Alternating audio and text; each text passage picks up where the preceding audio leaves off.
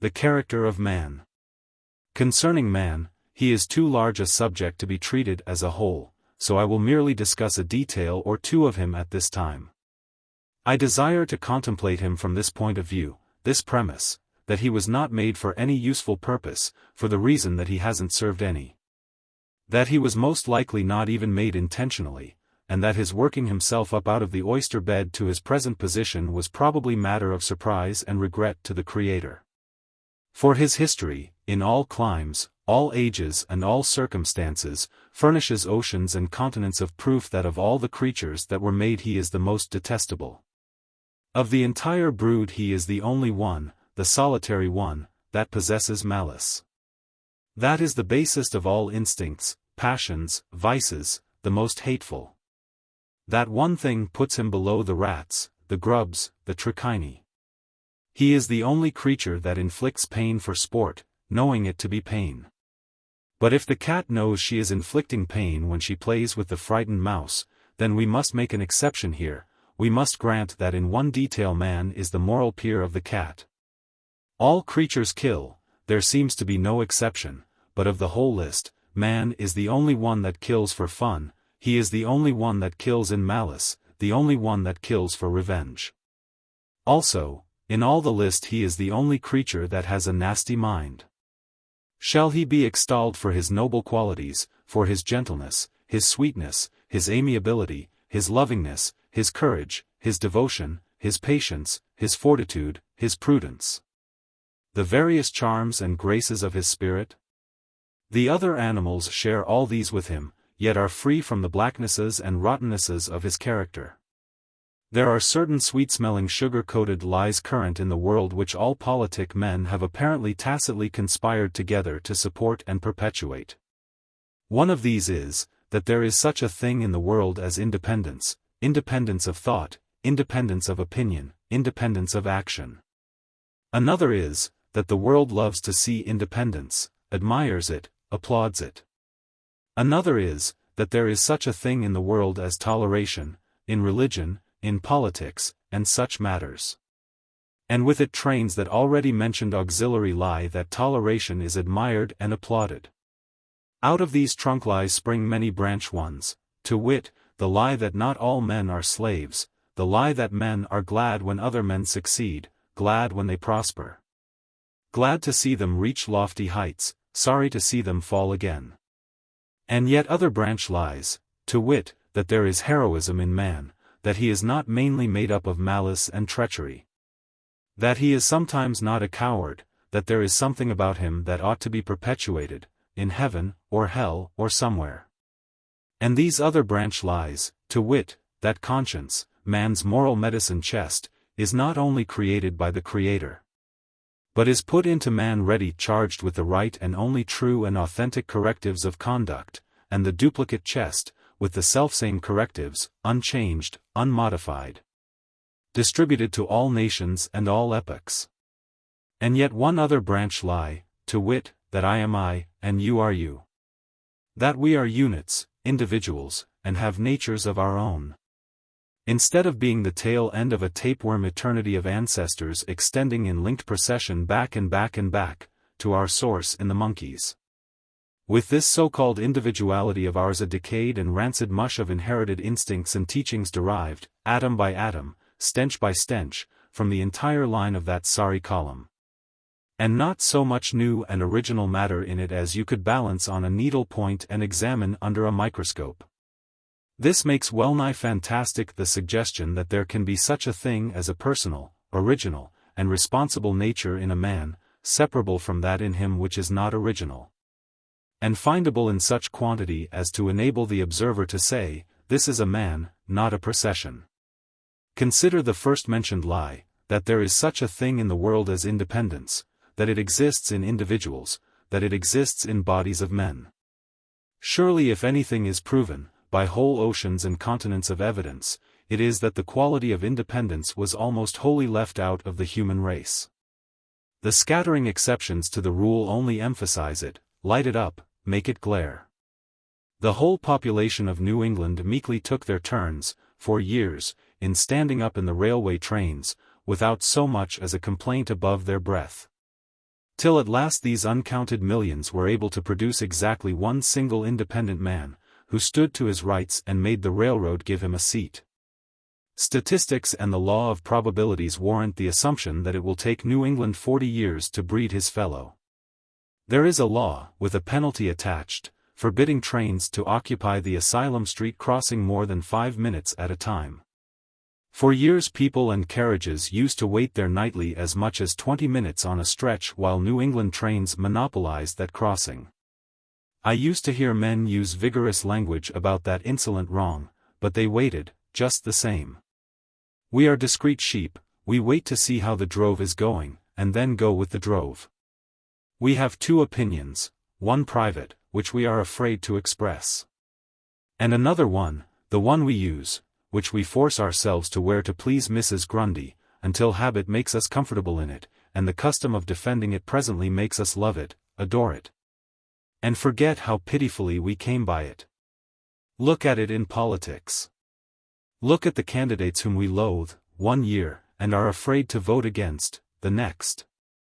Whom we cover with unimaginable filth, one year, and fall down on the public platform and worship. The next, and keep on doing it until the habitual shutting of our eyes to last year's evidences brings us presently to a sincere and stupid belief in this year's. Look at the tyranny of party, at what is called party allegiance, party loyalty, a snare invented by designing men for selfish purposes, and which turns voters into chattels, slaves, rabbits. And all the while their masters, and they themselves are shouting rubbish about liberty, independence, freedom of opinion, freedom of speech, honestly unconscious of the fantastic contradiction. And forgetting or ignoring that their fathers and the churches shouted the same blasphemies a generation earlier when they were closing their doors against the hunted slave. Beating his handful of humane defenders with Bible texts and billies, and pocketing the insults and licking the shoes of his southern master. If we would learn what the human race really is at bottom, we need only observe it in election times. A Hartford clergyman met me in the street and spoke of a new nominee, denounced the nomination, in strong, earnest words, words that were refreshing for their independence, their manliness. 26 he said, I ought to be proud, perhaps, for this nominee is a relative of mine. On the contrary, I am humiliated and disgusted, for I know him intimately, familiarly, and I know that he is an unscrupulous scoundrel, and always has been. You should have seen this clergyman preside at a political meeting 40 days later, and urge, and plead, and gush, and you should have heard him paint the character of this same nominee. You would have supposed he was describing the Cid, and Great Heart, and Sir Galahad, and Bayard the Spotless all rolled into one. Was he sincere?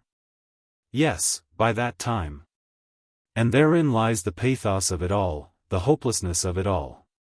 It shows at what trivial cost of effort a man can teach himself to lie, and learn to believe it, when he perceives, by the general drift, that that is the popular thing to do. Does he believe his lie yet? Oh, probably not, he has no further use for it. It was but a passing incident. He spared to it the moment that was its due, then hastened back to the serious business of his life. And what a paltry poor lie is that one which teaches that independence of action and opinion is prized in men, admired, honored, rewarded. When a man leaves a political party, he is treated as if the party owned him, as if he were its bond slave, as most party men plainly are, and had stolen himself, gone off with what was not his own. And he is traduced, derided, despised, held up to public obloquy and loathing. His character is remorselessly assassinated, no means, however vile, are spared to injure his property and his business. The preacher who casts a vote for conscience' sake runs the risk of starving. And is rightly served, for he has been teaching a falsity, that men respect and honor independence of thought and action. Mr. Beecher may be charged with a crime, and his whole following will rise as one man, and stand by him to the bitter end. But who so poor to be his friend when he is charged with casting a vote for conscience' sake? Take the editor so charged, take anybody. All the talk about tolerance, in anything or anywhere, is plainly a gentle lie. It does not exist. It is in no man's heart. But it unconsciously, and by moss-grown inherited habit, drivels and slobbers from all men's lips. Intolerance is everything for oneself, and nothing for the other person. The mainspring of man's nature is just that, selfishness. Let us skip the other lies, for brevity's sake. To consider them would prove nothing, except that man is what he is, loving toward his own, lovable to his own, his family, his friends, and otherwise the buzzing, busy, trivial enemy of his race, who tarries his little day, does his little dirt, commends himself to God, and then goes out into the darkness, to return no more. And send no messages back, selfish even in death. New York, Wednesday, January 24, 1906. Tells of the defeat of Mr. Blaine for the presidency, and how Mr. Clemens's, Mr. Twitchell's, and Mr. Goodwin's votes were cast for Cleveland. It is plain, I think, that this old article was written about 22 years ago, and that it followed by about 3 or 4 months the defeat of James G. Blaine for the presidency and the election of Grover Cleveland, the Democratic candidate, a temporary relief from a Republican Party domination which had lasted a generation. I had been accustomed to vote for Republicans more frequently than for Democrats, but I was never a Republican and never a Democrat. In the community, I was regarded as a Republican, but I had never so regarded myself. As early as 1865 or 66 I had had this curious experience, that whereas up to that time I had considered myself a Republican, I was converted to a no-party independence by the wisdom of a rabid Republican. This was a man who was afterward a United States Senator, and upon whose character rests no blemish that I know of, except that he was the father of the William R. Hearst of today, and therefore grandfather of yellow journalism, that calamity of calamities. Hearst was a Missourian, I was a Missourian. He was a long, lean, practical, common-sense, uneducated man of 50 or thereabouts. I was shorter and better informed, at least I thought so. One day, in the Lick House in San Francisco, he said, "I am a Republican, I expect to remain a Republican always. It is my purpose, and I am not a changeable person. But look at the condition of things. The Republican Party goes right along, from year to year, scoring triumph after triumph, until it has come to think that the political power of the United States is its property and that it is a sort of insolence for any other party to aspire to any part of that power. Nothing can be worse for a country than this. To lodge all power in one party and keep it there is to ensure bad government and the sure and gradual deterioration of the public morals. The parties ought to be so nearly equal in strength as to make it necessary for the leaders on both sides to choose the very best men they can find. Democratic fathers ought to divide up their sons between the two parties if they can, and do their best in this way to equalize the powers. I have only one son. He is a little boy, but I am already instructing him, persuading him, preparing him, to vote against me when he comes of age, let me be on whichever side I may. He is already a good Democrat, and I want him to remain a good Democrat, until I become a Democrat myself. Then I shall shift him to the other party, if I can." It seemed to me that this unlettered man was at least a wise one. And I have never voted a straight ticket from that day to this. I have never belonged to any party from that day to this. I have never belonged to any church from that day to this. I have remained absolutely free in those matters. And in this independence I have found a spiritual comfort and a peace of mind quite above price. When Blaine came to be talked of by the Republican leaders as their probable candidate for the presidency, the Republicans of Hartford were very sorry, and they thought they foresaw his defeat, in case he should be nominated. But they stood in no great fear of his nomination. The convention met in Chicago and the balloting began. In my house we were playing billiards. Sam Dunham was present, also F. G. Whitmore, Henry C. Robinson, Charles E. Perkins, and Edward M. Bunce. We took turns in the game, and, meanwhile, discussed the political situation. George, the colored butler, was down in the kitchen on guard at the telephone. As fast as a ballot was received at the political headquarters downtown, it was telephoned out to the House, and George reported it to us through the speaking tube. Nobody present was seriously expecting the nomination of Mr. Blaine. All these men were Republicans, but they had no affection for Blaine. For 2 years the Hartford Courant had been holding Blaine up to scorn and contumely. It had been denouncing him daily. It had been mercilessly criticizing his political conduct and backing up the criticisms with the deadly facts. Up to that time the Courant had been a paper which could be depended on to speak its sincere mind about the prominent men of both parties. And its judgments could be depended upon as being well and candidly considered, and sound. It had been my custom to pin my faith to the Courant and accept its verdicts at par. The billiard game and the discussion went on, and by, about mid-afternoon, George furnished us a paralyzing surprise through the speaking tube. Mr. Blaine was the nominee. The butts of the billiard cues came down on the floor with a bump, and for a while the players were dumb. They could think of nothing to say. Then Henry Robinson broke the silence. He said, sorrowfully, that it was hard luck to have to vote for that man. I said, but we don't have to vote for him. Robinson said, do you mean to say that you are not going to vote for him? Yes, I said, that is what I mean to say. I am not going to vote for him. The others began to find their voices. They sang the same note. They said that when a party's representatives choose a man, that ends it. If they choose unwisely it is a misfortune, but no loyal member of the party has any right to withhold his vote. He has a plain duty before him and he can't shirk it. He must vote for that nominee.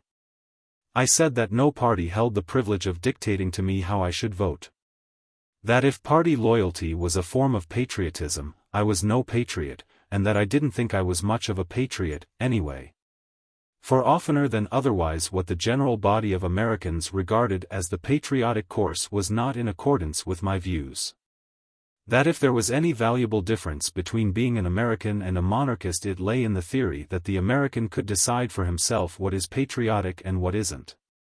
Whereas the king could dictate the monarchist's patriotism for him, a decision which was final and must be accepted by the victim. That in my belief I was the only person in the 60 millions, with Congress and the administration back of the 60 millions, who was privileged to construct my patriotism for me. They said, suppose the country is entering upon a war, where do you stand then?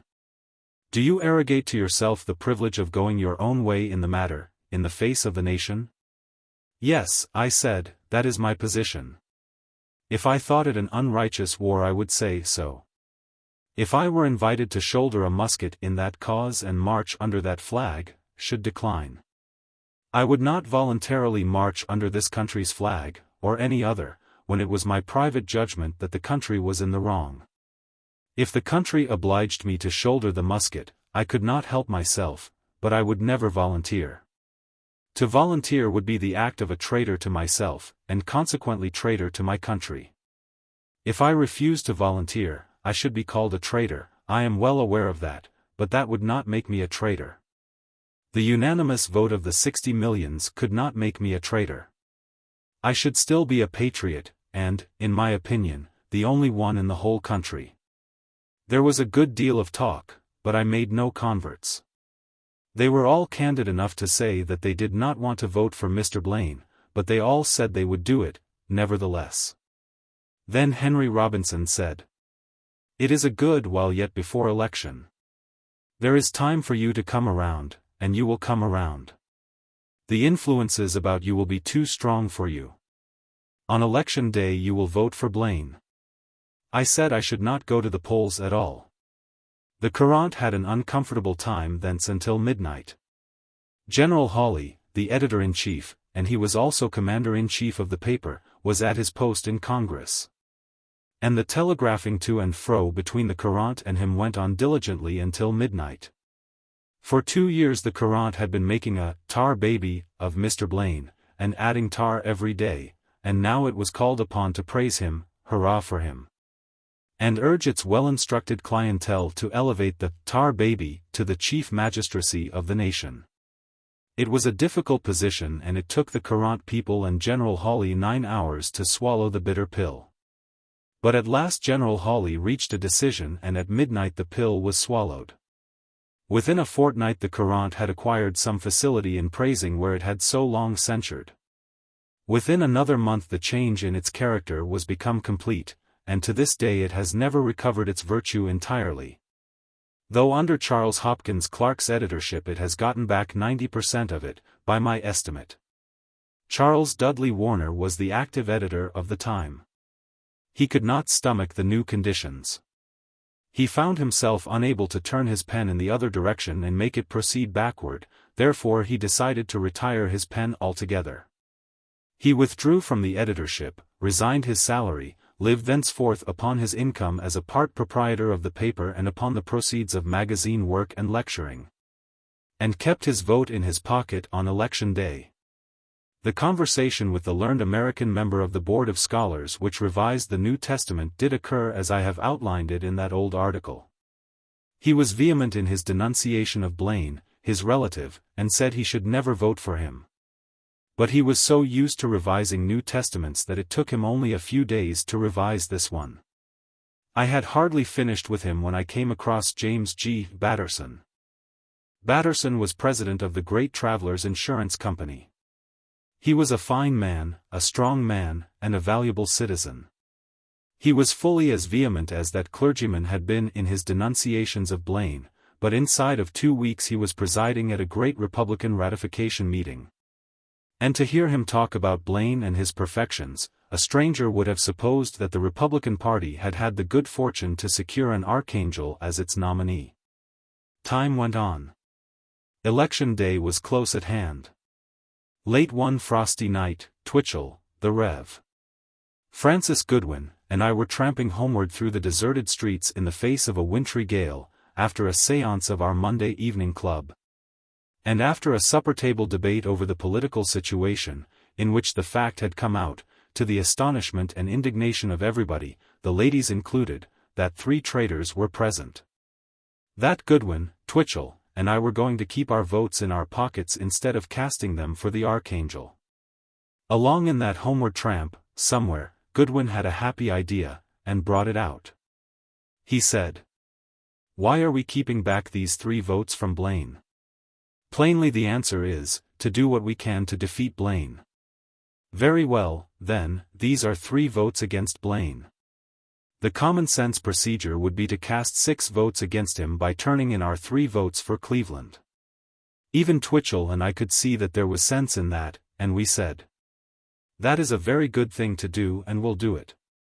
On election day we went to the polls and consummated our hellish design. At that time the voting was public. Any spectator could see how a man was voting, and straightway this crime was known to the whole community. This double crime, in the eyes of the community. To withhold a vote from Blaine was bad enough. But to add to that iniquity by actually voting for the Democratic candidate was criminal to a degree for which there was no adequate language discoverable in the dictionary. From that day forth, for a good while to come, Twitchell's life was a good deal of a burden to him. To use a common expression, his congregation soured on him, and he found small pleasure in the exercise of his clerical office, unless, perhaps, he got some healing for his hurts, now and then, through the privilege of burying some of those people of his. It would have been a benevolence to bury the whole of them, I think, and a profit to the community. But if that was Twitchell's feeling about it, he was too charitable in his nature and too kindly to expose it. He never said it to me, and I think that if he would have said it to anyone, I should have been the one. Twitchell had most seriously damaged himself with his congregation. He had a young family to support. It was a large family already, and it was growing. It was becoming a heavier and heavier burden every year, but his salary remained always the same. It became less and less competent to keep up with the domestic drain upon it, and if there had ever been any prospect of increasing this salary, that prospect was gone now. It was not much of a salary. It was $4,000. He had not asked for more, and it had not occurred to the congregation to offer it. Therefore his vote for Cleveland was a distinct disaster to him. That exercise of his ostensible great American privilege of being free and independent in his political opinions and actions proved a heavy calamity. But the Rev. Francis Goodwin continued to be respected as before, that is, publicly. Privately he was damned. But publicly he had suffered no harm. Perhaps it was because the public approval was not a necessity in his case. His father was worth 7 millions, and was old. The Reverend Francis was in the line of promotion and would soon inherit. As far as I was myself concerned, I did not need to worry. I did not draw my living from Hartford. It was quite sufficient for my needs. Hartford's opinion of me could not affect it, and besides it had long been known among my friends that I had never voted a straight ticket, and was therefore so accustomed to crime that it was unlikely that disapproval of my conduct could reform me, and maybe I wasn't worth the trouble, anyway. By and by, about a couple of months later, New Year's Eve arrived, and with it the annual meeting of Joe's congregation and the annual sale of the pews. New York, Thursday, February 1, 1906. Subject of January 24 continued, Mr. Twitchell's unpopular vote. Joe was not quite present. It was not etiquette for him to be within hearing of the business talks concerning the church's affairs. He remained in the seclusion of the church parlor, ready to be consulted if that should be necessary. The congregation was present in full force, every seat was occupied. The moment the house was called to order, a member sprang to his feet and moved that the connection between Twitchell and the church be dissolved. The motion was promptly seconded. Here, and there, and yonder, all over the house, there were calls of, "Question! Question!" But Mr. Hubbard, a middle-aged man, a wise and calm and collected man, business manager and part owner of the Courant, rose in his place and proposed to discuss the motion before rushing it to a vote. The substance of his remarks was this, which I must put in my own language, of course, as I was not there. Mr. Twitchell was the first pastor you have ever had. You have never wanted another until 2 months ago. You have had no fault to find with his ministrations as your pastor, but he has suddenly become unfit to continue them because he is unorthodox in his politics, according to your views. Very well, he was fit, he has become unfit. He was valuable, his value has passed away, apparently, but only apparently. His highest value remains, if I know this congregation. When he assumed this pastorate, this region was an outlying district, thinly inhabited, its real estate worth next to nothing.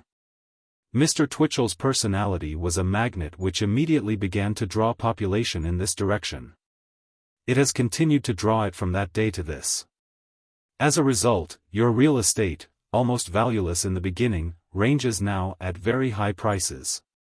Reflect before you vote upon this resolution. The church in West Hartford is waiting upon this vote with deep solicitude. That congregation's real estate stands at a low figure. What they are anxious to have now above everything else under God, is a price raiser. Dismiss Mr. Twitchell tonight, and they will hire him tomorrow. Prices there will go up, prices here will go down. That is all. I move the vote. Twitchell was not dismissed. That was 22 years ago. It was Twitchell's first pulpit after his consecration to his vocation. He occupies it yet, and has never had another. The 40th anniversary of his accession to it was celebrated by that congregation and its descendants a couple of weeks ago, and there was great enthusiasm. Twitchell has never made any political mistakes since. His persistency in voting right has been an exasperation to me these many years and has been the cause and inspiration of more than one vicious letter from me to him. But the viciousness was all a pretense. I have never found any real fault with him for voting his infernal Republican ticket, for the reason that, situated as he was, with a large family to support, his first duty was not to his political conscience, but to his family conscience. A sacrifice had to be made, a duty had to be performed. His very first duty was to his family, not to his political conscience. He sacrificed his political independence, and saved his family by it. In the circumstances, this was the highest loyalty, and the best. If he had been a Henry Ward Beecher, it would not have been his privilege to sacrifice his political conscience, because in case of dismissal 1,000 pulpits would have been open to him, and his family's bread secure. In Twitchell's case, there would have been some risk, in fact, a good deal of risk. That he, or any other expert, could have raised the prices of real estate in West Hartford is, to my mind, exceedingly doubtful. I think Mr. Hubbard worked his imagination to the straining point when he got up that scare that night. I believe it was safest for Twitchell to remain where he was if he could. He saved his family, and that was his first duty, in my opinion. In this country there are perhaps 80,000 preachers. Not more than 20 of them are politically independent, the rest cannot be politically independent. They must vote the ticket of their congregations. They do it, and are justified. They themselves are mainly the reason why they have no political independence, for they do not preach political independence from their pulpits. They have their large share in the fact that the people of this nation have no political independence. New York, February 1, 1906. Tomorrow will be the 36th anniversary of our marriage. My wife passed from this life 1 year and 8 months ago, in Florence, Italy, after an unbroken illness of 22 months' duration. I saw her first in the form of an ivory miniature in her brother Charlie's stateroom in the steamer Quaker City in the Bay of Smyrna, in the summer of 1867, when she was in her 22nd year. I saw her in the flesh for the first time in New York in the following December. She was slender and beautiful and girlish, and she was both girl and woman. She remained both girl and woman to the last day of her life. Under a grave and gentle exterior burned inextinguishable fires of sympathy, energy, devotion, enthusiasm, and absolutely limitless affection. She was always frail in body, and she lived upon her spirit, whose hopefulness and courage were indestructible. Perfect truth, perfect honesty, perfect candor, were qualities of her character which were born with her. Her judgments of people and things were sure and accurate. Her intuitions almost never deceived her. In her judgments of the characters and acts of both friends and strangers there was always room for charity, and this charity never failed. I have compared and contrasted her with hundreds of persons, and my conviction remains that hers was the most perfect character I have ever met. And I may add that she was the most winningly dignified person I have ever known. Her character and disposition were of the sort that not only invite worship, but command it. No servant ever left her service who deserved to remain in it. And as she could choose with a glance of her eye, the servants she selected did in almost all cases deserve to remain, and they did remain. She was always cheerful. And she was always able to communicate her cheerfulness to others. During the 9 years that we spent in poverty and debt she was always able to reason me out of my despairs and find a bright side to the clouds and make me see it. In all that time I never knew her to utter a word of regret concerning our altered circumstances, nor did I ever know her children to do the like. For she had taught them, and they drew their fortitude from her. The love which she bestowed upon those whom she loved took the form of worship, and in that form it was returned by relatives, friends, and the servants of her household. It was a strange combination which wrought into one individual, so to speak by marriage, her disposition and character and mine. She poured out her prodigal affections in kisses and caresses, and in a vocabulary of endearments whose profusion was always an astonishment to me. I was born reserved as to endearments of speech, and caresses, and hers broke upon me as the summer waves break upon Gibraltar. I was reared in that atmosphere of reserve. As I have already said, I never knew a member of my father's family to kiss another member of it except once, and that at a deathbed. And our village was not a kissing community. The kissing and caressing ended with courtship, along with the deadly piano playing of that day. She had the heart-free laugh of a girl. It came seldom, but when it broke upon the ear it was as inspiring as music. I heard it for the last time when she had been occupying her sick bed for more than a year, and I made a written note of it at the time, a note not to be repeated. Tomorrow will be the 36th anniversary. We were married in her father's house in Elmira, New York, and went next day, by special train, to Buffalo, along with the whole Langdon family, and with the Beechers and the Twitchells, who had solemnized the marriage. We were to live in Buffalo, where I was to be one of the editors of the Buffalo Express and a part owner of the paper. I knew nothing about Buffalo, but I had made my household arrangements there through a friend, by letter. I had instructed him to find a boarding house of as respectable a character as my light salary as editor would command.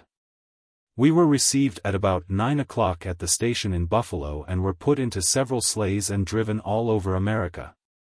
As it seemed to me, for apparently we turned all the corners in the town and followed all the streets there were, I scolding freely and characterizing that friend of mine in very uncomplimentary ways for securing a boarding house that apparently had no definite locality. But there was a conspiracy, and my bride knew of it, but I was in ignorance. Her father, Jervis Langdon, had bought and furnished a new house for us in the fashionable street, Delaware Avenue, and had laid in a cook and housemaids and a brisk and electric young coachman, an Irishman, Patrick Mackler, and we were being driven all over that city in order that one sleighful of these people could have time to go to the house and see that the gas was lighted all over it, and a hot supper prepared for the crowd. We arrived at last, and when I entered that very place my indignation reached high water mark.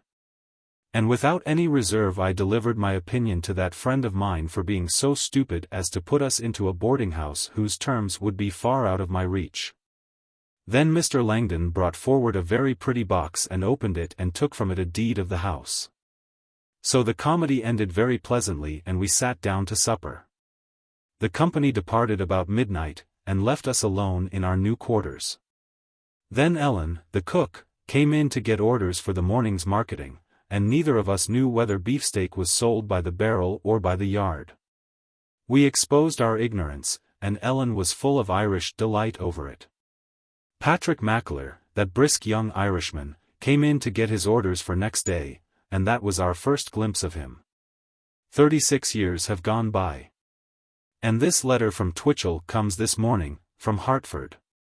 Hartford, January 31st. Dear Mark, I am sorry to say that the news about Patrick is very bad. I saw him Monday. He looked pretty well and was in cheerful spirits. He told me that he was fast recovering from an operation performed on him last week Wednesday, and would soon be out again. But a nurse who followed me from the room when I left told me that the poor fellow was deceived. The operation had simply disclosed the fact that nothing could be done for him. Yesterday I asked the surgeon, Johnson, living opposite us, if that were so.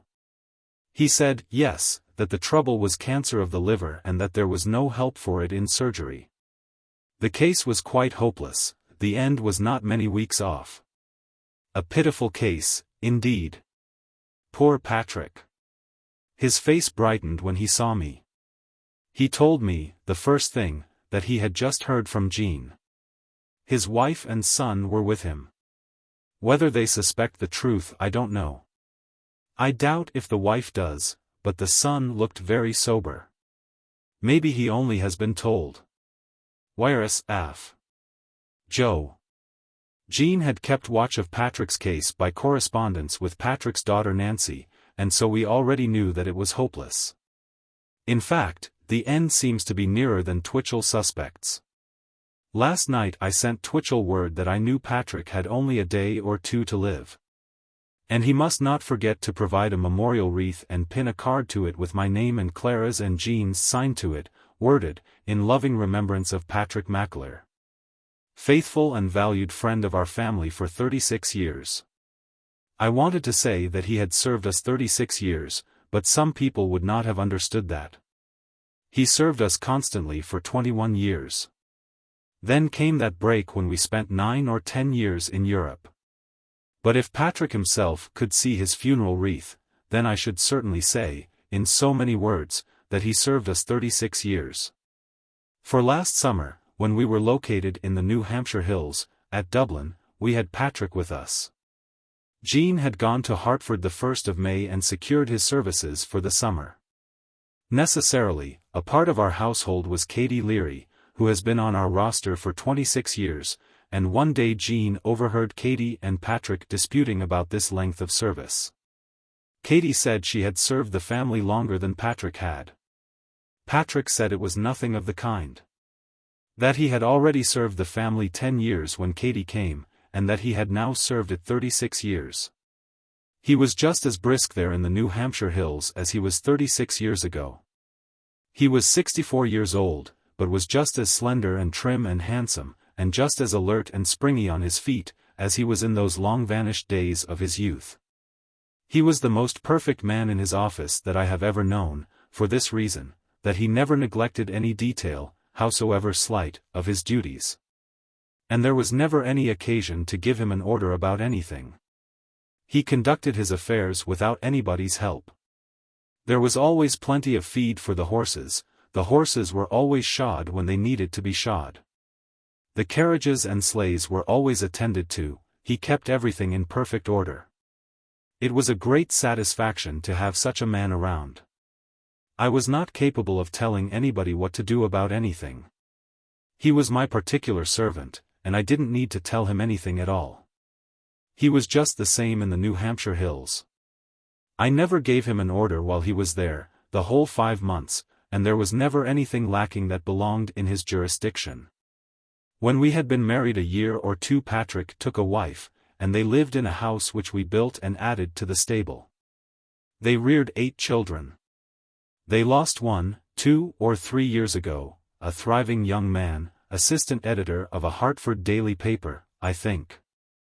The children were all educated in the public schools and in the high school. They are all men and women now, of course. Our first child, Langdon Clemens, was born the 7th of November 1870, and lived 22 months. Susie was born the 19th of March 1872, and passed from life in the Hartford home, the 18th of August 1896. With her, when the end came, were Jean, and Katie Leary, and John and Ellen, the gardener and his wife. Clara and her mother and I arrived in England from around the world on the 31st of July, and took a house in Guildford. A week later, when Susie, Katie, and Jean should have been arriving from America, we got a letter instead. New York, Friday, February 2, 1906. Subject of February 1 continued, the death of Susie Clemens. Ends with mention of Dr. John Brown. It explained that Susie was slightly ill, nothing of consequence. But we were disquieted and began to cable for later news. This was Friday. All day no answer, and the ship to leave Southampton next day, at noon. Clara and her mother began packing, to be ready in case the news should be bad. Finally came a cablegram saying, "Wait for cablegram in the morning." This was not satisfactory, not reassuring. I cabled again, asking that the answer be sent to Southampton, for the day was now closing.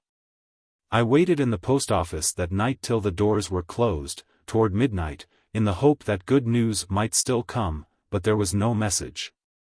We sat silent at home till 1 in the morning, waiting for we knew not what. Then we took the earliest morning train, and when we reached Southampton the message was there. It said the recovery would be long, but certain. This was a great relief to me, but not to my wife. She was frightened. She and Clara went aboard the steamer at once and sailed for America, to nurse Susie.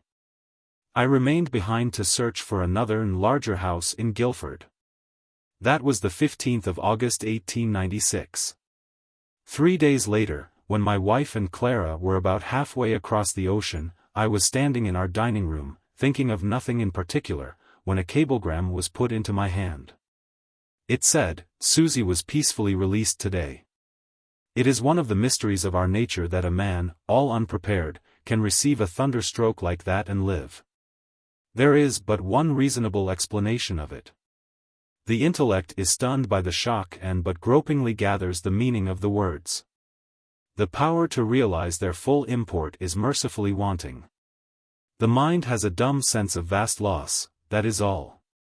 It will take mind and memory months, and possibly years, to gather together the details and thus learn and know the whole extent of the loss. A man's house burns down. The smoking wreckage represents only a ruined home that was dear through years of use and pleasant associations. By and by, as the days and weeks go on, first he misses this, then that, then the other thing. And when he casts about for it he finds that it was in that house. Always it is an essential, there was but one of its kind. It cannot be replaced. It was in that house. It is irrevocably lost. He did not realize that it was an essential when he had it. He only discovers it now when he finds himself balked, hampered, by its absence. It will be years before the tale of lost essentials is complete, and not till then can he truly know the magnitude of his disaster. The 18th of August brought me the awful tidings. The mother and the sister were out there in mid-Atlantic, ignorant of what was happening, flying to meet this incredible calamity. All that could be done to protect them from the full force of the shock was done by relatives and good friends. They went down the bay and met the ship at night, but did not show themselves until morning, and then only to Clara. When she returned to the stateroom she did not speak, and did not need to. Her mother looked at her and said, "Susie is dead."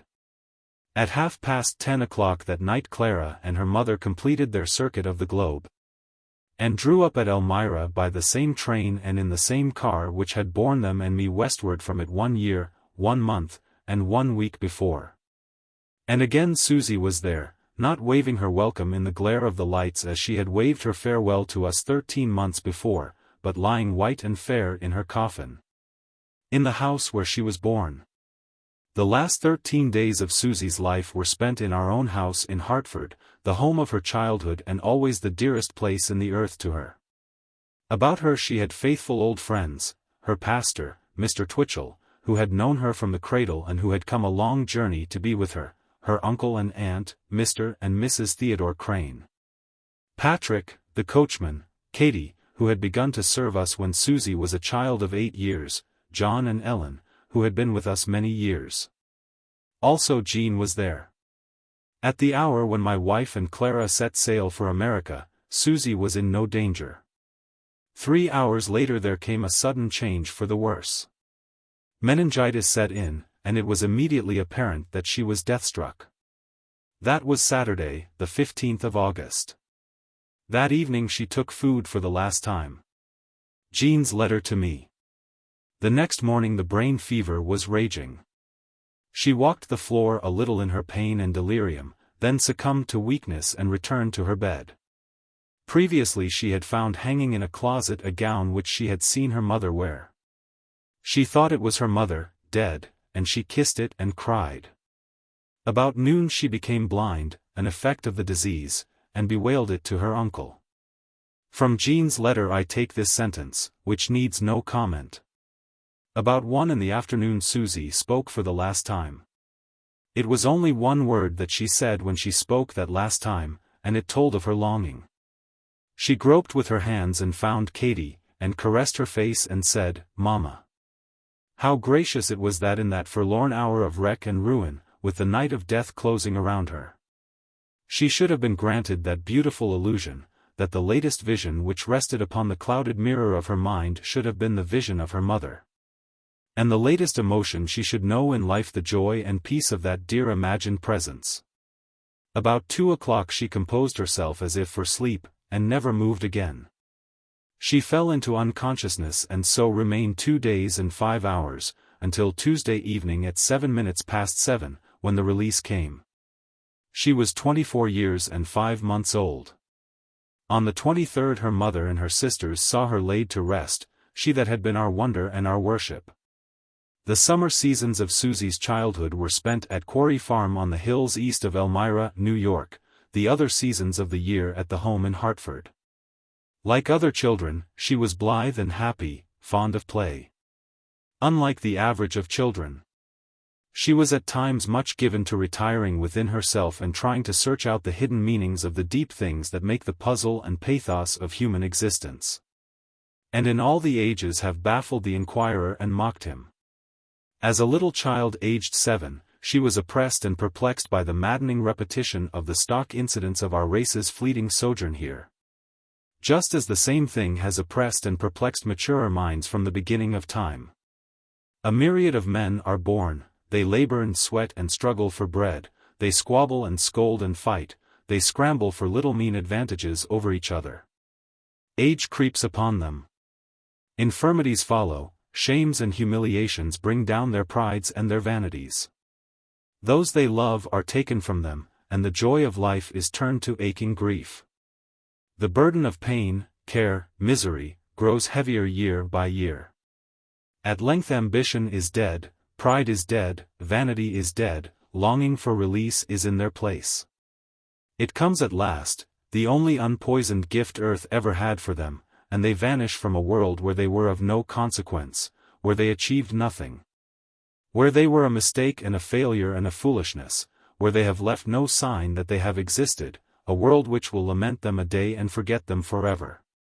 Then another myriad takes their place, and copies all they did, and goes along the same profitless road. And vanishes as they vanished, to make room for another and a million other myriads to follow the same arid path through the same desert and accomplish what the first myriad. And all the myriads that came after it, accomplished nothing. "Mama, what is it all for?" asked Susie, preliminarily stating the above details in her own halting language, after long brooding over them alone in the privacy of the nursery. A year later, she was groping her way alone through another sunless bog, but this time she reached a rest for her feet. For a week, her mother had not been able to go to the nursery, evenings, at the child's prayer hour. She spoke of it, was sorry for it, and said she would come tonight, and hoped she could continue to come every night and hear Susie pray, as before.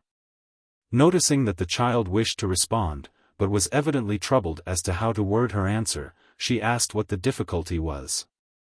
Susie explained that Miss Foote, the governess, had been teaching her about the Indians and their religious beliefs, whereby it appeared that they had not only a god, but several. This had set Susie to thinking. As a result of this thinking she had stopped praying. She qualified this statement, that is, she modified it, saying she did not now pray in the same way as she had formerly done. Her mother said, "Tell me about it, dear." "Well, Mama, the Indians believed they knew, but now we know they were wrong. By and by it can turn out that we are wrong. So now I only pray that there may be a God and a heaven, or something better." I wrote down this pathetic prayer in its precise wording, at the time, in a record which we kept of the children's sayings. And my reverence for it has grown with the years that have passed over my head since then. Its untaught grace and simplicity are a child's, but the wisdom and the pathos of it are of all the ages that have come and gone since the race of man has lived, and longed, and hoped, and feared, and doubted. To go back a year, Susie aged 7. Several times her mother said to her, There, Susie, you mustn't cry over little things." This furnished Susie a text for thought.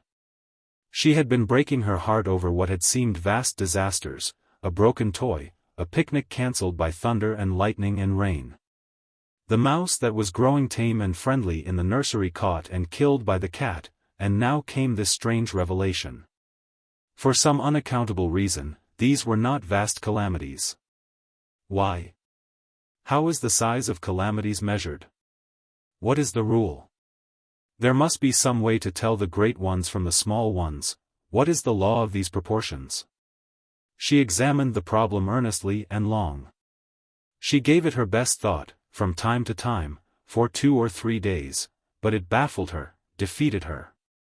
And at last she gave up and went to her mother for help. "Mama, what is little things?" It seemed a simple question, at first. And yet before the answer could be put into words, unsuspected and unforeseen difficulties began to appear. They increased, they multiplied, they brought about another defeat. The effort to explain came to a standstill. Then Susie tried to help her mother out, with an instance, an example, an illustration. The mother was getting ready to go downtown, and one of her errands was to buy a long-promised toy watch for Susie. "If you forgot the watch, Mama, would that be a little thing?"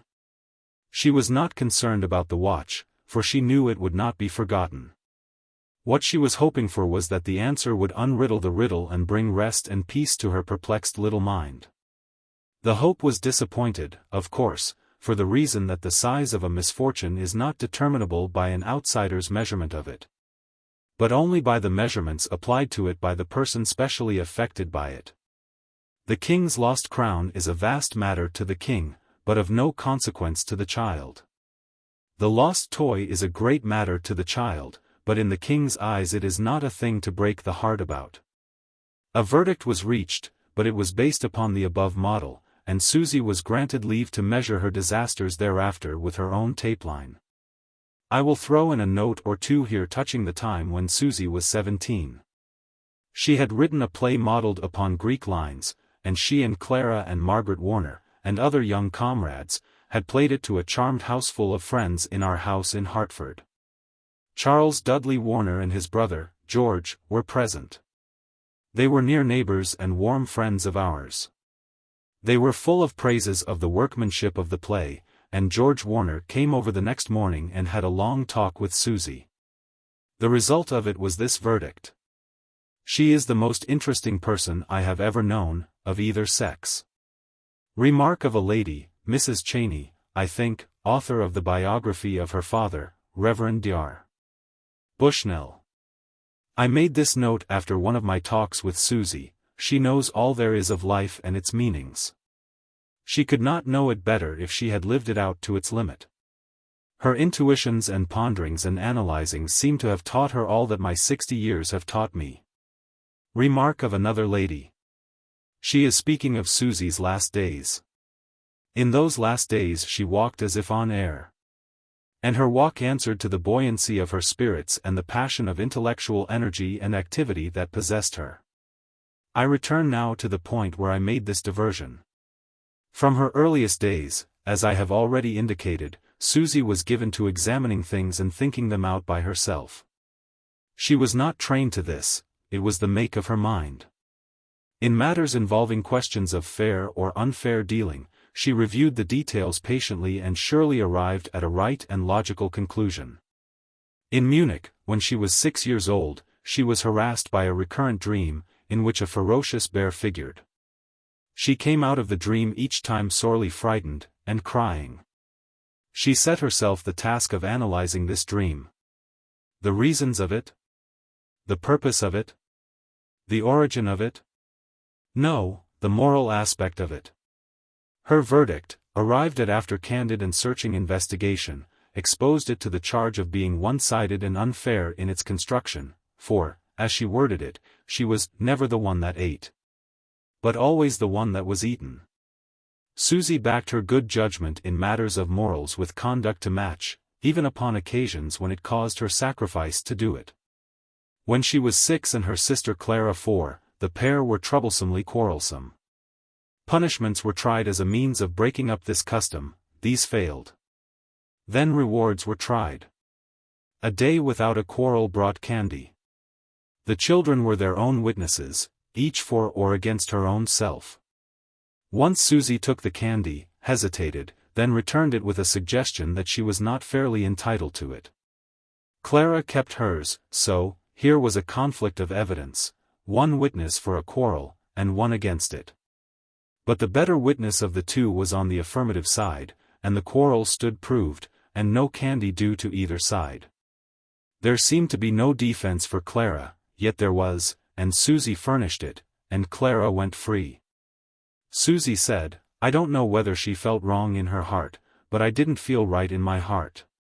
It was a fair and honorable view of the case, and a specially acute analysis of it for a child of 6 to make. There was no way to convict Clara now, except to put her on the stand again and review her evidence. There was a doubt as to the fairness of this procedure, since her former evidence had been accepted, and not challenged at the time. The doubt was examined, and canvassed, then she was given the benefit of it and acquitted, which was just as well, for in the meantime she had eaten the candy, anyway. Whenever I think of Susie I think of Marjorie Fleming. There was but one Marjorie Fleming. There can never be another. No doubt I think of Marjorie when I think of Susie mainly because Dr. John Brown, that noble and beautiful soul, rescuer of marvelous Marjorie from oblivion, was Susie's great friend in her babyhood, her worshipper and willing slave. In 1873, when Susie was 14 months old, we arrived in Edinburgh from London, fleeing thither for rest and refuge. After experiencing what had been to us an entirely new kind of life, 6 weeks of daily lunches, teas, and dinners away from home. We carried no letters of introduction. We hid ourselves away in Veitch's family hotel in George Street and prepared to have a comfortable season all to ourselves. But by good fortune this did not happen. Straightway Mrs. Clemens needed a physician, and I stepped around to 23 Rutland Street to see if the author of Rab and His Friends was still a practicing physician. He was. He came, and for 6 weeks thereafter we were together every day, either in his house or in our hotel. New York, Monday, February 5, 1906. Dar. John Brown continued, incidents connected with Susie Clemens's childhood, bad spelling, etc. His was a sweet and winning face, as beautiful a face as I have ever known. Reposeful, gentle, benignant, the face of a saint at peace with all the world and placidly beaming upon it the sunshine of love that filled his heart. Dr. John was beloved by everybody in Scotland. And I think that on its downward sweep southward it found no frontier. I think so because when, a few years later, infirmities compelled Dr. John to give up his practice, and Mr. Douglas, the publisher, and other friend set themselves the task of raising a fund of a few $1,000s, whose income was to be devoted to the support of himself and his maiden sister, who was in age. The fund was not only promptly made up, but so very promptly that the books were closed before friends 100 miles south of the line had had an opportunity to contribute. No public appeal was made. The matter was never mentioned in print. Mr. Douglas and the other friends applied for contributions by private letter only. Many complaints came from London, and everywhere between, from people who had not been allowed an opportunity to contribute. This sort of complaint is so new to the world, so strikingly unusual, that I think it worth while to mention it. Dr. John was very fond of animals, and particularly of dogs. No one needs to be told this who has read that pathetic and beautiful masterpiece, Rab and His Friends. After his death, his son, Jock, published a brief memorial of him which he distributed privately among the friends. And in it occurs a little episode which illustrates the relationship that existed between Dr. John and the other animals. It is furnished by an Edinburgh lady whom Dr. John used to pick up and carry to school or back in his carriage frequently at a time when she was 12 years old. She said that they were chatting together tranquilly one day, when he suddenly broke off in the midst of a sentence and thrust his head out of the carriage window eagerly, then resumed his place with a disappointed look on his face. The girl said, "Who is it? Someone you know?" He said, "No, a dog I don't know." He had 2 names for Susie, Wee Wifey and Megalopus. This formidable Greek title was conferred in honor of her big dark eyes. Susie and the doctor had a good deal of romping together. Daily he unbent his dignity and played bear with the child. I do not now remember which of them was the bear, but I think it was the child. There was a sofa across a corner of the parlor with a door behind it opening into Susie's quarters, and she used to lie in wait for the doctor behind the sofa, not lie in wait, but stand in wait. For you could only get just a glimpse of the top of her yellow head when she stood upright. According to the rules of the game, she was invisible, and this glimpse did not count. I think she must have been the bear, for I can remember 2 or 3 occasions when she sprang out from behind the sofa and surprised the doctor into frenzies of fright, which were not in the least modified by the fact that he knew that the bear was there and was coming. It seems incredible that Dr. John should ever have wanted to tell a grotesque and rollicking anecdote. Such a thing seems so out of character with that gentle and tranquil nature that, but no matter. I tried to teach him the anecdote, and he tried his best for 2 or 3 days to perfect himself in it, and he never succeeded. It was the most impressive exhibition that ever was. There was no human being, nor dog, of his acquaintance in all Edinburgh that would not have been paralyzed with astonishment to step in there and see Dr. John trying to do that anecdote. It was one which I have told some hundreds of times on the platform, and which I was always very fond of, because it worked the audience so hard. It was a stammering man's account of how he got cured of his infirmity, which was accomplished by introducing a whistle into the midst of every word which he found himself unable to finish on account of the obstruction of the stammering. And so his whole account was an absurd mixture of stammering and whistling, which was irresistible to an audience properly keyed up for laughter. Dr. John learned to do the mechanical details of the anecdote, but he was never able to inform these details with expression. He was preternaturally grave and earnest all through, and so when he fetched up with the climaxing triumphant sentence at the end, but I must quote that sentence, or the reader will not understand. It was this. The doctor told me that whenever I wanted to whistle, whistle, mare, I must whistle. And I did, and it whistle, cured me entirely. The doctor could not master that triumphant note. He always gravely stammered and whistled and stammered it through. And it came out at the end with the solemnity and the gravity of the judge delivering sentence to a man with the black cap on. He was the loveliest creature in the world, except his aged sister, who was just like him. We made the round of his professional visits with him in his carriage every day for 6 weeks. He always brought a basket of grapes, and we brought books. The scheme which we began with on the first round of visits was the one which was maintained until the end, and was based upon this remark, which he made when he was disembarking from the carriage at his first stopping place, to visit a patient: entertain yourselves while I go in here and reduce the population. As a child, Susie had a passionate temper. And it cost her much remorse and many tears before she learned to govern it, but after that it was a wholesome salt, and her character was the stronger and healthier for its presence. It enabled her to be good with dignity, it preserved her not only from being good for vanity's sake, but from even the appearance of it. In looking back over the long-vanished years it seems but natural and excusable that I should dwell with longing affection and preference upon incidents of her young life which made it beautiful to us. And that I should let its few and small offences go unsummoned and unreproached. In the summer of 1880, when Susie was just 8 years of age, the family were at Quarry Farm, on top of a high hill, 3 miles from Elmira, New York, where we always spent our summers. In those days, hay-cutting time was approaching, and Susie and Clara were counting the hours, for the time was big with a great event for them. They had been promised that they might mount the wagon and ride home from the fields on the summit of the Hay Mountain. This perilous privilege, so dear to their age and species, had never been granted them before. Their excitement had no bounds. They could talk of nothing but this epoch-making adventure, now. But misfortune overtook Susie on the very morning of the important day. In a sudden outbreak of passion she corrected Clara, with a shovel, or stick, or something of the sort. At any rate, the offence committed was of a gravity clearly beyond the limit allowed in the nursery.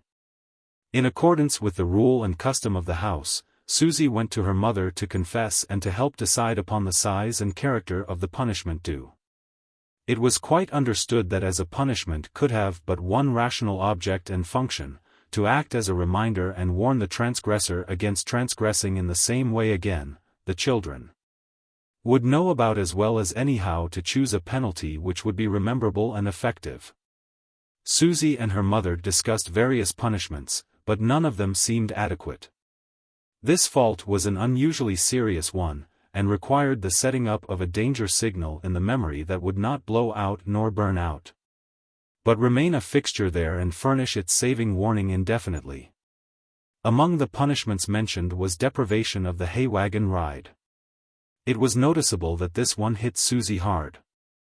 Finally, in the summing up, the mother named over the list and asked, "Which one do you think it ought to be, Susie?" Susie studied, shrank from her duty, and asked, "Which do you think, Mama?" "Well, Susie, I would rather leave it to you. You make the choice, yourself."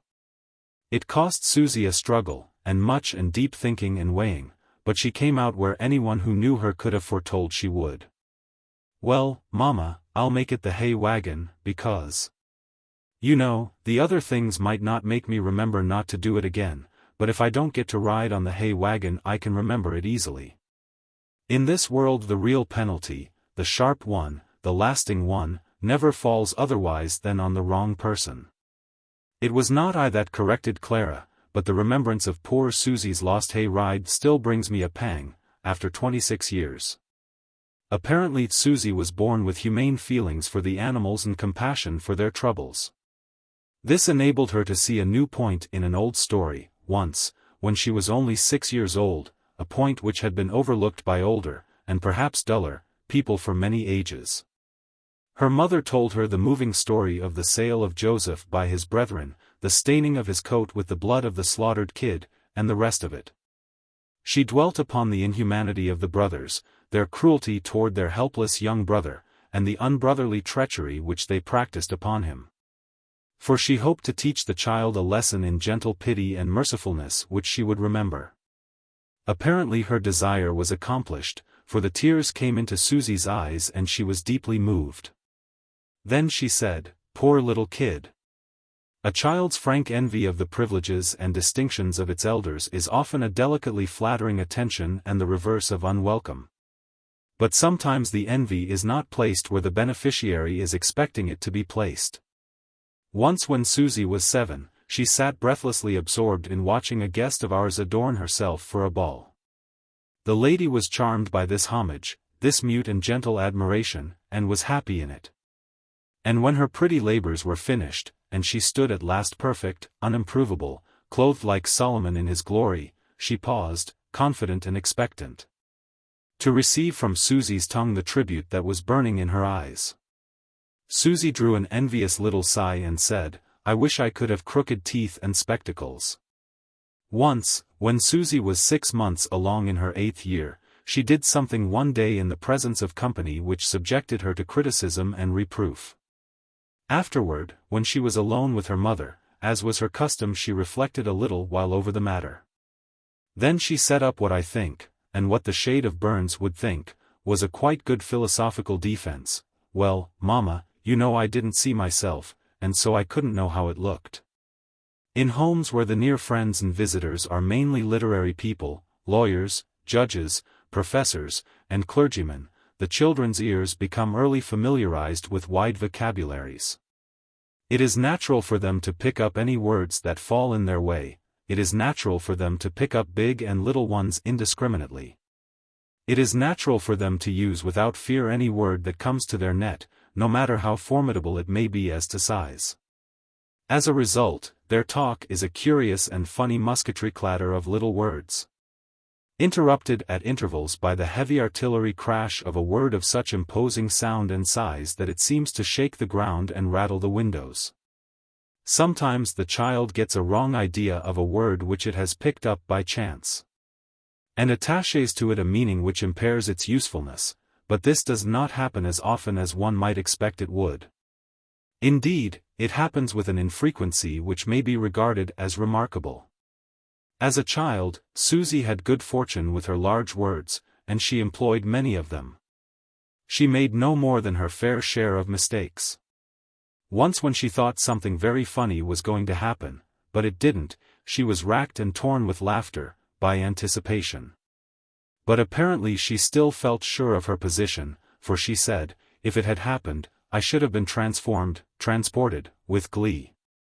And earlier, when she was a little maid of 5 years, she informed a visitor that she had been in a church only once, and that was the time when Clara was christened. In Heidelberg, when she was 6, she noticed that the Schloss Gardens. Dear me, how remote things do come together. I break off that sentence to remark that at a luncheon uptown yesterday, I reminded the hostess that she had not made me acquainted with all the guests. She said yes, she was aware of that by request of one of the ladies she had left me to guess that lady out for myself. That I had known that lady for a day, more than a quarter of a century ago, and that the lady was desirous of finding out how long it would take me to dig her up out of my memory. The rest of the company were in the game and were anxious to see whether I would succeed or fail. It seemed to me, as the time drifted along, that I was never going to be able to locate that woman. But at last, when the luncheon was nearly finished, a discussion broke out as to where the most comfortable hotel in the world was to be found. Various hotels on the several sides of the ocean were mentioned, and at last somebody reminded her that she had not put forward a preference yet. And she was asked to name the hotel that she thought was, from her point of view, the most satisfactory and comfortable hotel on the planet, and she said, promptly, the Slosh, at Heidelberg. I said at once, I am sincerely glad to meet you again, Mrs. Jones, after this long stretch of years, but you were Miss Smith in those days. Have I located you? Yes, she said, you have. I knew I had. During that day at Heidelberg, so many ages ago, many charitable people tried furtively to get that young Miss Smith to adopt the prevailing pronunciation of Schloss. By saying Schloss softly and casually every time she said, slosh, but nobody succeeded in converting her. And I knew perfectly well that this was that same old Smith girl. Because there could not be two persons on this planet at one and the same time who could preserve and stick to a mispronunciation like that for nearly a generation.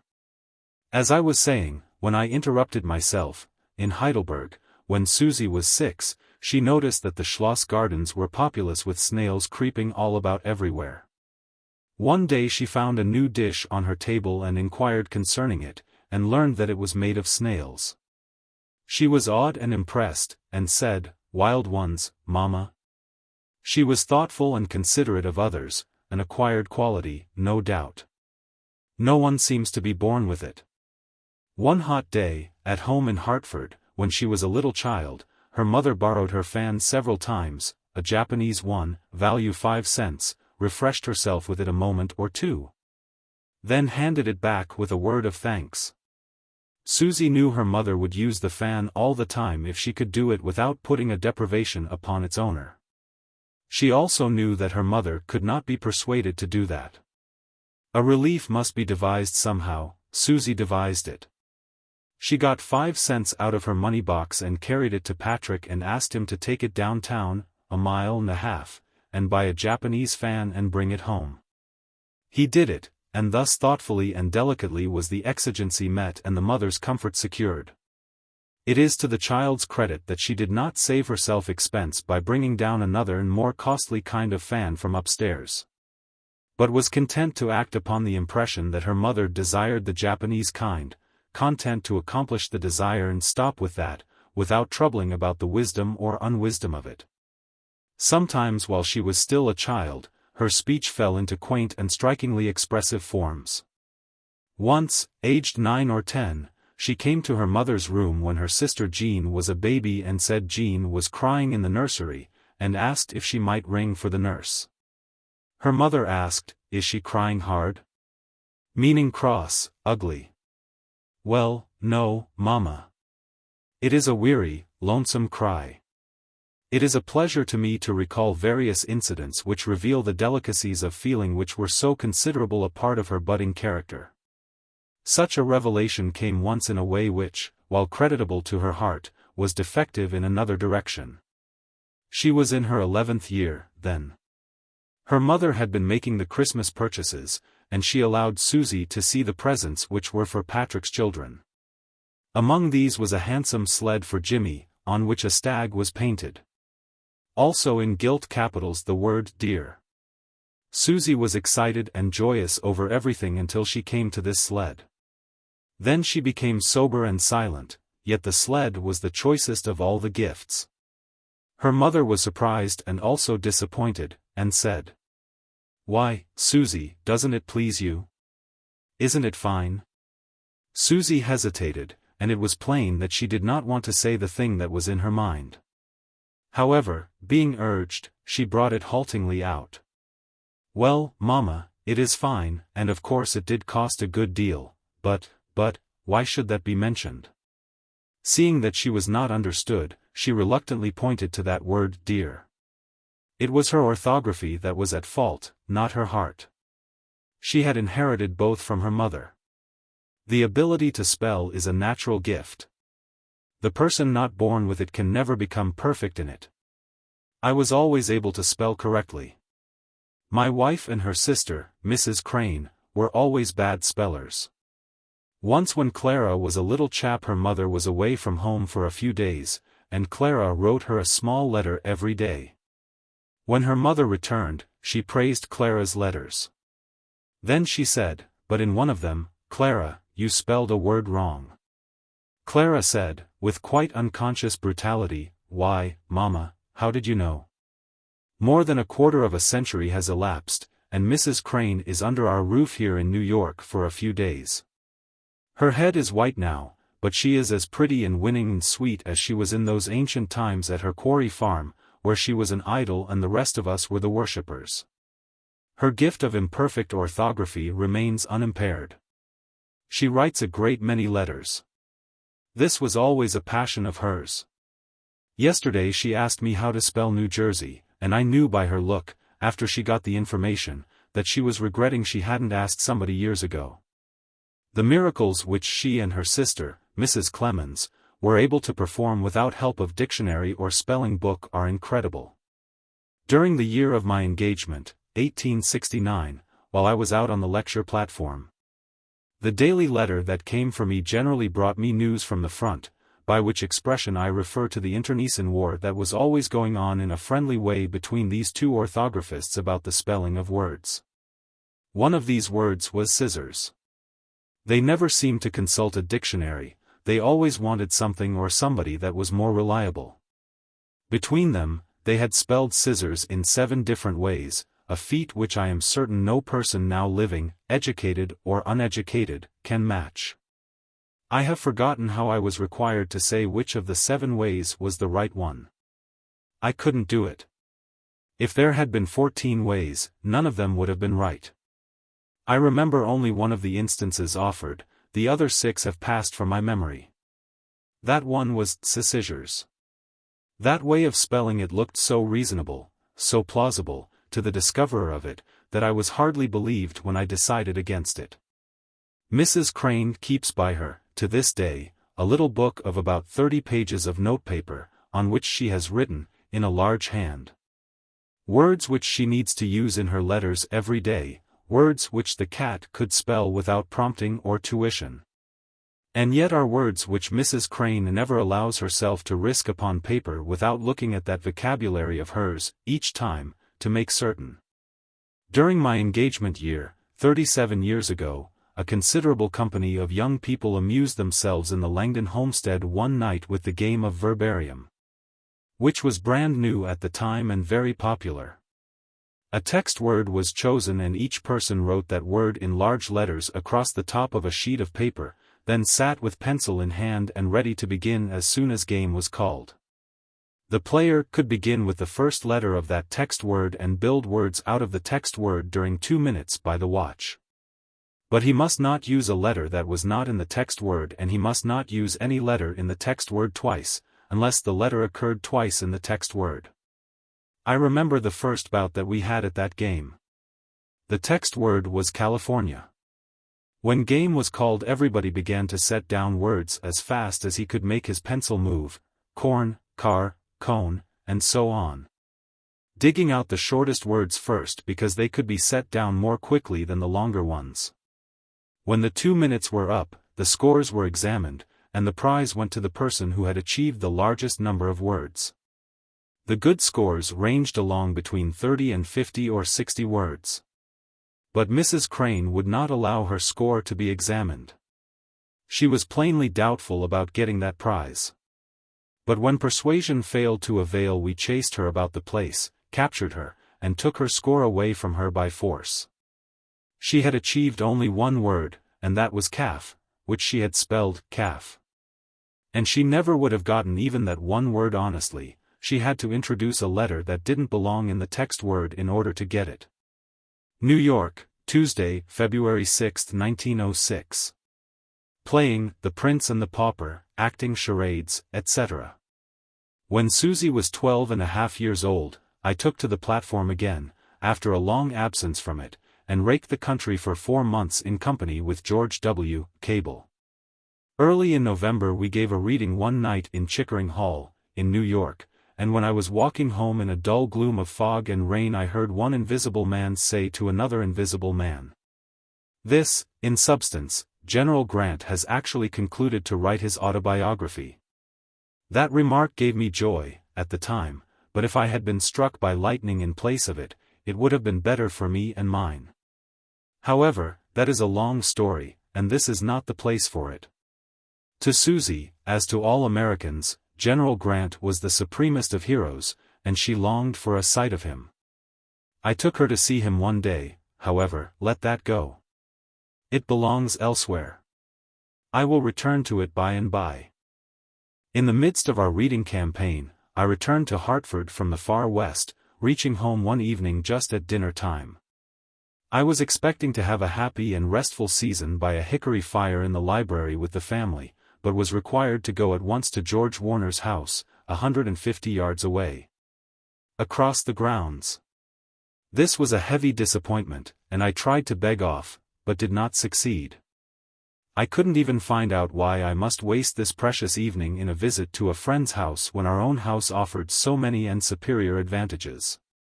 There was a mystery somewhere, but I was not able to get to the bottom of it. So we tramped across in the snow, and I found the Warner drawing room crowded with seated people. There was a vacancy in the front row, for me, in front of a curtain. At once the curtain was drawn, and before me, properly costumed, was the little maid, Margaret Warner, clothed in Tom Canty's rags, and beyond an intercepting railing was Susie Clemens, arrayed in the silks and satins of the prince.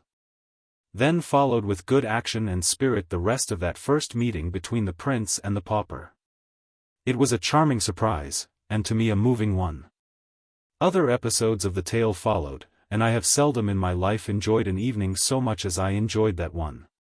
This lovely surprise was my wife's work. She had patched the scenes together from the book and had trained the 6 or 8 young actors in their parts, and had also designed and furnished the costumes. Afterward, I added a part for myself, Miles Hendon, also a part for Katie and a part for George. I think I have not mentioned George before. He was a colored man, the children's darling and a remarkable person. He had been a member of the family a number of years at that time.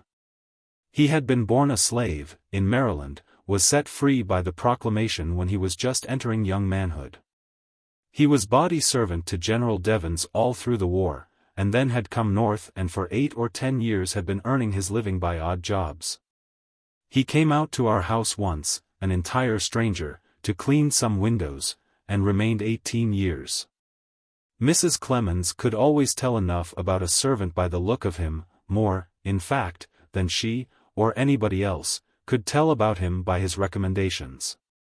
We played The Prince and the Pauper a number of times in our house to seated audiences of 84 persons, which was the limit of our space, and we got great entertainment out of it.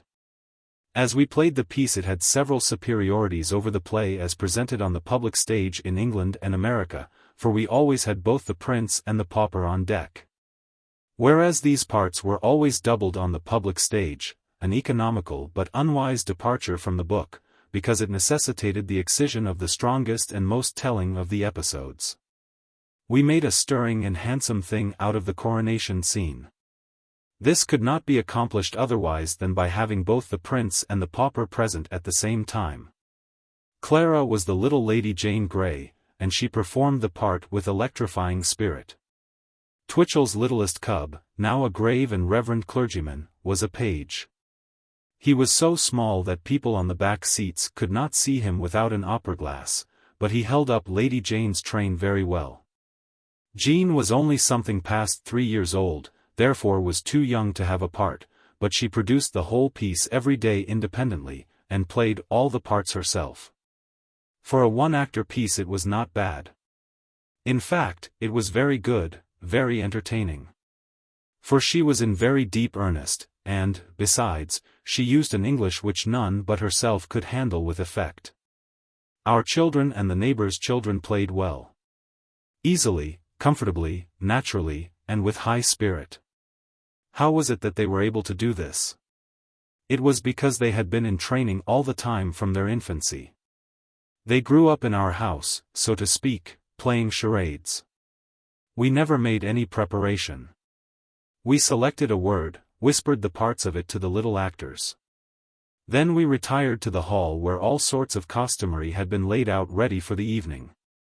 We dressed the parts in 3 minutes and each detachment marched into the library and performed its syllable, then retired, leaving the fathers and mothers to guess that syllable if they could. Sometimes they could. Will Gillette, now world-famous actor and dramatist, learned a part of his trade by acting in our charades. Those little chaps, Susie and Clara, invented charades themselves in their earliest years, and played them for the entertainment of their mother and me. They had one high merit: none but a high-grade intellect could guess them. Obscurity is a great thing in a charade. These babies invented one once which was a masterpiece in this regard. They came in and played the first syllable, which was a conversation in which the word "read" occurred with suggestive frequency. Then they retired, came again, continuing an angry dispute which they had begun outside, and in which several words like just, fair, unfair, unjust, and so on, kept occurring. But we noticed that the word just was in the majority, so we set that down along with the word read and discussed the probabilities while the children went out to recostume themselves. We had thus read, just.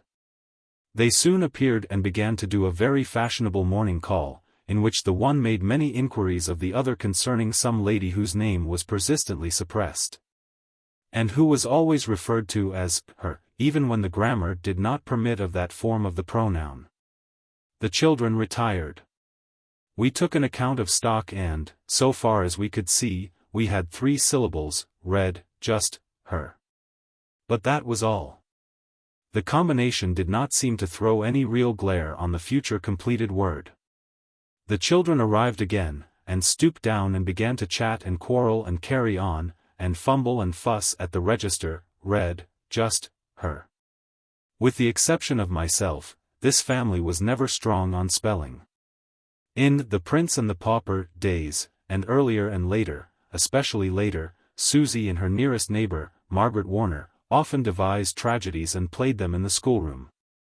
With little Jean's help, with closed doors, no admission to anybody. The chief characters were always a couple of queens, with a quarrel in stock, historical when possible, but a quarrel anyway, even if it had to be a work of the imagination.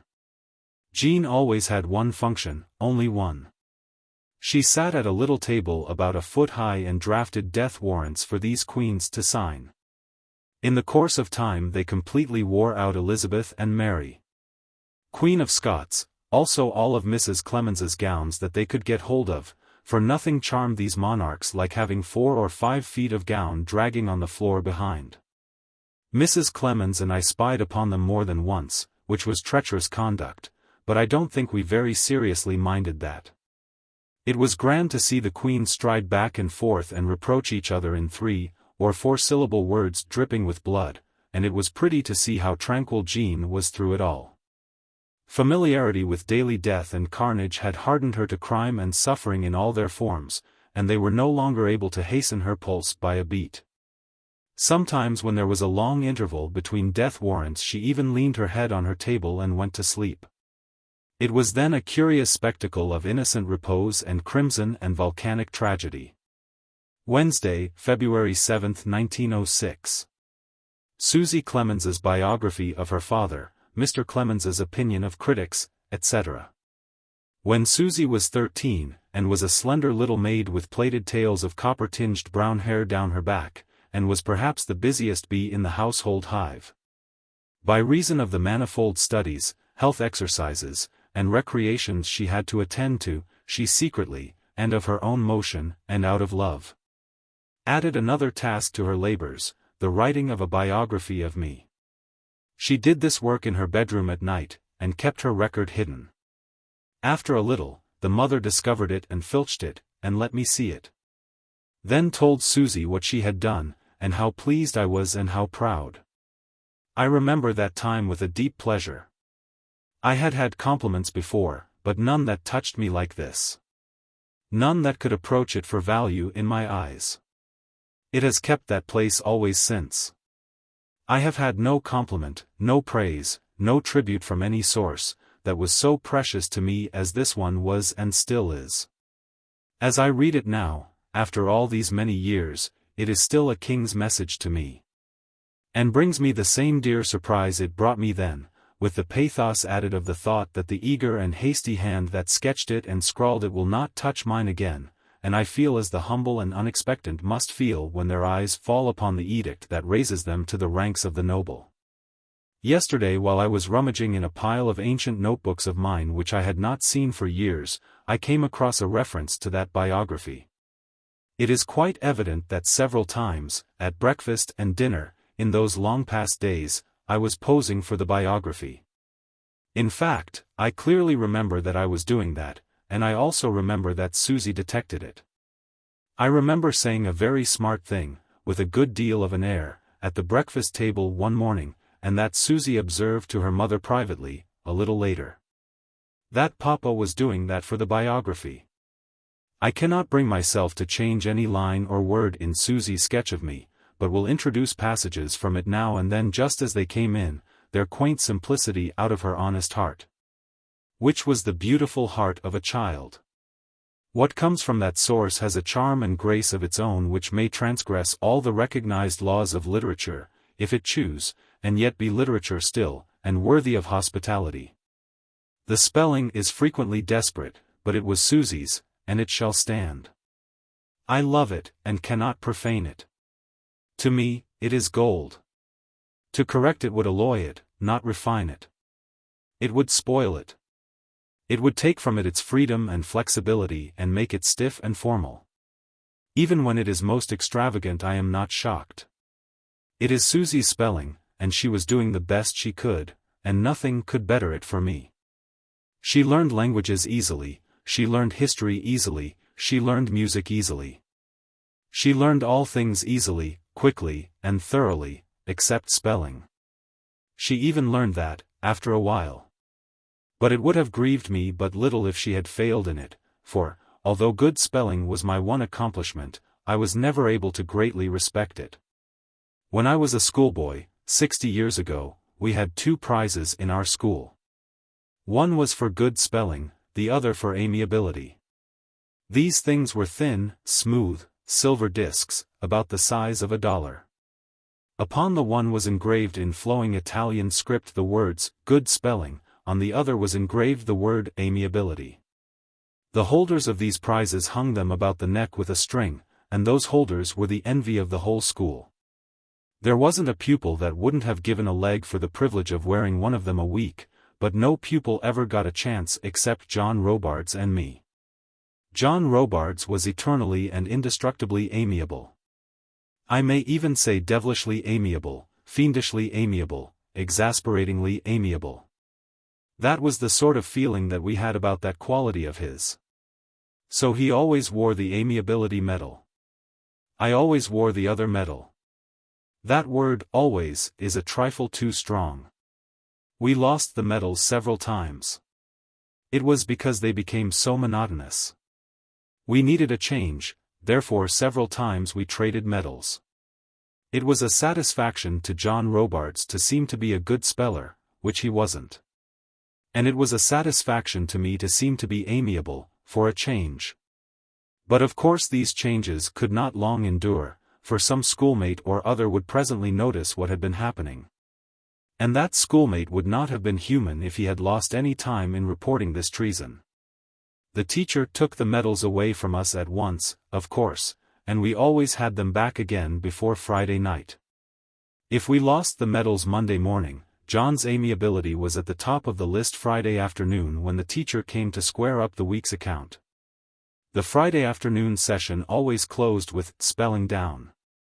Being in disgrace, I necessarily started at the foot of my division of spellers, but I always slaughtered both divisions and stood alone with the medal around my neck when the campaign was finished. I did miss on a word once, just at the end of one of these conflicts, and so lost the medal.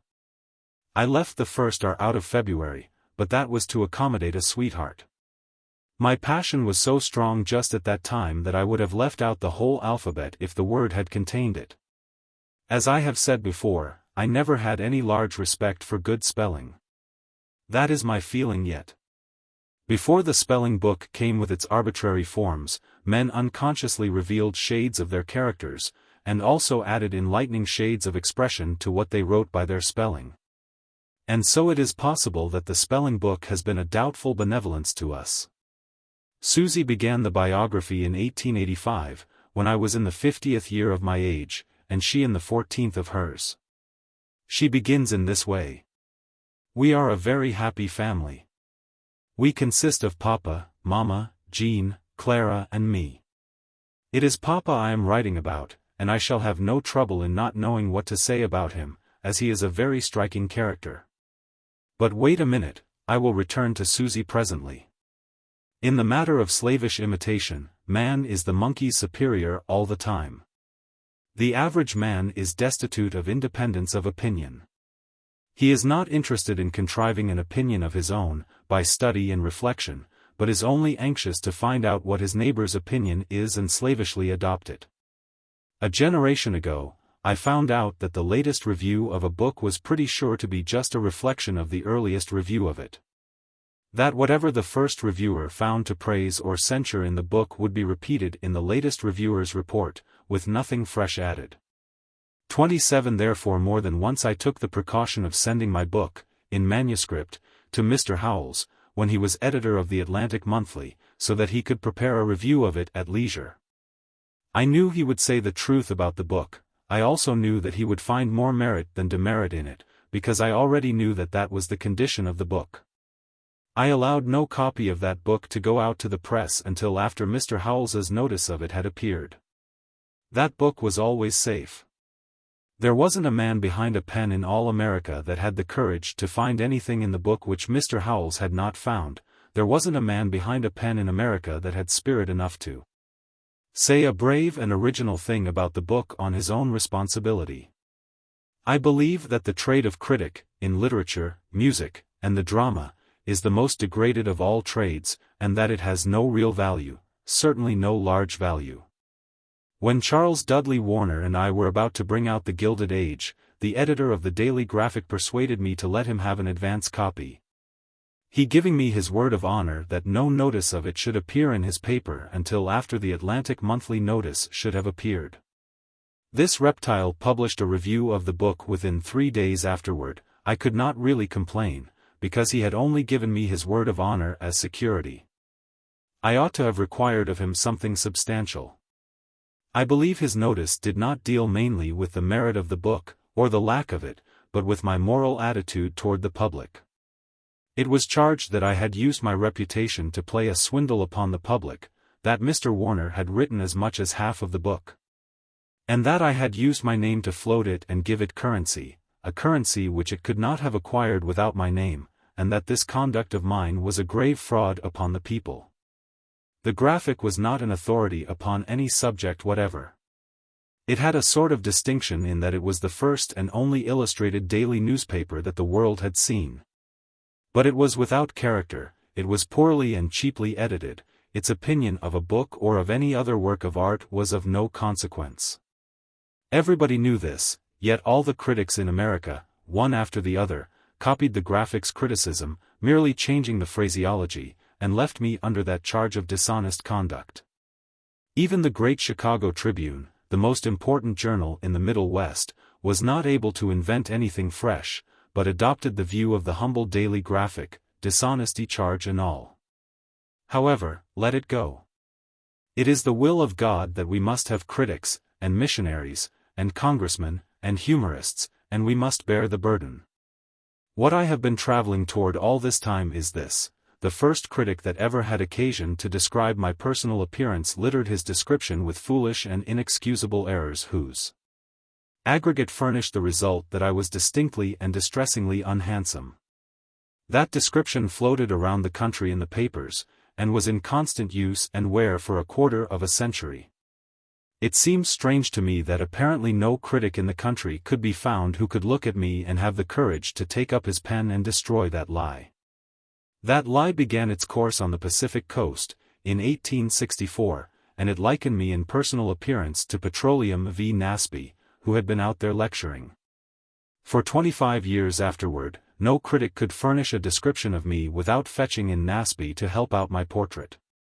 I knew Nasby well, and he was a good fellow, but in my life I have not felt malignantly enough about any more than 3 persons to charge those persons with resembling Nasby. It hurts me to the heart, these things. To this day, it hurts me to the heart, and it had long been a distress to my family, including Susie, that the critics should go on making this wearisome mistake, year after year, when there was no foundation for it. Even when a critic wanted to be particularly friendly and complimentary to me, he didn't dare to go beyond my clothes. He did not venture beyond that frontier. When he had finished with my clothes, he had said all the kind things, the pleasant things, the complimentary things he could risk. Then he dropped back on Nasby. Yesterday I found this clipping in the pocket of one of those ancient memorandum books of mine. It is of the date of 39 years ago. And both the paper and the ink are yellow with the bitterness that I felt in that old day when I clipped it out to preserve it and brood over it and grieve about it. I will copy it here, to wit. A correspondent of the Philadelphia Press, writing of one of Schuyler Colfax's receptions, says of our Washington correspondent, Mark Twain, the delicate humorist, was present. Quite a lion, as he deserves to be. Mark is a bachelor, faultless in taste, whose snowy vest is suggestive of endless quarrels with Washington washerwomen. But the heroism of Mark is settled for all time, for such purity and smoothness were never seen before. His lavender gloves might have been stolen from some Turkish harem, so delicate were they in size, but more likely, anything else were more likely than that. In form and feature he bears some resemblance to the immortal Nasby, but whilst Petroleum is brunette to the core, Twain is golden, amber-hued, melting, blonde. Let us return to Susie's biography now, and get the opinion of one who is unbiased. Papa's appearance has been described many times, but very incorrectly. He has beautiful gray hair, not any too thick or any too long, but just right, a Roman nose, which greatly improves the beauty of his features, kind blue eyes and a small mustache. He has a wonderfully shaped head and profile. He has a very good figure, in short, he is an extraordinarily fine-looking man. All his features are perfect, except that he hasn't extraordinary teeth. His complexion is very fair, and he doesn't wear a beard. He is a very good man and a very funny one. He has got a temper, but we all of us have in this family. He is the loveliest man I ever saw or ever hope to see, and oh, so absent-minded. He does tell perfectly delightful stories. Clara and I used to sit on each arm of his chair and listen while he told us stories about the pictures on the wall. I remember the storytelling days vividly. They were a difficult and exacting audience, those little creatures. New York, Thursday, February 8, 1906. Susie Clemens's biography continued, romancer to the children, incident of the spoon-shaped drive, the burglar alarm does its whole duty. Along one side of the library, in the Hartford home, the bookshelves joined the mantelpiece. In fact, there were shelves on both sides of the mantelpiece. On these shelves, and on the mantelpiece, stood various ornaments. At one end of the procession was a framed oil painting of a cat's head. At the other end was a head of a beautiful young girl, life-size, called Emmeline, an impressionist watercolor. Between the one picture and the other there were 12 or 15 of the bric-a-brac things already mentioned, also an oil painting by Elihu Vedder, the young Medusa. Every now and then the children required me to construct a romance, always impromptu, not a moment's preparation permitted, and into that romance I had to get all that bric-a-brac and the 3 pictures. I had to start always with the cat and finish with Ermeline. I was never allowed the refreshment of a change, end for end. It was not permissible to introduce a bric-a-brac ornament into the story out of its place in the procession. These bric-a-bracs were never allowed a peaceful day, a reposeful day, a restful Sabbath. In their lives there was no Sabbath. In their lives there was no peace. They knew no existence but a monotonous career of violence and bloodshed. In the course of time the bric-a-brac and the pictures showed where. It was because they had had so many and such violent adventures in their romantic careers. As romancer to the children I had a hard time, even from the beginning. If they brought me a picture and required me to build a story to it, they would cover the rest of the page with their pudgy hands to keep me from stealing an idea from it. The stories had to be absolutely original and fresh. Sometimes the children furnished me simply a character or two or a dozen, and required me to start out at once on that slim basis and deliver those characters up to a vigorous and entertaining life of crime. If they heard of a new trade, or an unfamiliar animal, or anything like that, I was pretty sure to have to deal with those things in the next romance. Once Clara required me to build a sudden tale out of a plumber and a boa constrictor, and I had to do it. She didn't know what a boa constrictor was until he developed in the tale, then she was better satisfied with it than ever. From Susie's biography. Papa's favorite game is billiards, and when he is tired and wishes to rest himself he stays up all night and plays billiards. It seems to rest his head. He smokes a great deal almost incessantly. He has the mind of an author exactly, some of the simplest things he can't understand. Our burglar alarm is often out of order, and Papa had been obliged to take the mahogany room off from the alarm altogether for a time, because the burglar alarm had been in the habit of ringing even when the mahogany room window was closed. At length he thought that perhaps the burglar alarm might be in order, and he decided to try and see. Accordingly he put it on and then went down and opened the window. Consequently the alarm bell rang, it would even if the alarm had been in order. Papa went despairingly upstairs and said to Mama, "Livy, the mahogany room won't go on. I have just opened the window to see." "Why, youth," Mama replied.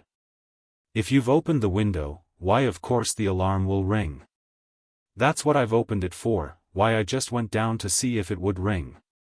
Mama tried to explain to Papa that when he wanted to go and see whether the alarm would ring while the window was closed he mustn't go and open the window, but in vain. Papa couldn't understand, and got very impatient with Mama for trying to make him believe an impossible thing true. This is a frank biographer, and an honest one. She uses no sandpaper on me. I have, to this day, the same dull head in the matter of conundrums and perplexities which Susie had discovered in those long-gone days.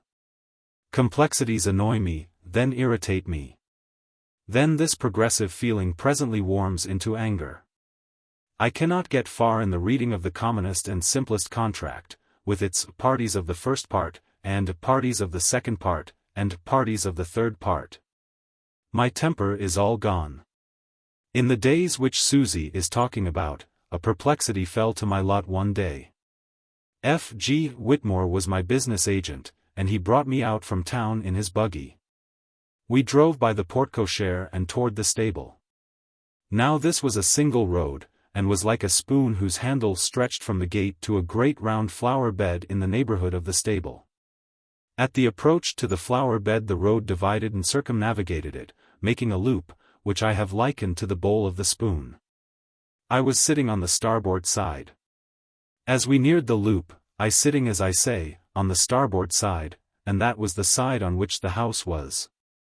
I saw that Whitmore was laying his course to port and was going to start around that spoon bowl on that left-hand side. I said, "Don't do that, Whitmore, take the right-hand side.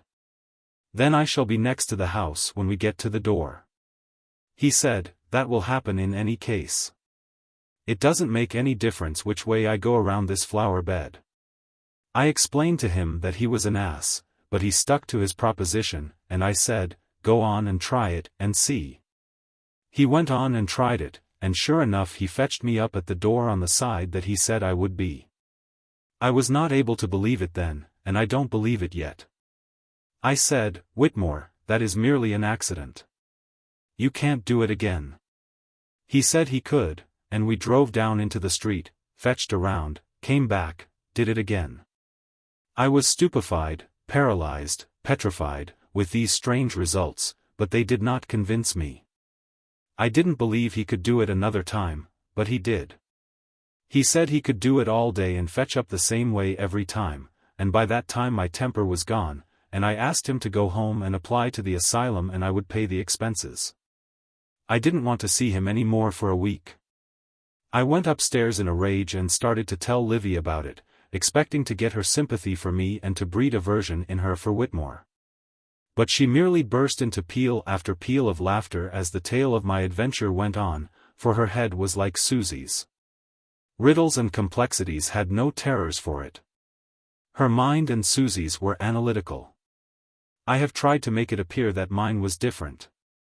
Many and many a time I have told that buggy experiment, hoping against hope that I would some time or other find somebody who would be on my side, but it has never happened.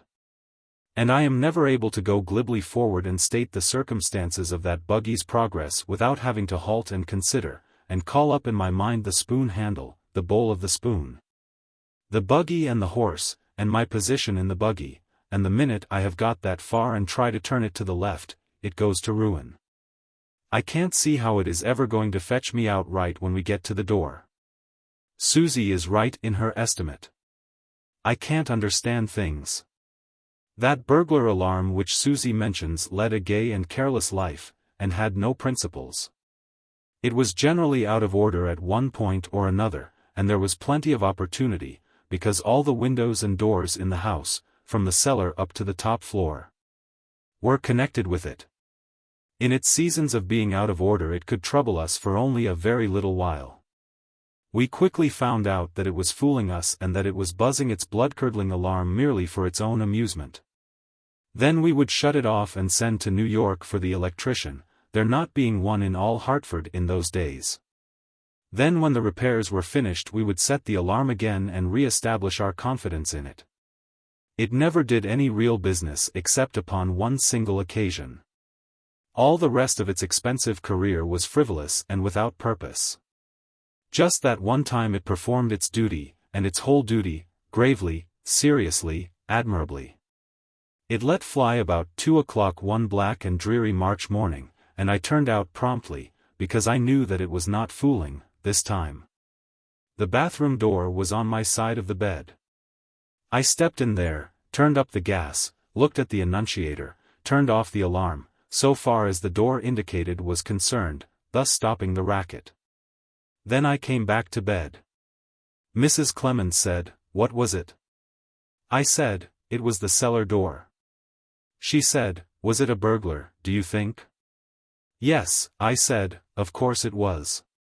"Do you suppose it was a Sunday school superintendent?" She said, "What do you suppose he wants?" I said, "I suppose he wants jewelry, but he is not acquainted with the house and he thinks it is in the cellar. I don't like to disappoint a burglar whom I am not acquainted with and who has done me no harm, but if he had had common sagacity enough to inquire, I could have told him we kept nothing down there but coal and vegetables. Still, it may be that he is acquainted with this place and that what he really wants is coal and vegetables. On the whole, I think it is vegetables he is after." She said, "Are you going down to see?" "No," I said, "I could not be of any assistance. Let him select for himself." Then she said, "But suppose he comes up to the ground floor?" I said, "That's all right. We shall know it the minute he opens a door on that floor. It will set off the alarm." Just then the terrific buzzing broke out again. I said, "He has arrived. I told you he would. I know all about burglars and their ways. They are systematic people." I went into the bathroom to see if I was right, and I was. I shut off the dining room and stopped the buzzing and came back to bed. My wife said, "What do you suppose he is after now?" I said, "I think he has got all the vegetables he wants and is coming up for napkin rings and odds and ends for the wife and the children. They all have families, burglars have, and they are always thoughtful of them, always take a few necessaries of life for themselves, and the rest as tokens of remembrance for the family. In taking them they do not forget us. Those very things represent tokens of his remembrance of us also. We never get them again. The memory of the attention remains embalmed in our hearts." She said, Are you going down to see what it is he wants now? No, I said, I am no more interested than I was before. These are experienced people. They know what they want. I should be no help to him. I think he is after ceramics and bric-a-brac and such things. If he knows the house, he knows that that is all that he can find on the dining room floor. She said, suppose he comes up here. I said, it is all right. He will give us notice. She said, what shall we do then? I said, climb out of the window. She said, well, what is the use of a burglar alarm for us? I said, you have seen that it has been useful up to the present moment, and I have explained to you how it will be continuously useful after he gets up here. That was the end of it. He didn't ring any more alarms. Presently I said, he is disappointed, I think. He has gone off with the vegetables and the bric-a-brac, and I think he is dissatisfied. We went to sleep, and at 8:15 in the morning I was out, and hurrying, for I was to take the 8:29 train for New York. I found the gas burning brightly, full head, all over the first floor. My new overcoat was gone, my old umbrella was gone, my new patent leather shoes, which I had never worn, were gone. The large window which opened into the ombre at the rear of the house was standing wide. I passed out through it and tracked the burglar down the hill through the trees. Tracked him without difficulty, because he had blazed his progress with imitation silver napkin rings and my umbrella, and various other things which he had disapproved of. And I went back in triumph and proved to my wife that he was a disappointed burglar. I had suspected he would be, from the start, and from his not coming up to our floor to get human beings. Things happened to me that day in New York. I will tell about them another time. From Susie's biography. Papa has a peculiar gait we like, it seems just to suit him, but most people do not. He always walks up and down the room while thinking and between each course at meals. A lady distantly related to us came to visit us once in those days. She came to stay a week, but all our efforts to make her happy failed, and we could not imagine why. We did much guessing, but could not solve the mystery. Later we found out what the trouble was. It was my tramping up and down between the courses. She conceived the idea that I could not stand her society. That word, youth, as the reader has perhaps already guessed, was my wife's pet name for me. It was gently satirical, but also affectionate. I had certain mental and material peculiarities and customs proper to a much younger person than I was. From Susie's biography. Papa is very fond of animals, particularly of cats. We had a dear little gray kitten once that he named Lazy. Papa always wears gray to match his hair and eyes, and he would carry him around on his shoulder. It was a mighty pretty sight. The gray cat sound asleep against Papa's gray coat and hair. The names that he has given our different cats are really remarkably funny. They are namely Stray Kit, Abner, Motley, Fraulein, Lazy, Buffalo Bill, Soapy Sol, Cleveland, Sour Mash, and Pestilence and Famine. At one time when the children were small we had a very black mother cat named Satan, and Satan had a small black offspring named Sin. Pronouns were a difficulty for the children. Little Clara came in one day, her black eyes snapping with indignation, and said, "Papa, Satan ought to be punished. She is out there at the greenhouse and there she stays, and his kitten is downstairs, crying." From Susie's biography.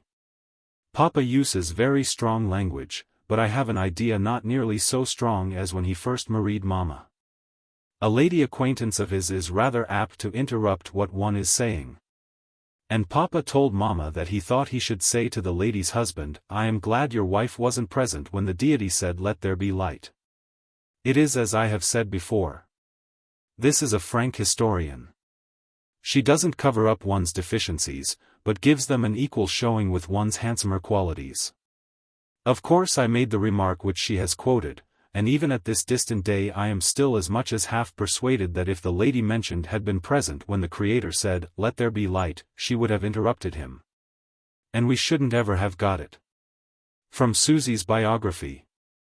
Papa said the other day, I am a mugwump and a mugwump is pure from the marrow out. Papa knows that I am writing this biography of him, and he said this for it. He doesn't like to go to church at all, why I never understood, until just now. He told us the other day that he couldn't bear to hear anyone talk but himself. But that he could listen to himself talk for hours without getting tired. Of course he said this in joke, but I've no doubt it was founded on truth. New York, Friday, February 9, 1906. The strong language episode in the bathroom. Susie's reference to The Prince and the Pauper, the mother and the children help edit the books, reference to ancestors. Susie's remark about my strong language troubles me, and I must go back to it. All through the first 10 years of my married life I kept a constant and discreet watch upon my tongue while in the house. And went outside and to a distance when circumstances were too much for me and I was obliged to seek relief. I prized my wife's respect and approval above all the rest of the human race's respect and approval. I dreaded the day when she should discover that I was but a whited sepulchre partly freighted with suppressed language. I was so careful, during 10 years, that I had not a doubt that my suppressions had been successful. Therefore I was quite as happy in my guilt as I could have been if I had been innocent. But at last an accident exposed me. I went into the bathroom one morning to make my toilet, and carelessly left the door 2 or 3 inches ajar. It was the first time that I had ever failed to take the precaution of closing it tightly. I knew the necessity of being particular about this, because shaving was always a trying ordeal for me, and I could seldom carry it through to a finish without verbal helps. Now this time I was unprotected, and did not suspect it. I had no extraordinary trouble with my razor on this occasion, and was able to worry through with mere mutterings and growlings of an improper sort. But with nothing noisy or emphatic about them, no snapping and barking. Then I put on a shirt. My shirts are an invention of my own. They open in the back, and are buttoned there, when there are buttons. This time the button was missing. My temper jumped up several degrees in a moment and my remarks rose accordingly, both in loudness and vigor of expression. But I was not troubled, for the bathroom door was a solid one and I supposed it was firmly closed. I flung up the window and threw the shirt out. It fell upon the shrubbery where the people on their way to church could admire it if they wanted to. There was merely 50 feet of grass between the shirt and the passer-by. Still rumbling and thundering distantly, I put on another shirt. Again the button was absent. I augmented my language to meet the emergency and threw that shirt out of the window. I was too angry, too insane, to examine the third shirt, but put it furiously on.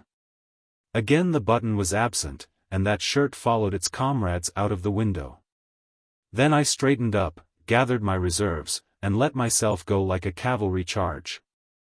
In the midst of that great assault, my eye fell upon that gaping door, and I was paralyzed. It took me a good while to finish my toilet. I extended the time unnecessarily in trying to make up my mind as to what I would best do in the circumstances. I tried to hope that Mrs. Clemens was asleep, but I knew better. I could not escape by the window. It was narrow and suited only to shirts.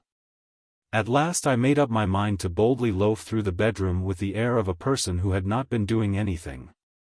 I made half the journey successfully. I did not turn my eyes in her direction, because that would not be safe. It is very difficult to look as if you have not been doing anything when the facts are the other way, and my confidence in my performance oozed steadily out of me as I went along. I was aiming for the left-hand door because it was farthest from my wife. It had never been opened from the day that the house was built, but it seemed a blessed refuge for me now. The bed was this one, wherein I am lying now and dictating these histories morning after morning with so much serenity. It was this same old elaborately carved black Venetian bedstead, the most comfortable bedstead that ever was, with space enough in it for a family. And carved angels enough surmounting its twisted columns and its headboard and footboard to bring peace to the sleepers, and pleasant dreams. I had to stop in the middle of the room. I hadn't the strength to go on. I believed that I was under accusing eyes, that even the carved angels were inspecting me with an unfriendly gaze. You know how it is when you are convinced that somebody behind you is looking steadily at you. You have to turn your face, you can't help it. I turned mine. The bed was placed as it is now, with the foot where the head ought to be. If it had been placed as it should have been, the high headboard would have sheltered me. But the footboard was no sufficient protection and I could be seen over it. I was exposed. I was wholly without protection. I turned, because I couldn't help it, and my memory of what I saw is still vivid, after all these years. Against the white pillows I saw the black head, I saw that young and beautiful face. And I saw the gracious eyes with a something in them which I had never seen there before. They were snapping and flashing with indignation. I felt myself crumbling. I felt myself shrinking away to nothing under that accusing gaze. I stood silent under that desolating fire for as much as a minute, I should say. It seemed a very, very long time. Then my wife's lips parted, and from them issued my latest bathroom remark. The language perfect, but the expression unpractical, apprentice-like, ignorant, inexperienced, comically inadequate, absurdly weak and unsuited to the great language. In my lifetime I had never heard anything so out of tune, so inharmonious, so incongruous, so ill-suited to each other as were those mighty words set to that feeble music. I tried to keep from laughing, for I was a guilty person in deep need of charity and mercy. I tried to keep from bursting, and I succeeded, until she gravely said, "There, now you know how it sounds." Oh, then I exploded. I said, "Oh, Livy, if it sounds like that, God forgive me, I will never do it again." Then she had to laugh, herself. Both of us broke into convulsions, and went on laughing until we were exhausted. The children were present at breakfast, Clara, aged 6, and Susie, 8, and the mother made a guarded remark about strong language. Guarded because she did not wish the children to suspect anything, a guarded remark which censured strong language. Both children broke out in one voice with this comment, "Why, Mama, Papa uses it." I was astonished. I had supposed that that secret was safe in my own breast and that its presence had never been suspected. I asked, "How did you know, you little rascals?" "Oh," they said, "we often listen over the balusters when you are in the hall explaining things to George." From Susie's biography. One of Papa's latest books is The Prince and the Pauper, and it is unquestionably the best book he has ever written. Some people want him to keep to his old style. Some gentleman wrote him, "I enjoyed Huckleberry Finn immensely and am glad to see that you have returned to your old style.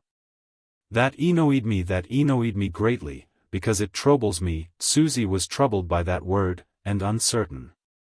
She wrote a U above it in the proper place, but reconsidered the matter and struck it out, "To have so few people know Papa, I mean really know him. They think of Mark Twain as a humorist joking at everything. And with a mop of reddish-brown hair which sorely needs the barber's brush, a Roman nose, short stubby mustache, a sad careworn face, with many crow's feet, etc. That is the way people picture Papa. I have wanted Papa to write a book that would reveal something of his kind sympathetic nature, and The Prince and the Pauper partly does it. The book is full of lovely charming ideas, and oh, the language. It is perfect. I think that one of the most touching scenes in it is where the pauper is riding horseback with his nobles in the recognition procession, and he sees his mother. Oh, and then what followed. How she runs to his side, when she sees him throw up his hand palm outward, and is rudely pushed off by one of the king's officers. And then how the little pauper's conscience troubles him when he remembers the shameful words that were falling from his lips. When she was turned from his side, "I know you not, woman," and how his grandeurs were stricken valueless, and his pride consumed to ashes. It is a wonderfully beautiful and touching little scene, and Papa has described it so wonderfully. I never saw a man with so much variety of feeling as Papa has. Now The Prince and the Pauper is full of touching places, but there is most always a streak of humor in them somewhere. Now in the coronation, in the stirring coronation, just after the little king has got his crown back again, Papa brings that in about the seal. where the pauper says he used the seal to crack nuts with. Oh, it is so funny and nice. Papa very seldom writes a passage without some humor in it somewhere, and I don't think he ever will.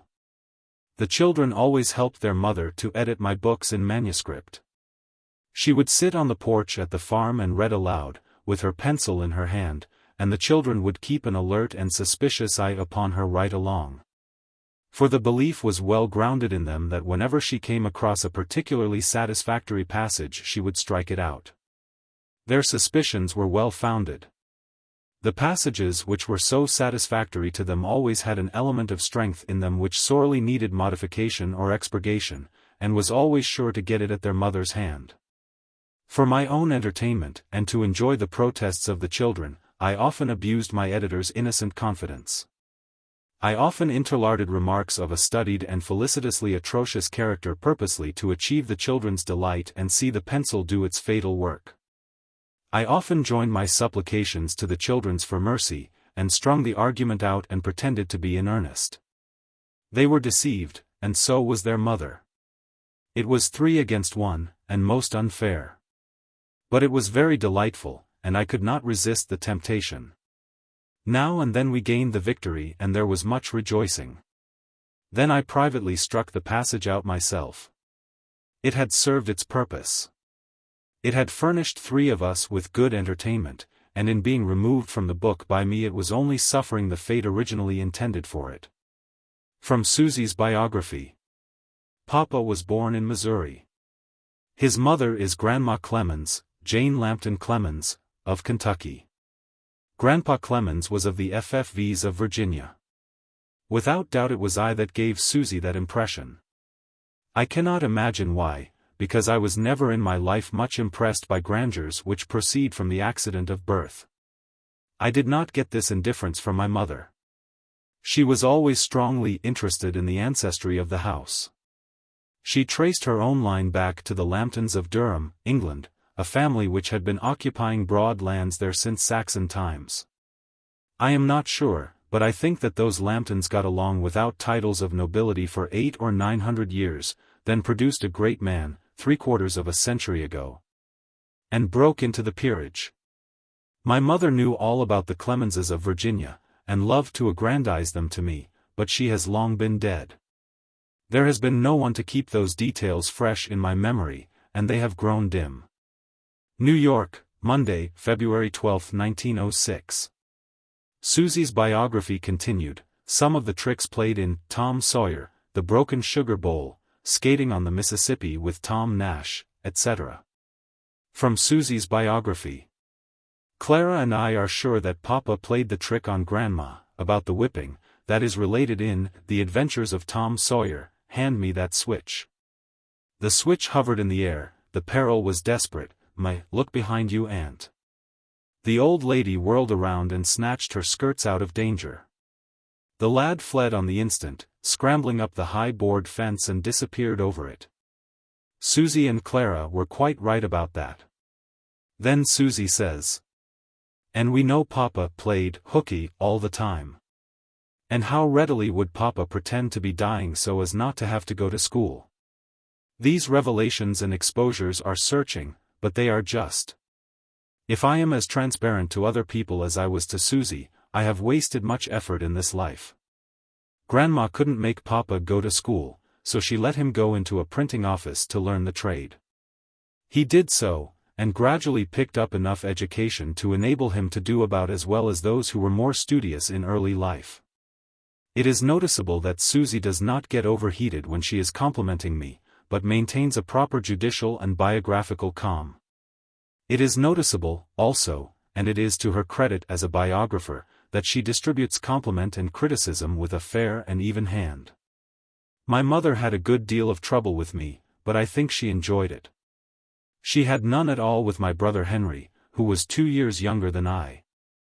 And I think that the unbroken monotony of his goodness and truthfulness and obedience would have been a burden to her but for the relief and variety which I furnished in the other direction. I was a tonic. I was valuable to her. I never thought of it before, but now I see it. I never knew Henry to do a vicious thing toward me, or toward anyone else, but he frequently did righteous ones that cost me as heavily. It was his duty to report me, when I needed reporting and neglected to do it myself, and he was very faithful in discharging that duty. He is Sid in Tom Sawyer. But Sid was not Henry. Henry was a very much finer and better boy than ever Sid was. It was Henry who called my mother's attention to the fact that the thread with which she had sewed my collar together to keep me from going in swimming had changed color. My mother would not have discovered it but for that, and she was manifestly piqued when she recognized that that prominent bit of circumstantial evidence had escaped her sharp eye. That detail probably added a detail to my punishment. It is human. We generally visit our shortcomings on somebody else when there is a possible excuse for it, but no matter. I took it out of Henry. There is always compensation for such as are unjustly used. I often took it out of him, sometimes as an advance payment for something which I hadn't yet done. These were occasions when the opportunity was too strong a temptation, and I had to draw on the future. I did not need to copy this idea from my mother, and probably didn't. It is most likely that I invented it for myself. Still, she wrought upon that principle upon occasion. If the incident of the broken sugar bowl is in Tom Sawyer, I don't remember whether it is or not, that is an example of it. Henry never stole sugar. He took it openly from the bowl. His mother knew he wouldn't take sugar when she wasn't looking, but she had her doubts about me. Not exactly doubts, either. She knew very well I would. One day when she was not present, Henry took sugar from her prized and precious Old English sugar bowl, which was an heirloom in the family, and he managed to break the bowl. It was the first time I had ever had a chance to tell anything on him, and I was inexpressibly glad. I told him I was going to tell on him, but he was not disturbed. When my mother came in and saw the bowl lying on the floor in fragments, she was speechless for a minute. I allowed that silence to work. I judged it would increase the effect. I was waiting for her to ask, "Who did that?" so that I could fetch out my news. But it was an error of calculation. When she got through with her silence, she didn't ask anything about it, she merely gave me a crack on the skull with her thimble that I felt all the way down to my heels. Then I broke out with my injured innocence, expecting to make her very sorry that she had punished the wrong one. I expected her to do something remorseful and pathetic. I told her that I was not the one, it was Henry. But there was no upheaval.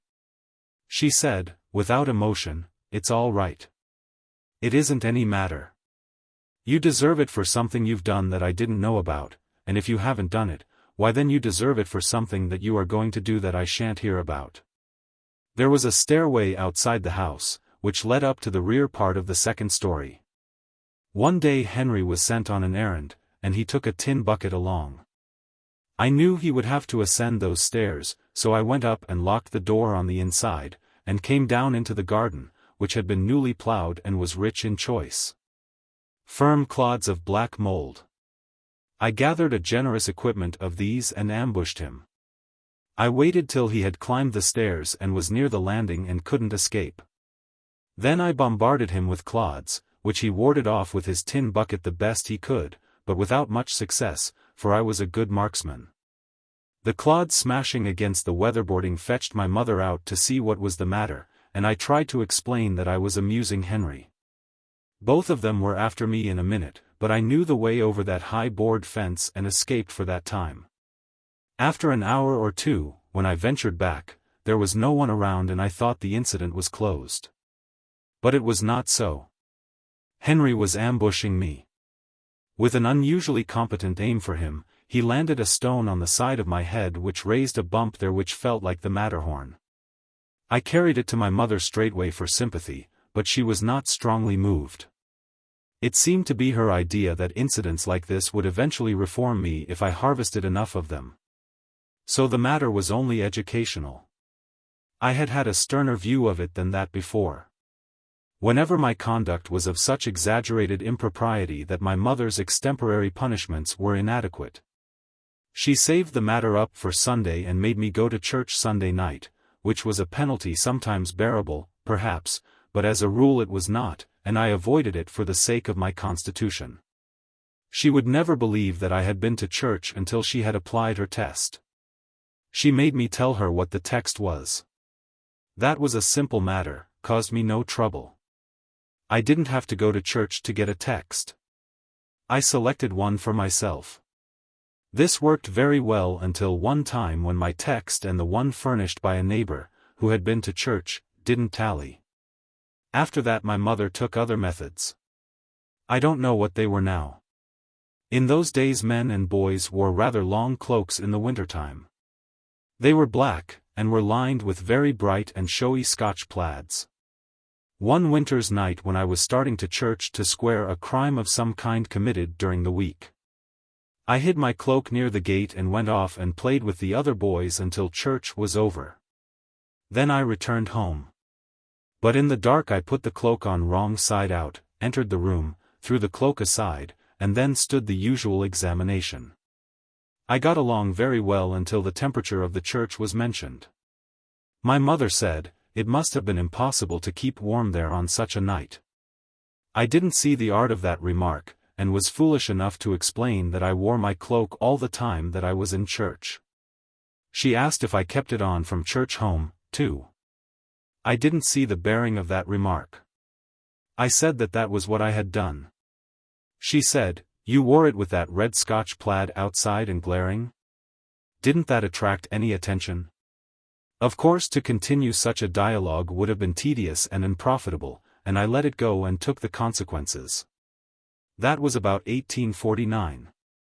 Tom Nash was a boy of my own age, the postmaster's son. The Mississippi was frozen across, and he and I went skating one night, probably without permission. I cannot see why we should go skating in the night unless without permission, for there could be no considerable amusement to be gotten out of skating at midnight if nobody was going to object to it. About midnight, when we were more than half a mile out toward the Illinois shore, we heard some ominous rumbling and grinding and crashing going on between us and the home side of the river. And we knew what it meant, the river was breaking up. We started for home, pretty badly scared. We flew along at full speed whenever the moonlight sifting down between the clouds enabled us to tell which was ice and which was water. In the pauses we waited, started again whenever there was a good bridge of ice, paused again when we came to naked water, and waited in distress until a floating vast cake should bridge that place. It took us an hour to make the trip, a trip which we made in a misery of apprehension all the time. But at last we arrived within a very brief distance of the shore.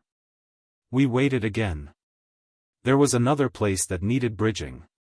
All about us the ice was plunging and grinding along and piling itself up in mountains on the shore, and the dangers were increasing, not diminishing. We grew very impatient to get to solid ground, so we started too early and went springing from cake to cake. Tom made a miscalculation and fell short. He got a bitter bath, but he was so close to shore that he only had to swim a stroke or two, then his feet struck hard bottom and he crawled out. I arrived a little later, without accident. We had been in a drenching perspiration and Tom's bath was a disaster for him. He took to his bed, sick, and had a procession of diseases. The closing one was scarlet fever, and he came out of it stone deaf. Within a year or two speech departed, of course. But some years later he was taught to talk, after a fashion. One couldn't always make out what it was he was trying to say. Of course he could not modulate his voice, since he couldn't hear himself talk. When he supposed he was talking low and confidentially, you could hear him in Illinois. 4 years ago, 1902, I was invited by the University of Missouri to come out there and receive the honorary degree of LL.D. I took that opportunity to spend a week in Hannibal, a city now, a village in my day.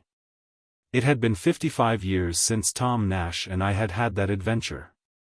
When I was at the railway station ready to leave Hannibal, there was a great crowd of citizens there.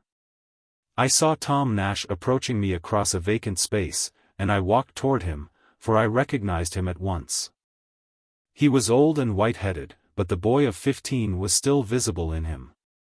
He came up to me, made a trumpet of his hands at my ear, nodded his head toward the citizens, and said, confidentially, in a yell like a fog-horn, "Same damned fools, Sam." From Susie's biography. Papa was about 20 years old when he went on the Mississippi as a pilot. Just before he started on his trip, Grandma Clemens asked him to promise her on the Bible not to touch intoxicating liquors or swear, and he said, "Yes, Mother, I will." And he kept that promise 7 years when Grandma released him from it. Under the inspiring influence of that remark, what a garden of forgotten reforms rises upon my sight. New York, Tuesday, February 13, 1906. Susie's biography continued, Cadet of Temperance, first meeting of Mr. Clemens and Miss Langdon an invalid, Dr. Newton. I recall several of them without much difficulty. In Hannibal, when I was about 15, I was for a short time a Cadet of Temperance, an organization which probably covered the whole United States during as much as a year, possibly even longer. It consisted in a pledge to refrain, during membership, from the use of tobacco. It consisted partly in that pledge and partly in a red merino sash, but the red merino sash was the main part. The boys joined in order to be privileged to wear it. The pledge part of the matter was of no consequence. It was so small in importance that, contrasted with the sash, it was, in effect, non-existent. The organization was weak and impermanent because there were not enough holidays to support it. We could turn out and march and show the red sashes on May Day with the Sunday schools, and on the 4th of July with the Sunday schools, the Independent Fire Company, and the Militia Company.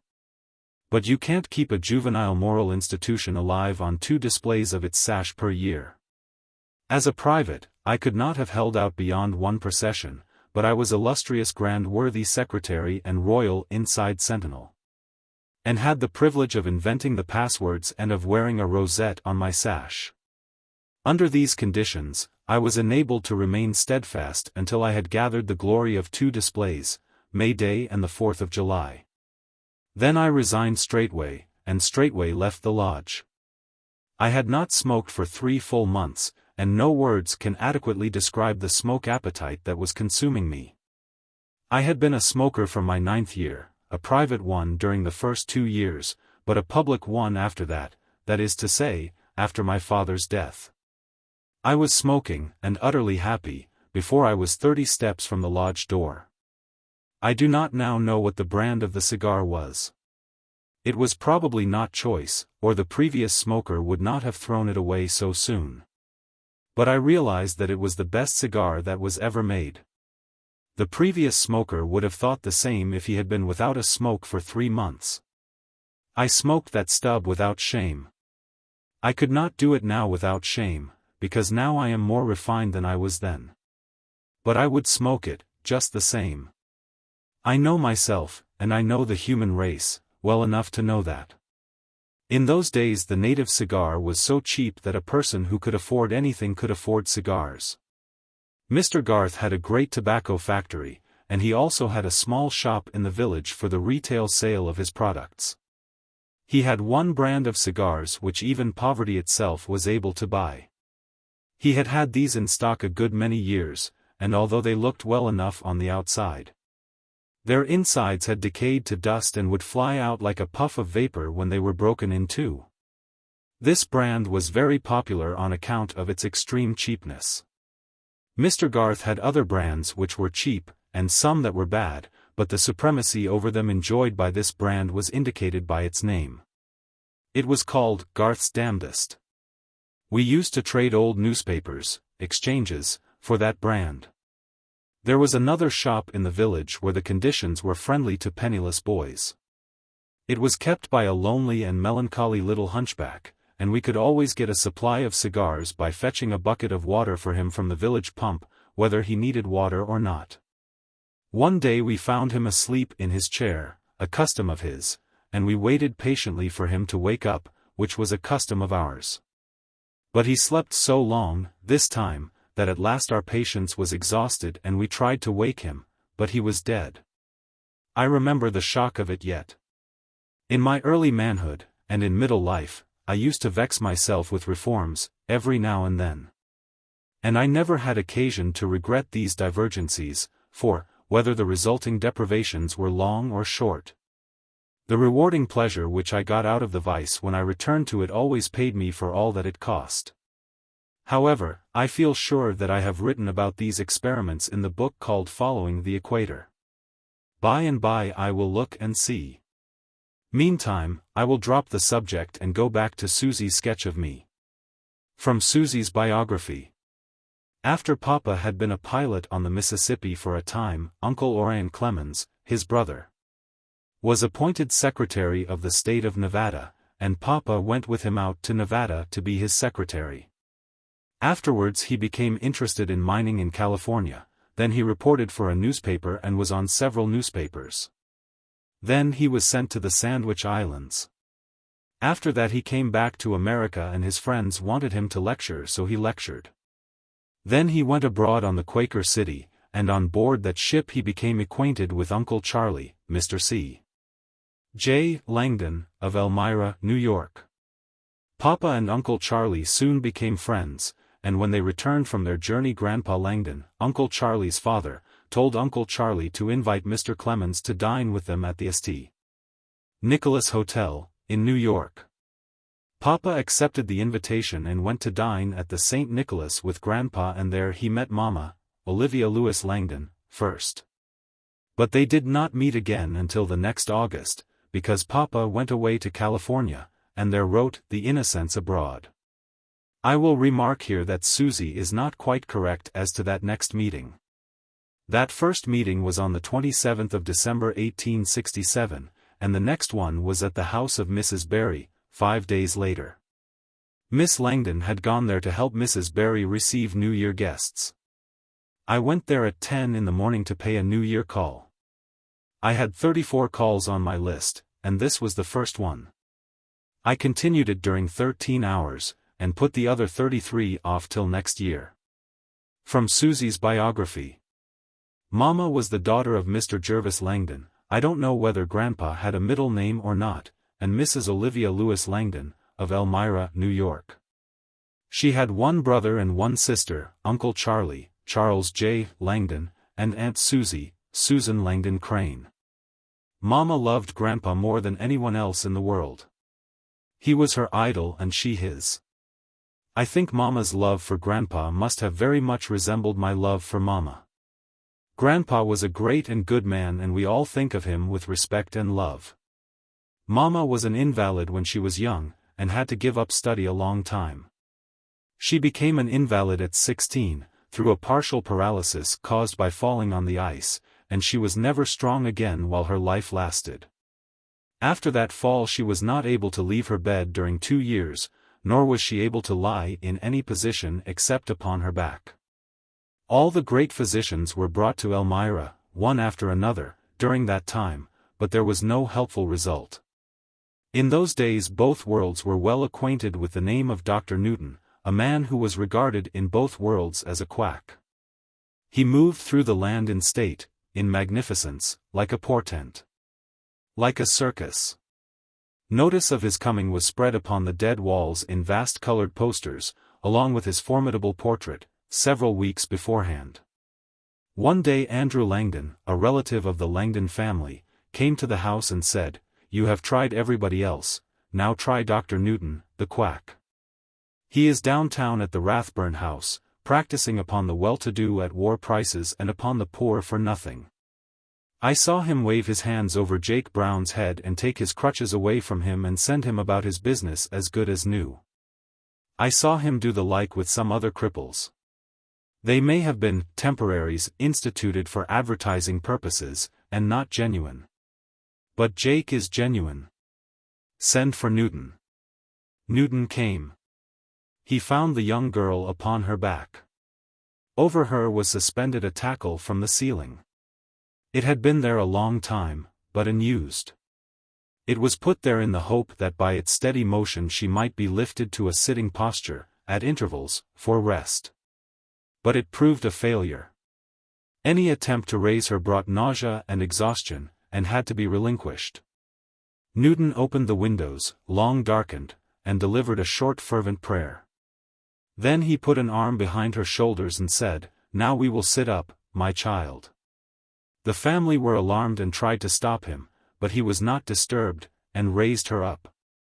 She sat several minutes, without nausea or discomfort. Then Newton said, "Now we will walk a few steps, my child." He took her out of bed and supported her while she walked several steps. Then he said, "I have reached the limit of my art. She is not cured. It is not likely that she will ever be cured. She will never be able to walk far, but after a little daily practice she will be able to walk 100 or 200 yards, and she can depend on being able to do that for the rest of her life." His charge was $1,500, and it was easily worth $100,000. For from the day that she was 18 until she was 56 she was always able to walk a couple of 100 yards without stopping to rest. And more than once I saw her walk a quarter of a mile without serious fatigue. Newton was mobbed in Dublin, in London, and in other places. He was rather frequently mobbed in Europe and in America, but never by the grateful Langdons and Clemenses. I met Newton once, in after years, and asked him what his secret was. He said he didn't know, but thought perhaps some subtle form of electricity proceeded from his body and wrought the cures. New York, Wednesday, February 14, 1906. About the accident which prolonged Mr. Clemens's visit at the Langdons. From Susie's biography. Soon Papa came back east and Papa and Mama were married. It sounds easy and swift and unobstructed, but that was not the way of it. It did not happen in that smooth and comfortable way. There was a deal of courtship. There were 3 or 4 proposals of marriage and just as many declinations. I was roving far and wide on the lecture beat, but I managed to arrive in Elmira every now and then and renew the siege. Once I dug an invitation out of Charlie Langdon to come and stay a week. It was a pleasant week, but it had to come to an end. I was not able to invent any way to get the invitation enlarged. No schemes that I could contrive seemed likely to deceive. They did not even deceive me, and when a person cannot deceive himself the chances are against his being able to deceive other people. But at last help and good fortune came, and from a most unexpected quarter. It was one of those cases so frequent in the past centuries, so infrequent in our day, a case where the hand of Providence is in it. I was ready to leave for New York. A Democrat wagon stood outside the main gate with my trunk in it, and Barney, the coachman, in the front seat with the reins in his hand. It was 8 or 9 in the evening, and dark. I bade goodbye to the grouped family on the front porch, and Charlie and I went out and climbed into the wagon. We took our places back of the coachman on the remaining seat, which was aft toward the end of the wagon, and was only a temporary arrangement for our accommodation. And was not fastened in its place. A fact which, most fortunately for me, we were not aware of. Charlie was smoking. Barney touched up the horse with the whip. He made a sudden spring forward. Charlie and I went over the stern of the wagon backward. In the darkness the red bud of fire on the end of his cigar described a curve through the air which I can see yet. This was the only visible thing in all that gloomy scenery. I struck exactly on the top of my head and stood up that way for a moment, then crumbled down to the earth unconscious. It was a very good unconsciousness for a person who had not rehearsed the part. It was a cobblestone gutter, and they had been repairing it. My head struck in a dish formed by the conjunction of 4 cobblestones. That depression was half full of fresh new sand, and this made a competent cushion. My head did not touch any of those cobblestones. I got not a bruise. I was not even jolted. Nothing was the matter with me at all. Charlie was considerably battered, but in his solicitude for me he was substantially unaware of it. The whole family swarmed out, Theodore Crane in the van with a flask of brandy. He poured enough of it between my lips to strangle me and make me bark, but it did not abate my unconsciousness. I was taking care of that myself. It was very pleasant to hear the pitying remarks trickling around over me. That was one of the happiest half-dozen moments of my life. There was nothing to mar it, except that I had escaped damage. I was afraid that this would be discovered sooner or later, and would shorten my visit. I was such a dead weight that it required the combined strength of Barney and Mr. Langdon, Theodore and Charlie, to lug me into the house, but it was accomplished. I was there. I recognized that this was victory. I was there.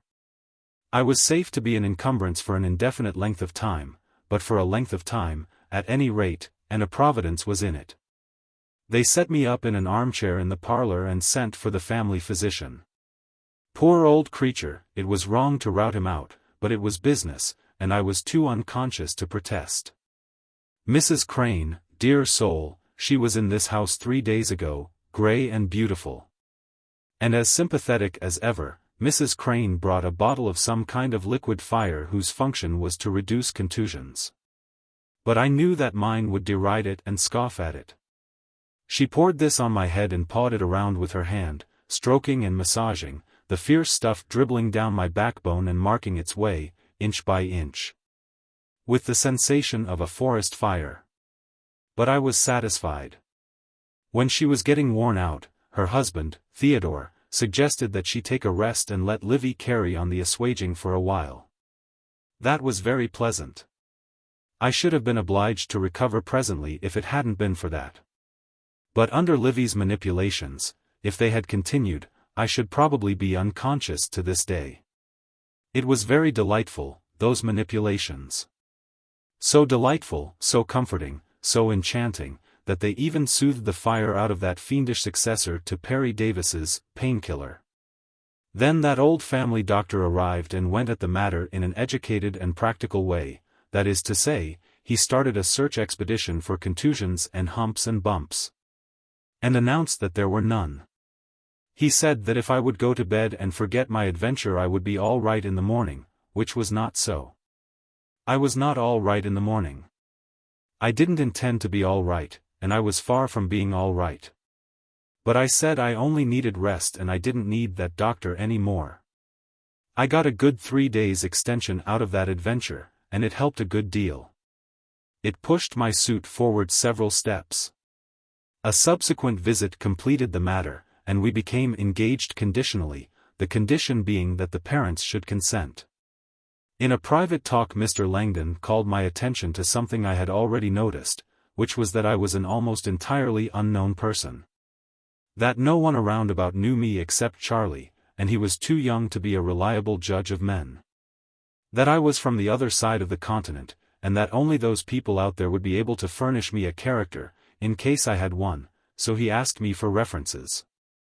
I furnished them, and he said we would now suspend our industries and I could go away and wait until he could write to those people and get answers.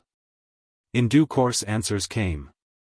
I was sent for and we had another private conference. I had referred him to 6 prominent men, among them 2 clergymen, these were all San Franciscans.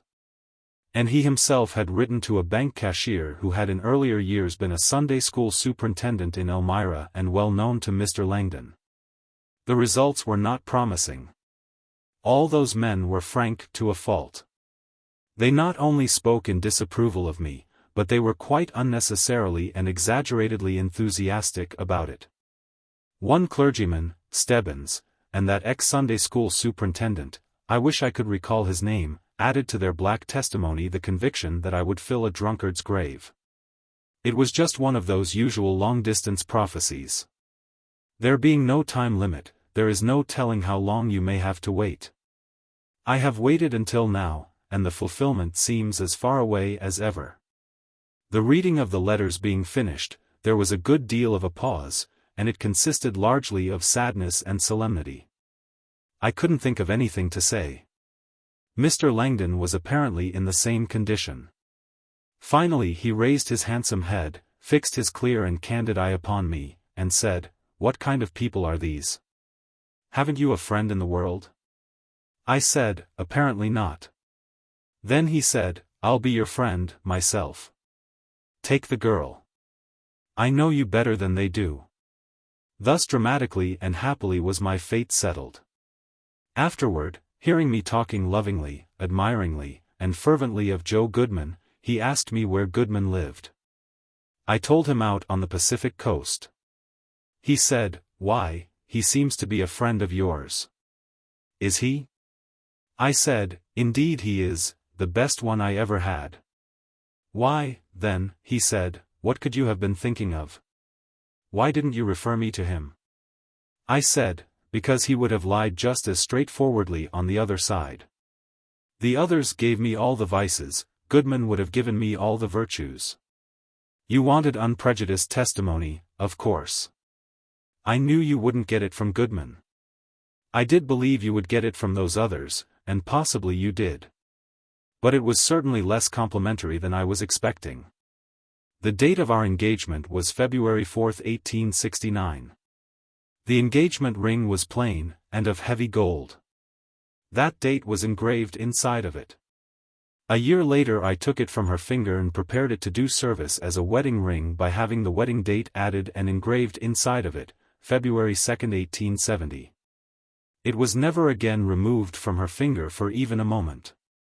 In Italy, a year and 8 months ago, when death had restored her vanished youth to her sweet face and she lay fair and beautiful and looking as she had looked when she was girl and bride. They were going to take that ring from her finger to keep for the children. But I prevented that sacrilege. It is buried with her. In the beginning of our engagement the proofs of my first book, The Innocents Abroad, began to arrive, and she read them with me. She also edited them. She was my faithful, judicious, and painstaking editor from that day forth until within 3 or 4 months of her death, a stretch of more than a third of a century. New York, Thursday, February 15, 1906. Susie's biography continued, Death of Mr. Langdon, Birth of Langdon Clemens. From Susie's biography. Papa wrote Mama a great many beautiful love letters when he was engaged to Mama, but Mama says I am too young to see them yet.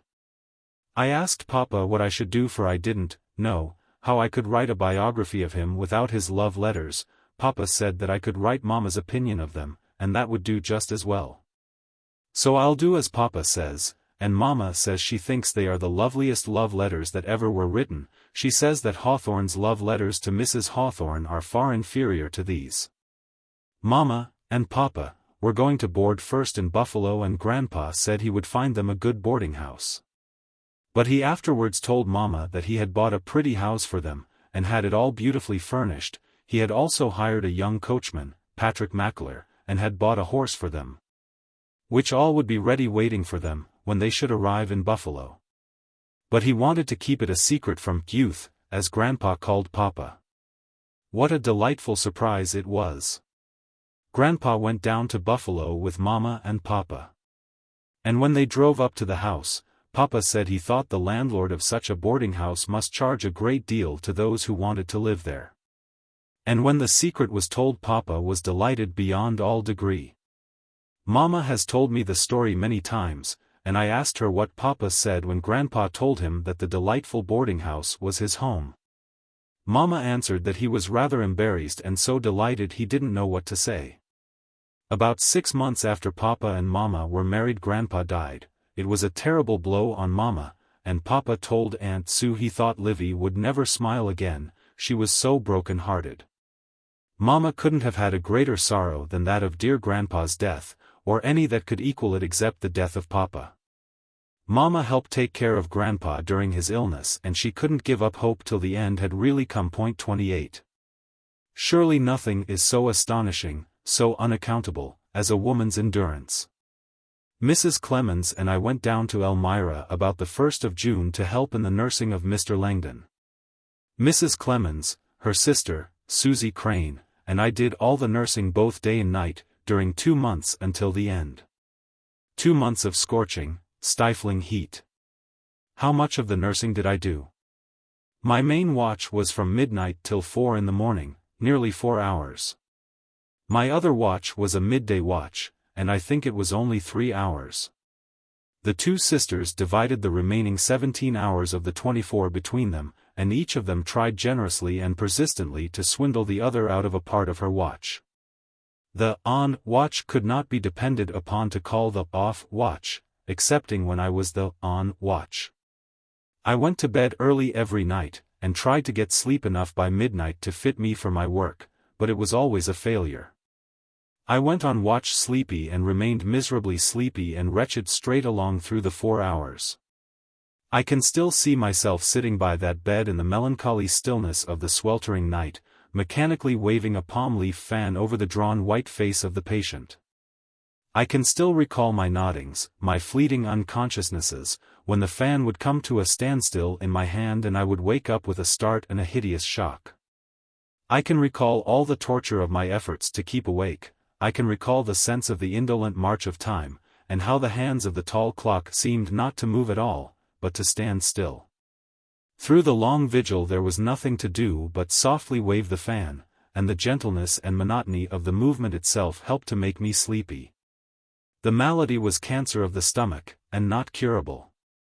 There were no medicines to give. It was a case of slow and steady perishing.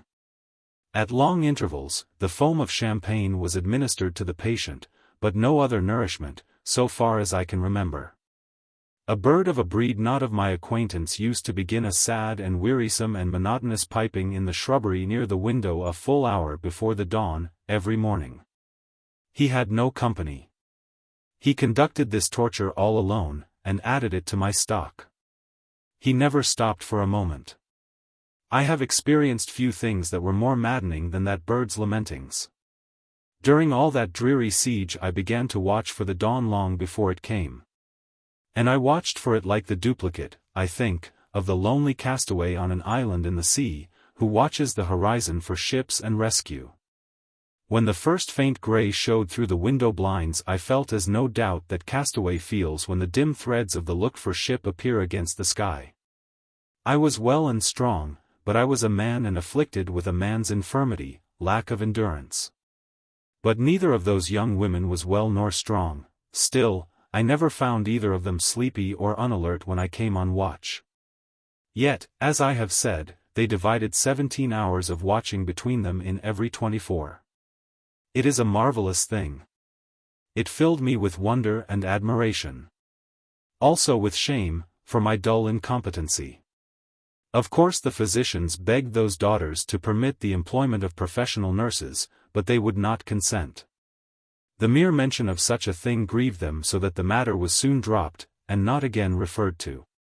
All through her life Mrs. Clemens was physically feeble, but her spirit was never weak. She lived upon it all her life, and it was as effective as bodily strength could have been. When our children were little she nursed them through long nights of sickness, as she had nursed her father. I have seen her sit up and hold a sick child upon her knees and croon to it and sway it monotonously to and fro to comfort it, a whole night long, without complaint or respite. But I could not keep awake 10 minutes at a time. My whole duty was to put wood on the fire. I did it 10 or 12 times during the night, but had to be called every time, and was always asleep again before I finished the operation, or immediately afterward. No, there is nothing comparable to the endurance of a woman. In military life she would tire out any army of men, either in camp or on the march. I still remember with admiration that woman who got into the overland stagecoach somewhere on the plains, when my brother and I crossed the continent in the summer of 1861. And who sat bolt upright and cheerful, stage after stage, and showed no wear and tear. In those days, the one event of the day, in Carson City, was the arrival of the overland coach. All the town was usually on hand to enjoy the event. The men would climb down out of the coach doubled up with cramps, hardly able to walk, their bodies worn, their spirits worn, their nerves raw, their tempers at a devilish point. But the women stepped out smiling and apparently unfatigued. From Susie's biography. After Grandpapa's death Mama and Papa went back to Buffalo. And 3 months afterward dear little Langdon was born. Mama named him Langdon after Grandpapa. He was a wonderfully beautiful little boy, but very, very delicate. He had wonderful blue eyes, but such a blue that Mama has never been able to describe them to me so that I could see them clearly in my mind's eye. His delicate health was a constant anxiety to Mama, and he was so good and sweet that must have troubled her too, as I know it did. Friday, February 16, 1906. Susie's biography mentions little Langdon, the change of residence from Buffalo to Hartford, Mr. Clemens tells of the sale of his Buffalo paper. From Susie's biography. While Langdon was a little baby he used to carry a pencil in his little hand, that was his great plaything. I believe he was very seldom seen without one in his hand. When he was in Aunt Susie's arms and would want to go to Mama he would hold out his hands to her with the backs of his hands out toward her instead of with his palms out. About a year and 5 months after Langdon was born I was born, and my chief occupation then was to cry, so I must have added greatly to Mama's care. Soon after little Langdon was born, a year, Papa and Mama moved to Hartford to live. Their house in Buffalo reminded them too much of dear Grandpapa, so they moved to Hartford soon after he died. Soon after little Langdon was born a friend of Mama's came to visit her, Emma Nye, 29, and she was taken with the typhoid fever, while visiting Mama. At length she became so delirious, and so hard to take care of that Mama had to send to some of her friends in Elmira to come and help take care of her. Aunt Clara came, Miss Clara L. Spaulding. She is no relation of ours but we call her Aunt Clara because she is such a great friend of Mama's. She came and helped Mama take care of Emma Nye, but in spite of all the good care that she received, she grew worse and died. Susie is right. Our year and a half in Buffalo had so saturated us with horrors and distress that we became restless and wanted to change, either to a place with pleasanter associations or with none at all. In accordance with the hard terms of that fearful law, the year of mourning, which deprives the mourner of the society and comradeship of his race when he most needs it. We shut ourselves up in the house and became recluses, visiting no one and receiving visits from no one. There was one exception, a single exception. David Gray, poet and editor of the principal newspaper, was our intimate friend, through his intimacy and mine with John Hay. David had a young wife and a young baby. The Grays and the Clemenses visited back and forth frequently, and this was all the solace the Clemenses had in their captivity. When we could endure imprisonment no longer, Mrs. Clemens sold the house and I sold my 1/3 interest in the newspaper, and we went to Hartford to live. I have some little business sense now, acquired through hard experience and at great expense, but I had none in those days. I had bought Mr. Kinney's share of that newspaper, I think the name was Kinney, at his price, which was $25,000. Later I found that all that I had bought of real value was the Associated Press privilege. I think we did not make a very large use of that privilege. It runs in my mind that about every night the Associated Press would offer us 5,000 words at the usual rate, and that we compromised on 500. Still, that privilege was worth $15,000, and was easily saleable at that price. I sold my whole share in the paper, including that solitary asset, for $15,000. Kinney, if that was his name, was so delighted at his smartness in selling a property to me for $25,000 that was not worth 3/4 of the money, that he was not able to keep his joy to himself, but talked it around pretty freely and made himself very happy over it. I could have explained to him that what he mistook for his smartness was a poor and driveling kind of thing. If there had been a triumph, if there had been a mental exhibition of a majestic sort, it was not his smartness, it was my stupidity, the credit was all due to me. He was a brisk and ambitious and self-appreciative young fellow, and he left straightway for New York and Wall Street. With his head full of sordid and splendid dreams, dreams of the get-rich-quick order. Dreams to be realized through the dreamer's smartness and the other party's stupidity.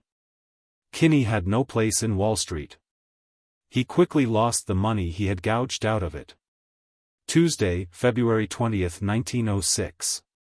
About Rear Admiral Wilkes, and meeting Mr. Anson Burlingame in Honolulu. Mrs. Mary Wilkes dead. Florence, Italy, February 19th. Mrs. Mary Wilkes, widow of Rear Admiral Wilkes, USN, is dead, aged 85. It is death notices like this that enable me to realize in some sort how long I have lived. They drive away the haze from my life's road and give me glimpses of the beginning of it, glimpses of things which seem incredibly remote. When I was a boy of 10, in that village on the Mississippi River which at that time was so incalculably far from any place and is now so near to all places, the name of Wilkes, the explorer, was in everybody's mouth, just as Roosevelt's is today. What a noise it made, and how wonderful the glory! How far away and how silent it is now! And the glory has faded to tradition. Wilkes had discovered a new world and was another Columbus. That world afterward turned mainly to ice and snow. But it was not all ice and snow, and in our late day we are rediscovering it, and the world's interest in it has revived. Wilkes was a marvel in another way, for he had gone wandering about the globe in his ships and had looked with his own eyes upon its furthest corners. Its dreamlands, names and places which existed rather as shadows and rumors than as realities. But everybody visits those places now, in outings and summer excursions, and no fame is to be gotten out of it. One of the last visits I made in Florence, this was 2 years ago, was to Mrs. Wilkes. She had sent and asked me to come, and it seemed a chapter out of the romantic and the impossible that I should be looking upon the gentle face of the sharer in that long-forgotten glory. We talked of the common things of the day, but my mind was not present. It was wandering among the snowstorms and the ice floes and the fogs and mysteries of the Antarctic with this patriarchal lady's young husband. Nothing remarkable was said. Nothing remarkable happened. Yet a visit has seldom impressed me so much as did this one. Here is a pleasant and welcome letter, which plunges me back into the antiquities again. Knollwood, Westfield, New Jersey. February 17, 1906. My dear Mr. Clemens, I should like to tell you how much I thank you for an article which you wrote once, long ago, 1870 or 71, about my grandfather, Anson Burlingame. In looking over the interesting family papers and letters, which have come into my possession this winter, nothing has impressed me more deeply than your tribute. I have read it again and again. I found it pasted into a scrapbook and apparently it was cut from a newspaper. It is signed with your name. It seems to bring before one more clearly, than anything I have been told or read, my grandfather's personality and achievements. Family traditions grow less and less in the telling. Young children are so impatient of anecdotes, and when they grow old enough to understand their value, frequent repetitions, as well as newer interests and associations, seem to have dulled. Not the memory, but the spontaneity and joy of telling about the old days, so unless there is something written and preserved, how much is lost to children of the good deeds of their fathers. Perhaps it will give you a little pleasure to know that after all these years, the words you wrote about, a good man, and a very great man, have fallen into the heart of one to whom his fame is very near and precious. You say, Mr. Burlingame's short history, for he was only 47, reads like a fairy tale. Its successes, its surprises, its happy situations occur all along, and each new episode is always an improvement upon the one which went before it. That seems to have been very true, and it is interesting to hear, although it has the sad ring of destiny. But how shall I ever thank you for words like these? He was a true man, a just man, a generous man, in all his ways and by all his instincts a noble man, a man of great brain, a broad, and deep and mighty thinker. He was a great man, a very great man. He was imperially endowed by nature, he was faithfully befriended by circumstances, and he wrought gallantly always in whatever station he found himself. How indeed shall I thank you for these words or tell you how deeply they have touched me, and how truly I shall endeavor to teach them to my children. That your fame may be as sacred as this, is my earnest, grateful wish, not wholly the inevitable, imperishable fame that is laid down for you, but the sweet and precious fame. To your family and friends forever, of the fair attributes you ascribe to my grandfather, which could never have been discerned by one who was not like him in spirit. With the hope sometime of knowing you. Yours sincerely, Jean Burlingame Beatty. Mrs. Robert Chetwood Beatty. This carries me back 40 years, to my first meeting with that wise and just and humane and charming man and great citizen and diplomat, Anson Burlingame. It was in Honolulu. He had arrived in his ship, on his way out on his great mission to China, and I had the honor and profit of his society daily and constantly during many days. He was a handsome and stately and courtly and graceful creature, in the prime of his perfect manhood, and it was a contenting pleasure to look at him. His outlook upon the world and its affairs was as wide as the horizon, and his speech was of a dignity and eloquence proper to it. It dealt in no commonplaces, for he had no commonplace thoughts. He was a kindly man, and most lovable. He was not a petty politician, but a great and magnanimous statesman. He did not serve his country alone, but China as well. He held the balances even. He wrought for justice and humanity. All his ways were clean, all his motives were high and fine. He had beautiful eyes, deep eyes, speaking eyes, eyes that were dreamy, in repose. Eyes that could beam and persuade like a lover's, eyes that could blast when his temper was up, I judge. Preston S. Brooks, the congressional bully, found this out in his day, no doubt. Brooks had bullied everybody, insulted everybody, challenged everybody, cowed everybody, and was cock of the walk in Washington.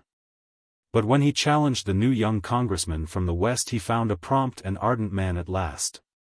Burlingame chose rifles at short range, and Brooks apologized and retired from his bullyship with the laughter of the nation ringing in his ears. When Mr. Burlingame arrived at Honolulu, I had been confined to my room a couple of weeks, by night to my bed, by day to a splint-bottom chair, deep sunk like a basket. There was another chair, but I preferred this one, because my malady was saddle boils. When the boatload of skeletons arrived after 43 days in an open boat on 10 days' provisions, survivors of the Clipper Hornet, which had perished by fire several thousand miles away, it was necessary for me to interview them for the Sacramento Union, a journal which I had been commissioned to represent in the Sandwich Islands for a matter of 5 or 6 months. Mr. Burlingame put me on a cot and had me carried to the hospital, and during several hours he questioned the skeletons and I set down the answers in my notebook. It took me all night to write out my narrative of the Hornet disaster, but I will go no further with the subject now. I have already told the rest in some book of mine. Mr. Burlingame gave me some advice, one day, which I have never forgotten, and which I have lived by for 40 years. He said, in substance, avoid inferiors. Seek your comradeships among your superiors in intellect and character, always climb. Mr. Burlingame's son, now editor of Scribner's magazine these many years and soon to reach the foothills that lie near the frontiers of age, was with him there in Honolulu. A handsome boy of 19, and overflowing with animation, activity, energy, and the pure joy of being alive.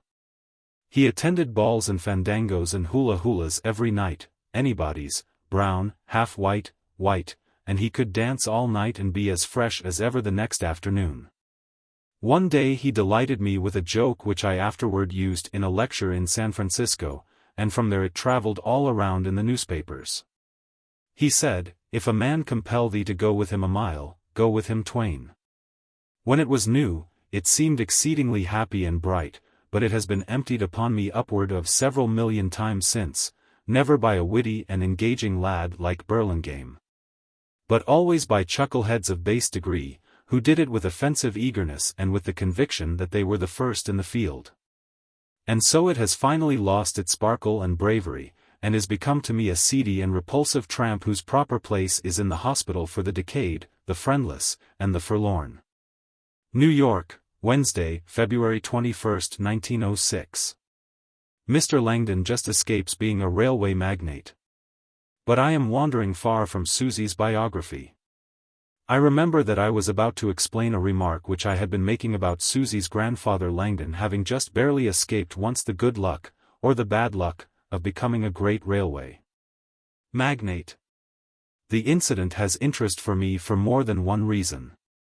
Its details came to my knowledge in a chance way in a conversation which I had with my father-in-law when I was arranging a contract with my publisher for Roughing It, my second book.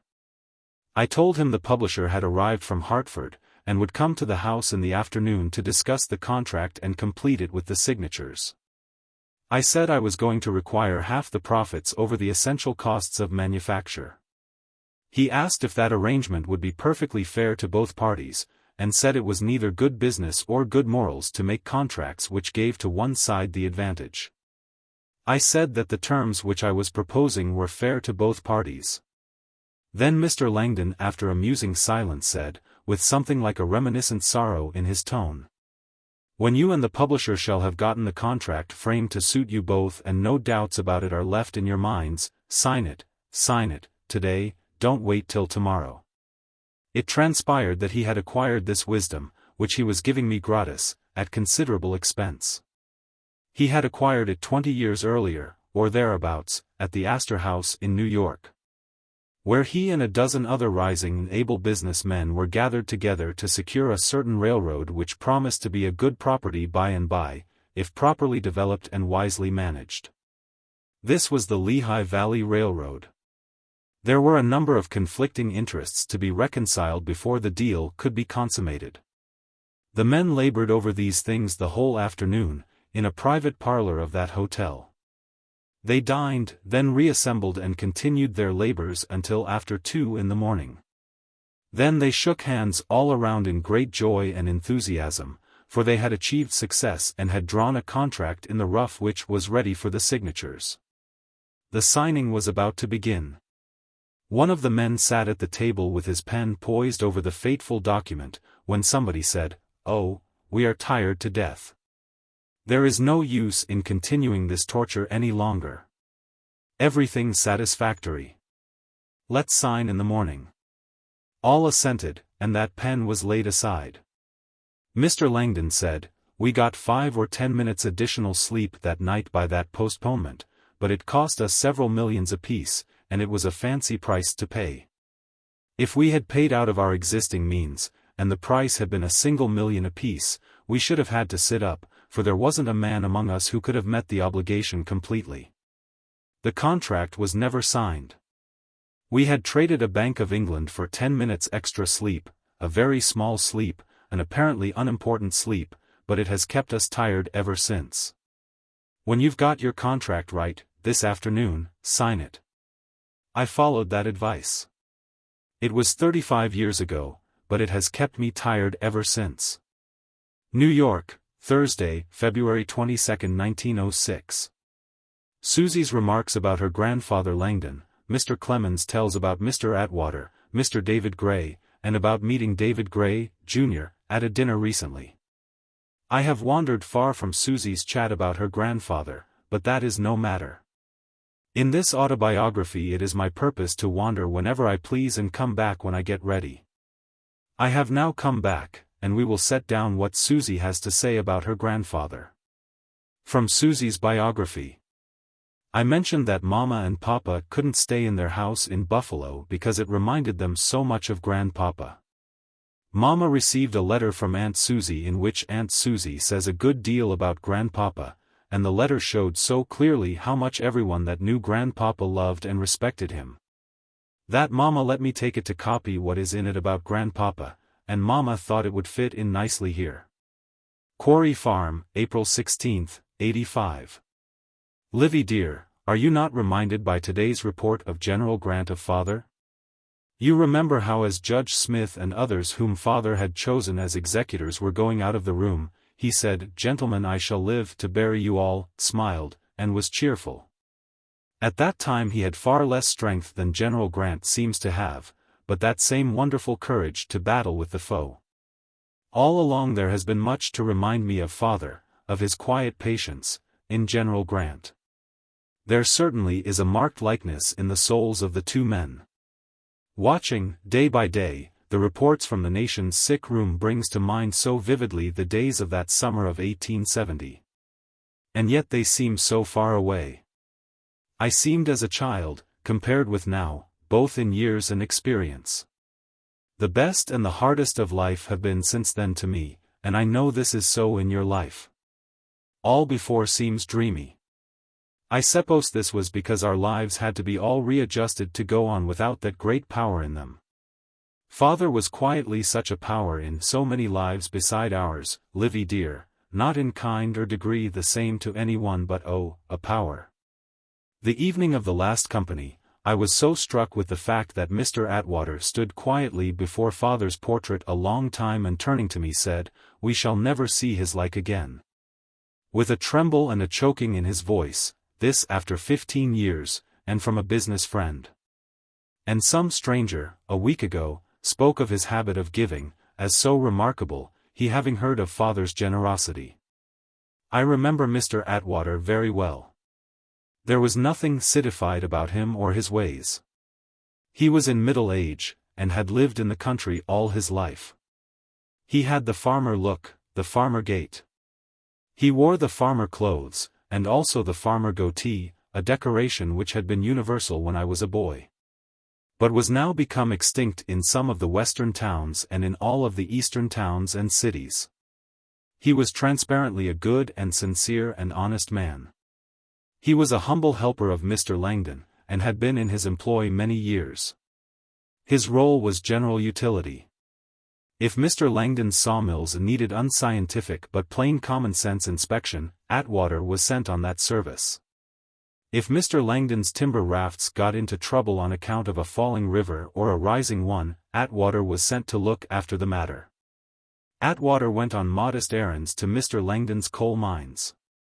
Also to examine and report upon Mr. Langdon's interests in the budding coal oil fields of Pennsylvania. Mr. Atwater was always busy, always moving, always useful in humble ways, always religious, and always ungrammatical. Except when he had just finished talking and had used up what he had in stock of that kind of grammar. He was effective, that is, he was effective if there was plenty of time. But he was constitutionally slow, and as he had to discuss all his matters with whomsoever came along, it sometimes happened that the occasion for his services had gone by before he got them in. Mr. Langdon never would discharge Atwater, though young Charlie Langdon suggested that course now and then. Young Charlie could not abide Atwater, because of his provoking dilatoriness and of his comfortable contentment in it. But I loved Atwater. Atwater was a treasure to me. When he would arrive from one of his inspection journeys and sit at the table, at noon, and tell the family all about the campaign in delicious detail, leaving out not a single inane, inconsequential, and colorless incident of it, I heard it gratefully. I enjoyed Mr. Langdon's placid patience with it, the family's despondency and despair. And more than all these pleasures together, the vindictiveness in young Charlie's eyes and the volcanic disturbances going on inside of him which I could not see, but which I knew were there. I am dwelling upon Atwater just for love. I have nothing important to say about Atwater, in fact, only one thing to say about him at all. And even that one thing I could leave unmentioned if I wanted to, but I don't want to. It has been a pleasant memory to me for a whole generation. It lets in a fleeting ray of light upon Livy's gentle and calm and equable spirit. Although she could feel strongly and utter her feelings strongly, none but a person familiar with her and with all her moods would ever be able to tell by her language that that language was violent. Young Charlie had many and many a time tried to lodge a seed of unkindness against Atwater in Livy's heart, but she was as steadfast in her fidelity as was her father. And Charlie's efforts always failed. Many and many a time he brought to her a charge against Atwater which he believed would bring the longed-for bitter word, and at last he scored a success, for all things come to him who waits. I was away at the time, but Charlie could not wait for me to get back. He was too glad, too eager. He sat down at once and wrote to me while his triumph was fresh and his happiness hot and contenting. He told me how he had laid the whole exasperating matter before Livy and then had asked her, "Now what do you say?" And she said, "Damn Atwater." Charlie knew that there was no need to explain this to me. He knew I would perfectly understand. He knew that I would know that he was not quoting, but was translating. He knew that I would know that his translation was exact, was perfect, that it conveyed the precise length, breadth, weight, meaning, and force of the words which Livy had really used. He knew that I would know that the phrase which she really uttered was, "I disapprove of Atwater." He was quite right. In her mouth that word, disapprove, was as blighting and withering and devastating as another person's damn. 1 or 2 days ago I was talking about our sorrowful and pathetic brief sojourn in Buffalo, where we became hermits, and could have no human comradeship except that of young David Gray and his young wife and their baby boy. It seems an age ago. Last night I was at a large dinner party at Norman Hapgood's palace uptown, and a very long and very slender gentleman was introduced to me, a gentleman with a fine, alert, and intellectual face, with a becoming gold pince-nez on his nose and clothed in an evening costume which was perfect from the broad spread of immaculate bosom to the rosette slippers on his feet. His gait, his bows, and his intonations were those of an English gentleman, and I took him for an earl. I said I had not understood his name, and asked him what it was. He said, David Gray. The effect was startling. His very father stood before me, as I had known him in Buffalo 36 years ago. This apparition called up pleasant times in the beer mills of Buffalo with David Gray and John Hay when this David Gray was in his cradle, a beloved and troublesome possession. And this contact kept me in Buffalo during the next hour, and made it difficult for me to keep up my end of the conversation at my extremity of the dinner table. The text of my reveries was, what was he born for?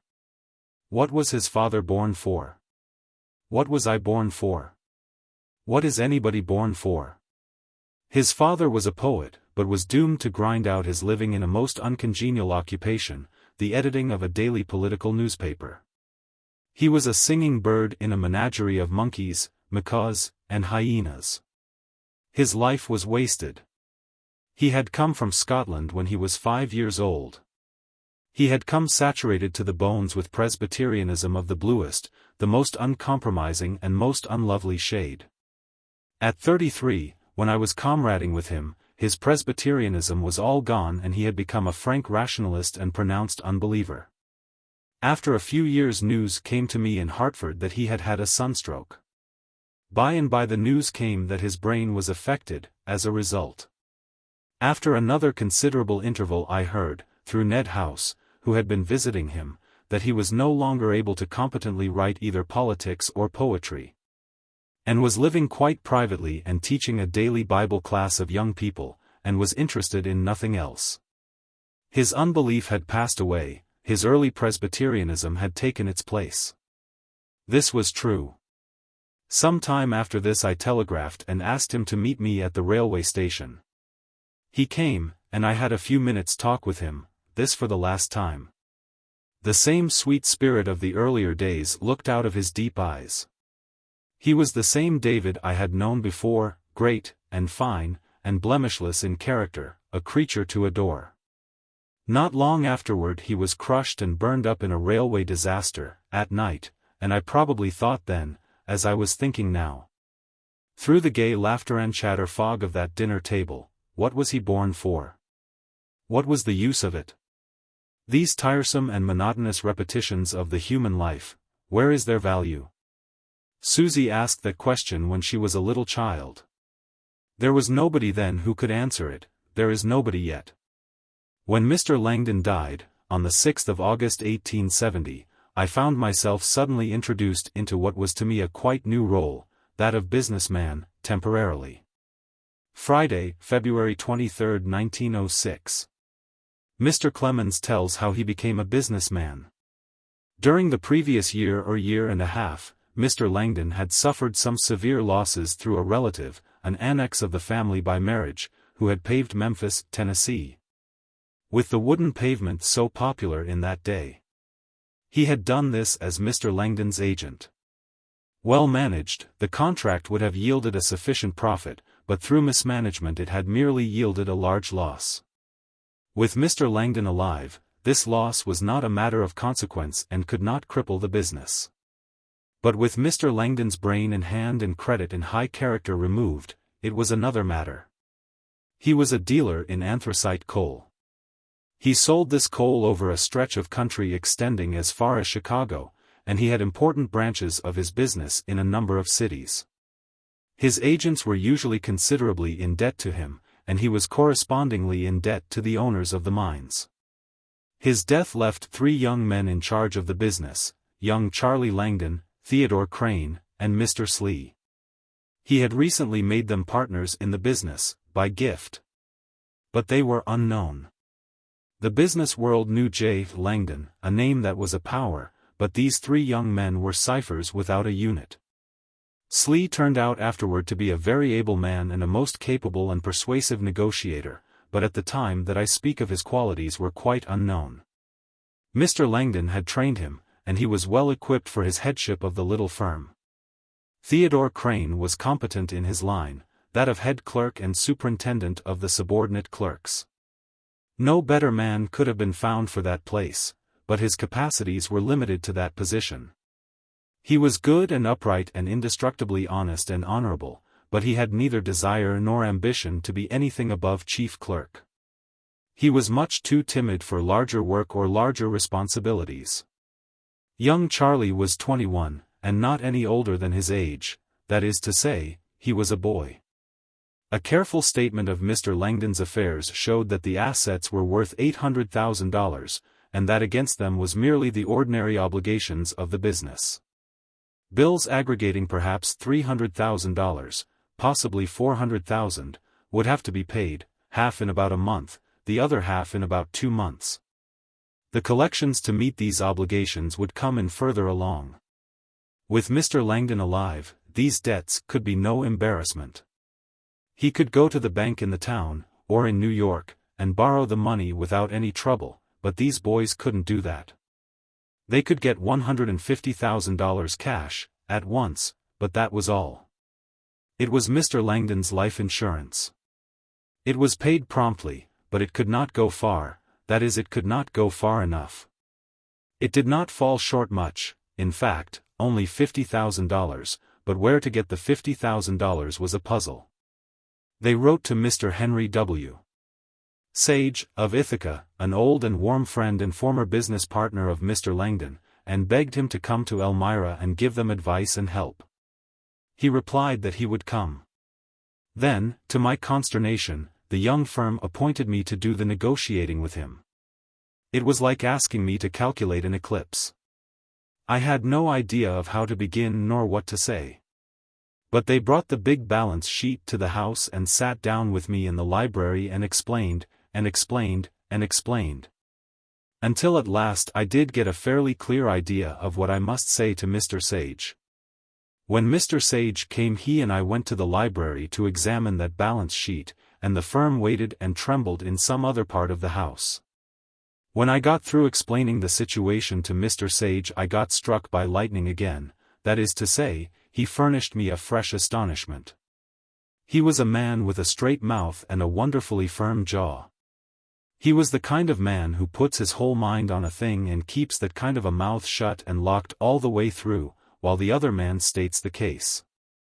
On this occasion I should have been grateful for some slight indication from him, during my long explanation, which might indicate that I was making at least some kind of an impression upon him. Favorable or unfavorable. But he kept my heart on the strain all the way through, and I never could catch any hint of what was passing through his mind.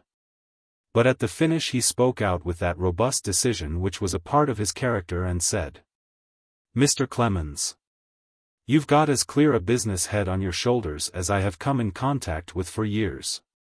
What are you an author for? You ought to be a businessman."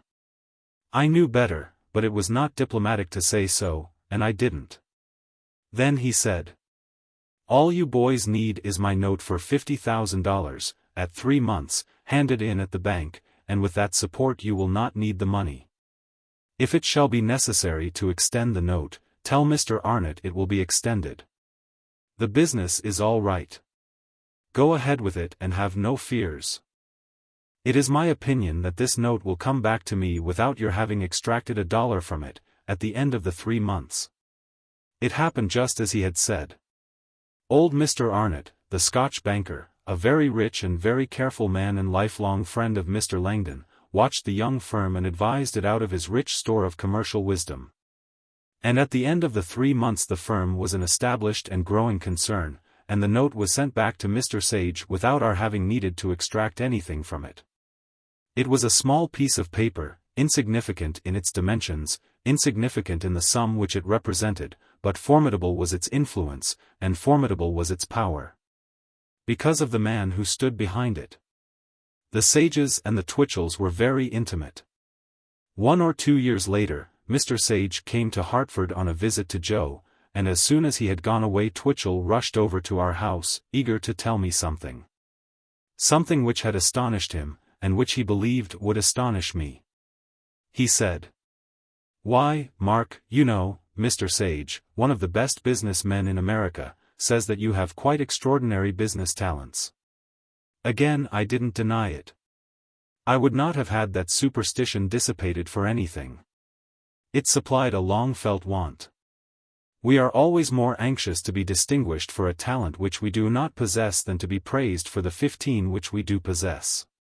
Monday, February 26, 1906. Susie comes to New York with her mother and father. Aunt Clara visits them at the Everett house.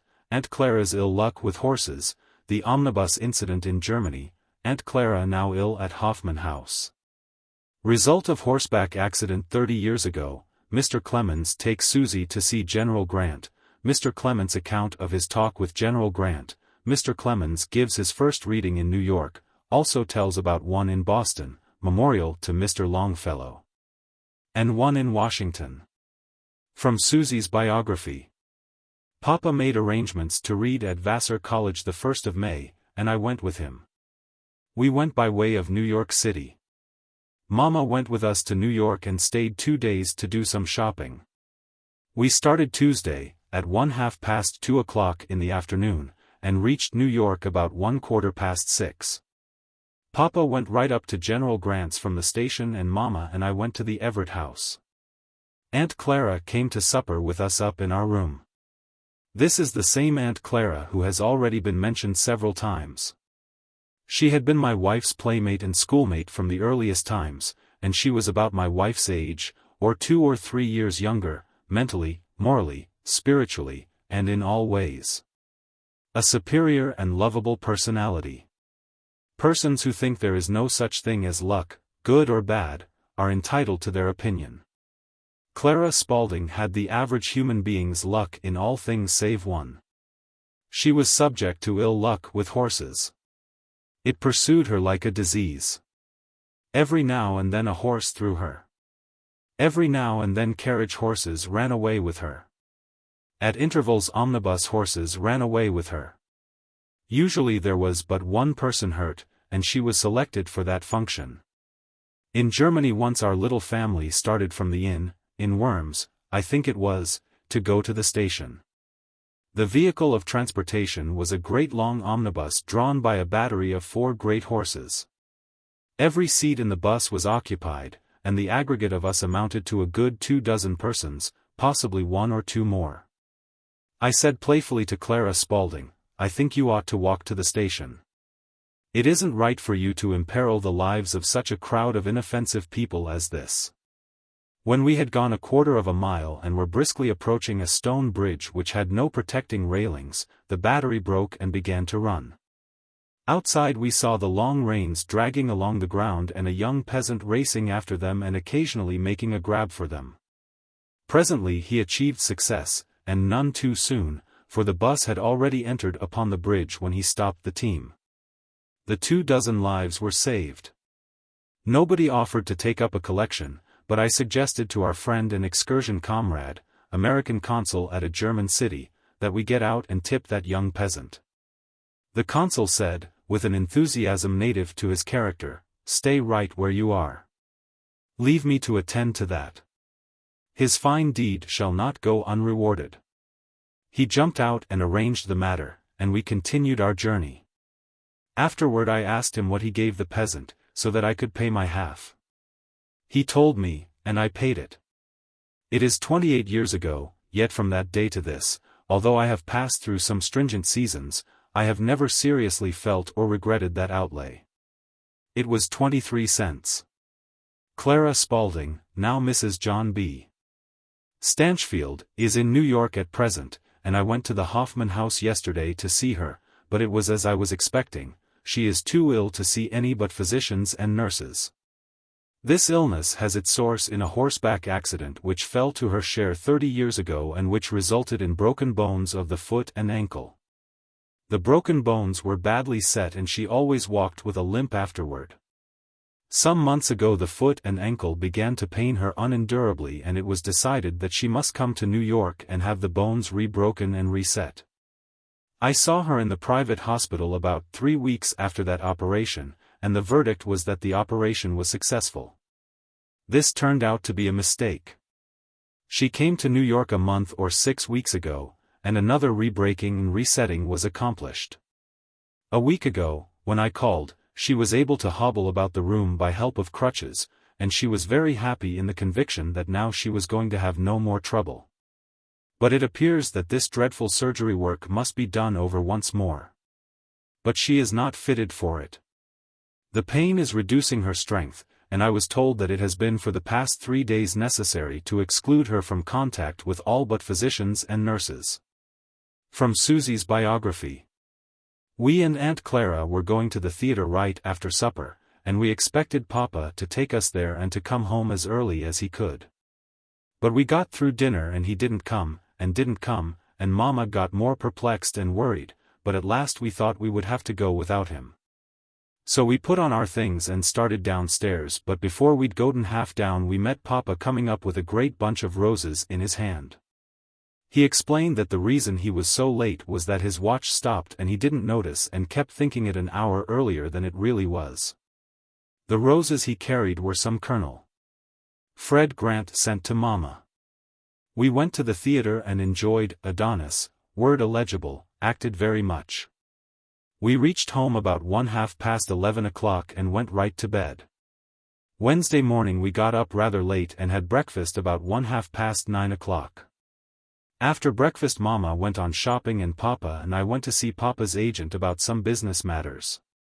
After Papa had gotten through talking to Cousin Charlie Webster, Papa's agent, we went to get a friend of Papa's, Major Pond, to go and see a dog show with us. Then we went to see the dogs with Major Pond and we had a delightful time seeing so many dogs together. When we got through seeing the dogs Papa thought he would go and see General Grant and I went with him. This was April 29, 1885. Papa went up into General Grant's room and he took me with him. I felt greatly honored and delighted when Papa took me into General Grant's room and let me see the General and Colonel Grant, for General Grant is a man I shall be glad all my life that I have seen. Papa and General Grant had a long talk together and Papa has written an account of his talk and visit with General Grant for me to put into this biography. Susie has inserted in this place that account of mine, as follows. April 29, 1885. I called on General Grant and took Susie with me. The General was looking and feeling far better than he had looked or felt for some months. He had ventured to work again on his book that morning, the first time he had done any work for perhaps a month. This morning's work was his first attempt at dictating, and it was a thorough success, to his great delight. He had always said that it would be impossible for him to dictate anything, but I had said that he was noted for clearness of statement. And as a narrative was simply a statement of consecutive facts, he was consequently peculiarly qualified and equipped for dictation. This turned out to be true. For he had dictated 2 hours that morning to a shorthand writer, had never hesitated for words, had not repeated himself, and the manuscript when finished needed no revision. The 2 hours' work was an account of Appomattox, and this was such an extremely important feature that his book would necessarily have been severely lame without it. Therefore I had taken a shorthand writer there before, to see if I could not get him to write at least a few lines about Appomattox. 30, but he was at that time not well enough to undertake it. I was aware that of all the 100 versions of Appomattox, not one was really correct. Therefore I was extremely anxious that he should leave behind him the truth. His throat was not distressing him, and his voice was much better and stronger than usual. He was so delighted to have gotten Appomattox accomplished once more in his life, to have gotten the matter off his mind, that he was as talkative as his old self. He received Susie very pleasantly, and then fell to talking about certain matters which he hoped to be able to dictate next day. And he said in substance that, among other things, he wanted to settle once for all a question that had been bandied about from mouth to mouth and from newspaper to newspaper. That question was, with whom originated the idea of the march to the sea? Was it Grant's, or was it Sherman's idea? Whether I or someone else, being anxious to get the important fact settled, asked him with whom the idea originated, I don't remember. But I remember his answer. I shall always remember his answer. General Grant said, "Neither of us originated the idea of Sherman's march to the sea. The enemy did it." He went on to say that the enemy, however, necessarily originated a great many of the plans that the general on the opposite side gets the credit for. At the same time that the enemy is doing that, he is laying open other moves which the opposing general sees and takes advantage of.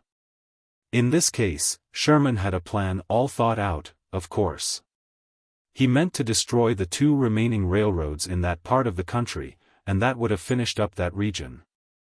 But General Hood did not play the military part that he was expected to play. On the contrary, General Hood made a dive at Chattanooga. This left the march to the sea open to Sherman, and so after sending part of his army to defend and hold what he had acquired in the Chattanooga region, he was perfectly free to proceed with the rest of it, through Georgia. He saw the opportunity, and he would not have been fit for his place if he had not seized it. He wrote me, the general is speaking, what his plan was, and I sent him word to go ahead. My staff were opposed to the movement. I think the general said they tried to persuade him to stop Sherman. The chief of his staff, the general said, even went so far as to go to Washington without the general's knowledge and get the ear of the authorities. And he succeeded in arousing their fears to such an extent that they telegraphed General Grant to stop Sherman. Then General Grant said, out of deference to the government, I telegraphed Sherman and stopped him 24 hours. And then, considering that that was deference enough to the government, I telegraphed him to go ahead again. I have not tried to give the general's language, but only the general idea of what he said. The thing that mainly struck me was his terse remark that the enemy originated the idea of the march to the sea. It struck me because it was so suggestive of the general's epigrammatic fashion, saying a great deal in a single crisp sentence. This is my account, and signed Mark Twain. After Papa and General Grant had had their talk, we went back to the hotel where Mama was, and Papa told Mama all about his interview with General Grant. Mama and I had a nice quiet afternoon together. That pair of devoted comrades were always shutting themselves up together when there was opportunity to have what Susie called a cozy time. From Susie's nursery days to the end of her life, she and her mother were close friends, intimate friends, passionate adorers of each other. Susie's was a beautiful mind, and it made her an interesting comrade. And with the fine mind she had a heart like her mother's. Susie never had an interest or an occupation which she was not glad to put aside for that something which was in all cases more precious to her, a visit with her mother. Susie died at the right time, the fortunate time of life, the happy age, 24 years. At 24, such a girl has seen the best of life, life as a happy dream. After that age the risks begin, responsibility comes, and with it the cares, the sorrows, and the inevitable tragedy. For her mother's sake, I would have brought her back from the grave if I could, but not for my own. From Susie's biography. Then Papa went to read in public. There were a great many authors that read, that Thursday afternoon, beside Papa.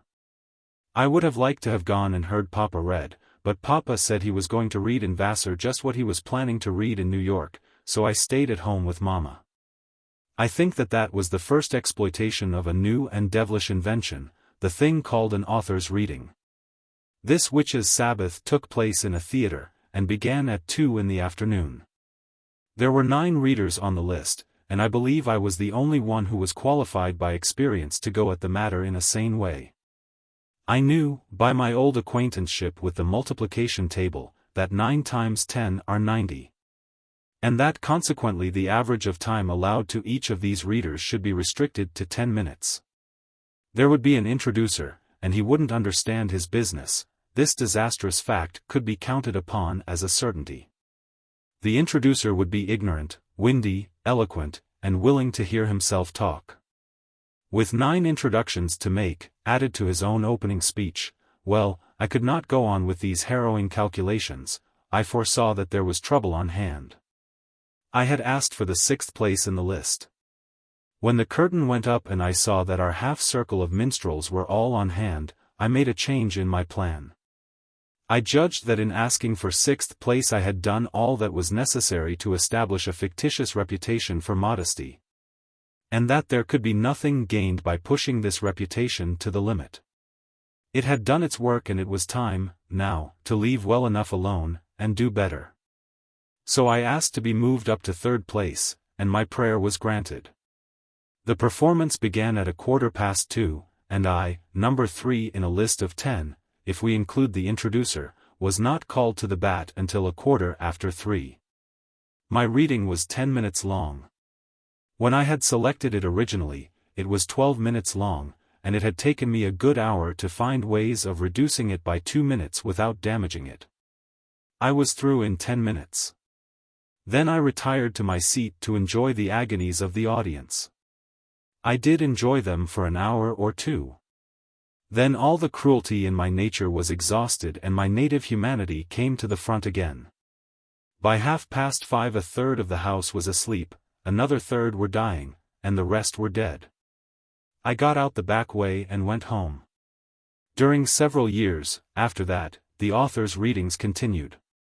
Every now and then we assembled in Boston, New York, Philadelphia, Baltimore, Washington, and scourged the people.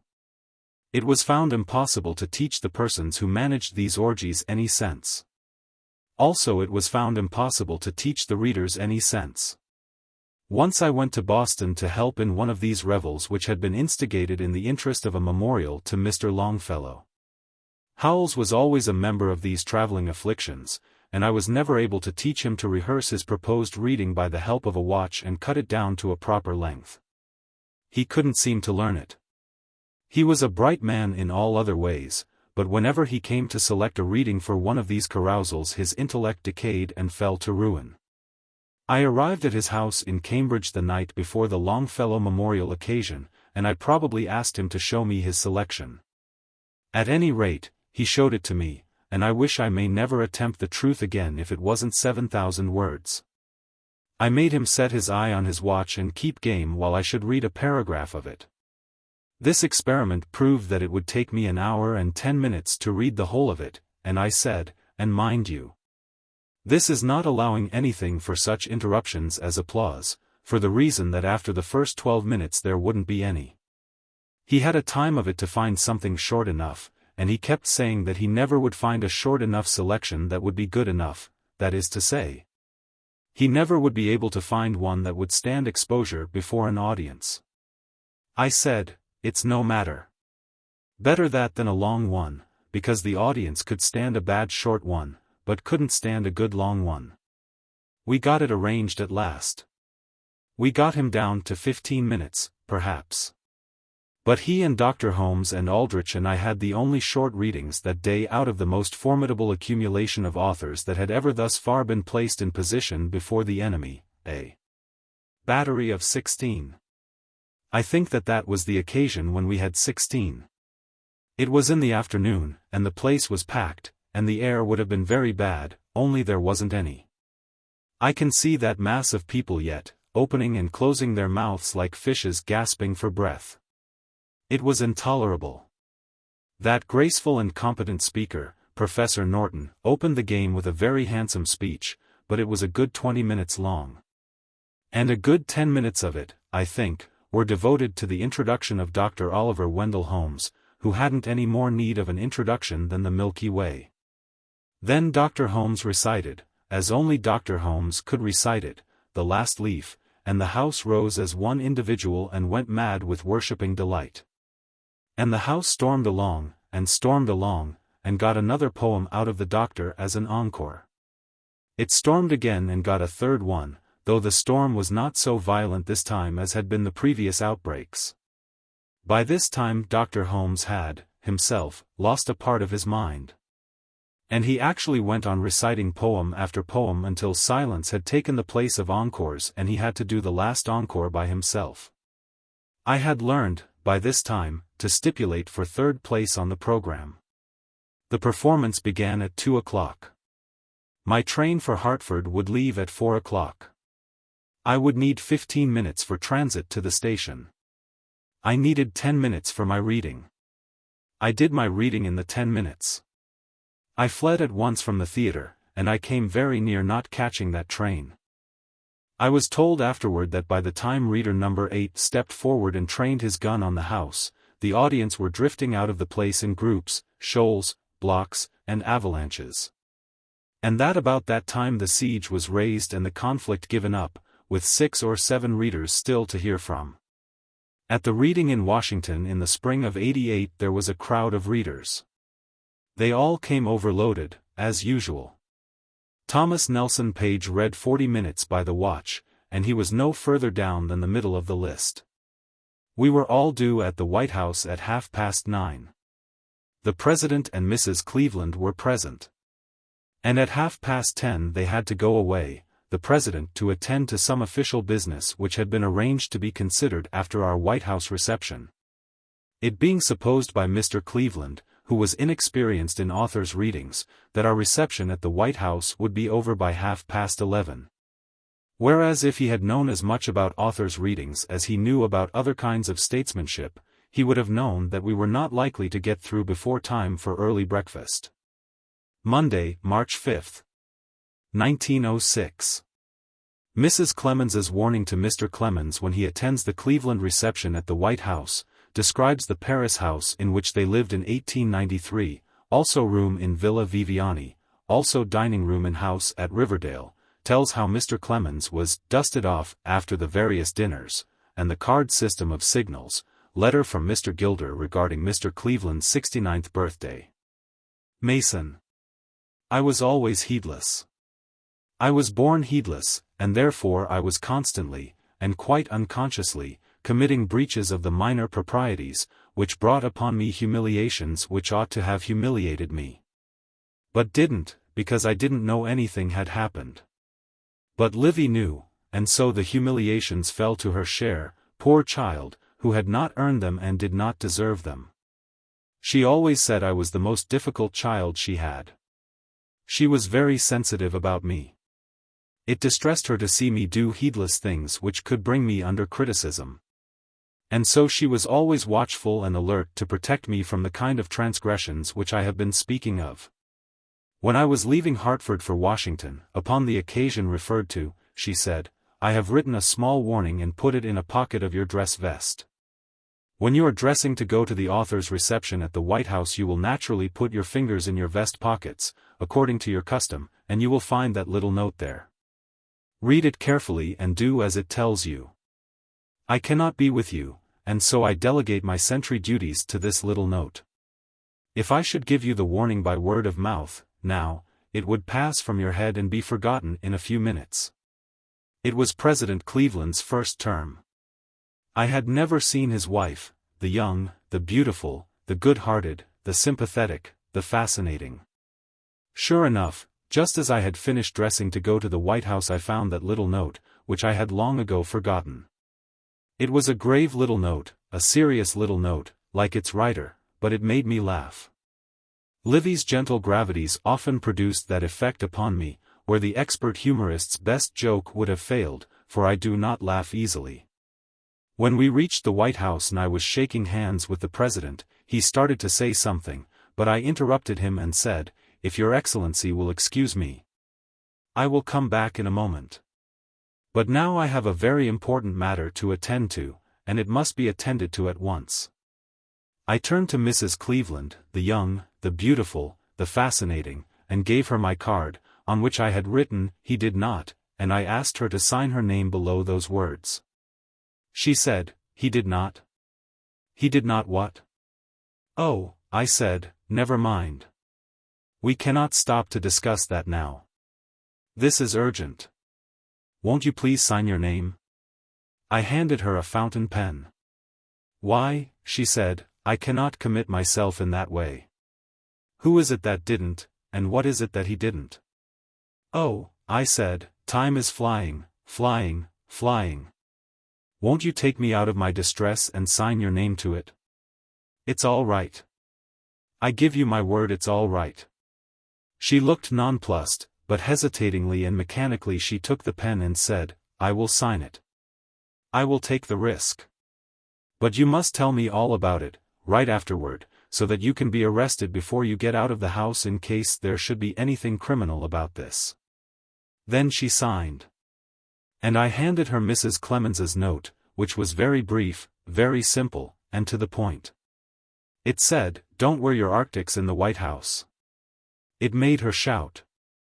And at my request she summoned a messenger and we sent that card at once to the mail on its way to Mrs. Clemens in Hartford.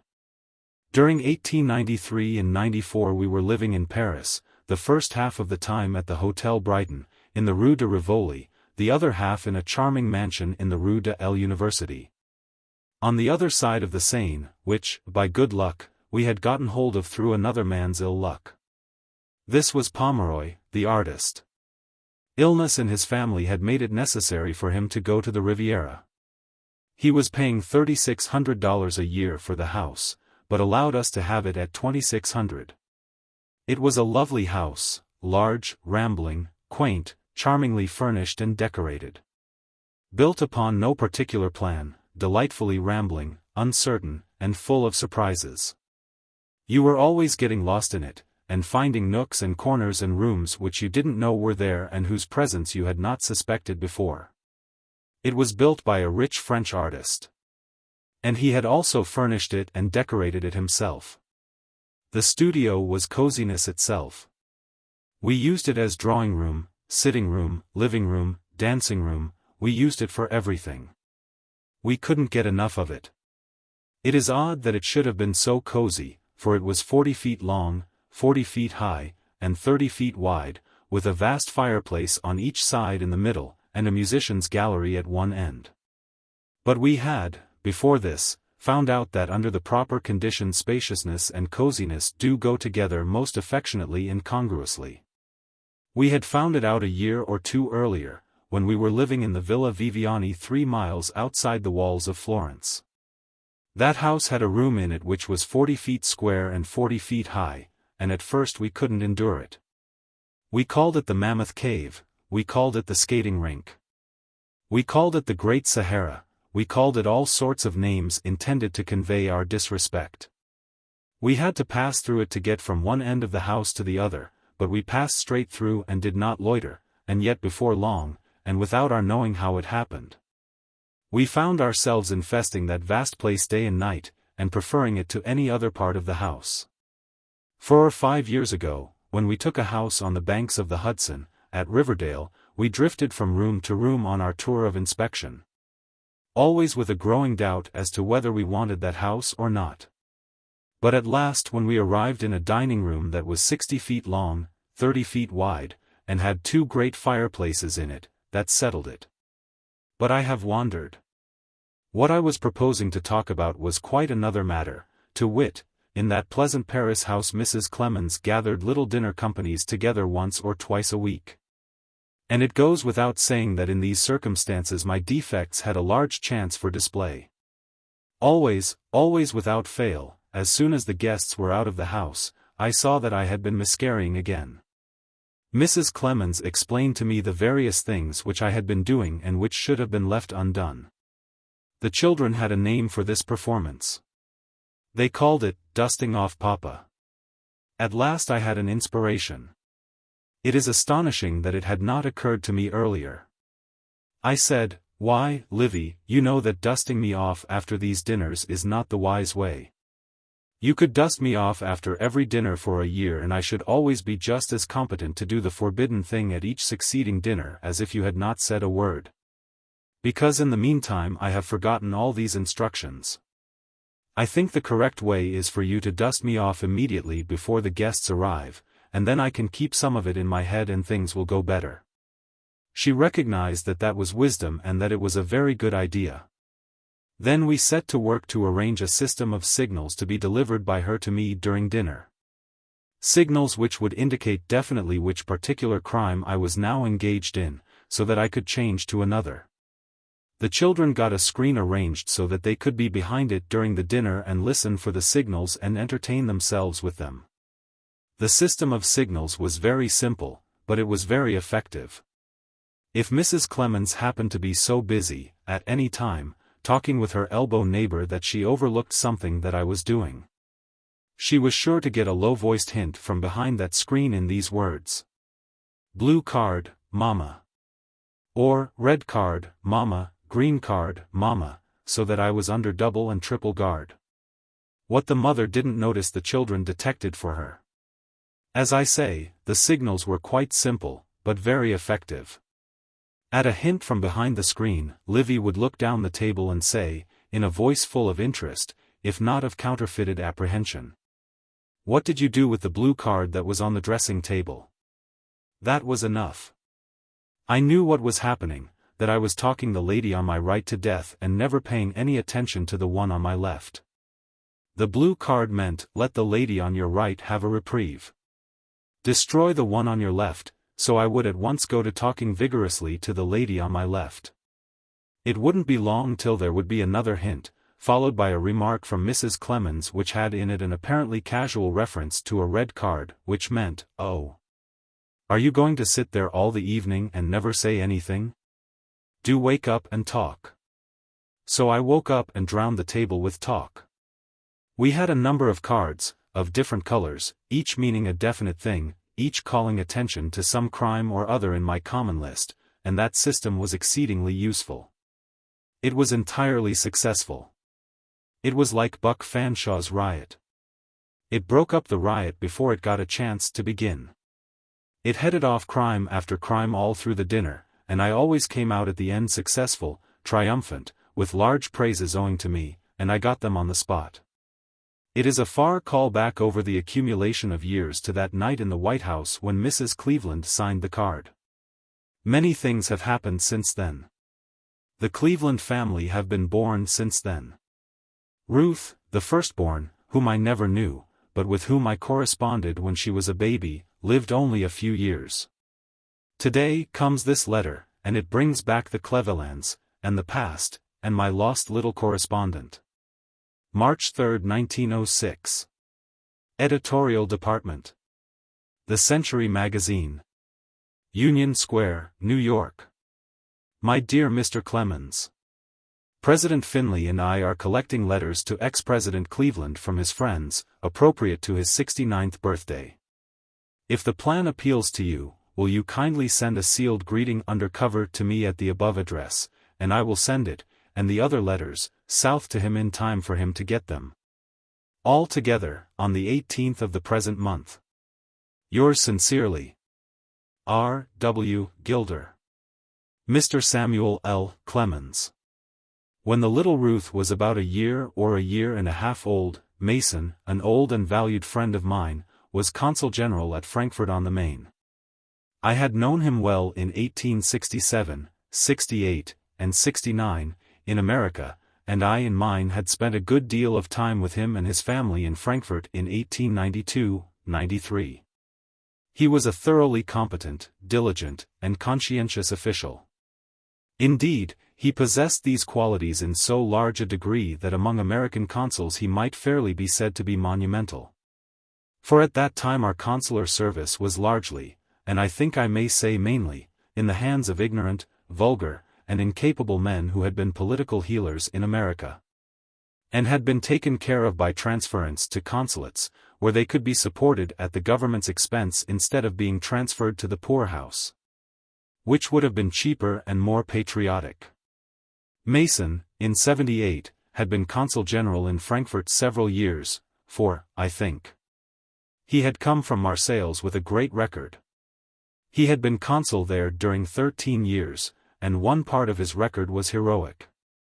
There had been a desolating cholera epidemic, and Mason was the only representative of any foreign country who stayed at his post and saw it through. And during that time he not only represented his own country, but he represented all the other countries in Christendom and did their work. And did it well and was praised for it in words of no uncertain sound. This great record of Mason's had saved him from official decapitation straight along while Republican presidents occupied the chair, but now it was occupied by a Democrat. Mr. Cleveland was not seated in it, he was not yet inaugurated, before he was deluged with applications from Democratic politicians desiring the appointment of 1,000 or so politically useful Democrats to Mason's place. A year or two later Mason wrote me and asked me if I couldn't do something to save him from destruction. Tuesday, March 6, 1906. Mr. Clemens makes Baby Ruth intercede in behalf of Mr. Mason, and he is retained in his place. Mr. Clemens's letter to ex-President Cleveland, Mr. Cleveland as sheriff. In Buffalo, as mayor, he vetoes ordinance of Railway Corporation. Mr. Clemens and Mr. Cable visit Governor Cleveland at Capitol, Albany. Mr. Clemens sits on the bells and summons 16 clerks. I was very anxious to keep him in his place, but at first I could not think of any way to help him, for I was a mugwump. We, the Mugwumps, a little company made up of the unenslaved of both parties.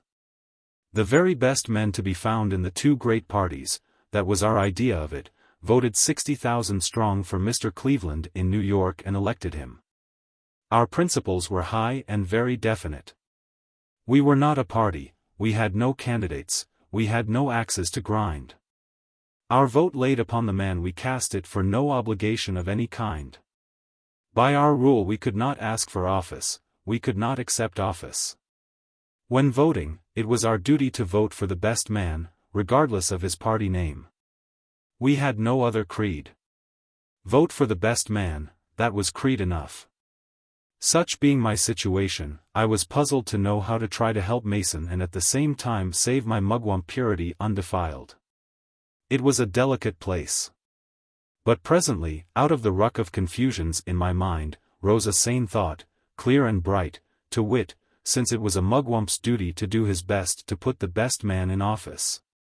Necessarily it must be a mugwump's duty to keep the best man in when he was already there. My course was easy now. It might not be quite delicate for a mugwump to approach the president directly, but I could approach him indirectly, with all delicacy. Since in that case not even courtesy would require him to take notice of an application which no one could prove had ever reached him. Yes, it was easy and simple sailing now. I could lay the matter before Ruth, in her cradle, and wait for results. I wrote the little child, and said to her all that I have just been saying about mugwump principles and the limitations which they put upon me. I explained that it would not be proper for me to apply to her father in Mr. Mason's behalf.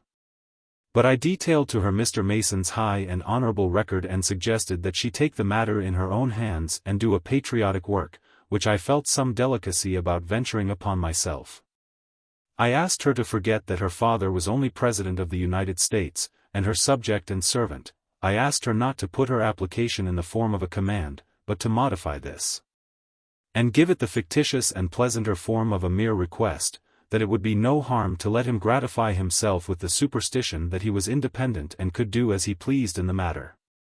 I begged her to put stress, and plenty of it, upon the proposition that to keep Mason in his place would be a benefaction to the nation. To enlarge upon that, and keep still about all other considerations. In due time I received a letter from the President, written with his own hand, signed by his own hand, acknowledging Ruth's intervention and thanking me for enabling him to save to the country the services of so good and well-tried a servant as Mason, and thanking me, also, for the detailed fullness of Mason's record, which could leave no doubt in anyone's mind that Mason was in his right place and ought to be kept there. In the beginning of Mr. Cleveland's second term a very strong effort to displace Mason was made, and Mason wrote me again. He was not hoping that we would succeed this time, because the assault upon his place was well organized, determined, and exceedingly powerful, but he hoped I would try again and see what I could do. I was not disturbed. It seemed to me that he did not know Mr. Cleveland or he would not be disturbed himself. I believed I knew Mr. Cleveland, and that he was not the man to budge an inch from his duty in any circumstances. And that he was a Gibraltar against whose solid bulk a whole Atlantic of assaulting politicians would dash itself in vain. I wrote Ruth Cleveland once more. Mason remained in his place, and I think he would have remained in it without Ruth's intercession. There have been other presidents since, but Mason's record has protected him, and the many and powerful efforts to dislodge him have all failed. Also, he has been complimented with promotions. He was promoted from Consul General in Frankfurt to Consul General at Berlin, our highest consular post in Germany. A year ago he was promoted another step, to the Consul Generalship in Paris, and he holds that place yet. Ruth, the child, remained not long on earth to help make it beautiful and to bless the home of her parents. But, little creature as she was, she did high service for her country, as I have shown, and it is right that this should be recorded and remembered. In accordance with the suggestion made in Gilder's letter, as copied in yesterday's talk, I have written the following note to ex-President Cleveland. Honored Sir, your patriotic virtues have won for you the homage of half the nation and the enmity of the other half. This places your character as a citizen upon a summit as high as Washington's. The verdict is unanimous and unassailable. The votes of both sides are necessary in cases like these, and the votes of the one side are quite as valuable as are the votes of the other. Where the votes are all in a man's favor, the verdict is against him. It is sand, and history will wash it away. But the verdict for you is rock, and will stand. S. L. Clemens. As of date March 18, 1906. When Mr. Cleveland was a member of a very strong and prosperous firm of lawyers, in Buffalo, just before the 70s, he was elected to the mayoralty. Presently a formidably rich and powerful railway corporation worked an ordinance through the city government whose purpose was to take possession of a certain section of the city inhabited altogether by the poor, the helpless, and the inconsequential, and drive those people out. Mr. Cleveland vetoed the ordinance. The other members of his law firm were indignant and also terrified. To them the thing which he had done meant disaster to their business. They waited upon him and begged him to reconsider his action. He declined to do it. They insisted. He still declined. He said that his official position imposed upon him a duty which he could not honorably avoid, therefore he should be loyal to it. That the helpless situation of these inconsequential citizens made it his duty to stand by them and be their friend, since they had no other. That he was sorry if this conduct of his must bring disaster upon the firm, but that he had no choice, his duty was plain, and he would stick to the position which he had taken. They intimated that this would lose him his place in the firm. He said he did not wish to be a damage to the copartnership, therefore they could remove his name from it, and without any hard feeling on his part. During the time that we were living in Buffalo in 70 and 71, Mr. Cleveland was sheriff, but I never happened to make his acquaintance, or even see him. In fact, I suppose I was not even aware of his existence. 14 years later, he was become the greatest man in the state. I was not living in the state at the time. He was governor, and was about to step into the post of President of the United States. At that time I was on the public highway in company with another bandit, George W. Cable. We were robbing the public with readings from our works during 4 months, and in the course of time we went to Albany to levy tribute, and I said, we ought to go and pay our respects to the governor. So Cable and I went to that majestic Capitol building and stated our errand. We were shown into the governor's private office, and I saw Mr. Cleveland for the first time. We three stood chatting together. I was born lazy, and I comforted myself by turning the corner of a table into a sort of seat.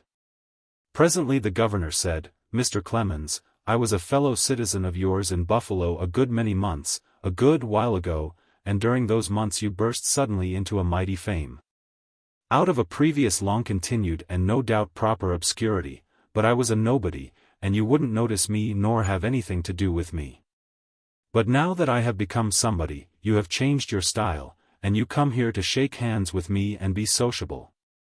How do you explain this kind of conduct? Oh, I said, it is very simple. Your Excellency. In Buffalo you were nothing but a sheriff. I was in society. I couldn't afford to associate with sheriffs. But you are a governor, now, and you are on your way to the presidency.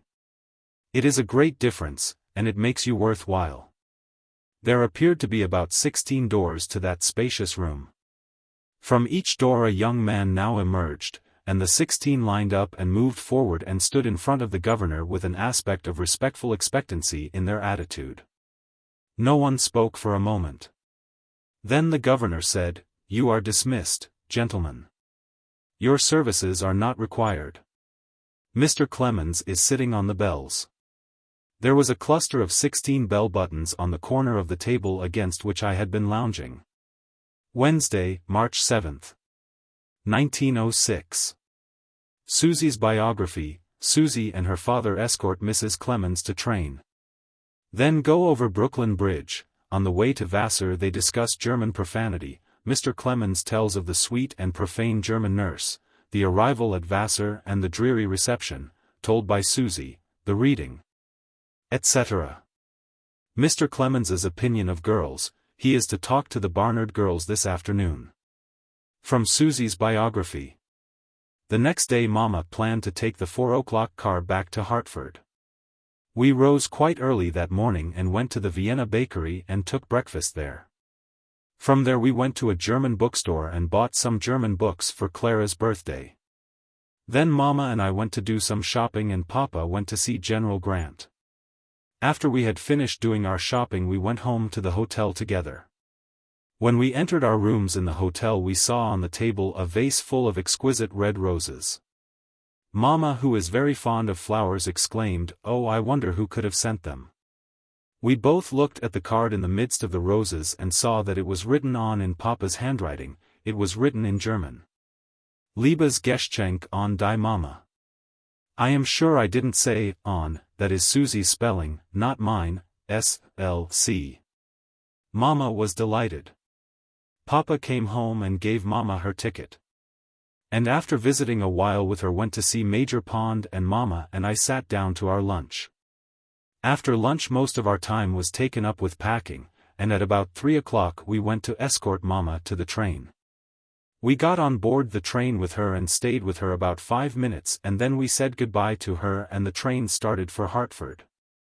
It was the first time I had ever been away from home without Mama in my life, although I was 13 years old.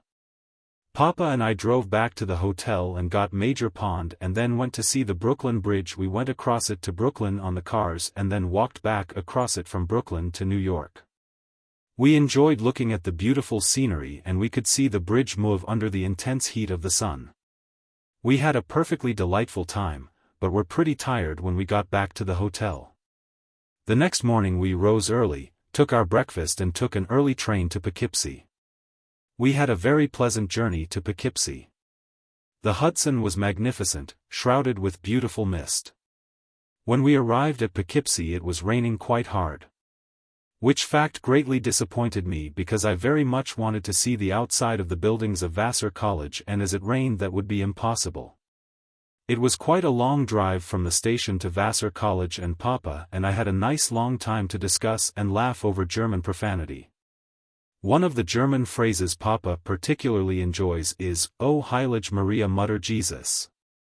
Jean has a German nurse, and this was one of her phrases. There was a time when Jean exclaimed, "Ach Gott," to every trifle, but when Mama found it out she was shocked and instantly put a stop to it. It brings that pretty little German creature vividly before me, a sweet and innocent and plump little creature, with peachy cheeks. A clear-souled little maiden and without offense, notwithstanding her profanities, and she was loaded to the eyebrows with them. She was a mere child. She was not 15 yet. She was just from Germany, and knew no English. She was always scattering her profanities around, and they were such a satisfaction to me that I never dreamed of such a thing as modifying her. For my own sake, I had no disposition to tell on her. Indeed, I took pains to keep her from being found out. I told her to confine her religious expressions to the children's quarters, and urged her to remember that Mrs. Clemens was prejudiced against pieties on weekdays. To the children, the little maid's profanities sounded natural and proper and right because they had been used to that kind of talk in Germany, and they attached no evil importance to it. It grieves me that I have forgotten those vigorous remarks. I long hoarded them in my memory as a treasure. But I remember one of them still, because I heard it so many times. The trial of that little creature's life was the children's hair. She would tug and strain with her comb, accompanying her work with her misplaced pieties. And when finally she was through with her triple job, she always fired up and exploded her thanks toward the sky, where they belonged, in this form: Gott sei Dank. Ich bin schon fertig mit Gott verdammt's Haar. I believe I am not quite brave enough to translate it. From Susie's biography. We at length reached Vassar College, and she looked very finely, her buildings and her grounds being very beautiful. We went to the front door and rang the bell. The young girl who came to the door wished to know who we wanted to see. Evidently we were not expected. Papa told her who we wanted to see, and she showed us to the parlor. We waited, no one came. And waited, no one came, still no one came. It was beginning to seem pretty awkward. "Oh well, this is a pretty piece of business," Papa exclaimed. At length we heard footsteps coming down the long corridor, and Miss C, the lady who had invited Papa, came into the room. She greeted Papa very pleasantly, and they had a nice little chat together. Soon the lady principal also entered, and she was very pleasant and agreeable. She showed us to our rooms and said she would send for us when dinner was ready. We went into our rooms, but we had nothing to do for half an hour except to watch the rain drops as they fell upon the window panes. At last we were called to dinner, and I went down without Papa, as he never eats anything in the middle of the day. I sat at the table with the lady principal and enjoyed very much seeing all the young girls trooping into the dining room. After dinner I went around the college with the young ladies, and Papa stayed in his room and smoked. When it was supper time, Papa went down and ate supper with us, and we had a very delightful supper. After supper the young ladies went to their rooms to dress for the evening. Papa went to his room and I went with the lady principal. At length the guests began to arrive, but Papa still remained in his room until called for. Papa read in the chapel. It was the first time I had ever heard him read in my life, that is, in public. When he came out on the stage, I remember the people behind me exclaimed, "Oh, how queer he is!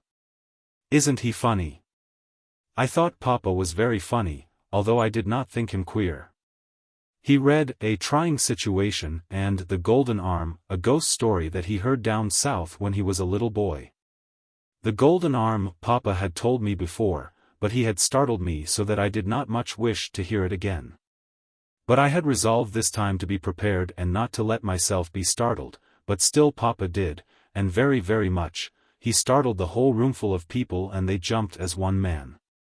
The other story was also very funny and interesting, and I enjoyed the evening inexpressibly much. After Papa had finished reading we all went down to the collation in the dining room, and after that there was dancing and singing. Then the guests went away and Papa and I went to bed. The next morning we rose early, took an early train for Hartford and reached Hartford at 2:30 o'clock. We were very glad to get back. How charitably she treats that ghastly experience. It is a dear and lovely disposition, and a most valuable one, that can brush away indignities and discourtesies and seek and find the pleasanter features of an experience. Susie had that disposition, and it was one of the jewels of her character that had come to her straight from her mother. It is a feature that was left out of me at birth. And at 70 I have not yet acquired it. I did not go to Vassar College professionally, but as a guest, and gratis. Aunt Clara, Mrs. Stanchfield, was a graduate of Vassar, and it was to please her that I inflicted that journey upon Susie and myself. The invitation had come to me from both the lady mentioned by Susie and the president of the college, a sour old saint who has probably been gathered to his fathers long ago. And I hope they enjoy him, I hope they enjoy his society. I think I can get along without it, in either end of the next world. We arrived at the college in that soaking rain, and Susie has described, with just a suggestion of dissatisfaction, the sort of reception we got. Susie had to sit in her damp clothes half an hour while we waited in the parlor, then she was taken to a fireless room and left to wait there again, as she has stated. I do not remember that president's name, and I am sorry. He did not put in an appearance until it was time for me to step upon the platform in front of that great garden of young and lovely blossoms. He caught up with me and advanced upon the platform with me and was going to introduce me. I said in substance, "You have allowed me to get along without your help thus far, and if you will retire from the platform I will try to do the rest without it." I did not see him any more, but I detest his memory. Of course my resentment did not extend to the students, and so I had an unforgettable good time talking to them. And I think they had a good time, too, for they responded as one man, to use Susie's unimprovable phrase.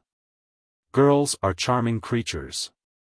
I shall have to be twice 70 years old before I change my mind as to that. I am to talk to a crowd of them this afternoon, students of Barnard College, the sex's annex to Columbia University. And I think I shall have just as pleasant a time with those lassies as I had with the Vassar girls 21 years ago. Thursday, March 8, 1906. Letter from brother of Captain Tancred. Mr. Clemens replied that original of Huckleberry Finn was Tom Blankenship, Tom's father town drunkard, describes Tom's character, death of Injun Joe, storm which came that night, incident of the Episcopal sextons and their reforms, Mr. Dawson's school in Hannibal, Archfuqua's great gift. For 30 years, I have received an average of a dozen letters a year from strangers who remember me, or whose fathers remember me as boy and young man. But these letters are almost always disappointing. I have not known these strangers nor their fathers. I have not heard of the names they mention. The reminiscences to which they call my attention have had no part in my experience, all of which means that these strangers have been mistaking me for somebody else. But at last I have the refreshment, this morning, of a letter from a man who deals in names that were familiar to me in my boyhood. The writer encloses a newspaper clipping which has been wandering through the press for 4 or 5 weeks, and he wants to know if his brother, Captain Tancred, was really the original of Huckleberry Finn.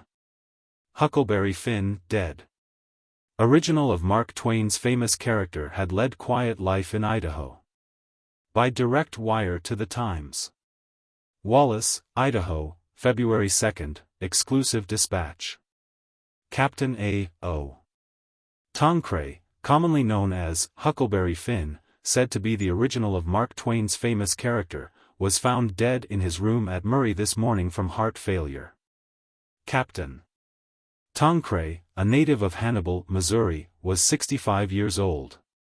In early life, he ran on steamboats on the Mississippi and the Missouri rivers, in frequent contact with Samuel L. Clemens, and tradition has it Mark Twain later used Tancred as his model for Huckleberry Finn. He came to Murray in 1884 and had been living a quiet life since. I have replied that Huckleberry Finn was Tom Blankenship. As this writer evidently knew the Hannibal of the 40s, he will easily recall Tom Blankenship. Tom's father was at one time town drunkard, an exceedingly well-defined and unofficial office of those days. He succeeded General, I forget the general's name, 31, and for a time he was sole and only incumbent of the office. But afterward Jimmy Finn proved competency and disputed the place with him. So we had 2 town drunkards at one time, and it made as much trouble in that village as Christendom experienced in the 14th century, when there were 2 popes at the same time. In Huckleberry Finn I have drawn Tom Blankenship exactly as he was. He was ignorant, unwashed, insufficiently fed, but he had as good a heart as ever any boy had. His liberties were totally unrestricted. He was the only really independent person, boy or man, in the community, and by consequence he was tranquilly and continuously happy, and was envied by all the rest of us. We liked him. We enjoyed his society. And as his society was forbidden us by our parents, the prohibition trebled and quadrupled its value, and therefore we sought and got more of his society than of any other boys. I heard, 4 years ago, that he was justice of the peace in a remote village in Montana, and was a good citizen and greatly respected. During Jimmy Finn's term he was not exclusive. He was not finical, he was not hypercritical, he was largely and handsomely democratic, and slept in the deserted tanyard with the hogs. My father tried to reform him once, but did not succeed. My father was not a professional reformer. In him the spirit of reform was spasmodic. It only broke out now and then, with considerable intervals between. Once he tried to reform Injun Joe. That also was a failure. It was a failure, and we boys were glad. For Injun Joe, drunk, was interesting and a benefaction to us, but Injun Joe, sober, was a dreary spectacle. We watched my father's experiments upon him with a good deal of anxiety, but it came out all right and we were satisfied. Injun Joe got drunk oftener than before, and became intolerably interesting. I think that in Tom Sawyer I starved Injun Joe to death in the cave. But that may have been to meet the exigencies of romantic literature. I can't remember now whether the real Injun Joe died in the cave or out of it, but I do remember that the news of his death reached me at a most unhappy time, that is to say, just at bedtime on a summer night, when a prodigious storm of thunder and lightning accompanied by a deluging rain that turned the streets and lanes into rivers caused me to repent and resolve to lead a better life. I can remember those awful thunderbursts and the white glare of the lightning yet, and the wild lashing of the rain against the windowpanes. By my teachings I perfectly well knew what all that wild rumpus was for. Satan had come to get Injun Joe, I had no shadow of doubt about it. It was the proper thing when a person like Injun Joe was required in the underworld, and I should have thought it strange and unaccountable if Satan had come for him in a less spectacular way. With every glare of lightning I shriveled and shrank together in mortal terror, and in the interval of black darkness that followed I poured out my lamentings over my lost condition, and my supplications for just one more chance, with an energy and feeling and sincerity quite foreign to my nature. But in the morning I saw that it was a false alarm and concluded to resume business at the old stand and wait for another reminder. The axiom says, history repeats itself. A week or two ago my nephew, by marriage, Edward Loomis, dined with us, along with his wife, my niece, née Julie Langdon. He is vice president of the Delaware and Lackawanna Railway System. The duties of his office used to carry him frequently to Elmira, New York. The exigencies of his courtship carried him there still oftener, and so in the course of time he came to know a good many of the citizens of that place. At dinner he mentioned a circumstance which flashed me back over about 60 years and landed me in that little bedroom on that tempestuous night. He said Mr. Buckley was sexton of the Episcopal Church in Elmira, and had been for many years the competent superintendent of all the church's worldly affairs, and was regarded by the whole congregation as a stay, a blessing, a priceless treasure.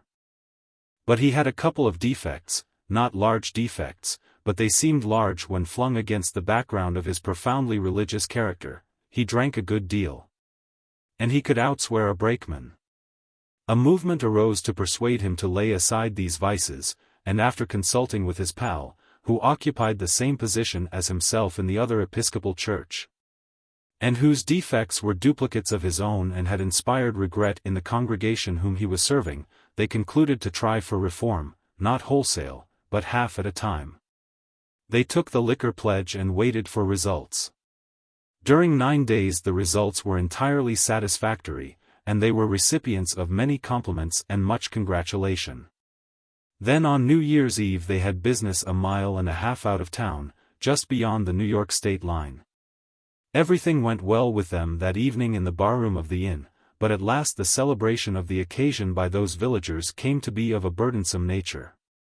It was a bitter cold night and the multitudinous hot toddies that were circulating began, by and by, to exert a powerful influence upon the new prohibitionists. At last Buckley's friend remarked, "Buckley, does it occur to you that we are outside the diocese?" That ended reform number 1. Then they took a chance in reform number 2. For a while that one prospered and they got much applause. One morning this step-nephew of mine, Loomis, met Buckley on the street and said, "You have made a gallant struggle against those defects of yours. I am aware that you failed on no 1, but I am also aware that you are having better luck with number 2. Yes, Buckley said, number 2 is all right and sound up to date, and we are full of hope. Loomis said, Buckley, of course you have your troubles like other people, but they never show on the outside. I have never seen you when you were not cheerful. Are you always cheerful? Really always cheerful? Well no, he said. No, I can't say that I am always cheerful, but, well, you know that kind of a night that comes. You wake up way in the night and the whole world is sunk in gloom and there are storms and earthquakes and all sorts of disasters in the air threatening and you get cold and chill. And when that happens to me I recognize how sinful I am and it goes all clear to my heart and wrings it and I have such terrors and terrors, oh, they are indescribable. Those terrors that assail and thrill me, and I slip out of bed and get on my knees and pray and pray and pray and promise that I will be good, etc. And then, you know, in the morning the sun shines out so lovely and the birds sing and the whole world is so beautiful, and, be God, I rally. Now I will quote a brief paragraph from this letter which I have received from Mr. Tancred. He says, You no doubt are at a loss to know who I am. I will tell you. In my younger days I was a resident of Hannibal, Missouri, and you and I were schoolmates attending Mr. Dawson's school along with Sam and Will Bowen and Andy Fuqua and others whose names I have forgotten. I was then about the smallest boy in school, for my age, and they called me Little Alec Tancred for short. I don't remember Alec Tancred, but I knew those other people as well as I knew the town drunkards. I remember Dawson's schoolhouse perfectly. If I wanted to describe it I could save myself the trouble by conveying the description of it to these pages from Tom Sawyer. I can remember the drowsy and inviting summer sounds that used to float in through the open windows from that distant boy paradise, Cardiff Hill, and mingle with the murmurs of the studying pupils and make them the more dreary by the contrast. I remember Andy Fuqua, the oldest pupil, a man of 25. I remember the youngest pupil, Nanny Owsley, a child of 7. I remember George Robards, 18 or 20 years old, the only pupil who studied Latin. I remember vaguely the rest of the 25 boys and girls. I remember Mr. Dawson very well. I remember his boy, Theodore, who was as good as he could be. In fact he was inordinately good, extravagantly good, offensively good, detestably good, and he had pop eyes, and I would have drowned him if I had had a chance. In that school we were all about on an equality, and, so far as I remember, the passion of envy had no place in our hearts, except in the case of Arch Fuqua, the other one's brother. Of course we all went barefoot in the summertime. Arch Fuqua was about my own age, 10 or 11. In the winter we could stand him, because he wore shoes then, and his great gift was hidden from our sight and we were enabled to forget it. But in the summertime he was a bitterness to us. He was our envy, for he could double back his big toe and let it fly and you could hear it snap 30 yards. There was not another boy in the school that could approach this feat. He had not a rival as regards a physical distinction, except in Theodore Eddy, who could work his ears like a horse.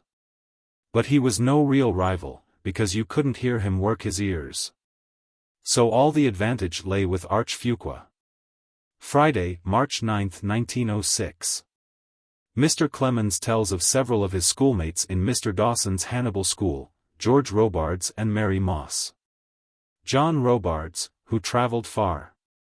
John Garth and Helen Kercheval, Mr. Kercheval's slave woman and his apprentice saved Mr. Clemens from drowning in Bear Creek. Meredith, who became a guerrilla chief in Civil War, Will and Sam Bowen. Mississippi pilots, died of yellow fever. I am talking of a time 60 years ago and upward. I remember the names of some of those schoolmates, and, by fitful glimpses, even their faces rise before me for a moment, only just long enough to be recognized, then they vanish. I catch glimpses of George Robards, the Latin pupil, slender, pale, studious, bending over his book and absorbed in it. His long straight black hair hanging down below his jaws like a pair of curtains on the sides of his face. I can see him give his head a toss and flirt one of the curtains back around his head, to get it out of his way, apparently, really to show off. In that day it was a great thing among the boys to have hair of so flexible a sort that it could be flung back in that way, with a flirt of the head. George Robards was the envy of us all. For there was no hair among us that was so competent for this exhibition as his. My hair was a dense ruck of short curls, and so was my brother Henry's.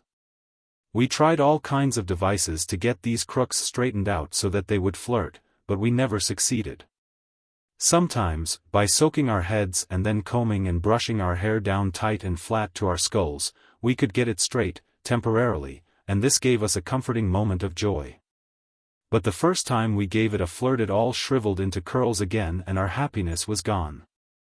George was a fine young fellow in all ways. He and Mary Moss were sweethearts and pledged to eternal constancy, from a time when they were merely children.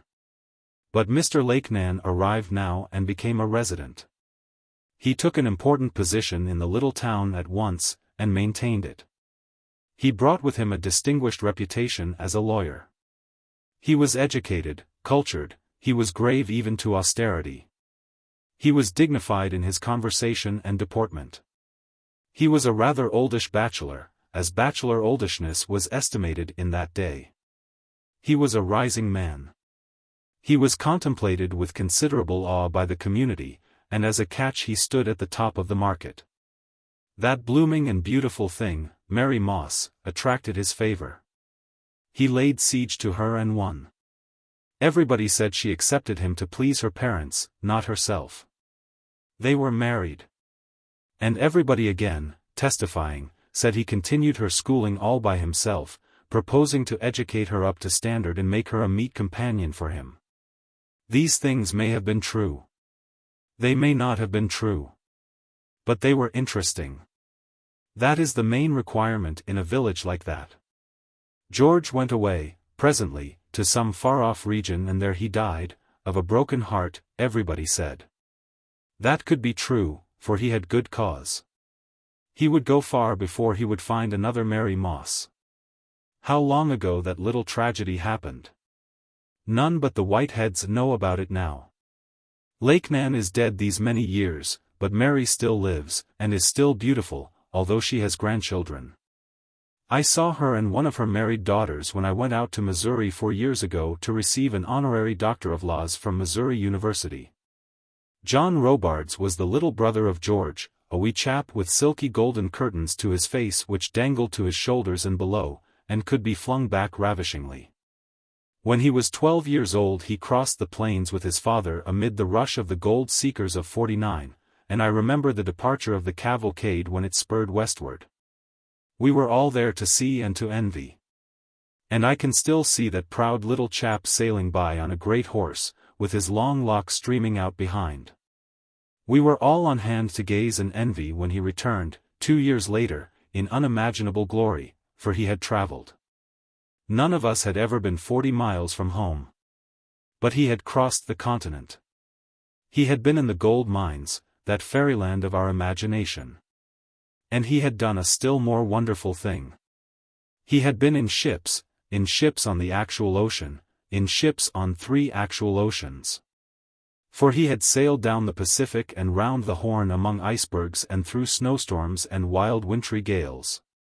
And had sailed on and turned the corner and flown northward in the trades and up through the blistering equatorial waters, and there in his brown face were the proofs of what he had been through. We would have sold our souls to Satan for the privilege of trading places with him. I saw him when I was out on that Missouri trip 4 years ago. He was old then, though not quite so old as I, and the burden of life was upon him. He said his granddaughter, 12 years old, had read my books and would like to see me. It was a pathetic time, for she was a prisoner in her room and marked for death. And John knew that she was passing swiftly away. 12 years old, just her grandfather's age when he rode away on that great journey. In her I seemed to see that boy again. It was as if he had come back out of that remote past and was present before me in his golden youth. Her malady was heart disease, and her brief life came to a close a few days later. Another of those schoolboys was John Garth. And one of the prettiest of the schoolgirls was Helen Kercheval. They grew up and married. He became a prosperous banker and a prominent and valued citizen, and a few years ago he died, rich and honored. He died. It is what I have to say about so many of those boys and girls. The widow still lives, and there are grandchildren. I saw John's tomb when I made that Missouri visit. Mr. Kercheval had an apprentice in the early days when I was 9 years old, and he had also a slave woman who had many merits. But I can't feel either very kindly or forgivingly toward either that good apprentice boy or that good slave woman, for they saved my life. One day when I was playing on a loose log which I supposed was attached to a raft, but it wasn't, it tilted me into Bear Creek. And when I had been under water twice and was coming up to make the third and fatal descent, my fingers appeared above the water and that slave woman seized them and pulled me out. Within a week I was in again, and that apprentice had to come along just at the wrong time, and he plunged in and dived, pawed around on the bottom and found me, and dragged me out. Emptied the water out of me, and I was saved again. I was drowned 7 times after that before I learned to swim, once in Bear Creek and 6 times in the Mississippi. I do not now know who the people were who interfered with the intentions of a providence wiser than themselves, but I hold a grudge against them yet. Another schoolmate was John Meredith, a boy of a quite uncommonly sweet and gentle disposition. He grew up, and when the Civil War broke out he became a sort of guerrilla chief on the Confederate side. And I was told that in his raids upon Union families in the country parts of Monroe County, in earlier times the friends and familiars of his father, he was remorseless in his devastations and sheddings of blood. It seems almost incredible that this could have been that gentle comrade of my school days, yet it can be true, for Robespierre when he was young was like that. John has been in his grave many and many a year. Will Bowen was another schoolmate, and so was his brother, Sam, who was his junior by a couple of years. Before the Civil War broke out both became St. Louis and New Orleans pilots. While Sam was still very young he had a curious adventure. He fell in love with a girl of 16, only child of a very wealthy German brewer. He wanted to marry her, but he and she both thought that the papa would not only not consent, but would shut his door against Sam. The old man was not so disposed, but they were not aware of that. He had his eye upon them, and it was not a hostile eye. That indiscreet young couple got to living together surreptitiously. Before long the old man died. When the will was examined it was found that he had left the whole of his wealth to Mrs. Samuel A. Bowen. Then the poor things made another mistake. They rushed down to the French suburb, Carondelet, and got a magistrate to marry them and date the marriage back a few months. The old brewer had some nieces and nephews and cousins, and different kinds of assets of that sort, and they traced out the fraud and proved it and got the property. This left Sam with a girl wife on his hands and the necessity of earning a living for her at the pilot wheel. After a few years Sam and another pilot were bringing a boat up from New Orleans when the yellow fever broke out among the few passengers and the crew. Both pilots were stricken with it and there was nobody to take their place at the wheel. The boat was landed at the head of Island 82 to wait for succor. Death came swiftly to both pilots, and there they lie buried, unless the river has cut the graves away and washed the bones into the stream, a thing which has probably happened long ago. Monday, March 12, 1906. Mr. Clemens comments on the killing of 600 Moros, men, women and children, in a crater bowl near Jolo in the Philippines. Our troops commanded by General Wood, contrasts this battle with various other details of our military history, the newspaper's attitude toward the announcements, the president's message of congratulation. We will stop talking about my schoolmates of 60 years ago, for the present, and return to them later. They strongly interest me, and I am not going to leave them alone permanently. Strong as that interest is, it is for the moment pushed out of the way by an incident of today, which is still stronger. This incident burst upon the world last Friday in an official cablegram from the commander of our forces in the Philippines to our government at Washington. The substance of it was as follows. A tribe of Moros, dark-skinned savages, had fortified themselves in the bowl of an extinct crater not many miles from Holo. And as they were hostiles, and bitter against us because we have been trying for 8 years to take their liberties away from them, their presence in that position was a menace. Our commander, Gen. Leonard Wood, ordered a reconnaissance. It was found that the Moros numbered 600, counting women and children. That their crater bowl was in the summit of a peak or mountain 2,200 feet above sea level, and very difficult of access for Christian troops and artillery. Then General Wood ordered a surprise, and went along himself to see the order carried out. Our troops climbed the heights by devious and difficult trails, and even took some artillery with them. The kind of artillery is not specified, but in one place it was hoisted up a sharp acclivity by tackle a distance of some 300 feet. Arrived at the rim of the crater, the battle began. Our soldiers numbered 540. They were assisted by auxiliaries consisting of a detachment of native constabulary in our pay, their numbers not given, and by a naval detachment, whose numbers are not stated. But apparently the contending parties were about equal as to number, 600 men on our side, on the edge of the bowl, 600 men, women, and children in the bottom of the bowl. Depth of the bowl, 50 feet. General Wood's order was, kill or capture the 600. The battle began, it is officially called by that name, our forces firing down into the crater with their artillery and their deadly small arms of precision. The savages furiously returning the fire, probably with brickbats, though this is merely a surmise of mine, as the weapons used by the savages are not nominated in the cablegram. Heretofore the Moros have used knives and clubs mainly, also ineffectual trade muskets when they had any. The official report stated that the battle was fought with prodigious energy on both sides during a day and a half, and that it ended with a complete victory for the American arms. The completeness of the victory is established by this fact, that of the 600 Moros not one was left alive. The brilliancy of the victory is established by this other fact, to wit, that of our 600 heroes only 15 lost their lives. General Wood was present and looking on. His order had been, kill or capture those savages.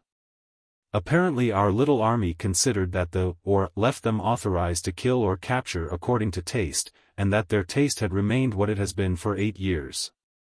In our army out there, the taste of Christian butchers. The official report quite properly extolled and magnified the heroism and gallantry of our troops, lamented the loss of the 15 who perished, and elaborated the wounds of 32 of our men who suffered injury, and even minutely and faithfully described the nature of the wounds, in the interest of future historians of the United States. It mentioned that a private had one of his elbows scraped by a missile, and the private's name was mentioned. Another private had the end of his nose scraped by a missile. His name was also mentioned, by cable, at $1.50 a word. Next day's news confirmed the previous day's report and named our 15 killed and 32 wounded again, and once more described the wounds and gilded them with the right adjectives. Let us now consider 2 or 3 details of our military history. In one of the great battles of the Civil War 10% of the forces engaged on the two sides were killed and wounded. At Waterloo, where 400,000 men were present on the two sides, 50,000 fell, killed and wounded, in 5 hours. Leaving 350,000 sound and all right for further adventures. 8 years ago, when the pathetic comedy called the Cuban War was played, we summoned 250,000 men.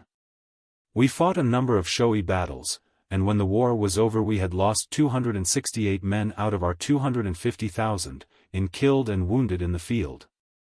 And just 14 times as many by the gallantry of the army doctors in the hospitals and camps. We did not exterminate the Spaniards, far from it.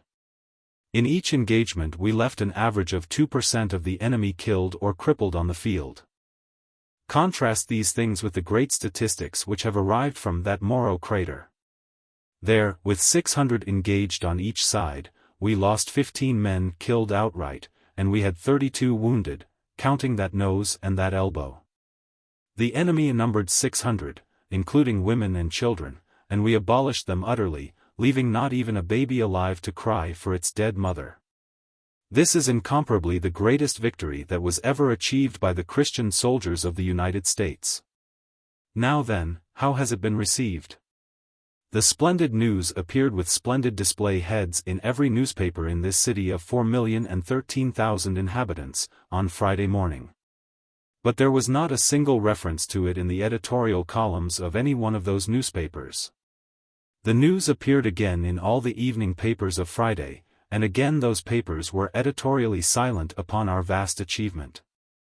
Next day's additional statistics and particulars appeared in all the morning papers, and still without a line of editorial rejoicing or a mention of the matter in any way. These additions appeared in the evening papers of that same day, Saturday, and again without a word of comment. In the columns devoted to correspondence, in the morning and evening papers of Friday and Saturday, nobody said a word about the battle. Ordinarily those columns are teeming with the passions of the citizen. He lets no incident go by, whether it be large or small, without pouring out his praise or blame, his joy or his indignation, about the matter in the correspondence column.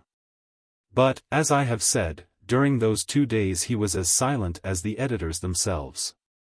So far as I can find out, there was only one person among our 80 millions who allowed himself the privilege of a public remark on this great occasion, that was the President of the United States. All day Friday he was as studiously silent as the rest. But on Saturday he recognized that his duty required him to say something, and he took his pen and performed that duty. If I know President Roosevelt, and I am sure I do, this utterance cost him more pain and shame than any other that ever issued from his pen or his mouth. I am far from blaming him. If I had been in his place my official duty would have compelled me to say what he said. It was a convention, an old tradition, and he had to be loyal to it. There was no help for it. This is what he said. Washington, March 10th. Wood, Manila. I congratulate you and the officers and men of your command upon the brilliant feat of arms wherein you and they so well upheld the honor of the American flag. Signed, Theodore Roosevelt. His whole utterance is merely a convention. Not a word of what he said came out of his heart. He knew perfectly well that to pen 600 helpless and weaponless savages in a hole like rats in a trap and massacre them in detail during a stretch of a day and a half, from a safe position on the heights above, was no brilliant feat of arms, and would not have been a brilliant feat of arms even if Christian America, represented by its salaried soldiers, had shot them down with Bibles and the Golden Rule instead of bullets. He knew perfectly well that our uniformed assassins had not upheld the honor of the American flag, but had done as they have been doing continuously for 8 years in the Philippines, that is to say, they had dishonored it. The next day, Sunday, which was yesterday, the cable brought us additional news, still more splendid news, still more honor for the flag. The first display head shouts this information at us in stentorian capitals: women slain in Moro slaughter. Slaughter is a good word. Certainly there is not a better one in the unabridged dictionary for this occasion. The next display line says, with children they mixed in mob in crater, and all died together. They were mere naked savages, and yet there is a sort of pathos about it when that word children falls under your eye. For it always brings before us our perfectest symbol of innocence and helplessness. And by help of its deathless eloquence color, creed, and nationality vanish away and we see only that they are children, merely children. And if they are frightened and crying and in trouble, our pity goes out to them by natural impulse. We see a picture. We see the small forms. We see the terrified faces. We see the tears. We see the small hands clinging in supplication to the mother, but we do not see those children that we are speaking about. We see in their places the little creatures whom we know and love. The next heading blazes with American and Christian glory like to the sun in the zenith. Death list is now 900. I was never so enthusiastically proud of the flag till now. The next heading explains how safely our daring soldiers were located. It says, Impossible to tell sexes apart in fierce battle on top of Mount Dajo. The naked savages were so far away, down in the bottom of that trap, that our soldiers could not tell the breasts of a woman from the rudimentary paps of a man, so far away that they couldn't tell a toddling little child from a black 6-footer. This was by all odds the least dangerous battle that Christian soldiers of any nationality were ever engaged in. The next heading says, "Fighting for 4 days." So our men were at it 4 days instead of a day and a half. It was a long and happy picnic with nothing to do but sit in comfort and fire the golden rule into those people down there and imagine letters to write home to the admiring families. And pile glory upon glory. Those savages fighting for their liberties had the 4 days, too, but it must have been a sorrowful time for them. Every day they saw 225 of their number slain. And this provided them grief and mourning for the night, and doubtless without even the relief and consolation of knowing that in the meantime they had slain 4 of their enemies and wounded some more on the elbow and the nose. The closing heading says, "Lieutenant Johnson blown from parapet by exploding artillery gallantly leading charge." Lieutenant Johnson had pervaded the cablegrams from the first. He and his wound have sparkled around through them like the serpentine thread of fire that goes excursioning through the black crisp fabric of a fragment of burnt paper. It reminds one of Gillette's comedy farce of a few years ago. Too much Johnson. Apparently Johnson was the only wounded man on our side whose wound was worth anything as an advertisement. It has made a great deal more noise in the world than has any similar event since Humpty Dumpty fell off the wall and got injured. The official dispatches do not know which to admire most, Johnson's adorable wound or the 900 murders. The ecstasies flowing from Army headquarters on the other side of the globe to the White House, at $1.50 a word, have set fire to similar ecstasies in the President's breast. It appears that the immortally wounded was a Rough Rider under Lieutenant Colonel Theodore Roosevelt at San Juan Hill, that twin of Waterloo, when the colonel of the regiment, the present Major General Dr. Leonard Wood, went to the rear to bring up the pills and missed the fight. The President has a warm place in his heart for anybody who was present at that bloody collision of military solar systems, and so he lost no time in cabling to the wounded hero, "How are you?" And got a cable answer, "Fine, thanks." This is historical. This will go down to posterity. Johnson was wounded in the shoulder with a slug. The slug was in a shell, for the account says the damage was caused by an exploding shell which blew Johnson off the rim. The people down in the hole had no artillery. Therefore it was our artillery that blew Johnson off the rim.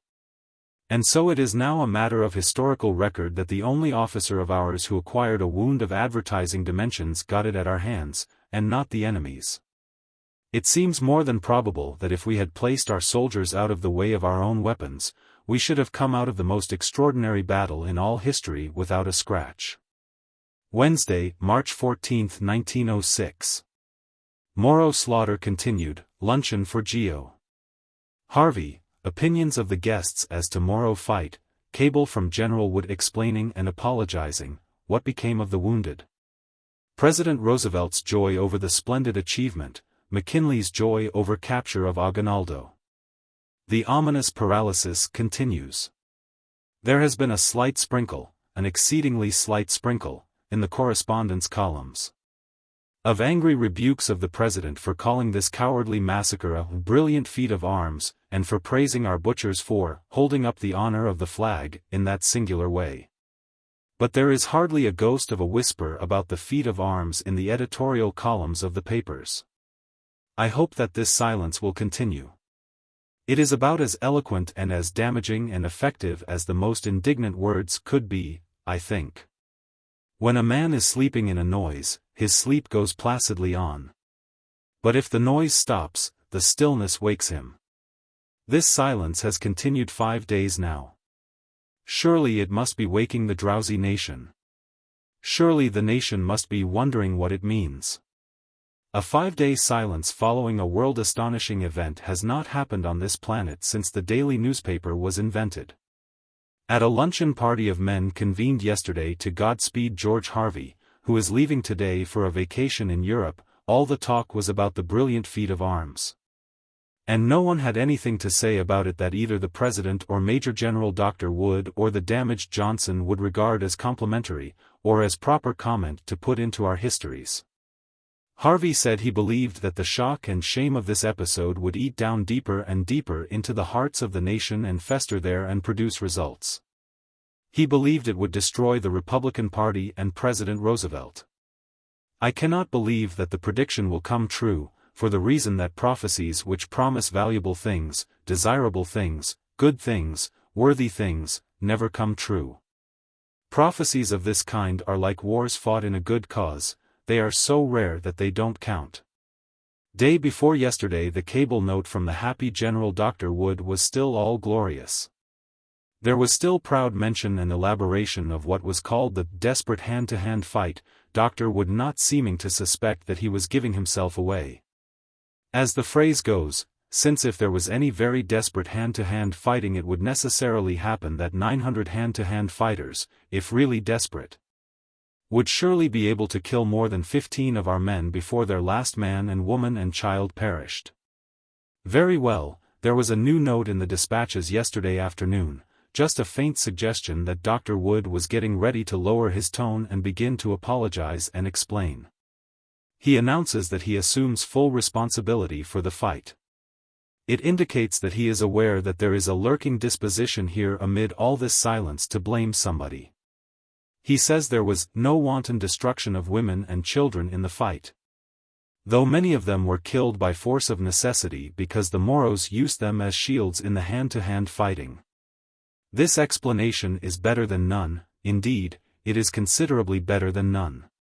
Yet if there was so much hand-to-hand fighting there must have arrived a time, toward the end of the 4 days' butchery, when only one native was left alive. We had 600 men present. We had lost only 15, why did the 600 kill that remaining man, or woman, or child? Dr. Wood will find that explaining things is not in his line. He will find that where a man has the proper spirit in him and the proper force at his command, it is easier to massacre 900 unarmed animals than it is to explain why he made it so remorselessly complete. Next he furnishes us this sudden burst of unconscious humor, which shows that he ought to edit his reports before he cables them. Many of the Moros feigned death and butchered the American hospital men who were relieving the wounded. We have the curious spectacle of hospital men going around trying to relieve the wounded savages. For what reason? The savages were all massacred. The plain intention was to massacre them all and leave none alive. Then where was the use in furnishing mere temporary relief to a person who was presently to be exterminated? The dispatches call this battue a battle. In what way was it a battle? It has no resemblance to a battle. In a battle there are always as many as 5 wounded men to 1 killed outright. When this so-called battle was over, there were certainly not fewer than 200 wounded savages lying on the field. What became of them? Since not one savage was left alive. The inference seems plain. We cleaned up our 4 days' work and made it complete by butchering those helpless people.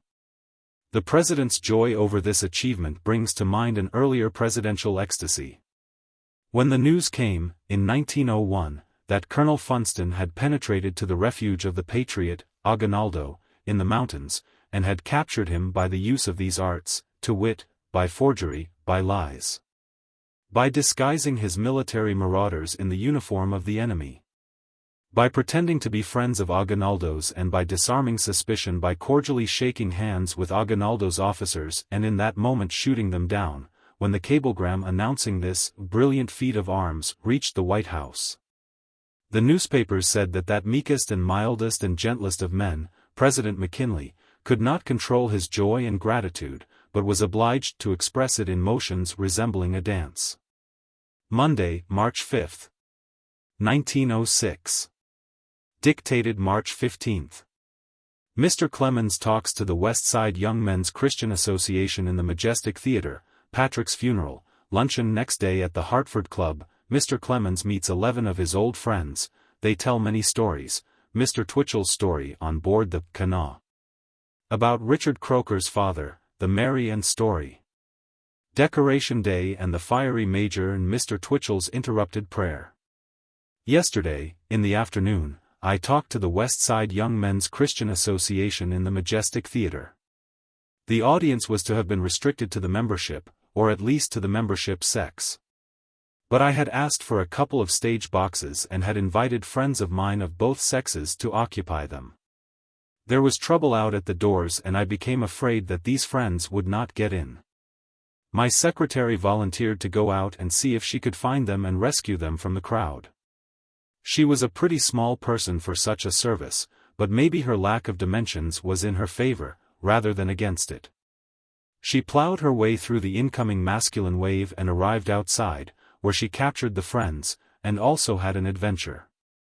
Just as the police were closing the doors of the theater and announcing to the crowd that the place was full and no more could be admitted, a flushed and excited man crowded his way to the door and got as much as his nose in, but there the officer closed the door and the man was outside. He and my secretary were for the moment the center of attention, she because of her solitariness in that sea of masculinity, and he because he had been defeated before folks. A thing which we all enjoy, even when we are West Side young Christians and ought to let on that we don't. The man looked down at my secretary, anybody can do that without standing on a chair, and he began pathetically, I say began pathetically. The pathos of his manner and his words was confined to his beginning. He began on my secretary, then shifted to the crowd for a finish. He said, I have been a member of this West Side Young Men's Christian Association in good standing for 7 years, and have always done the best I could, yet never once got any reward.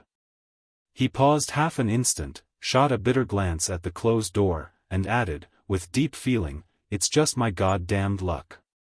I think it damaged my speech for my secretary. The speech was well enough, certainly better than the report of it in the papers, but in spite of her compliments, I knew there was nothing in it so good as what she had heard outside.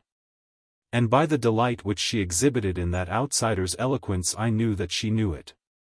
I will insert here a passage from the newspaper report, because it refers to Patrick. Definition of a gentleman. Mark Twain went on to speak of the man who left $10,000 to disseminate his definition of a gentleman. He denied that he had ever defined one, but said if he did he would include the mercifulness, fidelity, and justice the scripture read at the meeting spoke of. He produced a letter from William Dean Howells, and said. He writes he is just 69, but I have known him longer than that. I was born to be afraid of dying, not of getting old, he says. Well, I'm the other way. It's terrible getting old. You gradually lose your faculties and fascinations and become troublesome. People try to make you think you are not. But I know I'm troublesome. Then he says no part of life is so enjoyable as the 8th decade. That's true. I've just turned it, and I enjoy it very much. If old men were not so ridiculous, why didn't he speak for himself? But, he goes on, they are ridiculous, and they are ugly. I never saw a letter with so many errors in it. Ugly. I was never ugly in my life. 40 years ago I was not so good looking. A looking glass then lasted me 3 months. Now I can wear it out in 2 days. You've been up in Hartford burying poor old Patrick. I suppose he was old, too, says Mr. Howells. No, he was not old. Patrick came to us 36 years ago, a brisk, lithe young Irishman. He was as beautiful in his graces as he was in his spirit, and he was as honest a man as ever lived. For 25 years he was our coachman, and if I were going to describe a gentleman in detail I would describe Patrick. At my own request I was his pallbearer with our old gardener. He drove me and my bride so long ago. As the little children came along he drove them, too. He was all the world to them, and for all in my house he had the same feelings of honor, honesty, and affection. He was 60 years old, 10 years younger than I. Howells suggests he was old. He was not old. He had the same gracious and winning ways to the end. Patrick was a gentleman, and to him I would apply the lines. So may I be courteous to men, faithful to friends, true to my God, a fragrance in the path I trod. At the funeral I saw Patrick's family. I had seen no member of it for a good many years. The children were men and women. When I had seen them last they were little creatures. So far as I could remember I had not seen them since as little chaps they joined with ours, and with the children of the neighbors, in celebrating Christmas Eve around a Christmas tree in our house. On which occasion Patrick came down the chimney, apparently, disguised as St. Nicholas, and performed the part to the admiration of the little and the big alike. John, our old gardener, was a fellow pallbearer with me. The rest were Irish coachmen and labourers, old friends of Patrick. The cathedral was half filled with people. I spent the night at Twitchell's house, that night, and at noon next day at the Hartford Club I met, at a luncheon, 11 of my oldest friends, Charlie Clark, editor of the Courant, Judge Hammersley of the Supreme Court, Colonel Cheney, Sam Dunham, Twitchell, Reverend Dr. Parker, Charles E. Perkins, Archie Welsh. A deal of pretty jolly reminiscing was done, interspersed with mournings over beloved members of the old comradeship whose names have long ago been carved upon their gravestones. Several things were told on Twitchell illustrative of his wide catholicity of feeling and conduct, and I was able to furnish something in this line myself. 3 or 4 years ago, when Sir Thomas Upton came over here to race for the America Cup, I was invited to go with Mr. Rogers and a half a dozen other worldlings in Mr. Rogers's yacht, the Kanawha, to see the race. Mr. Rogers is fond of Twitchell and wanted to invite him to go also, but was afraid to do it because he thought Twitchell would be uncomfortable among those worldlings. I said I didn't think that would be the case. I said Twitchell was chaplain in a fighting brigade all through the Civil War, and was necessarily familiar with about all the different kinds of worldlings that could be started. So Mr. Rogers told me, though with many misgivings, to invite him, and that he would do his best to see that the worldlings should modify their worldliness and pay proper respect and deference to Twitchell's cloth. When Twitchell and I arrived at the pier at 8 in the morning, the launch was waiting for us. All the others were on board. The yacht was anchored out there, ready to sail. Twitchell and I went aboard and ascended to the little drawing room on the upper deck. The door stood open, and as we approached we heard hilarious laughter and talk proceeding from that place, and I recognized that the worldlings were having a worldly good time. But as Twitchell appeared in the door all that hilarity ceased as suddenly as if it had been shut off with an electric button. And the gay faces of the worldlings at once put on a most proper and impressive solemnity. The last word we had heard from these people was the name of Richard Croker, the celebrated Tammany leader, all-round blatherskite and chief pillager of the municipal till. Twitchell shook hands all around and broke out with, "I heard you mention Richard Croker. I knew his father very well indeed. He was head teamster in our brigade in the Civil War, the Sickles Brigade, a fine man, as fine a man as a person would want to know. He was always splashed over with mud, of course, but that didn't matter. The man inside the muddy clothes was a whole man, and he was educated, he was highly educated. He was a man who had read a great deal. And he was a Greek scholar, not a mere surface scholar, but a real one. Used to read aloud from his Greek Testament, and when he hadn't it handy he could recite from it from memory, and he did it well and with spirit. Presently I was delighted to see that every now and then he would come over of a Sunday morning and sit under the trees in our camp with our boys and listen to my ministrations. I couldn't refrain from introducing myself to him, that is, I couldn't refrain from speaking to him about this, and I said, "Mr. Croker, I want to tell you what a pleasure it is to see you come and sit with my boys and listen to me.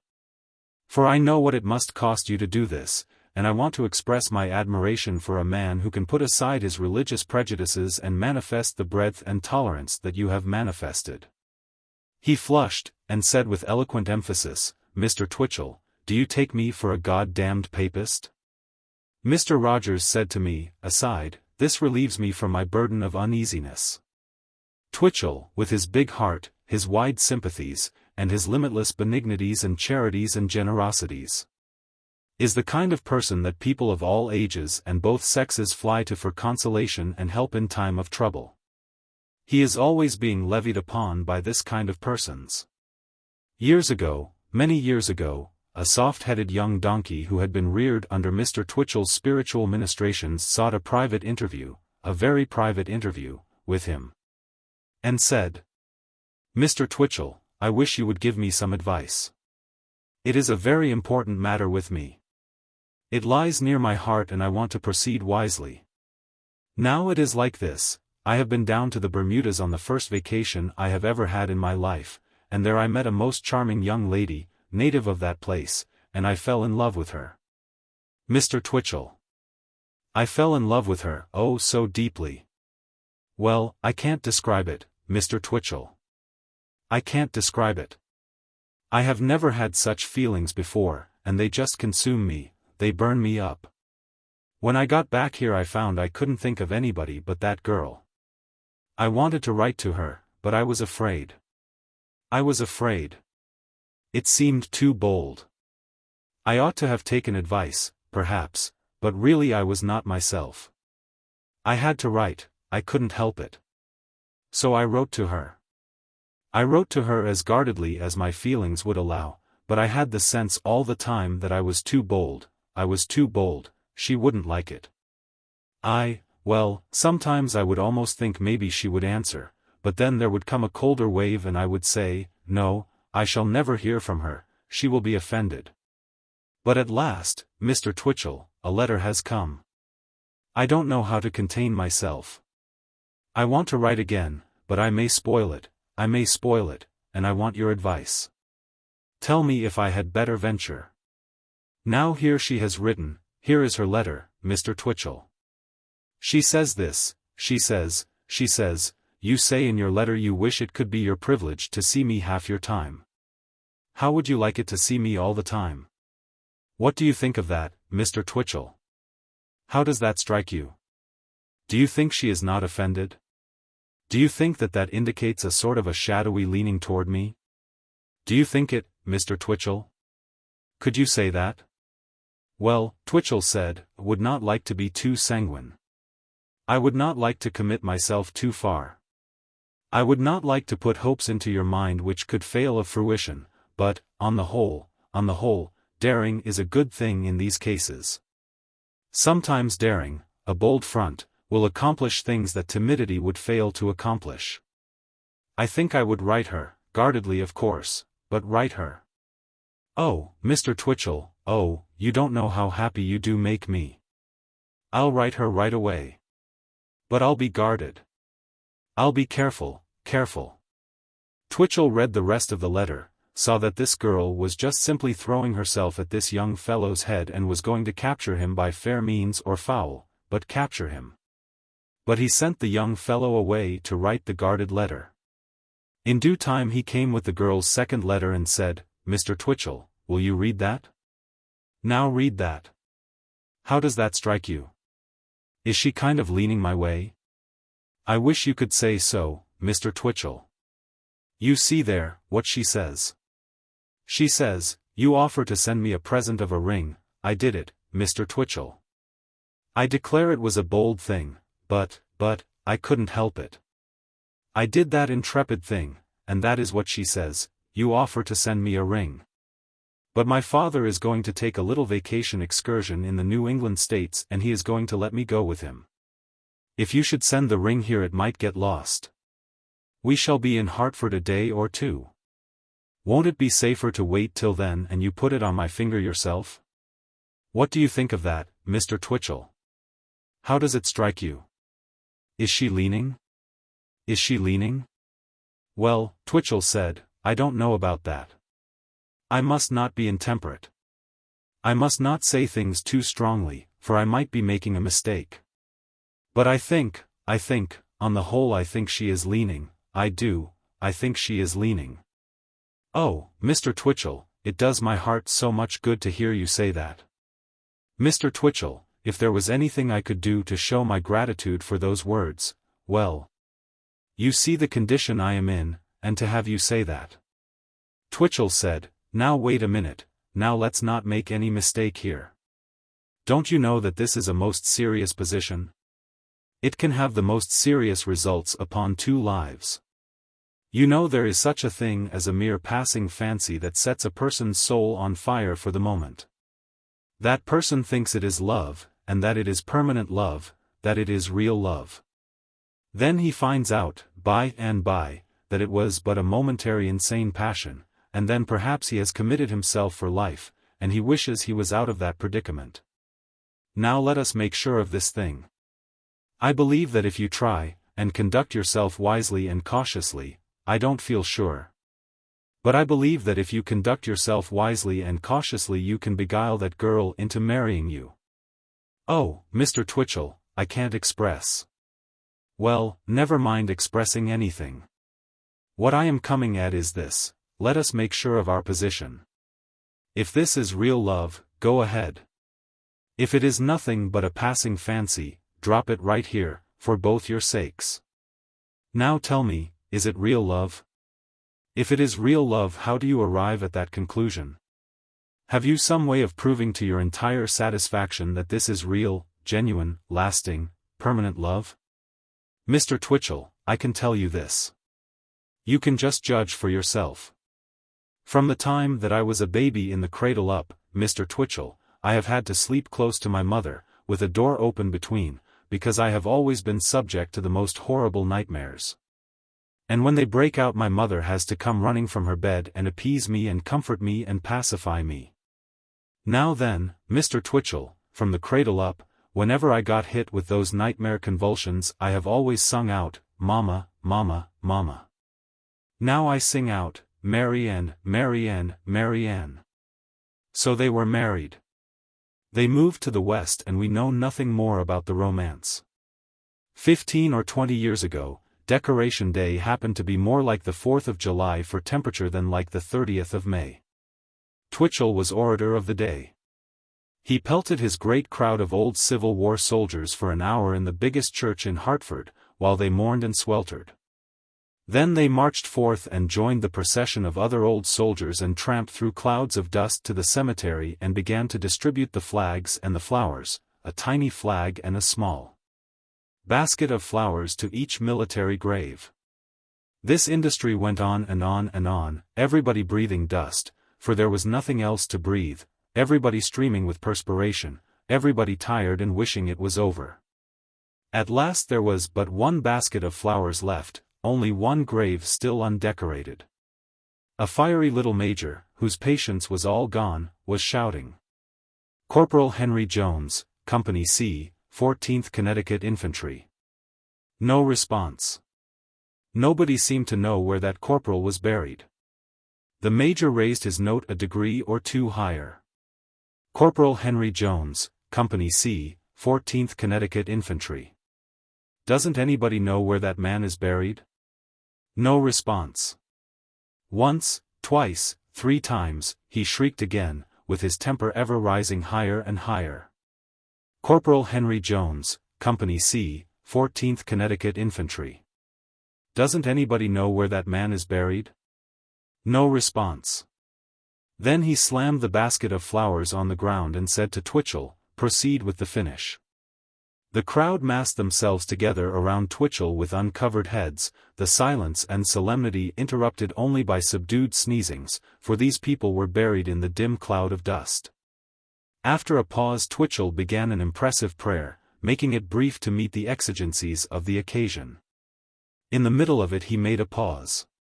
The drummer thought he was through, and let fly a rub-a-dub-dub, and the little major stormed out, "Stop that drum." Twitchell tried again.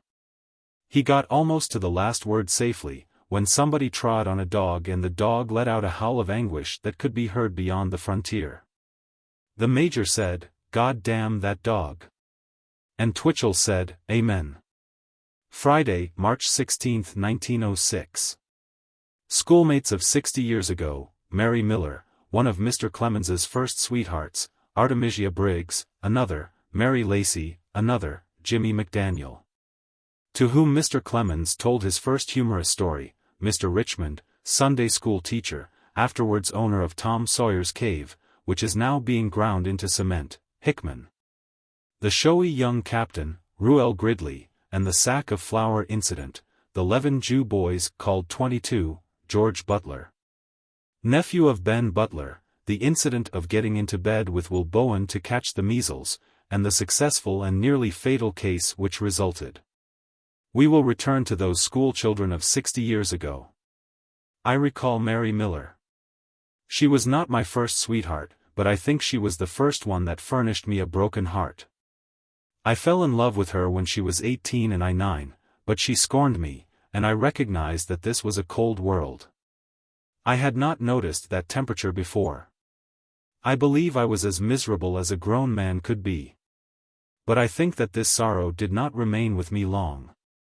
As I remember it, I soon transferred my worship to Artemisia Briggs, who was a year older than Mary Miller. When I revealed my passion to her, she did not scoff at it. She did not make fun of it. She was very kind and gentle about it. But she was also firm, and said she did not want to be pestered by children. And there was Mary Lacey. She was a schoolmate. But she also was out of my class because of her advanced age. She was pretty wild and determined and independent. She was ungovernable, and was considered incorrigible. But that was all a mistake. She married, and at once settled down and became in all ways a model matron and was as highly respected as any matron in the town. 4 years ago she was still living, and had been married 50 years. Jimmy McDaniel was another schoolmate. His age and mine about tallied. His father kept the candy shop and he was the most envied little chap in the town, after Tom Blankenship, for, although we never saw him eating candy, we supposed that it was, nevertheless, his ordinary diet. He pretended that he never ate it, didn't care for it because there was nothing forbidden about it, there was plenty of it and he could have as much of it as he wanted. Still, there was circumstantial evidence that suggested that he only scorned candy in public to show off, for he had the worst teeth in town. He was the first human being to whom I ever told a humorous story, so far as I can remember. This was about Jim Wolfe and the cats, and I gave him that tale the morning after that memorable episode. I thought he would laugh his remaining teeth out. I had never been so proud and happy before, and I have seldom been so proud and happy since. I saw him 4 years ago when I was out there. He was working in a cigar-making shop. He wore an apron that came down to his knees and a beard that came nearly half as far, and yet it was not difficult for me to recognize him. He had been married 54 years. He had many children and grandchildren and great-grandchildren, and also even posterity. They all said, thousands, yet the boy to whom I had told the cat story when we were 14 years old was still present in that cheerful little old man. Artemisia Briggs got married not long after refusing me. She married Richmond, the stone mason, who was my Methodist Sunday school teacher in the earliest days. And he had one distinction which I envied him: he was a very kindly and considerate Sunday school teacher, and patient and compassionate, so he was the favorite teacher with us little chaps. In that school they had slender oblong pasteboard blue tickets, each with a verse from the Testament printed on it, and you could get a blue ticket by reciting 2 verses. By reciting 5 verses you could get 3 blue tickets, and you could trade these at the bookcase and borrow a book for a week. I was under Mr. Richmond's spiritual care every now and then for 2 or 3 years, and he was never hard upon me. I always recited the same 5 verses every Sunday. He was always satisfied with the performance. He never seemed to notice that these were the same 5 foolish virgins that he had been hearing about every Sunday for months. I always got my tickets and exchanged them for a book. They were pretty dreary books, for there was not a bad boy in the entire bookcase. They were all good boys and good girls and drearily uninteresting, but they were better society than none, and I was glad to have their company and disapprove of it. 20 years ago Mr. Richmond had become possessed of Tom Sawyer's Cave in the hills 3 miles from town, and had made a tourist resort of it. In 1849, when the gold seekers were streaming through our little town of Hannibal, many of our grown men got the gold fever, and I think that all the boys had it. On the Saturday holidays in summertime we used to borrow skiffs whose owners were not present and go down the river 3 miles to the cave hollow. And there we staked out claims and pretended to dig gold, panning out $50 a day at first. 2 or 3 times as much, later, and by whole fortunes, as our imaginations became inured to the work. Stupid and unprophetic lads. We were doing this in play and never suspecting. Why, that cave hollow and all the adjacent hills were made of gold, but we did not know it. We took it for dirt. We left its rich secret in its own peaceful possession and grew up in poverty and went wandering about the world struggling for bread, and this because we had not the gift of prophecy. That region was all dirt and rocks to us, yet all it needed was to be ground up and scientifically handled and it was gold. That is to say, the whole region was a cement mine, and they make the finest kind of Portland cement there now, 5,000 barrels a day, with a plant that cost $2 million. Several months ago a telegram came to me from there saying that Tom Sawyer's cave was now being ground into cement. Would I like to say anything about it in public? But I had nothing to say. I was sorry we lost our cement mine, but it was not worth while to talk about it at this late day, and, to take it all around, it was a painful subject, anyway. There are 7 miles of Tom Sawyer's cave, that is to say, the lofty ridge which conceals that cave stretches down the bank of the Mississippi 7 miles to the town of Saverton. For a little while Ruel Gridley attended that school of ours. He was an elderly pupil, he was perhaps 22 or 23 years old. Then came the Mexican War and he volunteered. A company of infantry was raised in our town and Mr. Hickman, a tall, straight, handsome athlete of 25, was made captain of it and had a sword by his side and a broad yellow stripe down the leg of his gray uniform pants. And when that company marched back and forth through the streets in its smart uniform, which it did several times a day for drill, its evolutions were attended by all the boys whenever the school hours permitted. I can see that marching company yet, and I can almost feel again the consuming desire that I had to join it. But they had no use for boys of 12 and 13, and before I had a chance in another war the desire to kill people to whom I had not been introduced had passed away.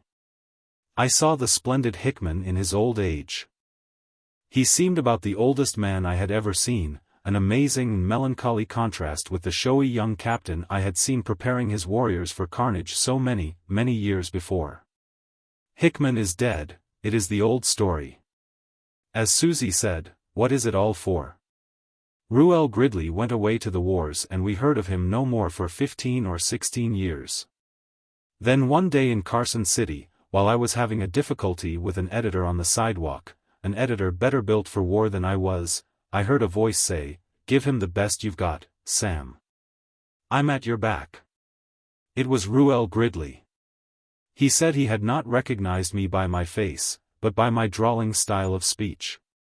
He went down to the Reese River mines about that time and presently he lost an election bet in his mining camp.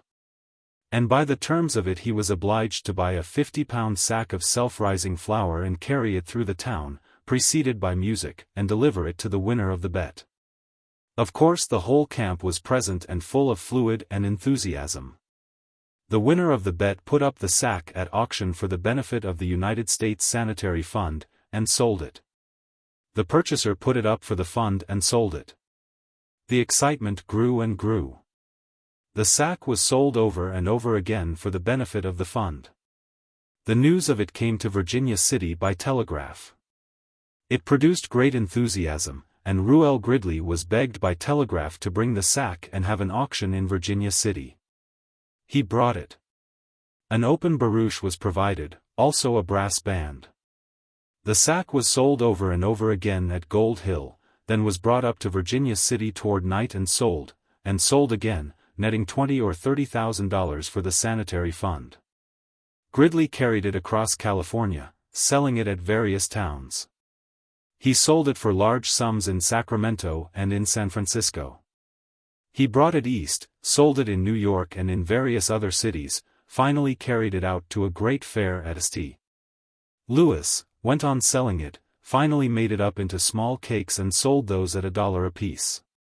First and last, the sack of flour which had originally cost $5, perhaps, netted more than $200,000 for the sanitary fund.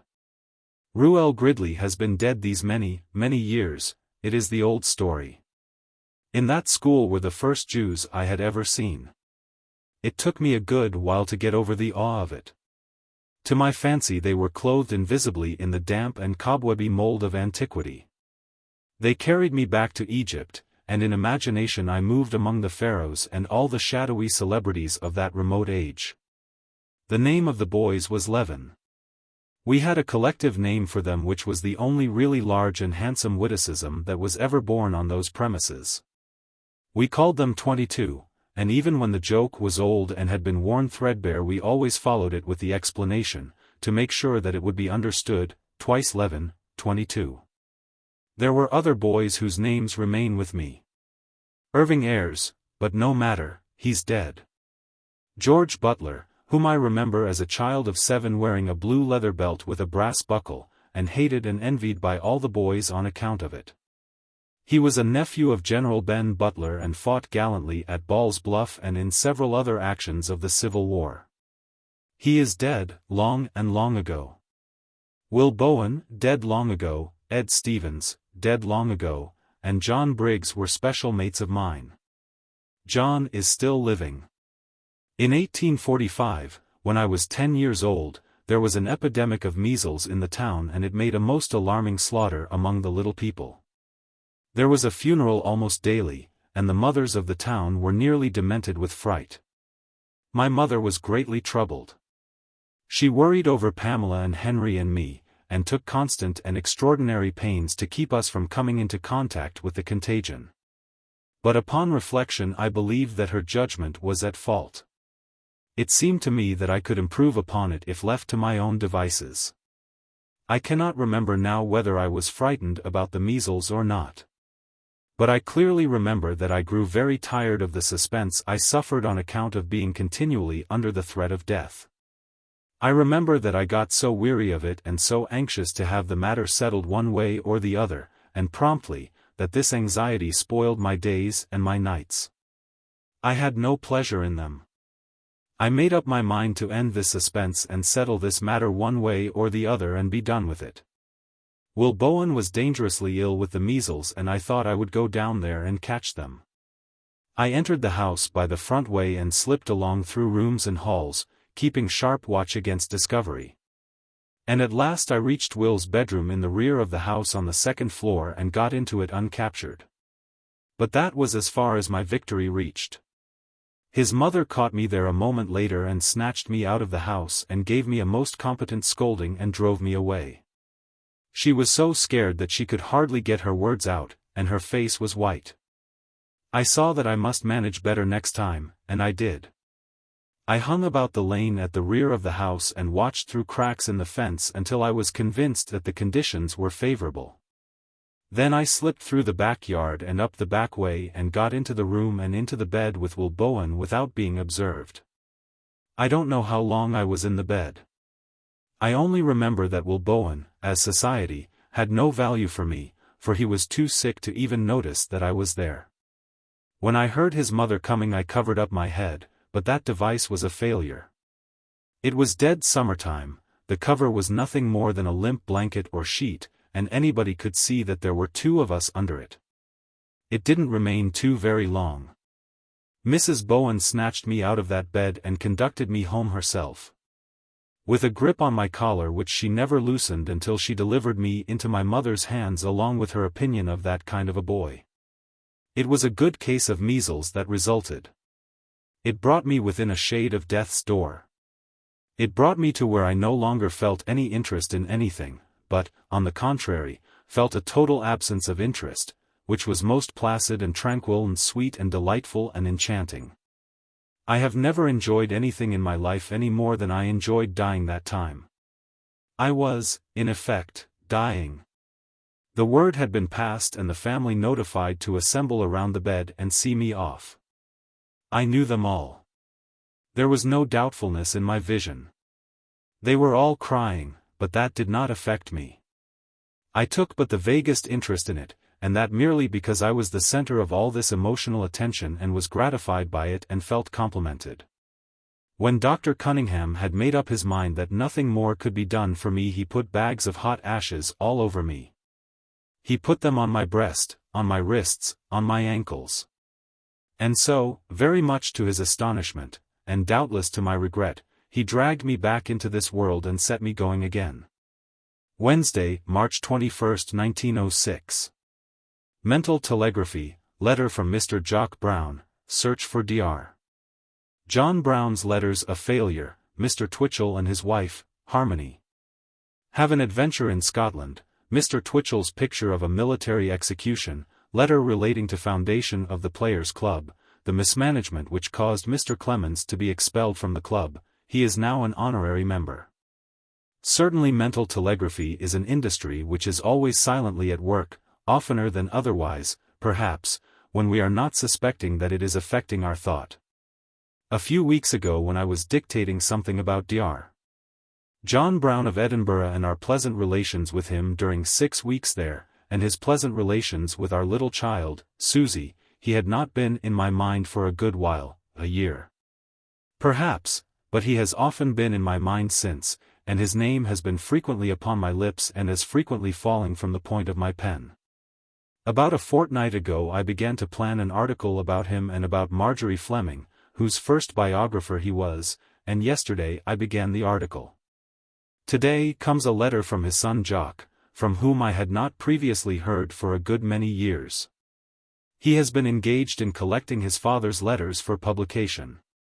This labor would naturally bring me into his mind with some frequency, and I judge that his mind telegraphed his thoughts to me across the Atlantic. I imagine that we get most of our thoughts out of somebody else's head, by mental telegraphy, and not always out of heads of acquaintances, but, in the majority of cases, out of the heads of strangers. Strangers far removed, Chinamen, Hindus, and all manner of remote foreigners whose language we should not be able to understand, but whose thoughts we can read without difficulty.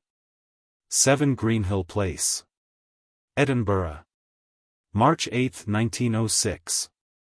Dear Mr. Clemens, I hope you remember me, Jock, son of Dr. John Brown. At my father's death I handed to Dr. J.T. Brown all the letters I had to my father, as he intended to write his life, being his cousin and lifelong friend. He did write a memoir, published after his death in 1901, but he made no use of the letters and it was little more than a critique of his writings. If you care to see it I shall send it. Among the letters which I got back in 1902 were some from you and Mrs. Clemens. I have now got a large number of letters written by my father between 1830 and 1882 and intend publishing a selection in order to give the public an idea of the man he was. This I think they will do. Miss E. T. McLaren is to add the necessary notes. I now write to ask you if you have letters from him and if you will let me see them and use them. I enclose letters from yourself and Mrs. Clemens which I should like to use, 15 sheets typewritten. Though I did not write as I should to you on the death of Mrs. Clemens, I was very sorry to hear of it through the papers, and as I now read these letters, she rises before me. Gentle and lovable as I knew her. I do hope you will let me use her letter, it is most beautiful. I also hope you will let me use yours. I am yours very sincerely, John Brown. We have searched for Dr. John's letters, but without success. I do not understand this. There ought to be a good many, and none should be missing. For Mrs. Clemens held Dr. John in such love and reverence that his letters were sacred things in her eyes and she preserved them and took watchful care of them. During our 10 years' absence in Europe many letters and like memorials became scattered and lost, but I think it unlikely that Dr. John's have suffered this fate. I think we shall find them yet. These thoughts about Jock bring back to me the Edinburgh of 33 years ago, and the thought of Edinburgh brings to my mind one of Reverend Joe Twitchell's adventures. A quarter of a century ago Twitchell and Harmony, his wife, visited Europe for the first time, and made a stay of a day or two in Edinburgh. They were devotees of Scott, and they devoted that day or two to ransacking Edinburgh for things and places made sacred by contact with the magician of the north. Toward midnight, on the second night, they were returning to their lodgings on foot. A dismal and steady rain was falling, and by consequence they had George Street all to themselves. Presently the rainfall became so heavy that they took refuge from it in a deep doorway, and there in the black darkness they discussed with satisfaction all the achievements of the day. Then Joe said, "It has been hard work, and a heavy strain on the strength, but we have our reward. There isn't a thing connected with Scott in Edinburgh that we haven't seen or touched, not one. I mean the things a stranger could have access to. There is one we haven't seen, but it's not accessible, a private collection of relics and memorials of Scott of great interest, but I do not know where it is. I can't get on the track of it.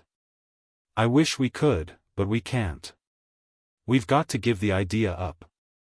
It would be a grand thing to have a sight of that collection, Harmony." A voice out of the darkness said, "Come upstairs and I will show it to you." And the voice was as good as its word. The voice belonged to the gentleman who owned the collection. He took Joe and Harmony upstairs, fed them and refreshed them, and while they examined the collection he chatted and explained. When they left at 2 in the morning they realized that they had had the star time of their trip. Joe has always been on hand when anything was going to happen, except once. He got delayed in some vexatious and unaccountable way, or he would have been blown up at Petersburg when the mine defenses of that place were flung heavenward in the Civil War. When I was in Hartford the other day he told me about another of his long string of providential opportunities. I think he thinks Providence is always looking out for him when interesting things are going to happen. This was the execution of some deserters during the Civil War. When we read about such things in history we always have the same picture, blindfolded men kneeling with their heads bowed, a file of stern and alert soldiers fronting them with their muskets ready. An austere officer in uniform standing apart who gives sharp terse orders, "Make ready. Take aim. Fire." There is a belch of flame and smoke, the victims fall forward, expiring, the file shoulders arms, wheels, marches erect and stiff-legged off the field, and the incident is closed. Joe's picture is different. And I suspect that it is the true one, the common one. In this picture the deserters requested that they might be allowed to stand, not kneel. That they might not be blindfolded, but permitted to look the firing file in the eye. These requests were granted. The men stood erect and soldierly, they kept their color, they did not blench. Their eyes were steady. But these things could not be said of any other of the persons present. A general of brigade sat upon his horse, white-faced, white as a corpse. The officer commanding the squad was white-faced, white as a corpse. The firing file were white-faced and their forms wobbled so that the wobble was transmitted to their muskets when they took aim. The officer of the squad could not command his voice, and his tone was weak and poor, not brisk and stern. When the file had done its deadly work it did not march away martially erect and stiff-legged. It wobbled. This picture commends itself to me as being the truest one that anyone has yet furnished of a military execution. In searching for Dr. Brown's letters, a failure, we have made a find which we were not expecting. Evidently it marks the foundation of the Players' Club, and so it has value for me. Daly's Theatre. New York, January 2, 1888. Mr. Augustine Daly will be very much pleased to have Mr. S.L. Clemens meet Mr. Booth, Mr. Barrett and Mr. Palmer and a few friends at lunch on Friday next. January 6, at 1 o'clock in Delmonico's, to discuss the formation of a new club which it is thought will claim your interest. RSVP. All the founders, I think, were present at that luncheon, among them Booth, Barrett, Palmer, General Sherman, Biffam, Aldrich, and the rest. I do not recall the other names. I think Lawrence Hutton states in one of his books that the club's name, The Players, had been already selected and accepted before this luncheon took place, but I take that to be a mistake. I remember that several names were proposed, discussed, and abandoned at the luncheon, that finally Thomas Bailey Aldrich suggested that compact and simple name, The Players.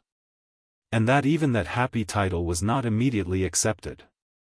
However, the discussion was very brief. The objections to it were easily routed and driven from the field, and the vote in its favor was unanimous. I lost my interest in the club 3 years ago, for cause, but it has lately returned to me, to my great satisfaction. Mr. Booth's bequest was a great and generous one, but he left two. The other one was not much of a benefaction. It was a relative of his who needed a support. As secretary he governed the club and its board of managers like an autocrat from the beginning until 3 or 4 months ago, when he retired from his position superannuated. From the beginning, I left my dues and costs to be paid by my business agent in Hartford, Mr. Whitmore. He attended to all business of mine. I interested myself in none of it. When we went to Europe in '91 I left a written order in the secretary's office continuing Whitmore in his function of paymaster of my club dues. Nothing happened until a year had gone by. Then a bill for dues reached me in Europe. I returned it to the secretary and reminded him of my order, which had not been changed. Then for a couple of years the bills went to Whitmore, after which a bill came to me in Europe. I returned it with the previous remarks repeated. But about every 2 years the sending of bills to me would be resumed. I sent them back with the usual remarks. Twice the bills were accompanied by offensive letters from the secretary. These I answered profanely. At last we came home, in 1901. No bills came to me for a year. Then we took a residence at Riverdale-on-the-Hudson, and straightway came a player's bill for dues. I was aweary, and I put it in the waste-basket. 10 days later the bill came again, and with it a shadowy threat. I waste-basketed it.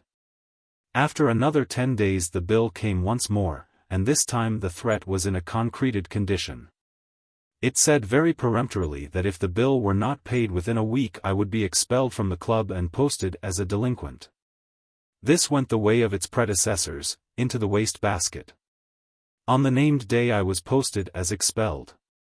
Robert Reed, David Monroe, and other special friends in the club were astonished and put themselves in communication with me to find out what this strange thing meant.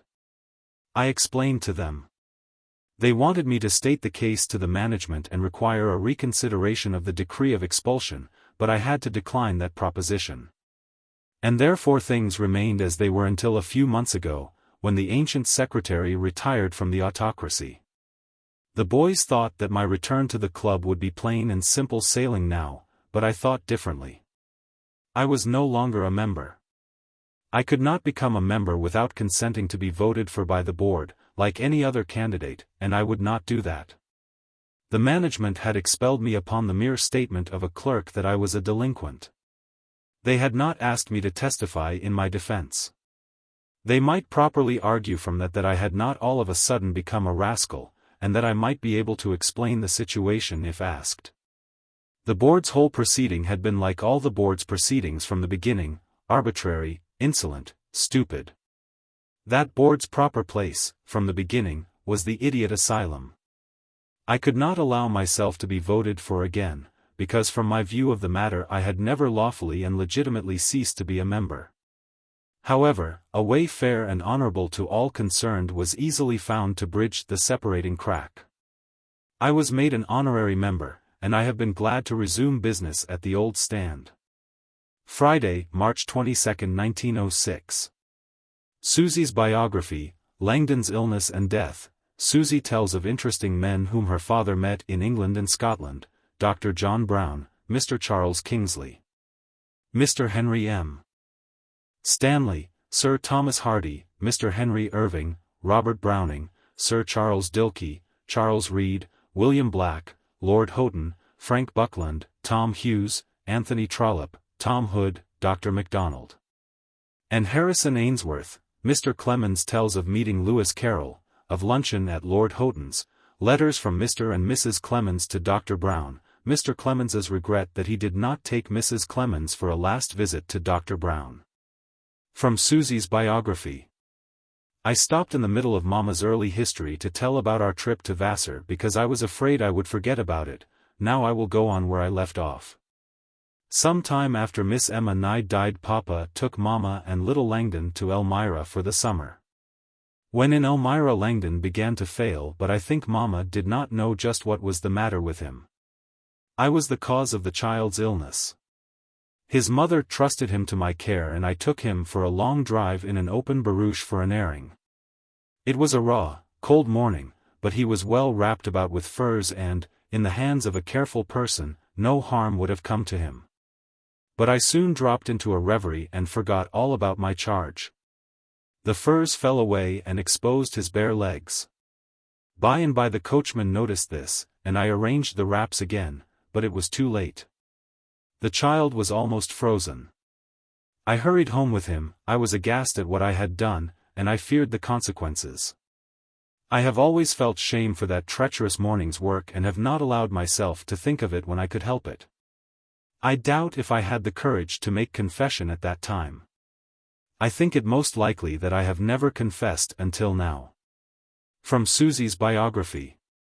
At last it was time for Papa to return to Hartford, and Langdon was real sick at that time, but still Mama decided to go with him, thinking the journey might do him good. But after they reached Hartford he became very sick, and his trouble proved to be diphtheria. He died about a week after Mama and Papa reached Hartford. He was buried by the side of Grandpa at Elmira, New York. Susie rests there with them, S.L.C. After that, Mama became very, very ill, so ill that there seemed great danger of death, but with a great deal of good care she recovered. Some months afterward Mama and Papa, and Susie, who was perhaps 14 or 15 months old at the time, S.L.C., went to Europe and stayed for a time in Scotland and England. In Scotland Mama and Papa became very well acquainted with Dr. John Brown, the author of Rab and His Friends, and he met, but was not so well acquainted with, Mr. Charles Kingsley, Mr. Henry M.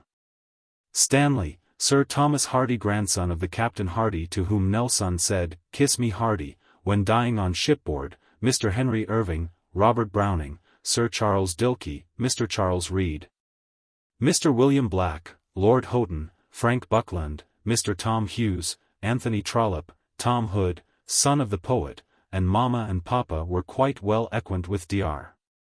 MacDonald and family, and Papa met Harrison Ainsworth. I remember all these men very well indeed, except the last one. I do not recall Ainsworth. By my count, Susie mentions 14 men. They are all dead except Sir Charles Dilke and Mr. Tom Hughes. We met a great many other interesting people, among them Lewis Carroll, author of The Immortal Alice, but he was only interesting to look at.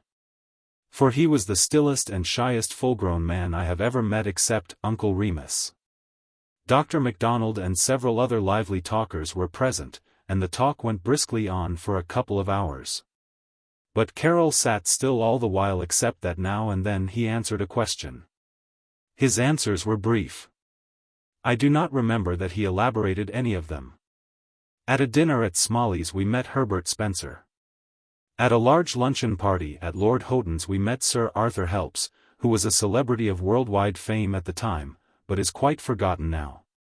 Lord Elcho, a large, vigorous man, sat at some distance down the table.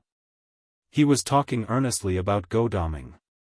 It was a deep and flowing and unarticulated rumble, but I got the Godalming pretty clearly every time it broke free of the rumble. And as all the strength was on the first end of the word it startled me every time, because it sounded so like swearing. In the middle of the luncheon Lady Houghton rose, remarked to the guests on her right and on her left in a matter-of-fact way, "Excuse me, I have an engagement." And without further ceremony she went off to meet it. This would have been doubtful etiquette in America. Lord Houghton told a number of delightful stories. He told them in French, and I lost nothing of them but the nubs. I will insert here one or two of the letters referred to by Jock Brown in the letter which I received from him a day or two ago, and which we copied into yesterday's record. June 22, 1876. Dear Dr. Brown. Indeed, I was a happy woman to see the familiar handwriting. I do hope that we shall not have to go so long again without a word from you. I wish you could come over to us for a season. It seems as if it would do you good. You and yours would be so very welcome. We are now where we were 2 years ago, on the farm on the top of a high hill where my sister spends her summers. The children are grown fat and hearty, feeding chickens and ducks twice a day, and are keenly alive to all the farm interests. Mr. J.T. Fields was with us with his wife a short time ago, and you may be sure we talked most affectionately of you. We do so earnestly desire that you may continue to improve in health. Do let us know of your welfare as often as possible. Love to your sister. Kind regards to your son, please. As ever affectionately your friend, Livy L. Clemens. Dear Dr. Brown, we had grown so very anxious about you that it was a great pleasure to see the dear, familiar handwriting again. But the contents of the letter did make us inexpressibly sad. We have talked so much since about your coming to see us. Would not the change do you good? Could you not trust yourself with us? We would do everything to make you comfortable and happy that we could, and you have so many admirers in America that would be so happy and proud to welcome you. Is it not possible for you to come? Perhaps the entire change would give you a new and healthier lease of life. Our children are both well and happy. I wish that you could see them. Susie is very motherly to the little one. Mr. Clemens is hard at work on a new book now. He has a new book of sketches recently out, which he is going to send you in a few days. Most of the sketches are old, but some few are new. Oh, Dr. Brown, how can you speak of your life as a wasted one? What you have written has alone done an immense amount of good, and I know, for I speak from experience, that one must get good every time they meet and chat with you. I receive good every time I even think of you. Can a life that produces such an effect on others be a wasted life? I feel that while you live the world is sweeter and better. You ask if Clara is queer and wistful and commanding, like your Susie. We think she is more queer, more quaint, perhaps more commanding, but not nearly so wistful in her ways as your Susie. I must leave a place for Mr. C. Do you think about coming to us? Give my love to your sister and your son. Affectionately, Livy L. Clemens. Dear Doctor, if you and your son Jock only would run over here. What a welcome we would give you. And besides, you would forget cares and the troubles that come of them. To forget pain is to be painless, to forget care is to be rid of it, to go abroad is to accomplish both. Do try the prescription. Always with love. Samuel L. Clemens. P.S. Livy, you haven't signed your letter. Don't forget that.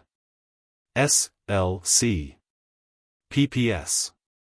I hope you will excuse Mr. Clemens's P.S. to me. It is characteristic for him to put it right on the letter. Livy L.C. S.L.C. to Dr. Brown's son, Jock. Hartford, June 1, 1882. My dear Mr. Brown, I was 3,000 miles from home, at breakfast in New Orleans, when the damp morning paper revealed the sorrowful news among the cable dispatches. There was no place in America, however remote, or however rich or poor or high or humble, where words of mourning for your honored father were not uttered that morning. For his works had made him known and loved all over the land. To Mrs. Clemens and me, the loss is a personal one, and our grief the grief which one feels for one who was peculiarly near and dear. Mrs. Clemens has never ceased to express regret that we came away from England the last time without going to see him. And often we have since projected a voyage across the Atlantic for the sole purpose of taking him by the hand and looking into his kind eyes once more before he should be called to his rest. We both thank you greatly for the Edinburgh papers which you sent. My wife and I join in affectionate remembrances and greetings to yourself and your aunt, and in the sincere tender of our sympathies. Faithfully yours, S. L. Clemens. P.S. Our Susie is still Megalopus. He gave her that name. Can you spare us a photograph of your father? We have none but the one taken in group with ourselves. It was my fault that she never saw Dr. John in life again. How many crimes I committed against that gentle and patient and forgiving spirit. I always told her that if she died first, the rest of my life would be made up of self-reproaches for the tears I had made her shed. And she always replied that if I should pass from life first, she would never have to reproach herself with having loved me the less devotedly or the less constantly because of those tears. We had this conversation again, and for the 1000th time, when the night of death was closing about her, though we did not suspect that. In the letter last quoted above, I say, Mrs. Clemens has never ceased to express regret that we came away from England the last time without going to see him. I think that was intended to convey the impression that she was a party concerned in our leaving England without going to see him. It is not so. She urged me, she begged me, she implored me to take her to Edinburgh to see Dr. John, but I was in one of my devil moods, and I would not do it. I would not do it because I should have been obliged to continue the courier in service until we got back to Liverpool. It seemed to me that I had endured him as long as I could. I wanted to get aboard ship and be done with him. How childish it all seems now. And how brutal, that I could not be moved to confer upon my wife a precious and lasting joy because it would cause me a small inconvenience. I have known few meaner men than I am. By good fortune this feature of my nature does not often get to the surface, and so I doubt if any member of my family except my wife ever suspected how much of that feature there was in me. I suppose it never failed to arrive at the surface when there was opportunity. But it was as I have said, the opportunities have been so infrequent that this worst detail of my character has never been known to any but two persons, Mrs. Clemens, who suffered from it, and I, who suffer from the remembrance of the tears it caused her. Friday, March 23, 1906. Some curious letter superscriptions which have come to Mr. Clemens, our inefficient postal system under Postmaster General Key, reminiscences of Mrs. Harriet Beecher Stowe, story of Rev. Charlie Stowe's little boy. A good many years ago Mrs. Clemens used to keep as curiosities some of the odd and strange superscriptions that decorated letters that came to me from strangers in out-of-the-way corners of the earth. One of these superscriptions was the work of Dr. John Brown, and the letter must have been the first one he wrote me after we came home from Europe in August or September, '74. Evidently the doctor was guessing at our address from memory, for he made an amusing mess of it. The superscription was as follows. Mr. S. L. Clemens. Mark Twain. Hartford, New York. Near Boston, USA. Now then comes a fact which is almost incredible, to wit, the New York Post Office, which did not contain a single salaried idiot who could not have stated promptly who the letter was for and to what town it should go, actually sent that letter to a wee little hamlet hidden away in the remotenesses of the vast state of New York. For what reason? Because that lost and never previously heard of hamlet was named Hartford. The letter was returned to the New York Post Office from that hamlet. It was returned innocent of the suggestion, try Hartford, Connecticut, although the hamlet's postmaster knew quite well that that was the Hartford the writer of the letter was seeking. Then the New York Post Office opened the envelope, got Dr. John's address out of it, then enclosed it in a fresh envelope and sent it back to Edinburgh. Dr. John then got my address from Menzies, the publisher, and sent the letter to me again. He also enclosed the former envelope, the one that had had the adventures, and his anger at our postal system was like the fury of an angel. He came the nearest to being bitter and offensive than ever he came in his life, I suppose. He said that in Great Britain it was the postal department's boast that by no ingenuity could a man so disguise and conceal a Smith or a Jones or a Robinson in a letter address that the department couldn't find that man. Whereas, then he let fly at our system, which was apparently designed to defeat a letter's attempts to get to its destination when humanly possible. Dr. John was right about our department, at that time. But that time did not last long. I think Postmaster General Key was in office then. He was a new broom, and he did some astonishing sweeping for a while. He made some cast-iron rules which worked great havoc with the nation's correspondence. It did not occur to him, rational things seldom occurred to him, that there were several millions of people among us who seldom wrote letters, who were utterly ignorant of postal rules, and who were quite sure to make blunders in writing letter addresses whenever blunders were possible. And that it was the government's business to do the very best it could by the letters of these innocents and help them get to their destinations, instead of inventing ways to block the road. Key suddenly issued some boiler iron rules. One of them was that a letter must go to the place named on the envelope, and the effort to find its man must stop there. He must not be searched for. If he wasn't at the place indicated, the letter must be returned to the sender. In the case of Dr. John's letter, the post office had a wide discretion, not so very wide either. It must go to a Hartford. That Hartford must be near Boston. It must also be in the state of New York. It went to the Hartford that was farthest from Boston, but it filled the requirement of being in the state of New York, and it got defeated.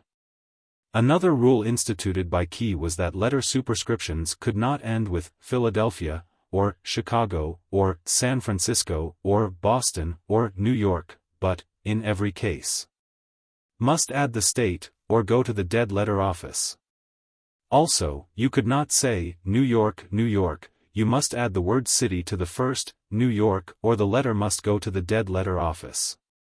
During the first 30 days of the dominion of this singular rule 1,600,000 tons of letters, more or less, went to the dead letter office from the New York post office alone. The dead letter office could not contain them and they had to be stacked up outside the building. There was not room outside the building inside the city, so they were formed into a rampart around the city. And if they had had it there during the Civil War, we should not have had so much trouble and uneasiness about an invasion of Washington by the Confederate armies. They could neither have climbed over or under that breastwork nor bored or blasted through it. Mr. Key was soon brought to a more rational frame of mind.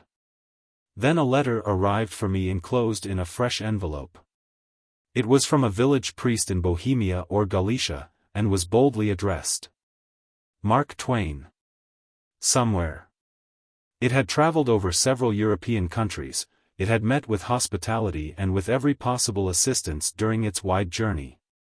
It was ringed all over, on both sides, with a chainmail mesh of postmarks.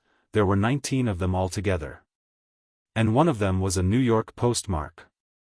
The postal hospitalities had ceased at New York, within 3 hours and a half of my home.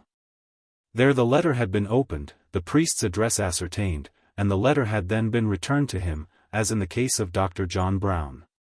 Among Mrs. Clemens's collection of odd addresses was one on a letter from Australia, worded thus: Mark Twain. God knows where. That superscription was noted by newspapers 32 here and there and yonder while it was on its travels. And doubtless suggested another odd superscription invented by some stranger in a far-off land, and this was the wording of it: Mark Twain. Somewhere. Try Satan. That stranger's trust was not misplaced. Satan courteously sent it along. This morning's mail brings another of these novelties. It comes from France, from a young English girl, and is addressed: Mark Twain.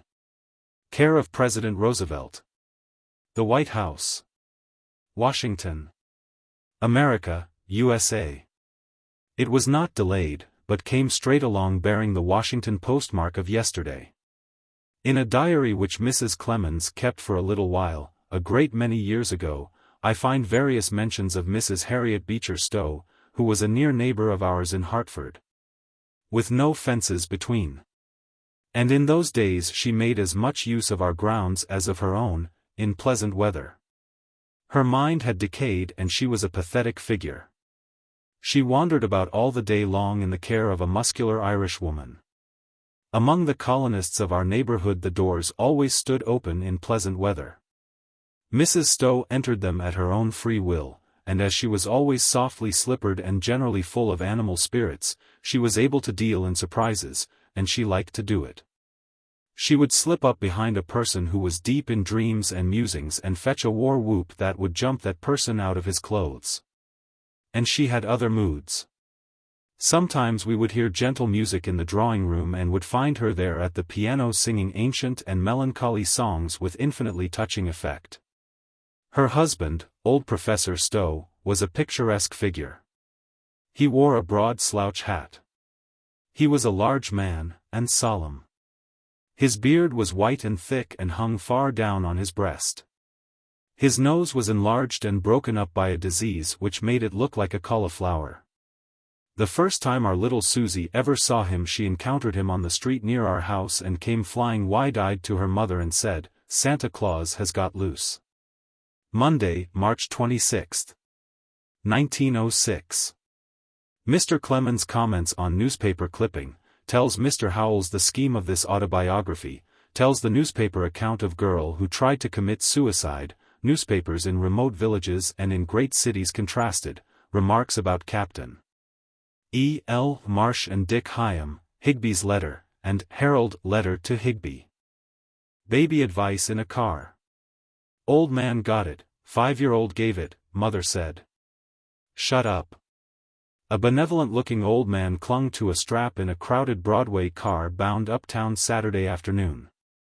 In a corner seat in front of him huddled a weak-looking little woman who clasped a baby to her breast. Beside her sat another child, a girl perhaps 5 years old, who seemed to be attracted by the old man's kindly face, for she gazed at him and the baby with her bright, intelligent eyes opened wide. He smiled at her interest and said to her, "My! What a nice baby! Just such a one as I was looking for, I am going to take it." "You can't," declared the little girl, quickly. "She's my sister." "What? Won't you give her to me?" "No, I won't." "But," he insisted, and there was real wistfulness in his tones, "I haven't a baby in my home." "Then write to God. He'll send you one," said the child confidently. The old man laughed. So did the other passengers. But the mother evidently scented blasphemy. "Tilly," said she, "shut up and behave yourself. That is a scrap which I have cut from this morning's Times. It is very prettily done, charmingly done. Done with admirable ease and grace, with the ease and grace that are born of feeling and sympathy, as well as of practice with the pen. Every now and then a newspaper reporter astonishes me with felicities like this. I was a newspaper reporter myself 44 years ago, and during 3 subsequent years, but as I remember it, I and my comrades never had time to cast our things in a fine literary mold. That scrap will be just as touching and just as beautiful 300 years hence as it is now. I intend that this autobiography shall become a model for all future autobiographies when it is published, after my death. And I also intend that it shall be read and admired a good many centuries because of its form and method, a form and method whereby the past and the present are constantly brought face to face, resulting in contrasts which newly fire up the interest all along like contact of flint with steel. Moreover, this autobiography of mine does not select from my life its showy episodes, but deals merely in the common experiences which go to make up the life of the average human being. And the narrative must interest the average human being because these episodes are of a sort which he is familiar with in his own life, and in which he sees his own life reflected and set down in print. The usual, conventional autobiographer seems to particularly hunt out those occasions in his career when he came into contact with celebrated persons, whereas his contacts with the uncelebrated were just as interesting to him, and would be to his reader, and were vastly more numerous than his collisions with the famous. Howells was here yesterday afternoon, and I told him the whole scheme of this autobiography and its apparently systemless system, only apparently systemless, for it is not that. It is a deliberate system, and the law of the system is that I shall talk about the matter which for the moment interests me, and cast it aside and talk about something else the moment its interest for me is exhausted. It is a system which follows no charted course and is not going to follow any such course. It is a system which is a complete and purposed jumble, a course which begins nowhere, follows no specified route, and can never reach an end while I am alive. For the reason that I should talk to the stenographer 2 hours a day for 100 years. I should still never be able to set down a tenth part of the things which have interested me in my lifetime. I told Howells that this autobiography of mine would live a couple of thousand years without any effort and would then take a fresh start and live the rest of the time. He said he believed it would, and asked me if I meant to make a library of it.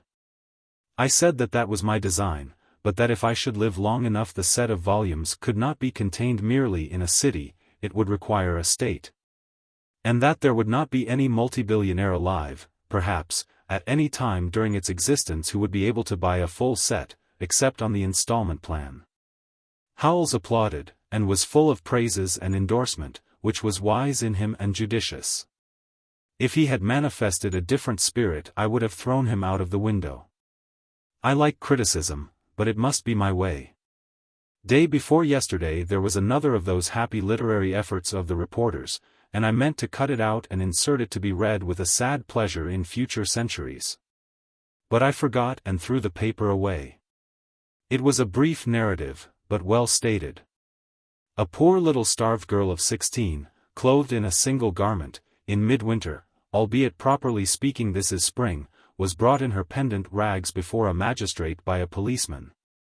And the charge against her was that she had been found trying to commit suicide.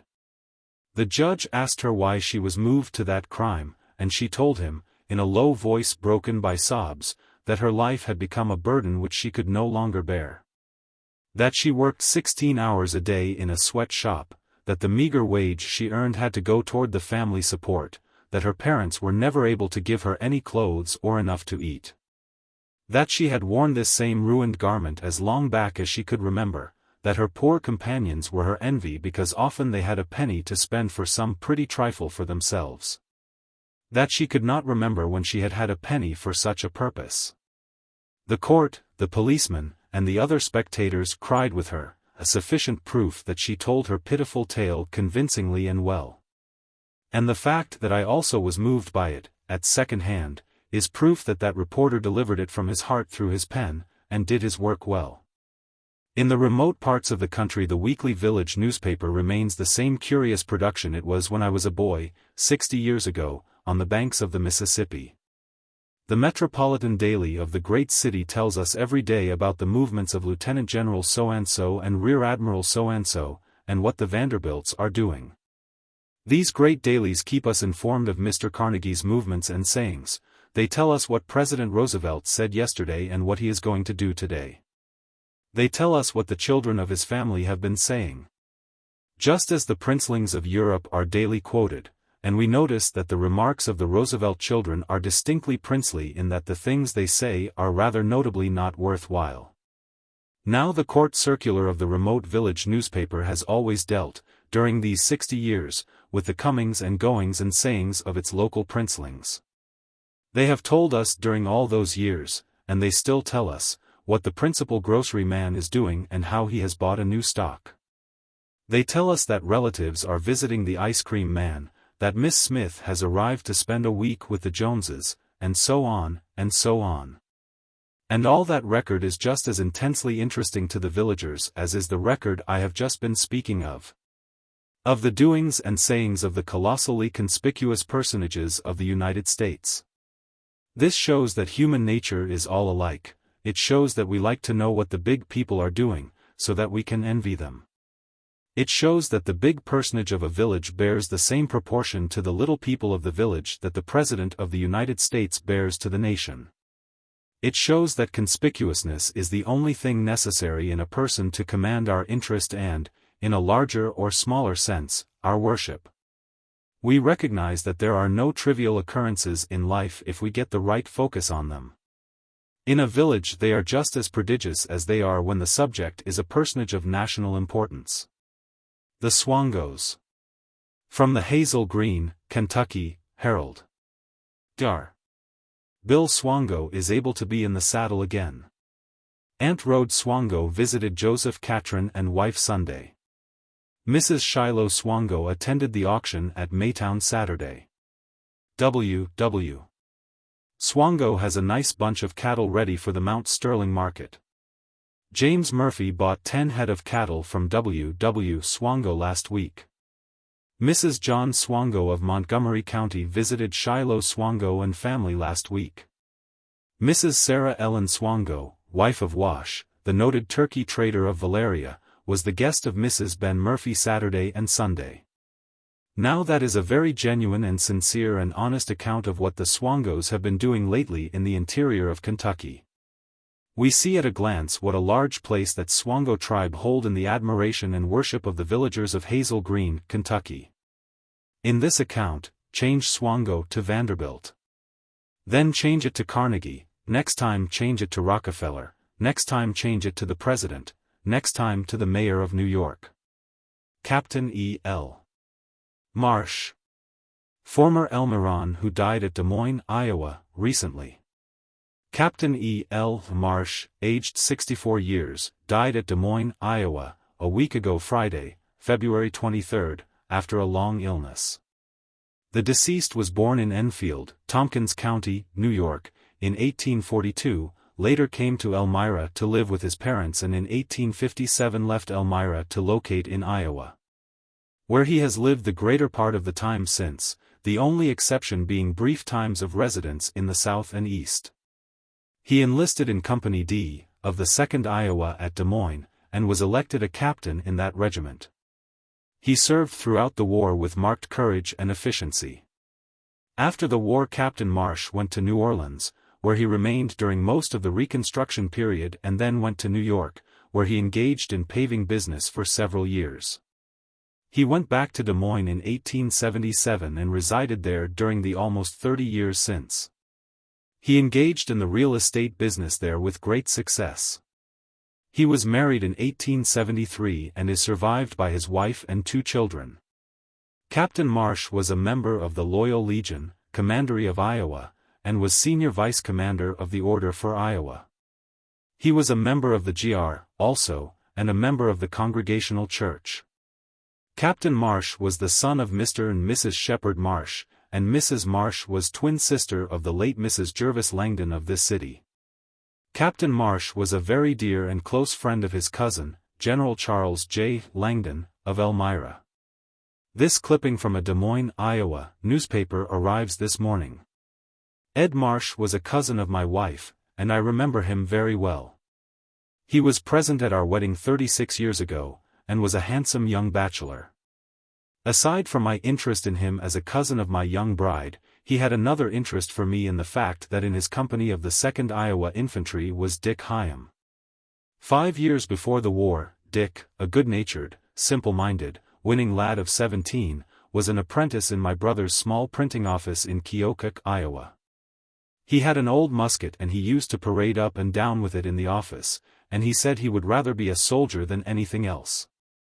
The rest of us laughed at him and said he was nothing but a disguised girl, and that if he were confronted by the enemy he would drop his gun and run. But we were not good prophets. By and by, when President Lincoln called for volunteers, Dick joined the 2nd Iowa Infantry. About the time that I was thrown out of my employment as Mississippi River pilot and was preparing to become an imitation soldier on the Confederate side in Rales County, Missouri. The 2nd Iowa was moved down to the neighborhood of St. Louis and went into camp there. In some way or other it disgraced itself, and if I remember rightly the punishment decreed was that it should never unfurl its flag again until it won the privilege by gallantry in battle.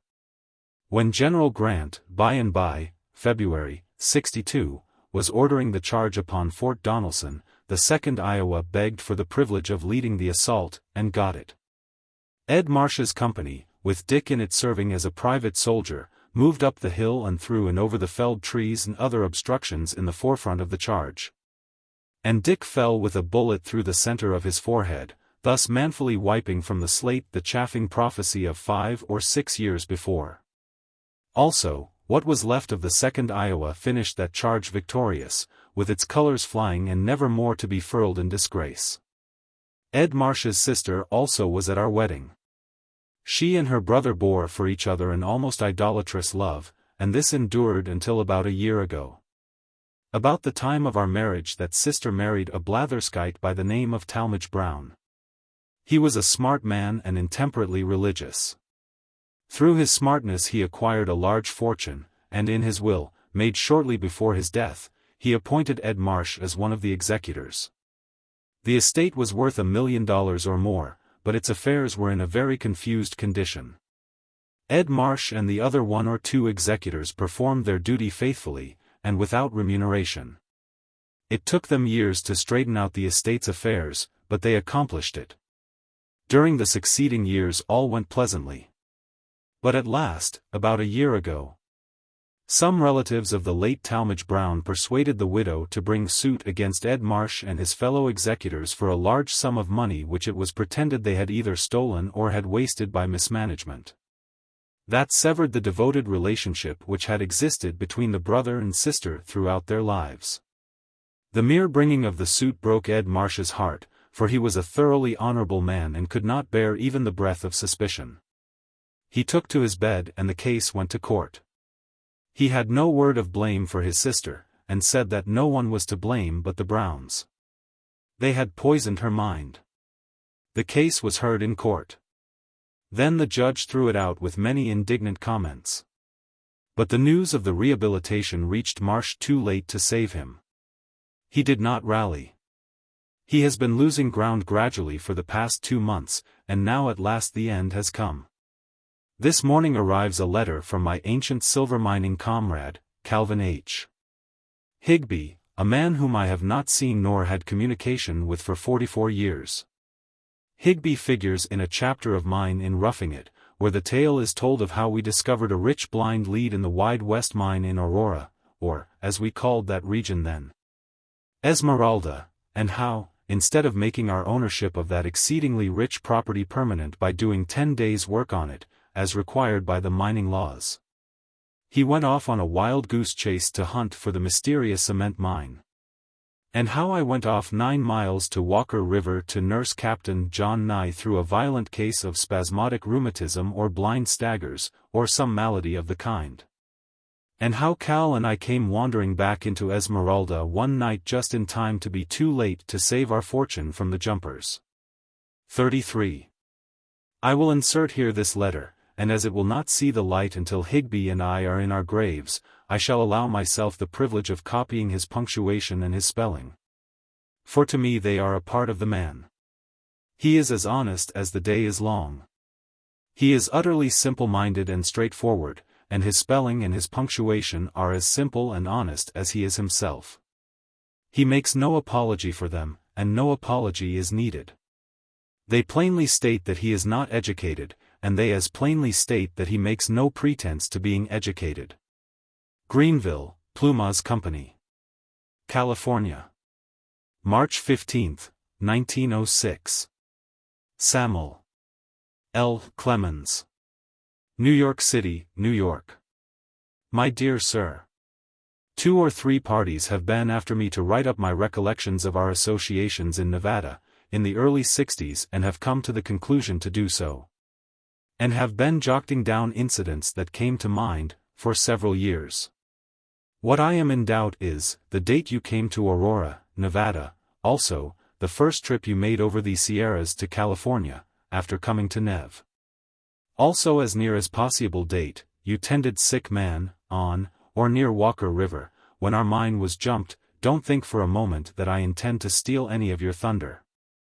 But only to mention some instances that you failed to mention, in any of your articles, books etc. that I ever saw. I intend to submit the articles to you so that you can see if anything is objectionable, if so to erase, same, and add anything in its place you saw fit. I was burned out a few years since, and all old data, went up in smoke, is the reason I ask for above dates, have been sick more or less for 2 or 3 years, unable to earn anything to speak of. And the finances are getting pretty low, and I will admit that it is mainly for the purpose of earning a little money. That my first attempt at writing will be made, and I should be so pleased to have your candid opinion, of its merits, and what in your wisdom in such matters, would be its value for publication. I enclose a copy of Herald in answer to inquiry I made, if such an article was desired. Hoping to hear from you as soon as convenient, I remain with great respect. Yours and C. H. Higbee. Copy. New York, March 6, 06. C. H. Higbee. Greenville, California. Dr. Sir. I should be glad indeed to receive your account of your experiences with Mark Twain. If they are as interesting as I should imagine they would be, the Herald would be quite willing to pay you very well for them, of course. It would be impassable for me to set a price on the matter until I had an opportunity of examining it. If you will kindly send it on, with the privilege of our authenticating it through Mr. Clemens, I shall be more than pleased to give you a quick decision and make you an offer as it seems worth to us. However, if you have any particular sum in mind which you think should be the price, I would suggest that you communicate with me to that effect. Yours truly. New York Herald. By G.O.R. Minor. Sunday Editor. I have written Higbee and asked him to let me do his literary trading for him. He can shovel sand better than I can, as will appear in the next chapter, but I can beat him all to pieces in the art of fleecing a publisher. Tuesday, March 27, 1906. Higbee spelling, Mr. Clemens's scheme for getting Higbee a job at the Pioneer. In 1863 Mr. Clemens goes to Virginia City to be sole reporter on Territorial Enterprise. Mr. Clemens tries his scheme for finding employment for the unemployed on a young St. Louis reporter, with great success. Also worked the scheme for his nephew, Mr. Samuel E. Moffett. I have allowed Higbee to assist the Herald man's spelling and make it harmonize with his own. He has done it well and liberally and without prejudice. To my mind he has improved it, for I have had an aversion to good spelling for 60 years and more. Merely for the reason that when I was a boy there was not a thing I could do creditably except spell according to the book. It was a poor and mean distinction, and I early learned to disenjoy it. I suppose that this is because the ability to spell correctly is a talent, not an acquirement. There is some dignity about an acquirement, because it is a product of your own labor. It is wages earned, whereas to be able to do a thing merely by the grace of God, and not by your own effort, transfers the distinction to our heavenly home, where possibly it is a matter of pride and satisfaction, but it leaves you naked and bankrupt. Higbee was the first person to profit by my great and infallible scheme for finding work for the unemployed. I have tried that scheme, now and then, for 44 years. So far as I am aware it has always succeeded, and it is one of my high prides that I invented it. And that in basing it upon what I conceived to be a fact of human nature I estimated that fact of human nature accurately. Higbee and I were living in a cotton domestic lean-to at the base of a mountain. It was very cramped quarters, with barely room for us and the stove, wretched quarters, indeed, for every now and then, between 8 in the morning and 8 in the evening, the thermometer would make an excursion of 50 degrees. We had a silver mining claim under the edge of a hill half a mile away, in partnership with Bob Howland and Horatio Phillips, and we used to go there every morning, carrying with us our luncheon, and remain all day picking and blasting in our shaft, hoping, despairing, hoping again, and gradually but surely running out of funds. At last, when we were clear out and still had struck nothing, we saw that we must find some other way of earning a living. I secured a place in a nearby quartz mill to screen sand with a long-handled shovel. I hate a long-handled shovel. I never could learn to swing it properly. As often as any other way the sand didn't reach the screen at all, but went over my head and down my back, inside of my clothes. It was the most detestable work I have ever engaged in, but it paid $10 a week and board, and the board was worthwhile, because it consisted not only of bacon, beans, coffee, bread, and molasses, but we had stewed dried apples every day in the week just the same as if it were Sunday. But this palatial life, this gross and luxurious life, had to come to an end, and there were two sufficient reasons for it. On my side, I could not endure the heavy labor. And on the company's side, they did not feel justified in paying me to shovel sand down my back, so I was discharged just at the moment that I was going to resign. If Higbee had taken that job all would have been well and everybody satisfied, for his great frame would have been competent. He was muscled like a giant. He could handle a long-handled shovel like an emperor, and he could work patiently and contentedly 12 hours on a stretch without ever hastening his pulse or his breath. Meantime, he had found nothing to do, and was somewhat discouraged. He said, with an outburst of pathetic longing, "If I could only get a job at the Pioneer." I said, "What kind of a job do you want at the Pioneer?" He said, "Why, laborer. They get $5 a day." I said, "If that's all you want, I can arrange it for you." Higbee was astonished. He said, "Do you mean to say that you know the foreman there and could get me a job and yet have never said anything about it?" "No," I said, "I don't know the foreman." "Well," he said, "who is it you know? How is it you can get me the job?" "Why," I said, "that's perfectly simple. If you will do as I tell you to do, and don't try to improve on my instructions, you shall have the job before night."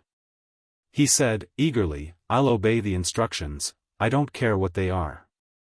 "Well," I said, "go there and say that you want work as a laborer, that you are tired of being idle, that you are not used to being idle, and can't stand it. That you just merely want the refreshment of work and require nothing in return." He said, "Nothing?" I said, "That's it, nothing." "No wages at all?" "No, no wages at all." "Not even board?" "No, not even board." "You are to work for nothing. Make them understand that you are perfectly willing to work for nothing. When they look at that figure of yours, that foreman will understand that he has drawn a prize. You'll get the job." Higbee said, indignantly, "Yes, a hell of a job." I said, "You said you were going to do it, and now you are already criticizing. You have said you would obey my instructions. You are always as good as your word. Clear out, now, and get the job." He said he would. I was pretty anxious to know what was going to happen, more anxious than I would have wanted him to find out. I preferred to seem entirely confident of the strength of my scheme, and I made good show of that confidence. But really I was very anxious. Yet I believed that I knew enough of human nature to know that a man like Higbee would not be flung out of that place without reflection when he was offering those muscles of his for nothing. The hours dragged along and he didn't return. I began to feel better and better. I began to accumulate confidence. At sundown he did at last arrive, and I had the joy of knowing that my invention had been a fine inspiration and was successful. He said the foreman was so astonished at first that he didn't know how to take hold of the proposition. But that he soon recovered and was evidently very glad that he was able to accommodate Higbee and furnish him the refreshment he was pining for. Higbee said, "How long is this to go on?" I said, "The terms are that you are to stay right there, do your work just as if you were getting the going wages for it. You are never to make any complaint, you are never to indicate that you would like to have wages or board. This will go on 1, 2, 3, 4, 5, 6 days, according to the make of that foreman.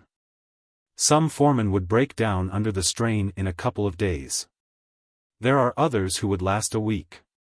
It would be difficult to find one who could stand out a whole fortnight without getting ashamed of himself and offering you wages. Now let's suppose that this is a fortnight foreman.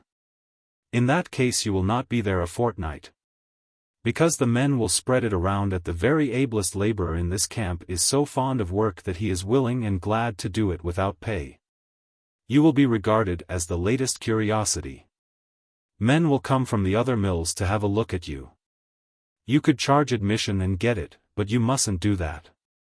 Stick to your colors. When the foremen of the other mills cast their eyes upon this bulk of yours and perceive that you are worth 2 ordinary men, they'll offer you half a man's wages.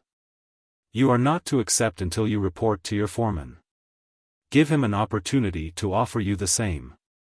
If he doesn't do it, then you are free to take up with that other man's offer. Higbee, you'll be foreman of a mine or a mill inside of 3 weeks, and at the best wages going." It turned out just so, and after that I led an easy life, with nothing to do, for it did not occur to me to take my own medicine.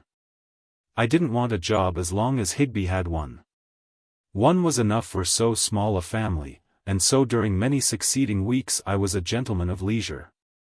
With books and newspapers to read and stewed dried apples every day for dinner the same as Sunday, and I wanted no better career than this in this life. Higbee supported me handsomely, never once complained of it, never once suggested that I go out and try for a job at no wages and keep myself. That would be in 1862. I parted from Higbee about the end of '62, or possibly it could have been the beginning of '63, and went to Virginia City, for I had been invited to come there and take William H. Wright's place as sole reporter on the Territorial Enterprise and do Wright's work for 3 months while he crossed the plains to Iowa to visit his family. However, I have told all about this in Roughing It. I have never seen Higbee since, in all these 44 years. Shortly after my marriage, in 1870, I received a letter from a young man in St. Louis who was possibly a distant relative of mine. I don't remember now about that, but his letter said that he was anxious and ambitious to become a journalist, and would I send him a letter of introduction to some St. Louis newspaper and make an effort to get him a place as a reporter? It was the first time I had had an opportunity to make a new trial of my great scheme. I wrote him and said I would get him a place on any newspaper in St. Louis. He could choose the one he preferred, but he must promise me to faithfully follow out the instructions which I should give him. He replied that he would follow out those instructions to the letter and with enthusiasm. His letter was overflowing with gratitude, premature gratitude. He asked for the instructions. I sent them. I said he must not use a letter of introduction from me or from anyone else. He must go to the newspaper of his choice and say that he was idle, and weary of being idle, and wanted work, that he was pining for work, longing for work, that he didn't care for wages. Didn't want wages, but would support himself. He wanted work, nothing but work, and not work of a particular kind, but any kind of work they would give him to do. He would sweep out the editorial rooms. He would keep the inkstands full, and the mucilage bottles. He would run errands. He would make himself useful in every way he could. I suspected that my scheme would not work with everybody, that some people would scorn to labor for nothing and would think it matter for self-contempt.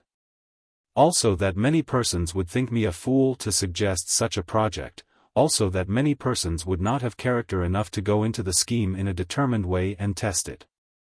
I was interested to know what kind of a candidate this one was, but of course I had to wait some time to find out. I had told him he must never ask for wages. He must never be beguiled into making that mistake. That sooner or later an offer of wages would come from somewhere, and in that case he must go straight to his employer and give him the opportunity to offer him the like wages. In which case he must stay where he was, that as long as he was in anybody's employ he must never ask for an advance of wages. That would always come from somewhere else if he proved his worthiness. The scheme worked again. That young fellow chose his paper, and during the first few days he did the sweeping out and other humble work, and kept his mouth shut. After that the staff began to take notice of him.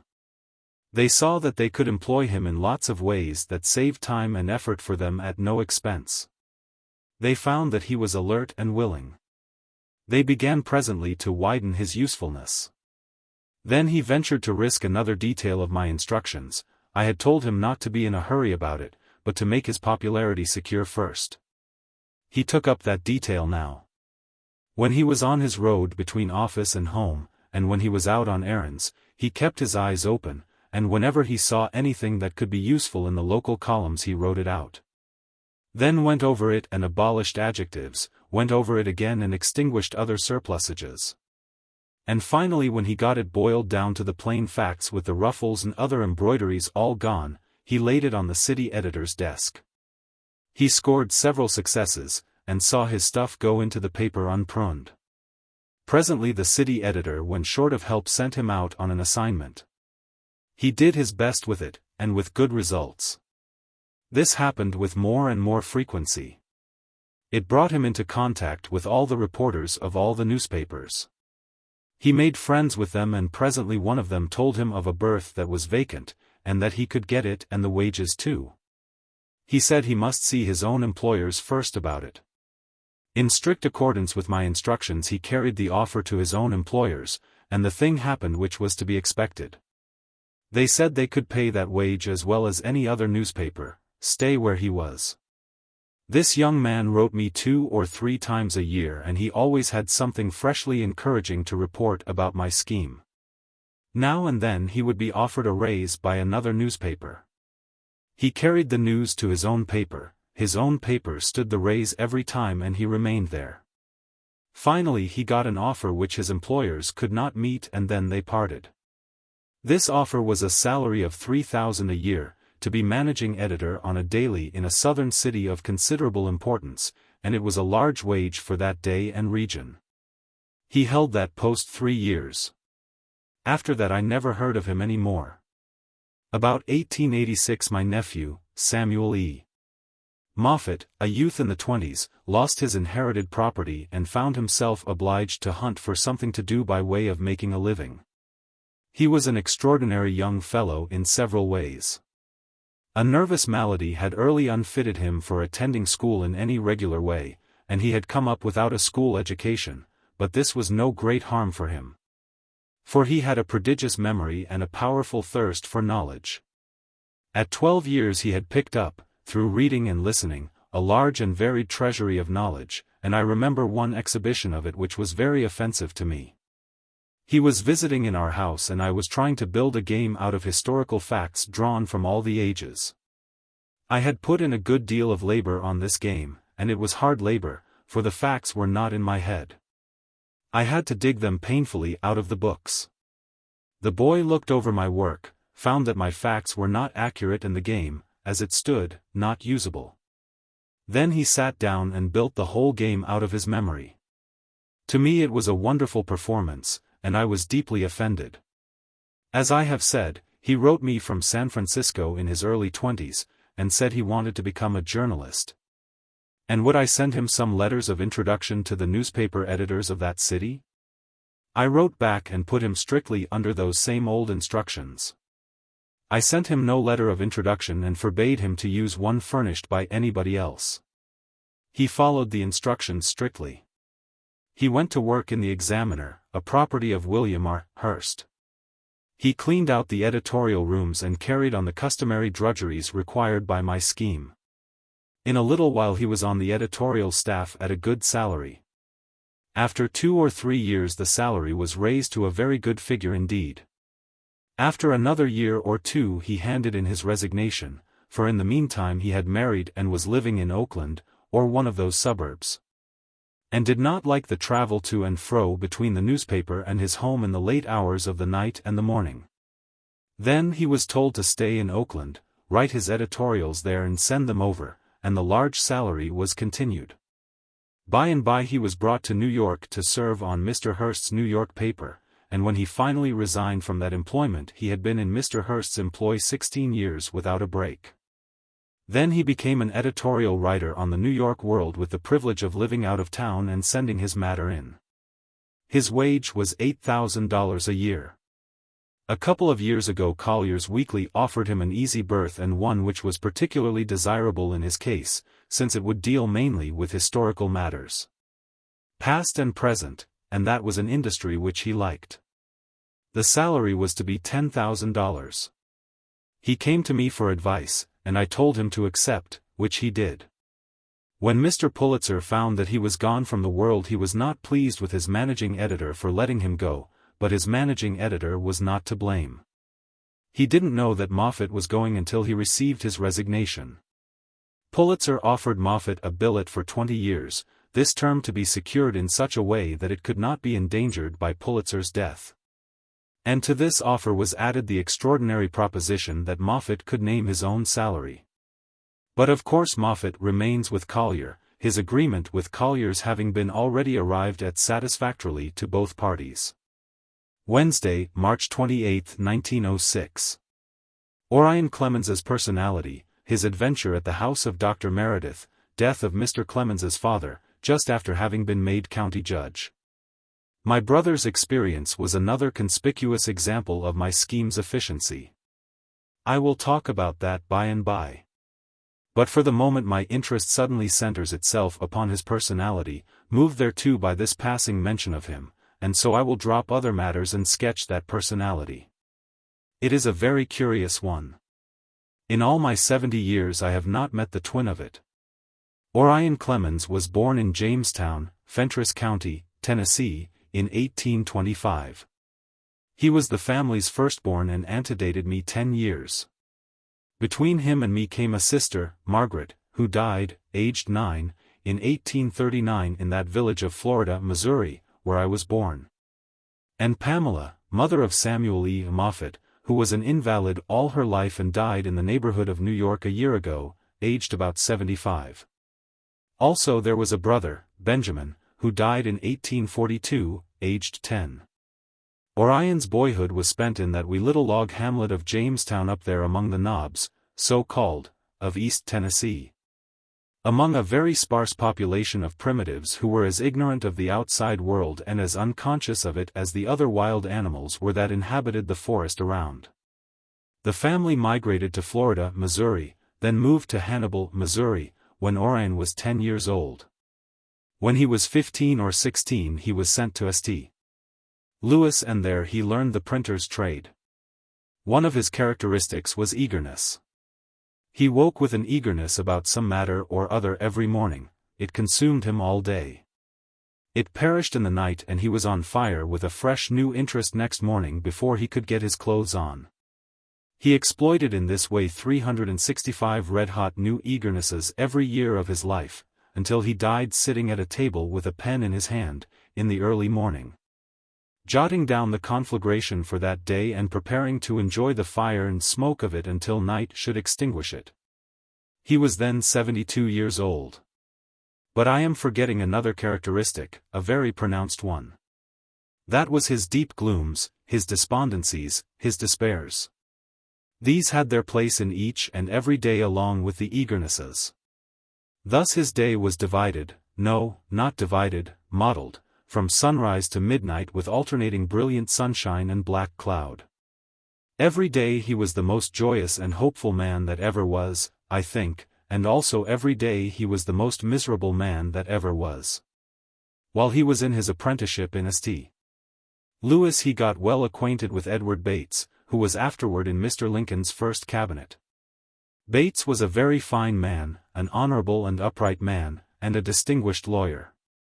He patiently allowed Orion to bring to him each new project, he discussed it with him and extinguished it by argument and irresistible logic, at first. But after a few weeks he found that this labor was not necessary, that he could leave the new project alone and it would extinguish itself the same night. Orion thought he would like to become a lawyer.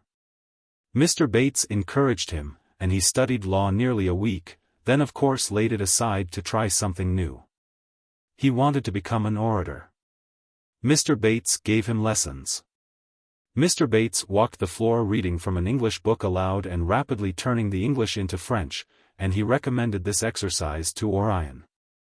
But as Orion knew no French, he took up that study and wrought at it with enthusiasm 2 or 3 days, then gave it up. During his apprenticeship in St. Louis he joined a number of churches, one after another, and taught in the Sunday schools, changing his Sunday school every time he changed his religion. He was correspondingly erratic in his politics, Whig today, Democrat next week, and anything fresh that he could find in the political market the week after.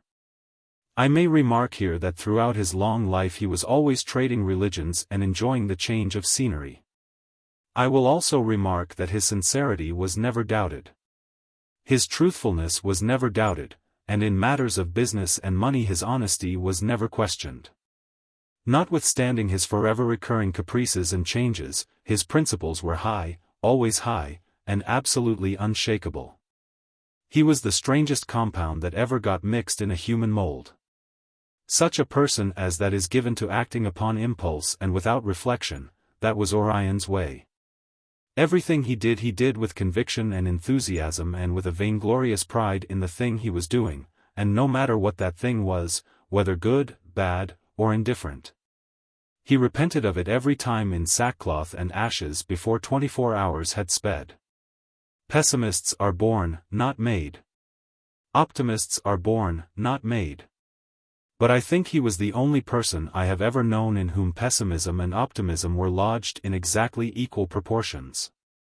Except in the matter of grounded principle, he was as unstable as water. You could dash his spirits with a single word, you could raise them into the sky again with another one. You could break his heart with a word of disapproval, you could make him as happy as an angel with a word of approval. And there was no occasion to put any sense or any vestige of mentality of any kind into these miracles, anything you might say would answer. He had another conspicuous characteristic, and it was the father of those which I have just spoken of. This was an intense lust for approval. He was so eager to be approved, so girlishly anxious to be approved by anybody and everybody, without discrimination, that he was commonly ready to forsake his notions, opinions, and convictions at a moment's notice in order to get the approval of any person who disagreed with them. I wish to be understood as reserving his fundamental principles all the time. He never forsook those to please anybody. Born and reared among slaves and slaveholders, he was yet an abolitionist from his boyhood to his death. He was always truthful, he was always sincere, he was always honest and honorable. But in light matters, matters of small consequence, like religion and politics and such things, he never acquired a conviction that could survive a disapproving remark from a cat. He was always dreaming, he was a dreamer from birth, and this characteristic got him into trouble now and then. Once when he was 23 or 24 years old, and was become a journeyman, he conceived the romantic idea of coming to Hannibal without giving us notice, in order that he might furnish to the family a pleasant surprise. If he had given notice, he would have been informed that we had changed our residence and that gruff old bass-voiced sailor-man, Dr. Meredith, our family physician, was living in the house which we had formerly occupied and that Orion's former room in that house was now occupied by Dr. Meredith's 2 ripe old maid sisters. Orion arrived at Hannibal per steamboat in the middle of the night, and started with his customary eagerness on his excursion. His mind all on fire with his romantic project and building and enjoying his surprise in advance. He was always enjoying things in advance, it was the make of him. He never could wait for the event. But he must build it out of dream stuff and enjoy it beforehand, consequently sometimes when the event happened he saw that it was not as good as the one he had invented in his imagination. And so he had lost profit by not keeping the imaginary one and letting the reality go. When he arrived at the house he went around to the back door and slipped off his boots and crept upstairs and arrived at the room of those old maids without having wakened any sleepers. He undressed in the dark and got into bed and snuggled up against somebody. He was a little surprised, but not much, for he thought it was our brother Ben. It was winter, and the bed was comfortable. And the supposed Ben added to the comfort, and so he was dropping off to sleep very well satisfied with his progress so far and full of happy dreams of what was going to happen in the morning. But something else was going to happen sooner than that, and it happened now. The old maid that was being crowded squirmed and struggled and presently came to a half-waking condition and protested against the crowding. That voice paralyzed Orion. He couldn't move a limb. He couldn't get his breath, and the crowded one began to paw around, found Orion's new whiskers, and screamed, "Why, it's a man!" This removed the paralysis, and Orion was out of the bed and clawing around in the dark for his clothes in a fraction of a second. Both maids began to scream, so Orion did not wait to get his whole outfit. He started with such parts of it as he could grab. He flew to the head of the stairs and started down, and he was paralyzed again at that point. Because he saw the faint yellow flame of a candle soaring up the stairs from below and he judged that Dr. Meredith was behind it, and he was. He had no clothes on to speak of, but no matter, he was well enough fixed for an occasion like this, because he had a butcher knife in his hand. Orion shouted to him, and this saved his life, for the doctor recognized his voice. Then, in those deep seagoing bass tones of his that I used to admire so much when I was a little boy, he explained to Orion the change that had been made, told him where to find the Clemens family, and closed with some quite unnecessary advice about posting himself before he undertook another adventure like that, advice which Orion probably never needed again as long as he lived. When my father died, in 1847, the disaster happened, as is the customary way with such things, just at the very moment when our fortunes had changed and we were about to be comfortable once more. After several years of grinding poverty and privation which had been inflicted upon us by the dishonest act of one Ira Stout, to whom my father had lent several $1,000s, a fortune in those days and in that region. My father had just been elected clerk of the surrogate court. This modest prosperity was not only quite sufficient for us and for our ambitions, but he was so esteemed, held in such high regard and honor throughout the county, that his occupancy of that dignified office would, in the opinion of everybody, be his possession as long as he might live. He went to Palmyra, the county seat, to be sworn in, about the end of February. In returning home, horseback, 12 miles, a storm of sleet and rain assailed him and he arrived at the house in a half-frozen condition. Pleurisy followed and he died on the 24th of March. Thus our splendid new fortune was snatched from us and we were in the depths of poverty again. It is the way such things are accustomed to happen. The Clemens family was penniless again. Orion came to the rescue. Thursday, March 29, 1906. Mr. Clemens as apprentice to Mr. Ament, Wilhelm H.'s dinner, and the potato incident, the printing of Rev. Alexander Campbell's sermon, incident of dropping watermelon on Henry's head, Orion buys Hannibal, journal, which is a failure, then he goes to Muscatine, Iowa, and marries. Mr. Clemens starts out alone to see the world, visits St. Louis, New York, Philadelphia, Washington. Then goes to Muscatine and works in Orion's office, finds $50 bill, thinks of going to explore the Amazon and collect coca, gets Horace Bixby to train him as pilot, starts with Orion for Nevada when Orion is made secretary to Territory of Nevada. But I am in error. Orion did not come to Hannibal until 2 or 3 years after my father's death. He remained in St. Louis. He was a journeyman printer and earning wages. Out of his wage he supported my mother and my brother Henry, who was 2 years younger than I. My sister Pamela helped in this support by taking piano pupils. Thus we got along, but it was pretty hard sledding. I was not one of the burdens, because I was taken from school at once upon my father's death and placed in the office of the Hannibal Courier, as printer's apprentice, and Mr. Ament, the editor and proprietor of the paper, allowed me the usual emolument of the office of apprentice, that is to say, board and clothes, but no money. The clothes consisted of 2 suits a year, but one of the suits always failed to materialize and the other suit was not purchased so long as Mr. Ament's old clothes held out. I was only about half as big as Ament, consequently his shirts gave me the uncomfortable sense of living in a circus tent, and I had to turn up his pants to my ears to make them short enough. There were 2 other apprentices. One was Wales McCormick, 17 or 18 years old, and a giant. When he was in Ament's clothes they fitted him as the candle mold fits the candle, thus he was generally in a suffocated condition, particularly in the summertime. He was a reckless, hilarious, admirable creature, he had no principles and was delightful company. At first we 3 apprentices had to feed in the kitchen with the old slave cook and her very handsome and bright and well-behaved young mulatto daughter. For his own amusement, for he was not generally laboring for other people's amusement, Wales was constantly and persistently and loudly and elaborately making love to that mulatto girl and distressing the life out of her and worrying the old mother to death.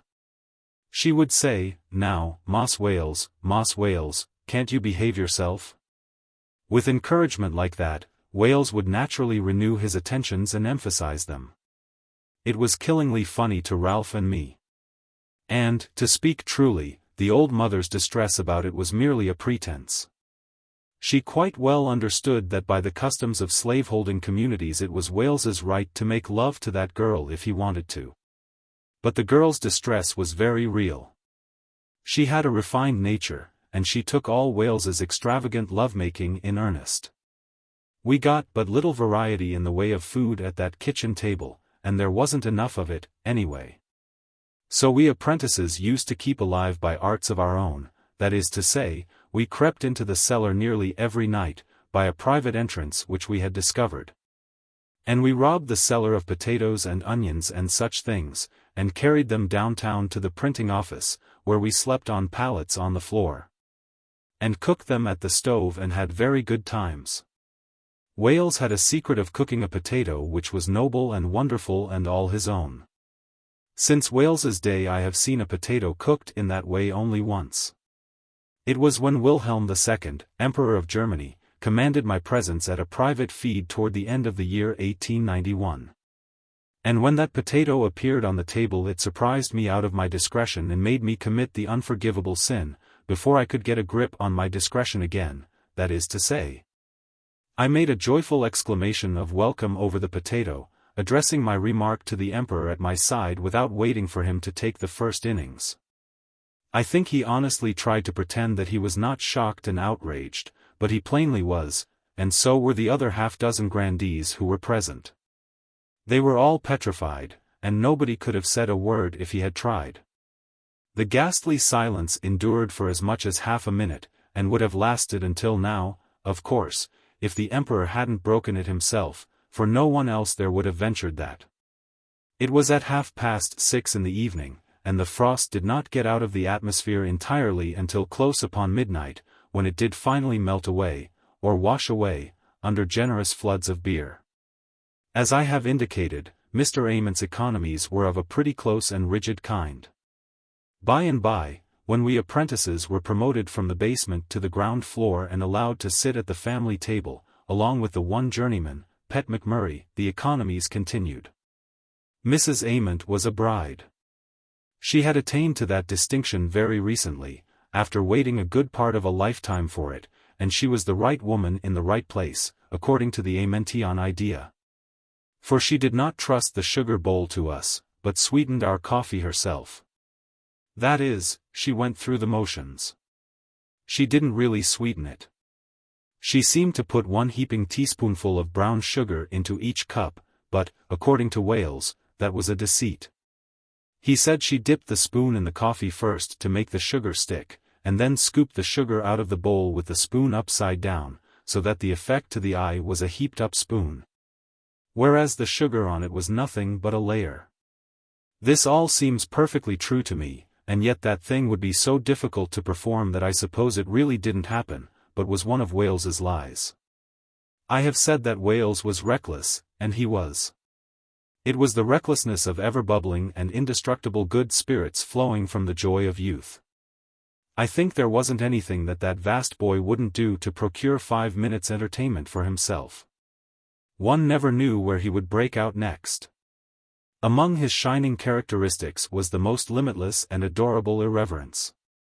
There didn't seem to be anything serious in life for him, there didn't seem to be anything that he revered.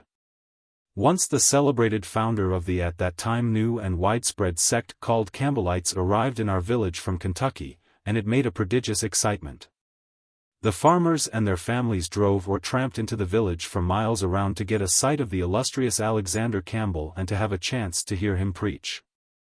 When he preached in a church many had to be disappointed, for there was no church that would begin to hold all the applicants. So in order to accommodate all, he preached in the open air in the public square.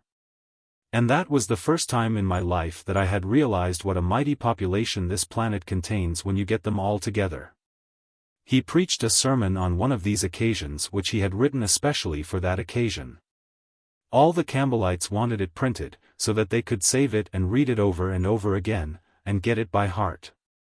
So they drummed up $16, which was a large sum then, and for this great sum Mr. Amont contracted to print 500 copies of that sermon and put them in yellow paper covers.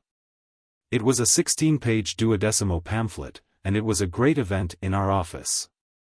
As we regarded it, it was a book, and it promoted us to the dignity of book printers.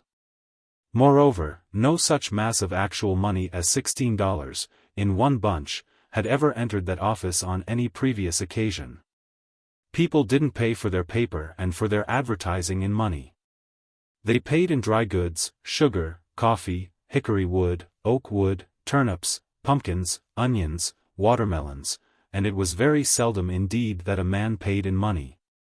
And when that happened we thought there was something the matter with him.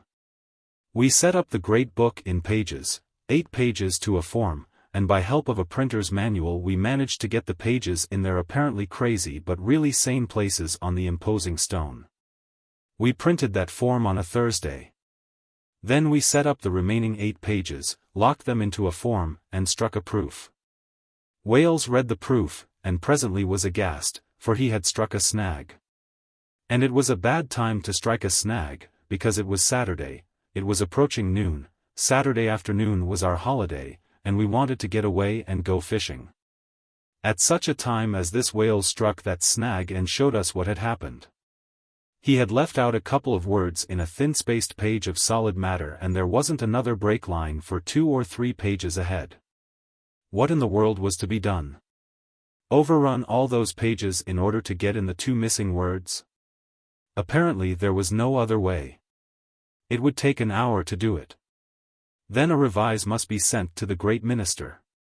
We must wait for him to read the revise. If he encountered any errors we must correct them. It looked as if we might lose half the afternoon before we could get away. Then Wales had one of his brilliant ideas. In the line in which the out had been made occurred the name Jesus Christ. Wales reduced it in the French way to J.C. It made room for the missing words, but it took 99% of the solemnity out of a particularly solemn sentence. We sent off the revise and waited. We were not intending to wait long. In the circumstances we meant to get out and go fishing before that revise should get back, but we were not speedy enough. Presently that great Alexander Campbell appeared at the far end of that 60-foot room, and his countenance cast a gloom over the whole place. He strode down to our end and what he said was brief, but it was very stern, and it was to the point. He read Wales a lecture. He said, "So long as you live, don't you ever diminish the Saviour's name again. Put it all in." He repeated this admonition a couple of times to emphasize it, then he went away. In that day the common swearers of the region had a way of their own of emphasizing the Saviour's name when they were using it profanely. And this fact intruded itself into Wales's incorrigible mind. It offered him an opportunity for a momentary entertainment which seemed to him to be more precious and more valuable than even fishing and swimming could afford. So he imposed upon himself the long and weary and dreary task of overrunning all those 3 pages in order to improve upon his former work and incidentally and thoughtfully improve upon the great preacher's admonition. He enlarged the offending J.C. into Jesus H. Christ.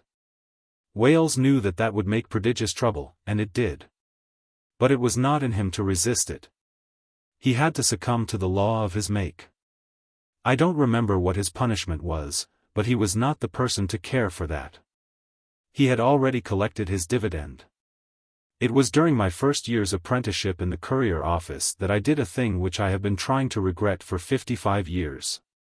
It was a summer afternoon and just the kind of weather that a boy prizes for river excursions and other frolics, but I was a prisoner. The others were all gone holidaying. I was alone and sad. I had committed a crime of some sort and this was the punishment. I must lose my holiday, and spend the afternoon in solitude besides. I had the printing office all to myself, there in the 3rd story. I had one comfort, and it was a generous one while it lasted. It was the half of a long and broad watermelon, fresh and red and ripe. I gouged it out with a knife, and I found accommodation for the whole of it in my person, though it did crowd me until the juice ran out of my ears. There remained then the shell, the hollow shell. It was big enough to do duty as a cradle. I didn't want to waste it, and I couldn't think of anything to do with it which could afford entertainment.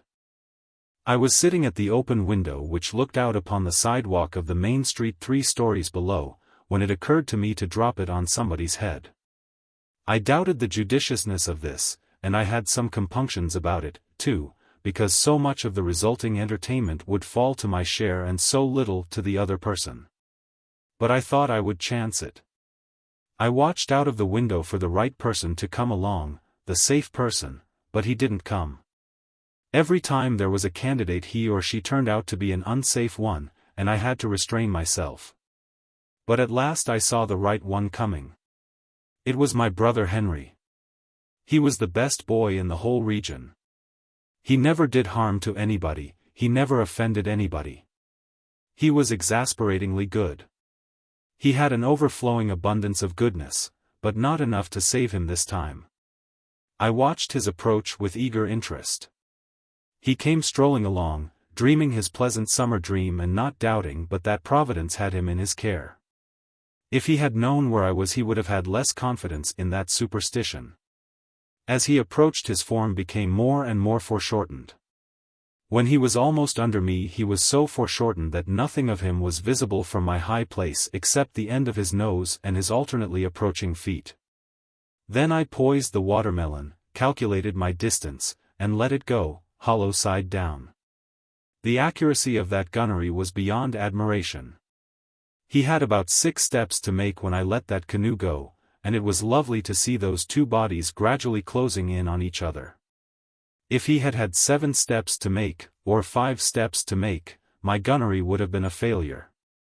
But he had exactly the right number to make, and that shell smashed down right on the top of his head and drove him into the earth up to the chin. The chunks of that broken melon flying in every direction like a spray. I wanted to go down there and condole with him, but it would not have been safe. He would have suspected me at once. I expected him to suspect me, anyway. But as he said nothing about this adventure for 2 or 3 days, I was watching him in the meantime in order to keep out of danger. I was deceived into believing that this time he didn't suspect me. It was a mistake. He was only waiting for a sure opportunity. Then he landed a cobblestone on the side of my head which raised a bump there so large that I had to wear 2 hats for a time. I carried this crime to my mother, for I was always anxious to get Henry into trouble with her and could never succeed. I thought that I had a sure case this time when she should come to see that murderous bump. I showed it to her, but she said it was no matter. She didn't need to inquire into the circumstances. She knew I had deserved it, and the best way would be for me to accept it as a valuable lesson, and thereby get profit out of it.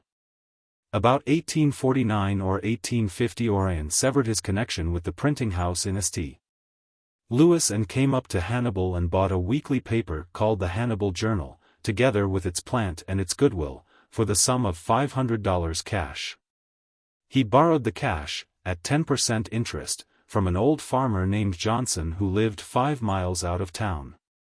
Then he reduced the subscription price of the paper from $2 to $1. He reduced the rates for advertising in about the same proportion, and thus he created one absolute and unassailable certainty, to wit, that the business would never pay him a single cent of profit. He took me out of the courier office and engaged my services in his own at $3.50 a week, which was an extravagant wage, but Orion was always generous. Always liberal with everybody except himself. It cost him nothing in my case, for he never was able to pay me a single penny as long as I was with him. By the end of the first year he found he must make some economies. The office rent was cheap, but it was not cheap enough. He could not afford to pay rent of any kind, so he moved the whole plant into the house we lived in, and it cramped the dwelling place cruelly. He kept that paper alive during 4 years, but I have at this time no idea how he accomplished it. Toward the end of each year he had to turn out and scrape and scratch for the $50 of interest due Mr. Johnson, and that $50 was about the only cash he ever received or paid out. I suppose, while he was proprietor of that newspaper, except for ink and printing paper. The paper was a dead failure. It had to be that from the start. Finally he handed it over to Mr. Johnson, and went up to Muscatine, Iowa, and acquired a small interest in a weekly newspaper there. It was not a sort of property to marry on, but no matter. He came across a winning and pretty girl who lived in Quincy, Illinois, a few miles below Keokuk, and they became engaged. He was always falling in love with girls, but by some accident or other he had never gone so far as engagement before. And now he achieved nothing but misfortune by it, because he straightway fell in love with a Keokuk girl, at least he imagined that he was in love with her. Whereas I think she did the imagining for him. The first thing he knew, he was engaged to her, and he was in a great quandary. He didn't know whether to marry the Keokuk one or the Quincy one, or whether to try to marry both of them and suit everyone concerned. But the Keokuk girl soon settled that for him. She was a master spirit, and she ordered him to write the Quincy girl and break off that match, which he did. Then he married the Keokuk girl, and they began a struggle for life which turned out to be a difficult enterprise, and very unpromising. To gain a living in Muscatine was plainly impossible, so Orion and his new wife went to Keokuk to live, for she wanted to be near her relatives. He bought a little bit of a job printing plant, on credit, of course, and at once put prices down to where not even the apprentices could get a living out of it, and this sort of thing went on. I had not joined the Muscatine migration.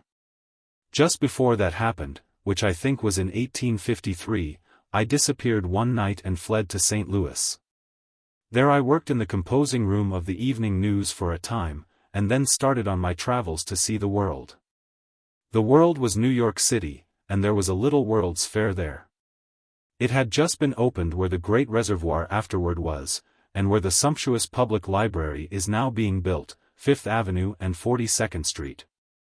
I arrived in New York with $2 or $3 in pocket change and a $10 bank bill concealed in the lining of my coat. I got work at villainous wages in the establishment of John A. Gray and Green in Cliff Street, and I found board in a sufficiently villainous mechanics boarding house in Duane Street. The firm paid my wages in wildcat money at its face value, and my week's wage merely sufficed to pay board and lodging.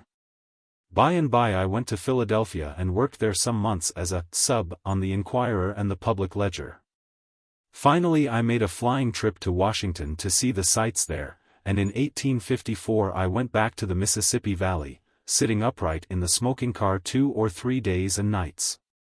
When I reached St. Louis the first was exhausted. I went to bed on board a steamboat that was bound for Muscatine. I fell asleep at once, with my clothes on, and didn't wake again for 36 hours. I worked in that little job office in Keokuk as much as 2 years, I should say, without ever collecting a cent of wages. For Orion was never able to pay anything, but Dick Hyam and I had good times. I don't know what Dick got, but it was probably only uncashable promises.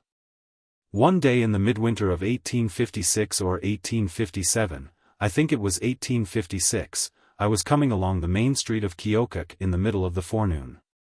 It was bitter weather, so bitter that that street was deserted, almost. A light dry snow was blowing here and there on the ground and on the pavement, swirling this way and that way and making all sorts of beautiful figures, but very chilly to look at. The wind blew a piece of paper past me and it lodged against a wall of a house.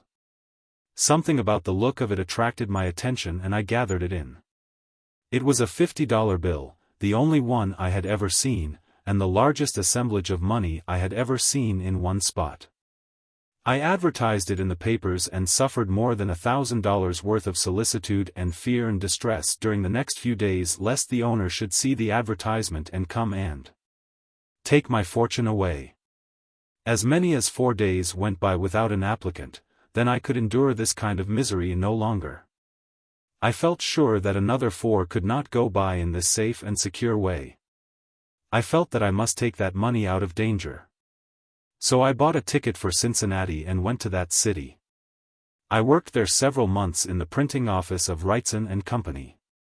I had been reading Lieutenant Herndon's account of his explorations of the Amazon and had been mightily attracted by what he said of coca.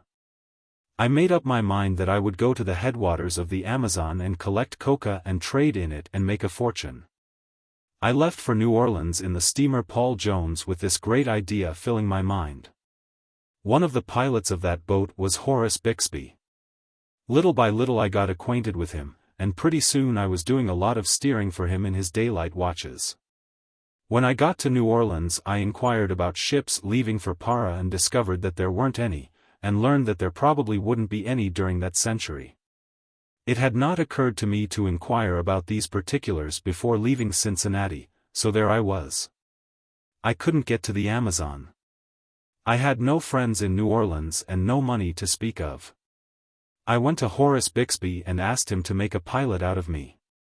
He said he would do it for $500, $100 cash in advance. So I steered for him up to St. Louis, borrowed the money from my brother-in-law, and closed the bargain. I had acquired this brother-in-law several years before. This was Mr. William A. Moffat, a merchant, a Virginian, a fine man in every way. He had married my sister Pamela, and the Samuel E. Moffat of whom I have been speaking was their son. Within 18 months I was become a competent pilot, and I served that office until the Mississippi River traffic was brought to a standstill by the breaking out of the Civil War. Meantime Orion had been sweating along with his little job office in Keokuk, and he and his wife were living with his wife's family, ostensibly as boarders. But it is not likely that Orion was ever able to pay the board. On account of charging nothing for the work done in his job office, he had almost nothing to do there. He was never able to get it through his head that work done on a profitless basis deteriorates and is presently not worth anything. And that customers are obliged to go where they can get better work, even if they must pay better prices for it. He had plenty of time, and he took up Blackstone again. He also put up a sign which offered his services to the public as a lawyer. He never got a case, in those days, nor even an applicant, although he was quite willing to transact law business for nothing and furnish the stationery himself. He was always liberal that way. Presently he moved to a wee little hamlet called Alexandria, 2 or 3 miles down the river, and he put up that sign there. He got no bites. He was by this time very hard aground. But by this time I was beginning to earn a wage of $250 a month as pilot, and so I supported him thenceforth until 1861, when his ancient friend, Edward Bates, then a member of Mr. Lincoln's first cabinet, got him the place of Secretary of the new Territory of Nevada, and Orion and I cleared for that country in the overland stagecoach, I paying the fares, which were pretty heavy, and carrying with me what money I had been able to save. This was $800. I should say, and it was all in silver coin and a good deal of a nuisance because of its weight. And we had another nuisance, which was an unabridged dictionary. It weighed about 1,000 pounds, and was a ruinous expense, because the stagecoach company charged for extra baggage by the ounce. We could have kept a family for a time on what that dictionary cost in the way of extra freight, and it wasn't a good dictionary. Anyway, didn't have any modern words in it, only had obsolete ones that they used to use when Noah Webster was a child. Friday, March 30th. 1906. Mr. Clemens's interview with Tchaikovsky, presides at a meeting of the association formed in interest of the adult blind, his first meeting with Helen Keller, Helen Keller's letter, which Mr. Clemens read at this meeting. I will drop Orion for the present and return and pick him up by and by. For the moment I am more interested in the matters of today than I am in Orion's adventures and mine of 45 years ago. 3 days ago a neighbor brought the celebrated Russian revolutionist, Tchaikovsky, to call upon me. He is grizzled, and shows age, as to exteriors, but he has a Vesuvius, inside, which is a strong and active volcano yet. He is so full of belief in the ultimate and almost immediate triumph of the revolution and the destruction of the fiendish autocracy, that he almost made me believe and hope with him. He has come over here expecting to arouse a conflagration of noble sympathy in our vast nation of 80 millions of happy and enthusiastic freemen. But honesty obliged me to pour some cold water down his crater. I told him what I believe to be true, that our Christianity, which we have always been so proud of, not to say so vain of, is now nothing but a shell, a sham, a hypocrisy. That we have lost our ancient sympathy with oppressed peoples struggling for life and liberty. That when we are not coldly indifferent to such things we sneer at them, and that the sneer is about the only expression the newspapers and the nation deal in with regard to such things. That his mass meetings would not be attended by people entitled to call themselves representative Americans, even if they may call themselves Americans at all. That his audiences will be composed of foreigners who have suffered so recently that they have not yet had time to become Americanized and their hearts turned to stone in their breasts. That these audiences will be drawn from the ranks of the poor, not those of the rich. That they will give and give freely, but they will give from their poverty and the money result will not be large. I said that when our windy and flamboyant president conceived the idea, a year ago, of advertising himself to the world as the new angel of peace, and set himself the task of bringing about the peace between Russia and Japan and had the misfortune to accomplish his misbegotten purpose. No one in all this nation except Dr. Seaman and myself uttered a public protest against this folly of follies. That at that time I believed that fatal peace had postponed the Russian nation's imminent liberation from its age-long chains indefinitely, probably for centuries. That I believed at that time that Roosevelt had given the Russian Revolution its deathblow, and that I am of that opinion yet. I will mention here, in parenthesis, that I came across Dr. Seaman last night for the first time in my life, and found that his opinion also remains today as he expressed it at the time that infamous peace was consummated. Tchaikovsky said that my talk depressed him profoundly, and that he hoped I was wrong. I said I hoped the same. He said, "Why, from this very nation of yours came a mighty contribution only 2 or 3 months ago, and it made us all glad in Russia. You raised $2 millions in a breath, in a moment, as it were, and sent that contribution, that most noble and generous contribution, to suffering Russia.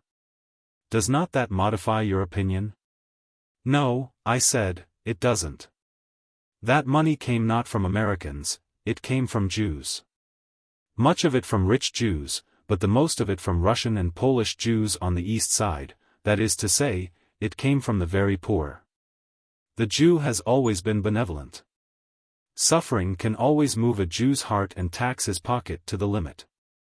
He will be at your mass meetings. But if you find any Americans there, put them in a glass case and exhibit them. It will be worthy 50 cents a head to go and look at that show and try to believe in it." He asked me to come to last night's meeting and speak, but I had another engagement and could not do it. Then he asked me to write a line or two which could be read at the meeting, and I did that cheerfully. From the New York Times. Arms to Free Russia, Tchaikovsky's Appeal. Revolutionist speaks to cheering audience of 3,000. Says the battle is near. Mark Twain writes that he hopes czars and grand dukes will soon become scarce. Tavarishi.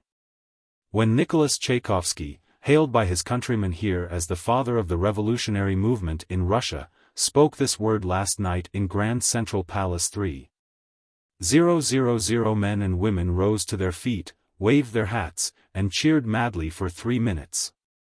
The word means, comrades. It is the watchword of the revolutionists. The spirit of revolution possessed the mass meeting called to greet the Russian patriot now visiting New York. Fight is what he wants, and arms to fight with. He told the audience so last night and, by their cheers, they promised to do their part in supplying the sinews of war. Mark Twain could not attend because he had already accepted an invitation to another meeting, but he sent this letter. Dear Mr. Tchaikovsky, I thank you for the honor of the invitation. But I am not able to accept it because Thursday evening I shall be presiding at a meeting whose object is to find remunerative work for certain classes of our blind who would gladly support themselves if they had the opportunity. My sympathies are with the Russian Revolution, of course. It goes without saying. I hope it will succeed, and now that I have talked with you I take heart to believe it will. Government by falsified promises, by lies, by treachery, and by the butcher knife. For the aggrandizement of a single family of drones and its idle and vicious kin has been borne quite long enough in Russia, I should think. And it is to be hoped that the roused nation, now rising in its strength, will presently put an end to it and set up the Republic in its place. Some of us, even the white-headed, may live to see the blessed day when czars and grand dukes will be as scarce there as I trust they are in heaven. Most sincerely yours, Mark Twain. Mr. Tchaikovsky made an impassioned appeal for help to inaugurate a real revolution and overturn the Tsar and all his allies.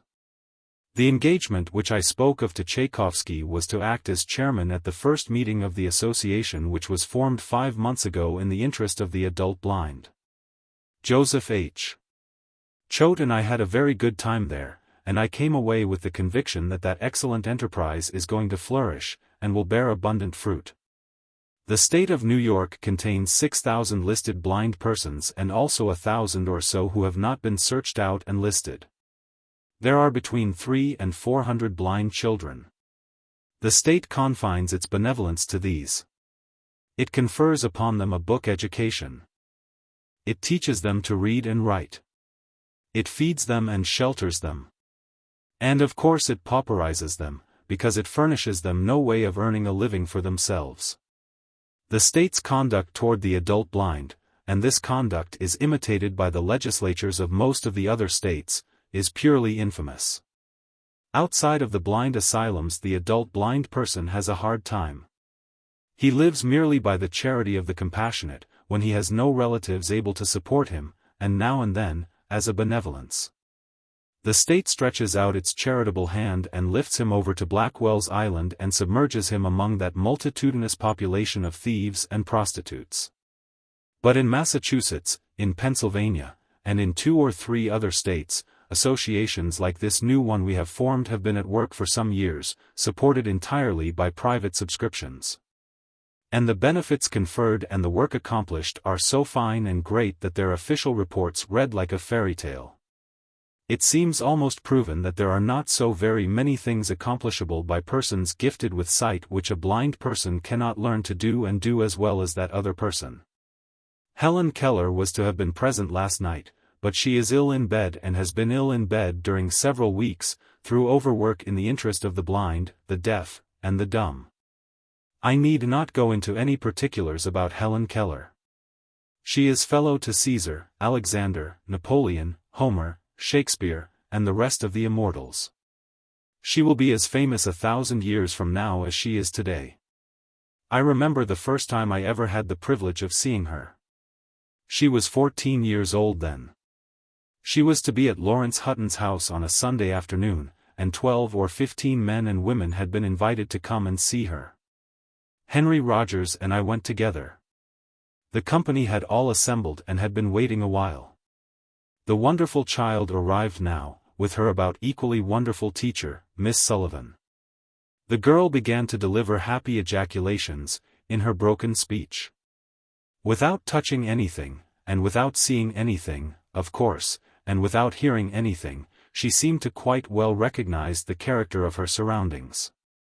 She said, "Oh, the books, so many, many books. How lovely." The guests were brought one after another and introduced to her. As she shook hands with each, she took her hand away and laid her fingers lightly against Miss Sullivan's lips, who spoke against them the person's name. When a name was difficult, Miss Sullivan not only spoke it against Helen's fingers, but spelled it upon Helen's hand with her own fingers, stenographically, apparently. For the swiftness of the operation was suggestive of that. Mr. Howells seated himself by Helen on the sofa and she put her fingers against his lips and he told her a story of considerable length. And you could see each detail of it pass into her mind and strike fire there and throw the flash of it into her face. Then I told her a long story, which she interrupted all along and in the right places, with cackles, chuckles, and carefree bursts of laughter. Then Miss Sullivan put one of Helen's hands against her lips and spoke against it the question, "What is Mr. Clemens distinguished for?" Helen answered, in her crippled speech, "For his humor." I spoke up modestly and said, "And for his wisdom." Helen said the same words instantly, "And for his wisdom." I suppose it was a case of mental telegraphy, since there was no way for her to know what it was I had said. After a couple of hours spent very pleasantly, someone asked if Helen would remember the feel of the hands of the company after this considerable interval of time, and be able to discriminate the hands and name the possessors of them. Miss Sullivan said, "Oh, she will have no difficulty about that." So the company filed past, shook hands in turn, and with each handshake Helen greeted the owner of the hand pleasantly and spoke the name that belonged to it without hesitation. Until she encountered Mr. Rogers, toward the end of the procession. She shook hands with him, then paused, and a reflecting expression came into her face. Then she said, "I am glad to meet you now. I have not met you before." Miss Sullivan told her she was mistaken. This gentleman was introduced to her when she first arrived in the room. But Helen was not affected by that. She said no, she never had met this gentleman before. Then Mr. Rogers said that perhaps the confusion might be explained by the fact that he had his glove on when he was introduced to Helen. Of course that explained the matter. This was not in the afternoon, as I have misstated. It was in the forenoon, and by the assemblage proceeded to the dining room and sat down to luncheon. I had to go away before it was over, and as I passed by Helen I patted her lightly on the head and passed on. Miss Sullivan called to me and said, "Stop, Mr. Clemens. Helen is distressed because she did not recognize your hand. Won't you come back and do that again?" I went back and patted her lightly on the head, and she said at once, "Oh, it's Mr. Clemens." Perhaps someone can explain this miracle, but I have never been able to do it. Could she feel the wrinkles in my hand through her hair?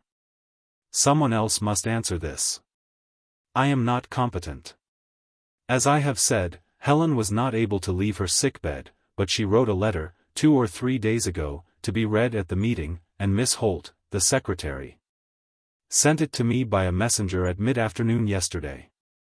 It was lucky for me that she didn't reserve it and send it to me on the platform last night, for in that case I could not have gotten through with it.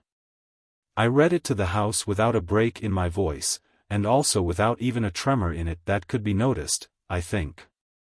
But it was because I had read it aloud to Miss Lyon at mid-afternoon, and I knew the dangerous places and how to be prepared for them. I told the house in the beginning that I had this letter and that I would read it at the end of the evening's activities. By when the end had arrived and Mr. Choate had spoken, I introduced the letter with a few words. I said that if I knew anything about literature, here was a fine and great and noble sample of it. That this letter was simple, direct, unadorned, unaffected, unpretentious, and was moving and beautiful and eloquent. That no fellow to it had ever issued from any girl's lips since Joan of Arc, that immortal child of 17, stood alone and friendless in her chains, 5 centuries ago, and confronted her judges, the concentrated learning and intellect of France, and fenced with them week by week and day by day, answering them out of her great heart and her untaught but marvelous mind, and always defeating them, always camping on the field and master of it as each day's sun went down. I said I believe that this letter, written by a young woman who has been stone deaf, dumb, and blind ever since she was 18 months old, and who is one of the most widely and thoroughly educated women in the world, would pass into our literature as a classic and remain so. I will insert the letter here. Wrentham, Massachusetts, March 27, 1906. My dear Mr. Clemens, it is a great disappointment to me not to be with you and the other friends who have joined their strength to uplift the blind. The meeting in New York will be the greatest occasion in the movement which has so long engaged my heart, and I regret keenly not to be present and feel the inspiration of living contact with such an assembly of wit, wisdom and philanthropy. I should be happy if I could have spelled into my hand the words as they fall from your lips, and receive, even as it is uttered, the eloquence of our newest ambassador to the blind. We have not had such advocates before. My disappointment is softened by the thought that never at any meeting was the right word so sure to be spoken. But, superfluous as all other appeal must seem after you and Mr. Choate have spoken, nevertheless, as I am a woman, I cannot be silent, and I ask you to read this letter, knowing that it will be lifted to eloquence by your kindly voice. To know what the blind man needs, you who can see must imagine what it would be not to see. And you can imagine it more vividly if you remember that before your journey's end you may have to go the dark way yourself. Try to realize what blindness means to those whose joyous activity is stricken to inaction. It is to live long, long days, and life is made up of days. It is to live immured, baffled, impotent, all God's world shut out. It is to sit helpless, defrauded, while your spirit strains and tugs at its fetters, and your shoulders ache for the burden they are denied, the rightful burden of labor. The seeing man goes about his business confident and self-dependent. He does his share of the work of the world in mine, in quarry, in factory, in counting room, asking of others no boon, save the opportunity to do a man's part and to receive the laborer's guerdon. In an instant accident blinds him. The day is blotted out. Night envelopes all the visible world. The feet which once bore him to his task with firm and confident stride stumble and halt and fear the forward step. He is forced to a new habit of idleness, which like a canker consumes the mind and destroys its beautiful faculties. Memory confronts him with his lighted past. Amid the tangible ruins of his life as it promised to be he gropes his pitiful way. You have met him on your busy thoroughfares with faltering feet and outstretched hands, patiently dredging the universal dark, holding out for sale his petty wares, or his cap for your pennies. And this was a man with ambitions and capabilities. It is because we know that these ambitions and capabilities can be fulfilled, that we are working to improve the condition of the adult blind. You cannot bring back the light to the vacant eyes, but you can give a helping hand to the sightless along their dark pilgrimage. You can teach them new skill. For work they once did with the aid of their eyes you can substitute work that they can do with their hands. They ask only opportunity, and opportunity is a torch in darkness. They crave no charity, no pension, but the satisfaction that comes from lucrative toil, and this satisfaction is the right of every human being.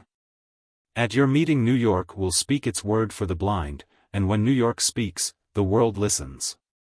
The true message of New York is not the commercial ticking of busy telegraphs, but the mightier utterances of such gatherings as yours. Of late our periodicals have been filled with depressing revelations of great social evils. Querulous critics have pointed to every flaw in our civic structure. We have listened long enough to the pessimists. You once told me you were a pessimist, Mr. Clemens, but great men are usually mistaken about themselves. You are an optimist. If you were not, you would not preside at the meeting. For it is an answer to pessimism. It proclaims that the heart and the wisdom of a great city are devoted to the good of mankind. That in this busiest city in the world no cry of distress goes up but receives a compassionate and generous answer. Rejoice that the cause of the blind has been heard in New York, for the day after, it shall be heard round the world. Yours sincerely, Helen Keller. Monday, April 2nd. 1906. Government of New Territory of Nevada, Governor Nye and the Practical Jokers, Mr. Clemens begins journalistic life on Virginia City Enterprise, reports legislative sessions, he and Orion prosper, Orion builds $12,000 house, Governor Nye turns territory of Nevada into a state. Promotion for Barnes, whom Tillman berated. Had woman ejected from White House, to be postmaster. Merritt gets new place. Present postmaster at Washington to be made collector at Niagara, Platt not consulted. Special to the New York Times. Washington, March 31. President Roosevelt surprised the Capitol this afternoon by announcing that he would appoint Benjamin F. Barnes as postmaster of Washington, to succeed John A. Merritt of New York. Mr. Merritt, who for several years has been postmaster here, has been chosen for collector of the port of Niagara, succeeding the late Major James Lowe. Mr. Barnes is at present Assistant Secretary to the President. Only a short time ago he figured extensively in the newspapers for having ordered the forcible ejection from the White House of Mrs. Minor Morris, a Washington woman who had called to see the President. What attracted attention to the case was not the ejection itself, but the violence with which it was performed. Mrs. Morris, who had been talking to Barnes in an ordinary conversational tone, and with no indications of excitement, so far as the spectators observed, was seized by two policemen and dragged by the arms out of the building and across the asphalt walk in front of the White House, a distance corresponding to that of 2 ordinary city blocks. During a part of the journey a Negro carried her by the feet. Her dress was torn and trampled. She was locked up on a charge of disorderly conduct, and when it was learned that she would be released on that charge a policeman, a relative of Barnes's, was sent to the house of detention to prefer a charge of insanity against her so that she would have to be held.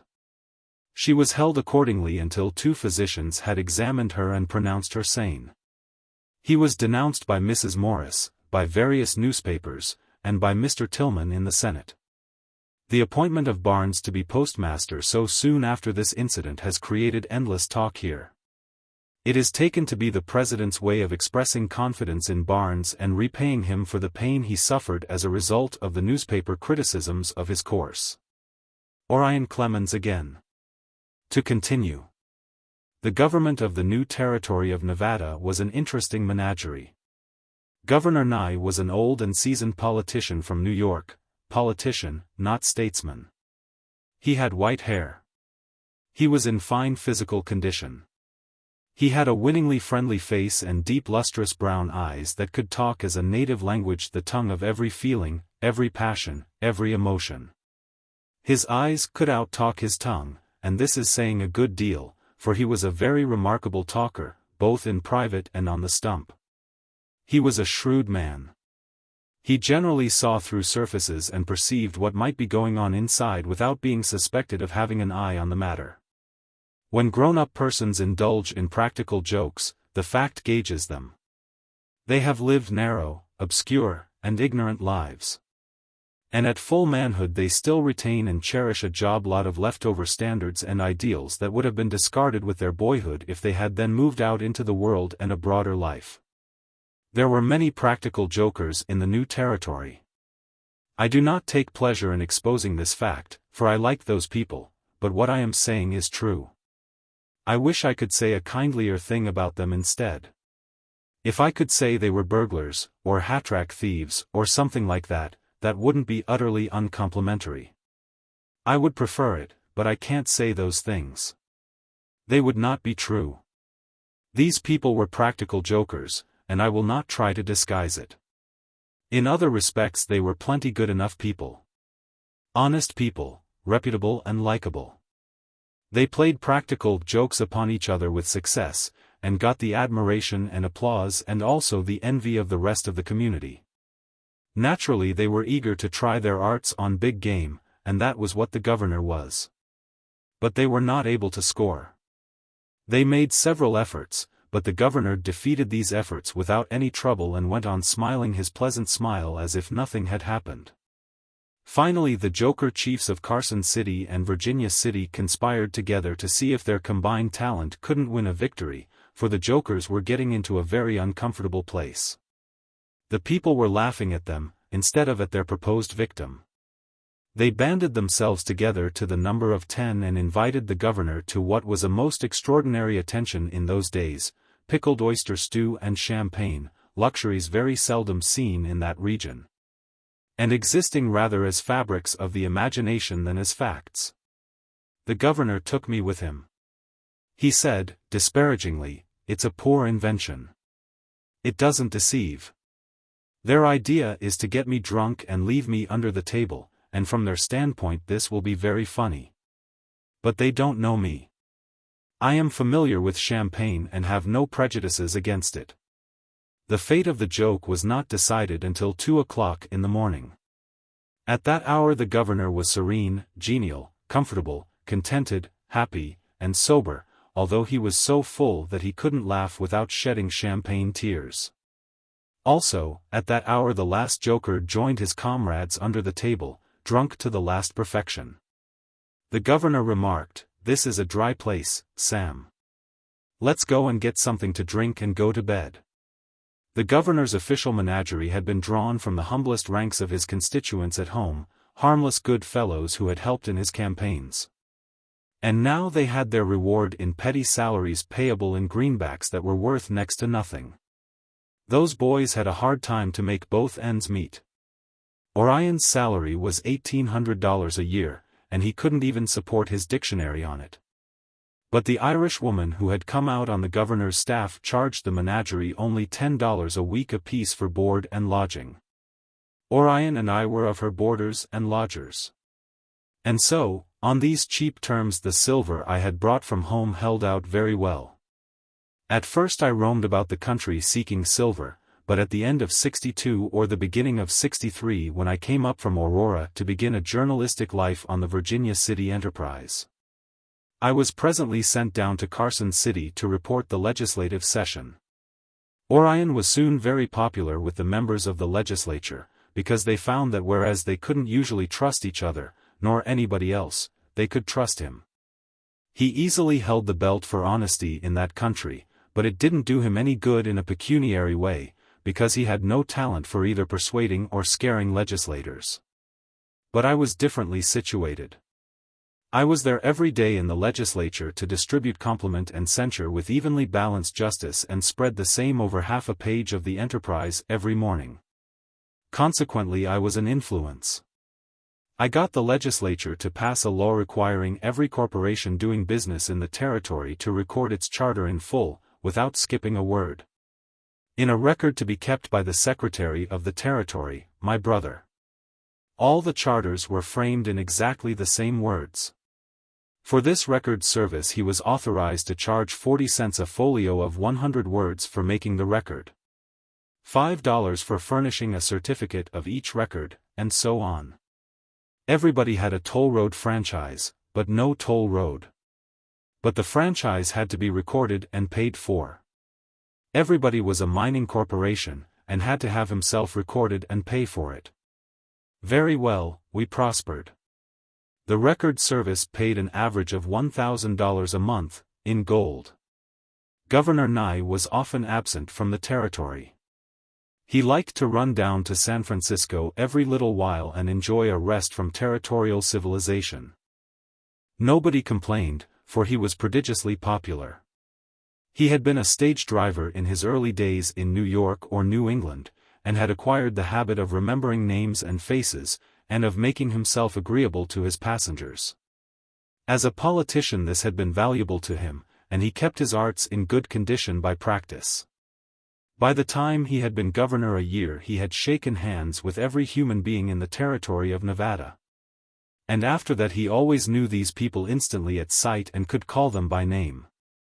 The whole population, of 20,000 persons, were his personal friends, and he could do anything he chose to do and count upon their being contented with it. Whenever he was absent from the territory, which was generally, Orion served his office in his place, as acting governor, a title which was soon and easily shortened to governor. Mrs. Governor Clemens enjoyed being a governor's wife. No one on this planet ever enjoyed a distinction more than she enjoyed that one. Her delight in being the head of society was so frank that it disarmed criticism, and even envy. Being the governor's wife and head of society, she looked for a proper kind of house to live in, a house commensurate with these dignities, and she easily persuaded Orion to build that house. Orion could be persuaded to do anything. He built and furnished the house at a cost of $12,000, and there was no other house in that capital that could approach this property for style and cost. When Governor Nye's 4-year term was drawing to a close, the mystery of why he had ever consented to leave the great state of New York and help inhabit that sagebrush desert was solved. He had gone out there in order to become a United States Senator. All that was now necessary was to turn the territory into a state. He did it without any difficulty. That patch of sand and that sparse population were not well fitted for the heavy burden of a state government, but no matter, the people were willing to have the change. And so the governor's game was made. Orion's game was made, too, apparently, for he was as popular because of his honesty as the governor was for more substantial reasons. But at the critical moment the inborn capriciousness of his character rose up without warning, and disaster followed. Wednesday, April 4, 1906. The Morris case again. Scope of this autobiography, a mirror, more about Nast sale, laurels for Mr. Clemens, clippings in regard to Woman's University Club reception. Mr. Clemens comments on them, Vassar benefit at Hudson Theater, Mr. Clemens meets many old friends. Mrs. Morris case in Senate. Nomination of Barnes opens way for an inquiry. Special to the New York Times. Washington, April 3. Criticism of the appointment of Mr. Roosevelt's Assistant Secretary, B. F. Barnes, to be Postmaster of Washington continues. It now seems likely that the appointment may have a hard time in passing the Senate. Barnes's action in having Mrs. Minor Morris put out of the White House is the chief ground of opposition.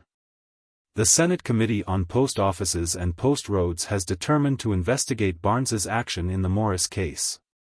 And eyewitnesses of the affair have been summoned to appear before the committee tomorrow and tell what they saw. This is the same investigation which Mr. Tillman requested and which the Senate refused to grant. It now comes as the result of the President's action in appointing Barnes postmaster. The witnesses who are to appear before the committee were not asked to testify in the investigation which the President made when he decided that Barnes's course was justified. There was much speculation today as to who Mr. Barnes's successor as Assistant Secretary would be. The Evening Star tonight devotes a column and a half to suggestions on the subject, saying that the leading candidates are John L. McGrew, a clerk in the White House offices; Warren Young, Chief Executive Clerk; M.C. Latta, the President's personal stenographer; James J. Corbett of New York; Robert Fitzsimmons, Augustus Rulin, and James J. Jeffries. The article is illustrated with two pictures of Corbett and Fitzsimmons. That is neat, and causes me much gentle delight. The point of that whole matter lies in the last four names that are mentioned in it. These four men are prize-fighters, the most celebrated ones now living. Is the incident now closed? Again we cannot tell. The smell of it may linger in American history 1,000 years yet. This autobiography of mine differs from other autobiographies, differs from all other autobiographies, except Benvenuto's, perhaps. The conventional biography of all the ages is an open window.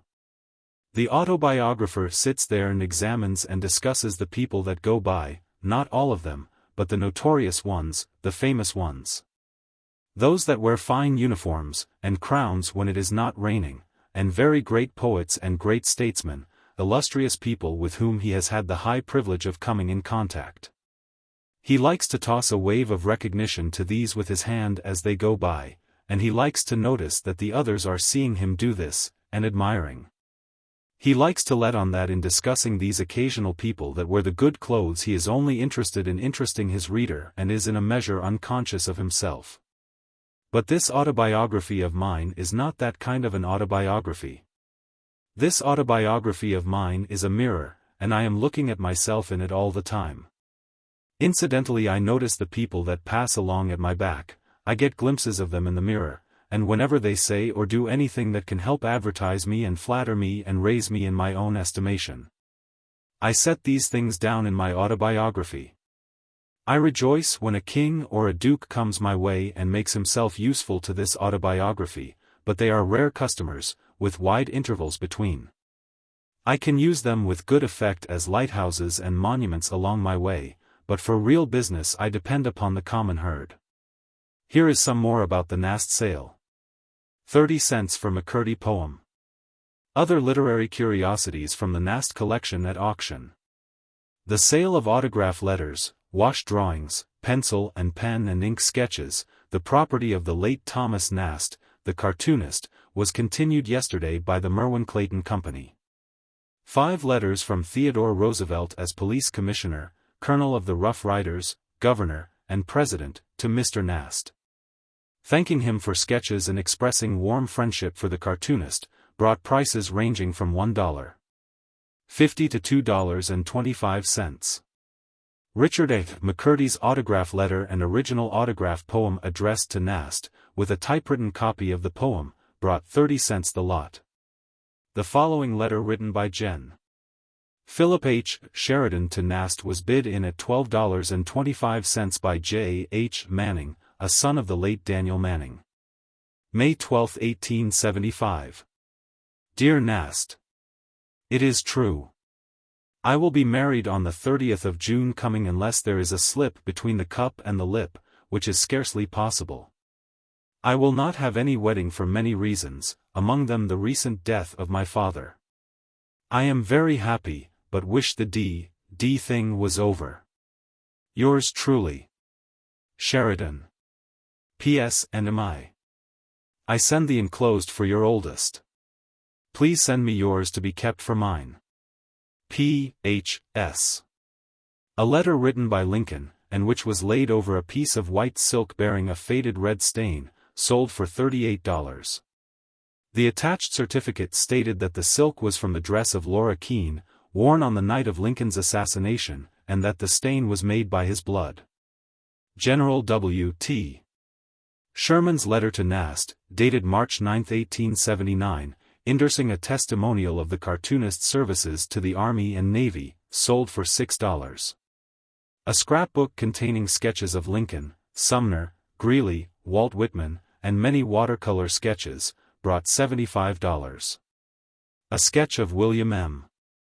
Tweed and his companion, Hunt, under arrest, brought $21. 2 companion Christmas sketches by Nast, representing a child telephoning to Santa Claus, brought $43 each. A sketch of Gen. Grant was bid in for $36. A sketch of the GOP elephant brought $28. A sketch representing the Savior, full face, with nimbus, brought $65. An autograph photograph of Theodore Roosevelt, dated 1884, was bid in at $5. It is a great satisfaction to me to notice that I am still ahead of Roosevelt, ahead of Sherman, ahead of Sheridan, even ahead of Lincoln. These are fine laurels, but they will not last. A time is coming when some of them will wither. A day will come when a mere scratch of Mr. Lincoln's pen will outsell a whole basketful of my letters. A time will come when a scratch of the pens of those immortal soldiers, Sherman and Sheridan, will outsell 1,000 scratches of mine, and so I shall enjoy my supremacy now, while I may. I shall read that clipping over 40 or 50 times, now, while it is new and true, and let the desolating future take care of itself. Day before yesterday all Vassar, ancient and modern, packed itself into the Hudson Theater, and I was there. The occasion was a benefit arranged by Vassar and its friends to raise money to aid poor students of that college in getting through the college course. I was not aware that I was to be a feature of the show, and was distressed and most uncomfortably inflamed with blushes when I found it out. Really the distress and the blushes were manufactured, for at bottom I was glad. I held a reception on that stage for an hour or two, and all Vassar, ancient and modern, shook hands with me. Some of the moderns were too beautiful for words, and I was very friendly with those. I was so hoping somebody would want to kiss me for my mother, but I didn't dare to suggest it myself. Presently, however, when it happened, I did what I could to make it contagious, and succeeded. This required art, but I had it in stock. I seemed to take the old and the new as they came, without discrimination, but I averaged the percentage to my advantage, and without anybody suspecting, I think. Among that host I met again as many as half a dozen pretty old girls whom I had met in their bloom at Vassar that time that Susie and I visited the college so long ago. Yesterday at the University Club, almost all the 500 were of the young and lovely, untouched by care, unfaded by age. There were girls there from Smith, Wellesley, Radcliffe, Vassar, and Barnard, together with a sprinkling of college girls from the South, from the Middle West and the Pacific Coast. I delivered a moral sermon to the Barnard girls at Columbia University a few weeks ago, and now it was like being among old friends. There were dozens of Barnard girls there, scores of them, and I had already shaken hands with them at Barnard. As I have said, the reporter heard many things there yesterday, but there were several which he didn't hear. One sweet creature wanted to whisper in my ear, and I was nothing loath. She raised her dainty form on tiptoe, lifting herself with a grip of her velvet hands on my shoulders, and put her lips to my ear and said, "How do you like being the belle of New York?" It was so true, and so gratifying, that it crimsoned me with blushes, and I could make no reply. The reporter lost that. 2 girls, one from Maine, the other from Ohio, were grandchildren of fellow passengers who sailed with me in the Quaker City in the Innocents Abroad excursion 39 years ago. Thursday, April 5, 1906. Ellen Terry's farewell banquet, on 50th anniversary. Mr. Clements cablegram, Mr. Clemens has fine new idea for a play. Mr. Hammond Trumbull squelches it. Orion Clemens is defeated as Secretary of State. At Mr. Camp's suggestion Mr. Clemens speculates unfortunately. Mr. Camp offers to buy Tennessee land for $200. 000, Orion refuses. Mr. Clemens just discovers that he still owns 1,000 acres of the Tennessee land. Orion comes east. Gets position on Hartford Evening Post. After various business ventures he returns to Keokuk and tries raising chickens. The other day I furnished a sentiment in response to a man's request, to wit. The noblest work of God? Man. Who found it out? Man. I thought it was very good, and smart, but the other person didn't. Ellen Terry has been a queen of the English stage for 50 years, and will retire from it on the 28th of this month, which will be the 50th anniversary. She will retire in due form at a great banquet in London. And cablegrams meet for the occasion will flow in upon the banquetiers from old friends of hers in America and other formerly distant regions of the earth. There are no distant regions now. The American cablegrams are being collected by a committee in New York, and by request I have furnished mine. To do these things by cable, at 25 cents a word, is the modern way and the only way. They could go by post at no expense, but it wouldn't be good form. Privately I will remark that they do go by mail, dated to suit the requirements. Cablegram to Ellen Terry, London. Age has not withered, nor custom staled, the admiration and affection I have felt for you so many years. I lay them at your honored feet with the strength and freshness of their youth upon them undiminished. Mark Twain. She is a lovely character, as was also Sir Henry Irving, who lately departed this life. I first knew them 34 years ago in London, and thenceforth held them in high esteem and affection. Orion Clemens resumed. There were several candidates for all the offices in the gift of the new state of Nevada save two, United States Senator, Governor Nye, and Secretary of State, Orion Clemens. Nye was certain to get a senatorship, and Orion was so sure to get the secretaryship that no one but him was named for that office. But he was hit with one of his spasms of virtue on the very day that the Republican Party was to make its nominations in the convention. Orion refused to go near the convention. He was urged, but all persuasions failed.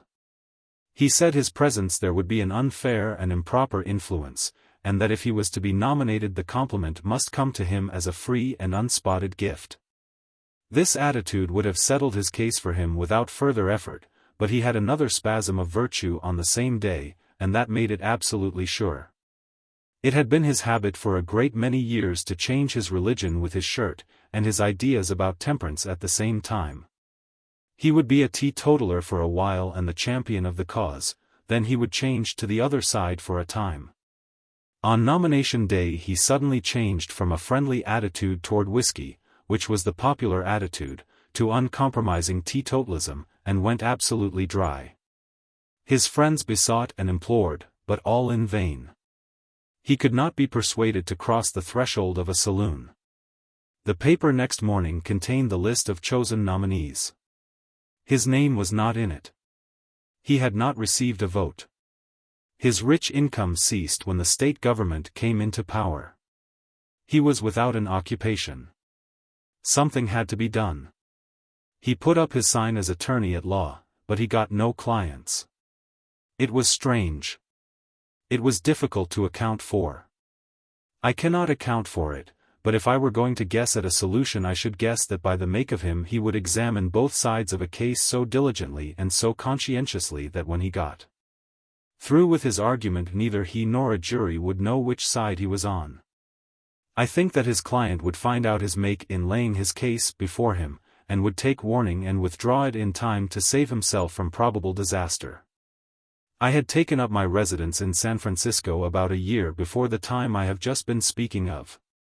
One day I got a tip from Mr. Camp, a bold man who was always making big fortunes in ingenious speculations and losing them again in the course of 6 months by other speculative ingenuities. Camp told me to buy some shares in the Hale and Norcross. I bought 50 shares at $300 a share. I bought on a margin, and put up 20%. It exhausted my funds. I wrote Orion and offered him half, and asked him to send his share of the money. I waited and waited. He wrote and said he was going to attend to it. The stock went along up pretty briskly. It went higher and higher. It reached $1,000 a share. It climbed to 2,000, then to 3,000, then to twice that figure. The money did not come, but I was not disturbed. By and by that stock took a turn and began to gallop down. Then I wrote urgently. Orion answered that he had sent the money long ago, said he had sent it to the Occidental Hotel. I inquired for it. They said it was not there.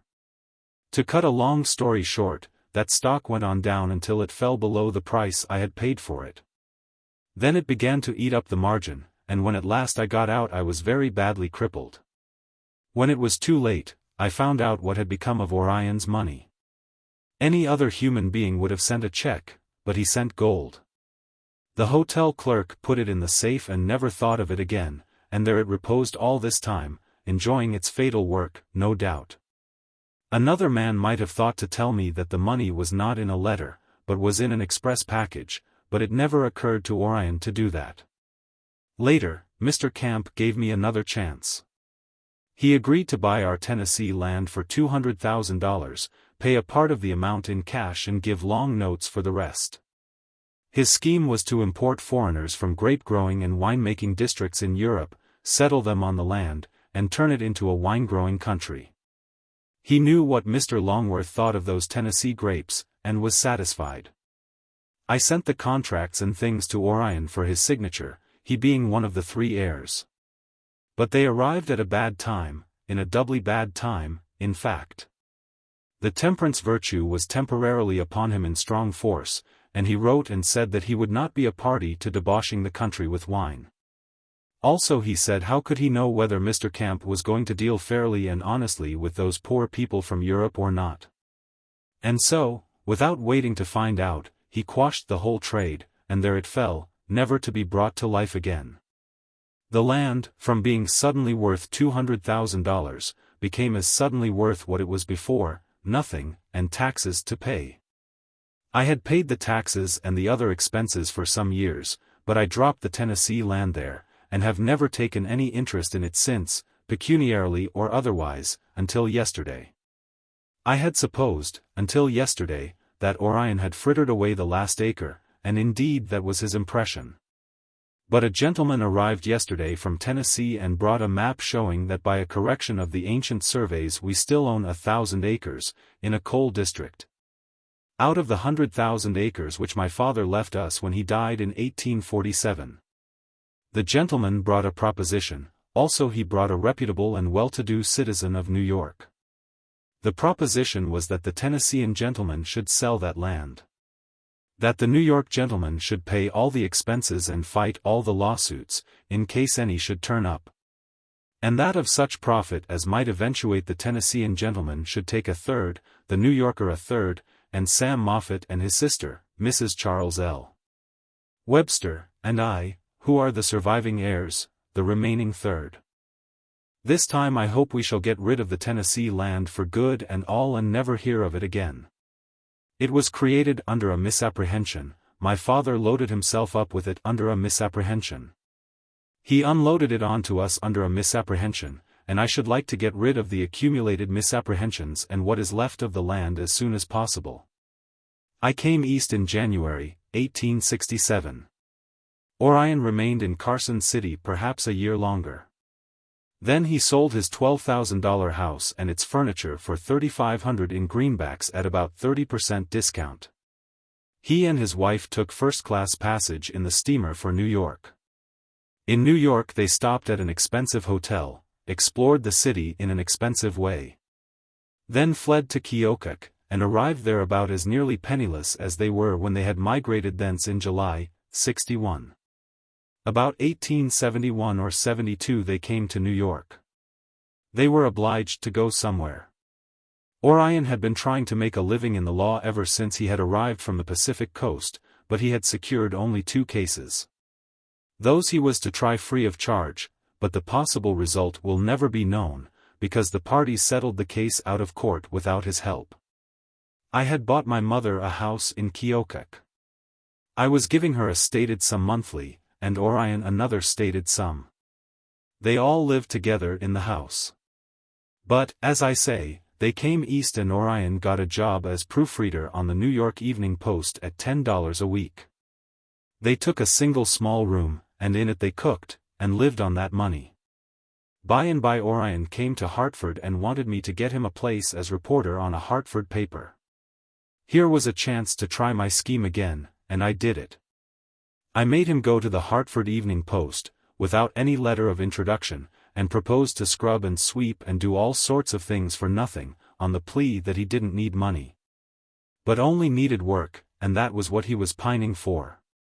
Within 6 weeks he was on the editorial staff of that paper at $20 a week, and he was worth the money. He was presently called for by some other paper at better wages, but I made him go to the Post people and tell them about it. They stood the raise and kept him. It was the pleasantest berth he had ever had in his life.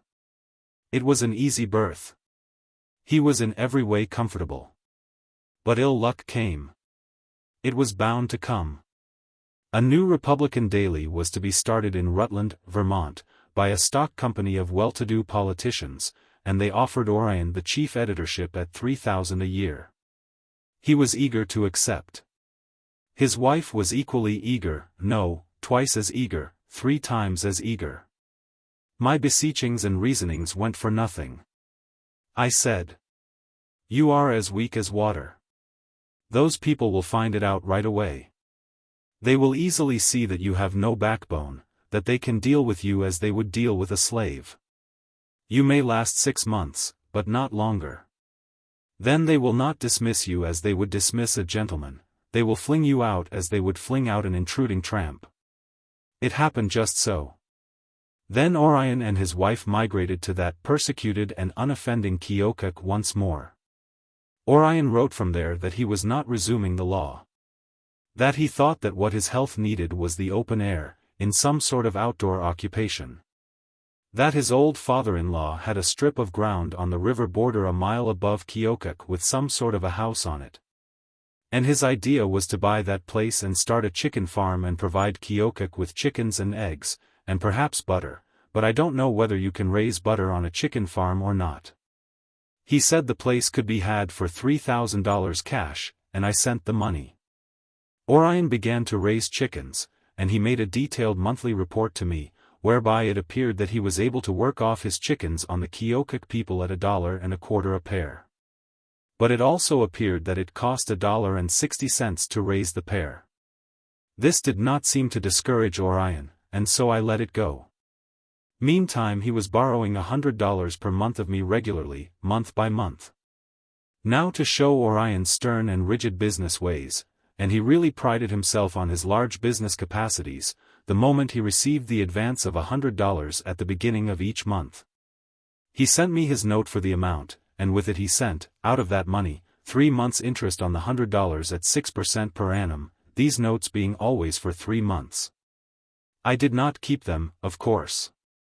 They were of no value to anybody. As I say, he always sent a detailed statement of the month's profit and loss on the chickens, at least the month's loss on the chickens, and this detailed statement included the various items of expense: corn for the chickens, a bonnet for the wife, boots for himself, and so on.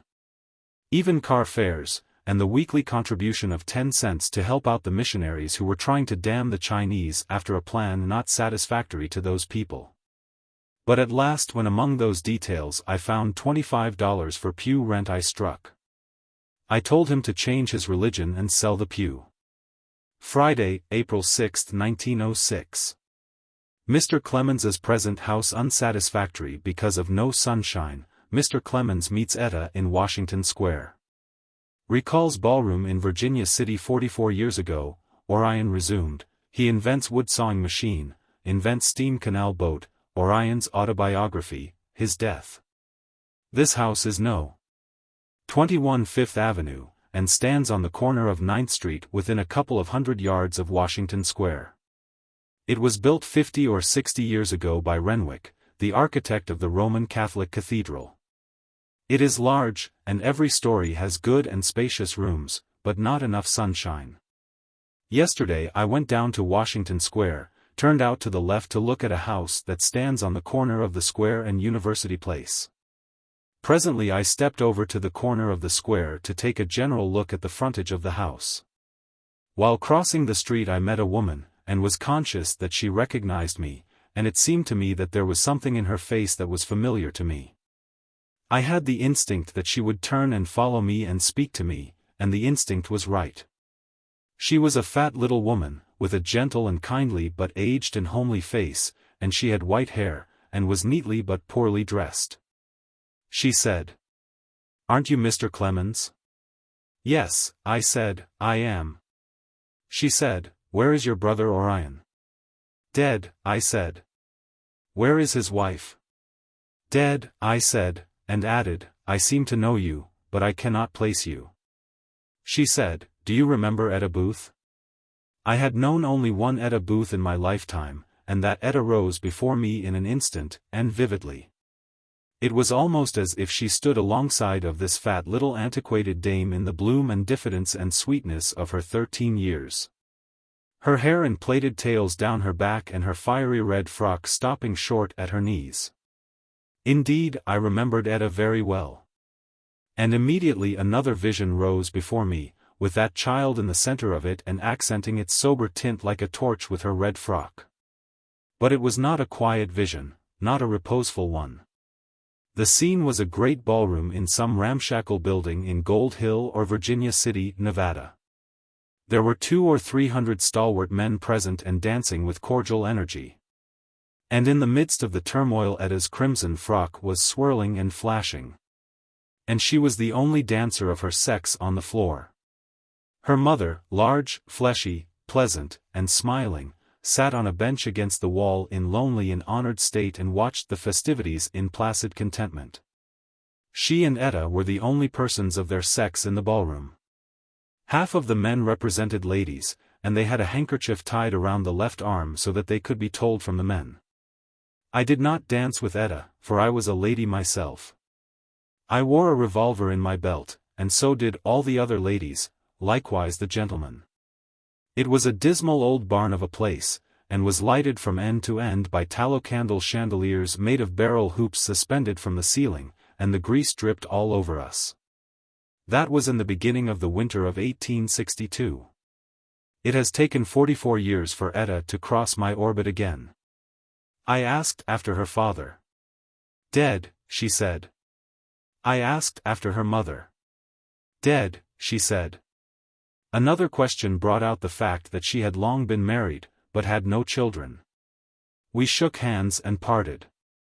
She walked 3 or 4 steps, then turned and came back, and her eyes filled, and she said, "I am a stranger here, and far from my friends. In fact I have hardly any friends left. Nearly all of them are dead. I must tell my news to you. I must tell it to somebody. I can't bear it by myself, while it is so new. The doctor has just told me that my husband can live only a very little while, and I was not dreaming it was so bad as this." Orion resumed. "I think the poultry experiment lasted only a year, possibly 2 years. It had then cost me $6,000. It is my impression that Orion was not able to give the farm away, and that his father-in-law took it back as a kindly act of self-sacrifice. Orion returned to the law business, and I suppose he remained in that harness off and on for the succeeding quarter of a century, but so far as my knowledge goes he was only a lawyer in name. And had no clients. My mother died in her 88th year, in the summer of 1890. She had saved some money, and she left it to me, because it had come from me. I gave it to Orion and he said, with thanks, that I had supported him long enough and now he was going to relieve me of that burden and would also hope to pay back some of that expense. And maybe the whole of it. Accordingly, he proceeded to use up that money in building a considerable addition to the house, with the idea of taking boarders and getting rich. We need not dwell upon this venture. It was another of his failures. His wife tried hard to make the scheme succeed, and if anybody could have made it succeed she would have done it. She was a good woman and was greatly liked. Her vanity was pretty large and inconvenient, but she had a practical side, too, and she would have made that boarding house lucrative if circumstances had not been against her. Orion had other projects for recouping me, but as they always required capital I stayed out of them, but they did not materialize. Once he wanted to start a newspaper. It was a ghastly idea, and I squelched it with a promptness that was almost rude. Then he invented a wood sawing machine and patched it together himself, and he really sawed wood with it. It was ingenious, it was capable, and it would have made a comfortable little fortune for him, but just at the wrong time Providence interfered again. Orion applied for a patent and found that the same machine had already been patented and had gone into business and was thriving. Presently the state of New York offered a $50,000 prize for a practical method of navigating the Erie Canal with steam canal boats. Orion worked at that thing 2 or 3 years, invented and completed a method, and was once more ready to reach out and seize upon imminent wealth, when somebody pointed out a defect. His steam canal boat could not be used in the wintertime, and in the summertime the commotion its wheels would make in the water would wash away the state of New York on both sides. Innumerable were Orion's projects for acquiring the means to pay off his debt to me. These projects extended straight through the succeeding 30 years, but in every case they failed. During all those 30 years Orion's well-established honesty kept him in offices of trust where other people's money had to be taken care of, but where no salary was paid. He was treasurer of all the benevolent institutions, he took care of the money and other property of widows and orphans, he never lost a cent for anybody, and never made one for himself.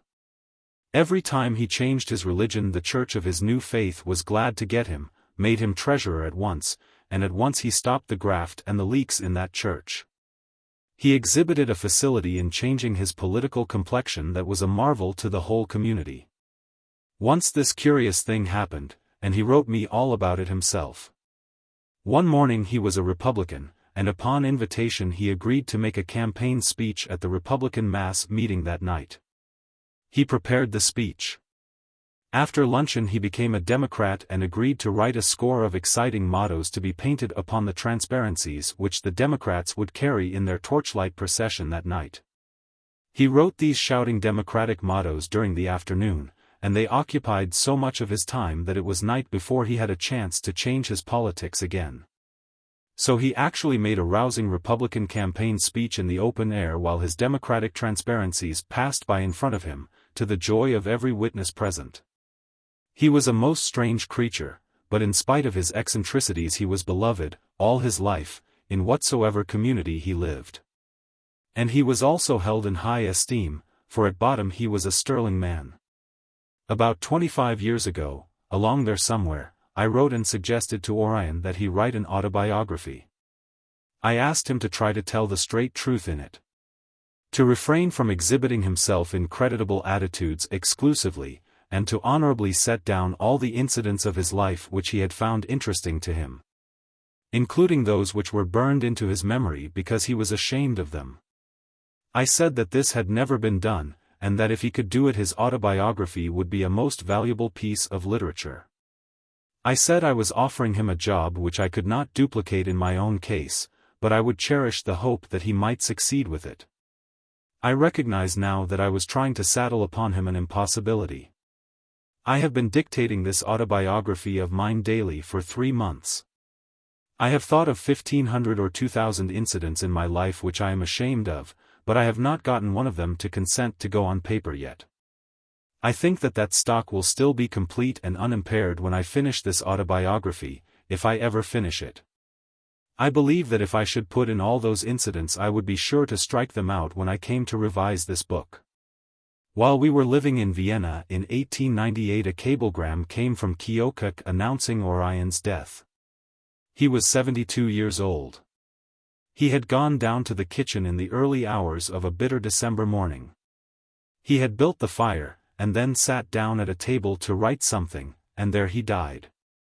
With the pencil in his hand and resting against the paper in the middle of an unfinished word, an indication that his release from the captivity of a long and troubled and pathetic and unprofitable life was swift and painless. Monday, April 9, 1906. Letter from French girl enclosing cable about Huck Finn, the Juggernaut Club. Letter from librarian of Brooklyn Public Library in regard to Huckleberry Finn and Tom Sawyer. Mr. Clemens's reply, the deluge of reporters trying to discover contents of that letter. This morning's mail brings me from France a letter from a French friend of mine, enclosing this New York cablegram. Mark Twain interdit. New York, 27 Mars. Par dépêche de notre correspondant particulier. Les directeurs de la Bibliothèque de Brooklyn ont mis les deux derniers livres de Mark Twain à l'index pour les enfants audacieux de Quinns ans, les considérant comme malsains. Le célèbre humoriste a écrit à des fonctionnaires une lettre pleine d'esprit et de sarcasme. Ces messers se refusant à la publier, sous le prétexte qu'ils n'ont pas l'autorisation de l'auteur de l'affaire. The letter is from a French girl who lives at Saint-Dié, in Joan of Arc's region. I have never seen this French girl, but she wrote me about 5 years ago, and since then we have exchanged friendly letters 3 or 4 times a year. She closes her letter with this paragraph. Something in a newspaper that I read this morning has surprised me very much. I have cut it out because, often, these informations are forged and, if this is the case, the slip of paper will be my excuse. Please, allow me to smile, my dear unseen friend. I cannot imagine for a minute that you have been very sorry about it. In France, such a measure would have for immediate result to make everyone in the country buy these books, and I, for one, am going to get them as soon as I go through Paris. Perfectly sure that I'll find them as wholesome as all you have written. I know your pen well. I know it has never been dipped in anything but clean, clear ink. I must go back now to that French cablegram. Its information is not exactly correct, but it is near enough. Huck Finn and Tom Sawyer are not recent books. Tom is more than 30 years old. The other book has been in existence 21 years. When Huck appeared, 21 years ago, the Public Library of Concord, Massachusetts, flung him out indignantly. Partly because he was a liar and partly because after deep meditation and careful deliberation he made up his mind on a difficult point, and said that if he'd got to betray Jim or go to hell, he would go to hell, which was profanity, and those Concord purists couldn't stand it. After this disaster, Huck was left in peace for 16 or 17 years. Then the Public Library of Denver flung him out. He had no similar trouble until 4 or 5 months ago, that is to say, last November. At that time I received the following letter. Sheepshead Bay Branch. Brooklyn Public Library. 1657 Shore Road, Brooklyn, New York, November 19th, 05. Dear Sir, I happened to be present the other day at a meeting of the children's librarians of the Brooklyn Public Library. In the course of the meeting it was stated that copies of Tom Sawyer and Huckleberry Finn were to be found in some of the children's rooms of the system. The supt of the children's dept, a conscientious and enthusiastic young woman, was greatly shocked to hear this, and at once ordered that they be transferred to the adults department. Upon this I shamefacedly confessed to having read Huckleberry Finn aloud to my defenseless blind people, without regard to their age, color, or previous condition of servitude. I also reminded them of Brander Matthews's opinion of the book, and stated the fact that I knew it almost at heart, having got more pleasure from it than from any book I have ever read. And reading is the greatest pleasure I have in life. My warm defense elicited some further discussion and criticism, from which I gathered that the prevailing opinion of Huck was that he was a deceitful boy who said sweat when he should have said perspiration. The upshot of the matter was that there is to be further consideration of these books at a meeting early in January which I am especially invited to attend. Seeing you the other night at the performance of Peter Pan, the thought came to me that you, who know Huck as well as I, you can't know him better or love him more, might be willing to give me a word or two to say in witness of his good character, though he warn't no more quality than a mud cat. I would ask as a favor that you regard this communication as confidential, whether you find time to reply to it or not. For I am loath for obvious reasons to bring the institution from which I draw my salary into ridicule, contempt or reproach. Yours very respectfully, Asa Don Dickinson. In Charge Department for the Blind and Sheepshead Bay Branch, Brooklyn Public Library. That was a very private letter. I didn't know the author of it.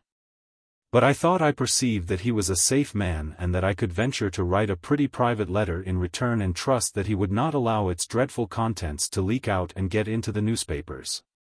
I wrote him on the 21st. 21 Fifth Avenue.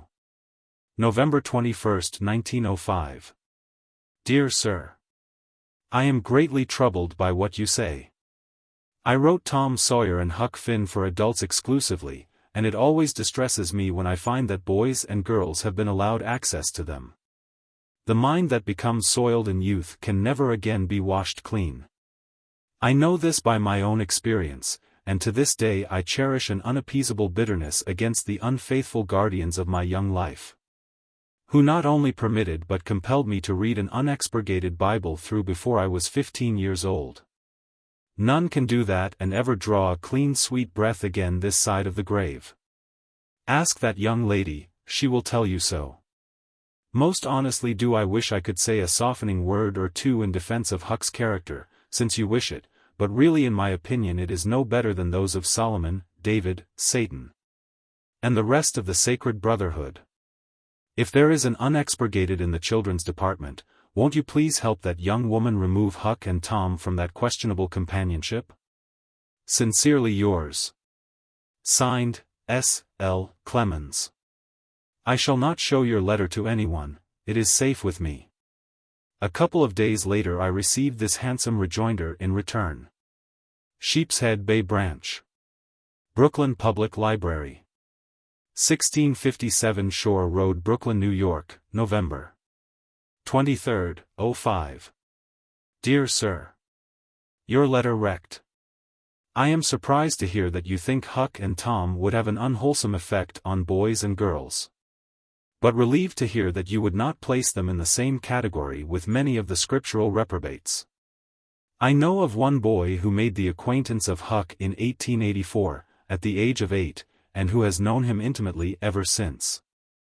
And I can assure you he is not an atom the worse for the 20 years' companionship.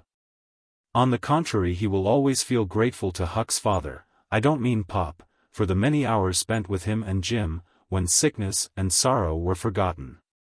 Huckleberry Finn was the first book I selected to read to my blind, for selfish reasons I am afraid, and the amount of innocent enjoyment it gave them has never been equaled by anything I have since read. Thanking you for the almost unhoped-for courtesy of your reply, I am yours very respectfully, Asa Don Dickinson. 4 months drifted tranquilly by. Then there was music. There came a freshet of newspaper reporters and they besieged my secretary all day. Of course I was in bed. I am always in bed. She barred the stairs against them. They were bound to see me, if only for a moment, but none of them got by her guard. They said a report had sprung up that I had written a letter some months before to the Brooklyn Public Library. That according to that report the letter was pungent and valuable, and they wanted a copy of it. They said the head officials of the Brooklyn Library declared that they had never seen the letter and that they had never heard of it until the reporters came and asked for it. I judged by this that my man, who was not in the head library, but in a branch of it, was keeping his secret all right, and I believed he could be trusted to continue to keep that secret, for his own sake as well as mine. That letter would be a bombshell for me if it got out, but it would hoist him, too. So I feel pretty confident that for his own sake, if for no other, he would protect me. My secretary had a hard day of it, but I had a most enjoyable one. She never allowed any reporter to get an idea of the nature of the letter. She smoothed all those young fellows down and sent them away empty. They renewed the assault next day, but I told her to never mind, human nature would win the victory for us. There would be an earthquake somewhere, or a municipal upheaval here. Or a threat of war in Europe. Something would be sure to happen in the way of a big excitement that would call the boys away from No. 21 Fifth Avenue for 24 hours, and that would answer every purpose. They wouldn't think of that letter again, and we should have peace. I knew the reporters would get on the right track very soon, so I wrote Mr. Dickinson and warned him to keep his mouth hermetically sealed. I told him to be wise and wary. His answer bears date March 28. Bay Ridge Branch, Brooklyn Public Library, 73rd Street and 2nd Avenue, Brooklyn, New York, March 28, 06. Dear Mr. Clemens, your letter of the 26th inst. Rect this moment. As I have now been transferred to the above address, it has been a long time reaching me. I have tried to be wary and wise and am very grateful to you for your reticence. The poor old BPL has achieved some very undesirable notoriety. I thought my head was coming off when I heard from my chief on the telephone night before last. But yesterday he began to be amused, I think, at the Teapot Tempest. Last night I reached home at 11:30 and found a Herald man sitting on the steps, leaning his head against the door-post. He had been there since 7:30 and said he would cheerfully sit there till morning if I would give him the least hint of the letter's contents. But I was wise and wary. At the January meeting it was decided not to place Huck and Tom in the children's rooms along with Little Nellie's Silver Mine and Dottie Dimple at home. But the books have not been restricted, in any sense whatever. They are placed on open shelves among the adult fiction, and any child is free to read adult fiction if he chooses. I am looking forward with great eagerness to seeing and hearing you tomorrow night at the Waldorf. As I have a wild scheme for a national library for the blind, they have been generous enough to place a couple of boxes at my disposal. The young lady whom you mentioned in your letter, the supt of the children's debt, and several other BPLs, I hope will be present. I am very sorry to have caused you so much annoyance through reporters, but be sure that I have said nothing nor will say anything to them about the contents of that letter. And please don't you tell on me. Yours very respectfully, Asa Don Dickinson. I saw him at the Waldorf the next night, where Choate and I made our public appeal in behalf of the blind, and found him to be a very pleasant and safe and satisfactory man. Now that I have heard from France, I think the incident is closed, for it had its brief run in England, 2 or 3 weeks ago, and in Germany also. When people let Huck Finn alone he goes peacefully along, damaging a few children here and there and yonder, but there will be plenty of children in heaven without those, so it is no great matter.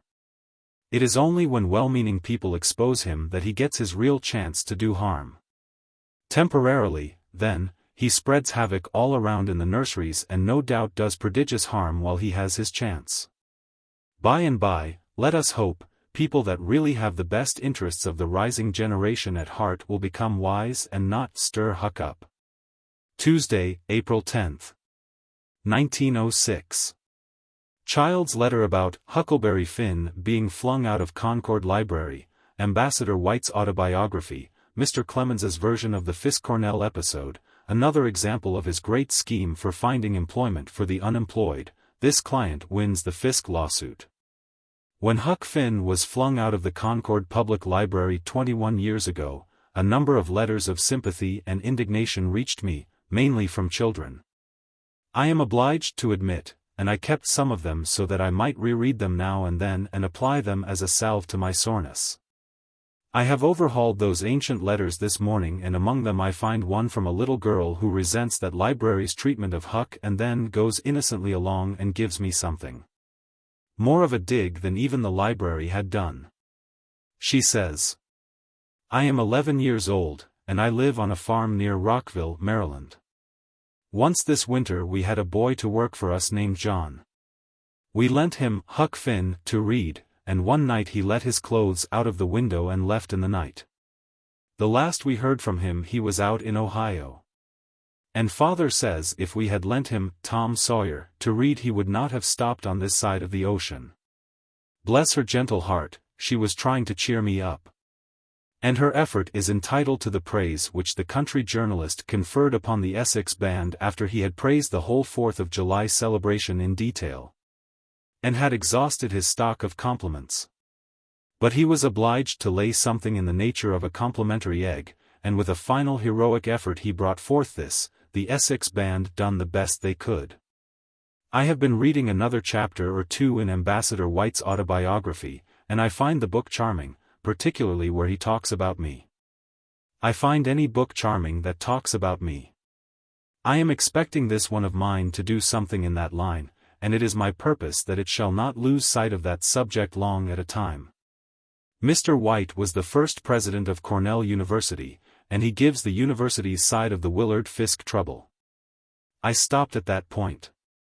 I didn't read his version, for I want to give another version first, and as this version may conflict with his, I wish to set it down now before its complexion shall have a chance to undergo a change by coming in contact with his version. This brings me back to another example of my great scheme for finding work for the unemployed.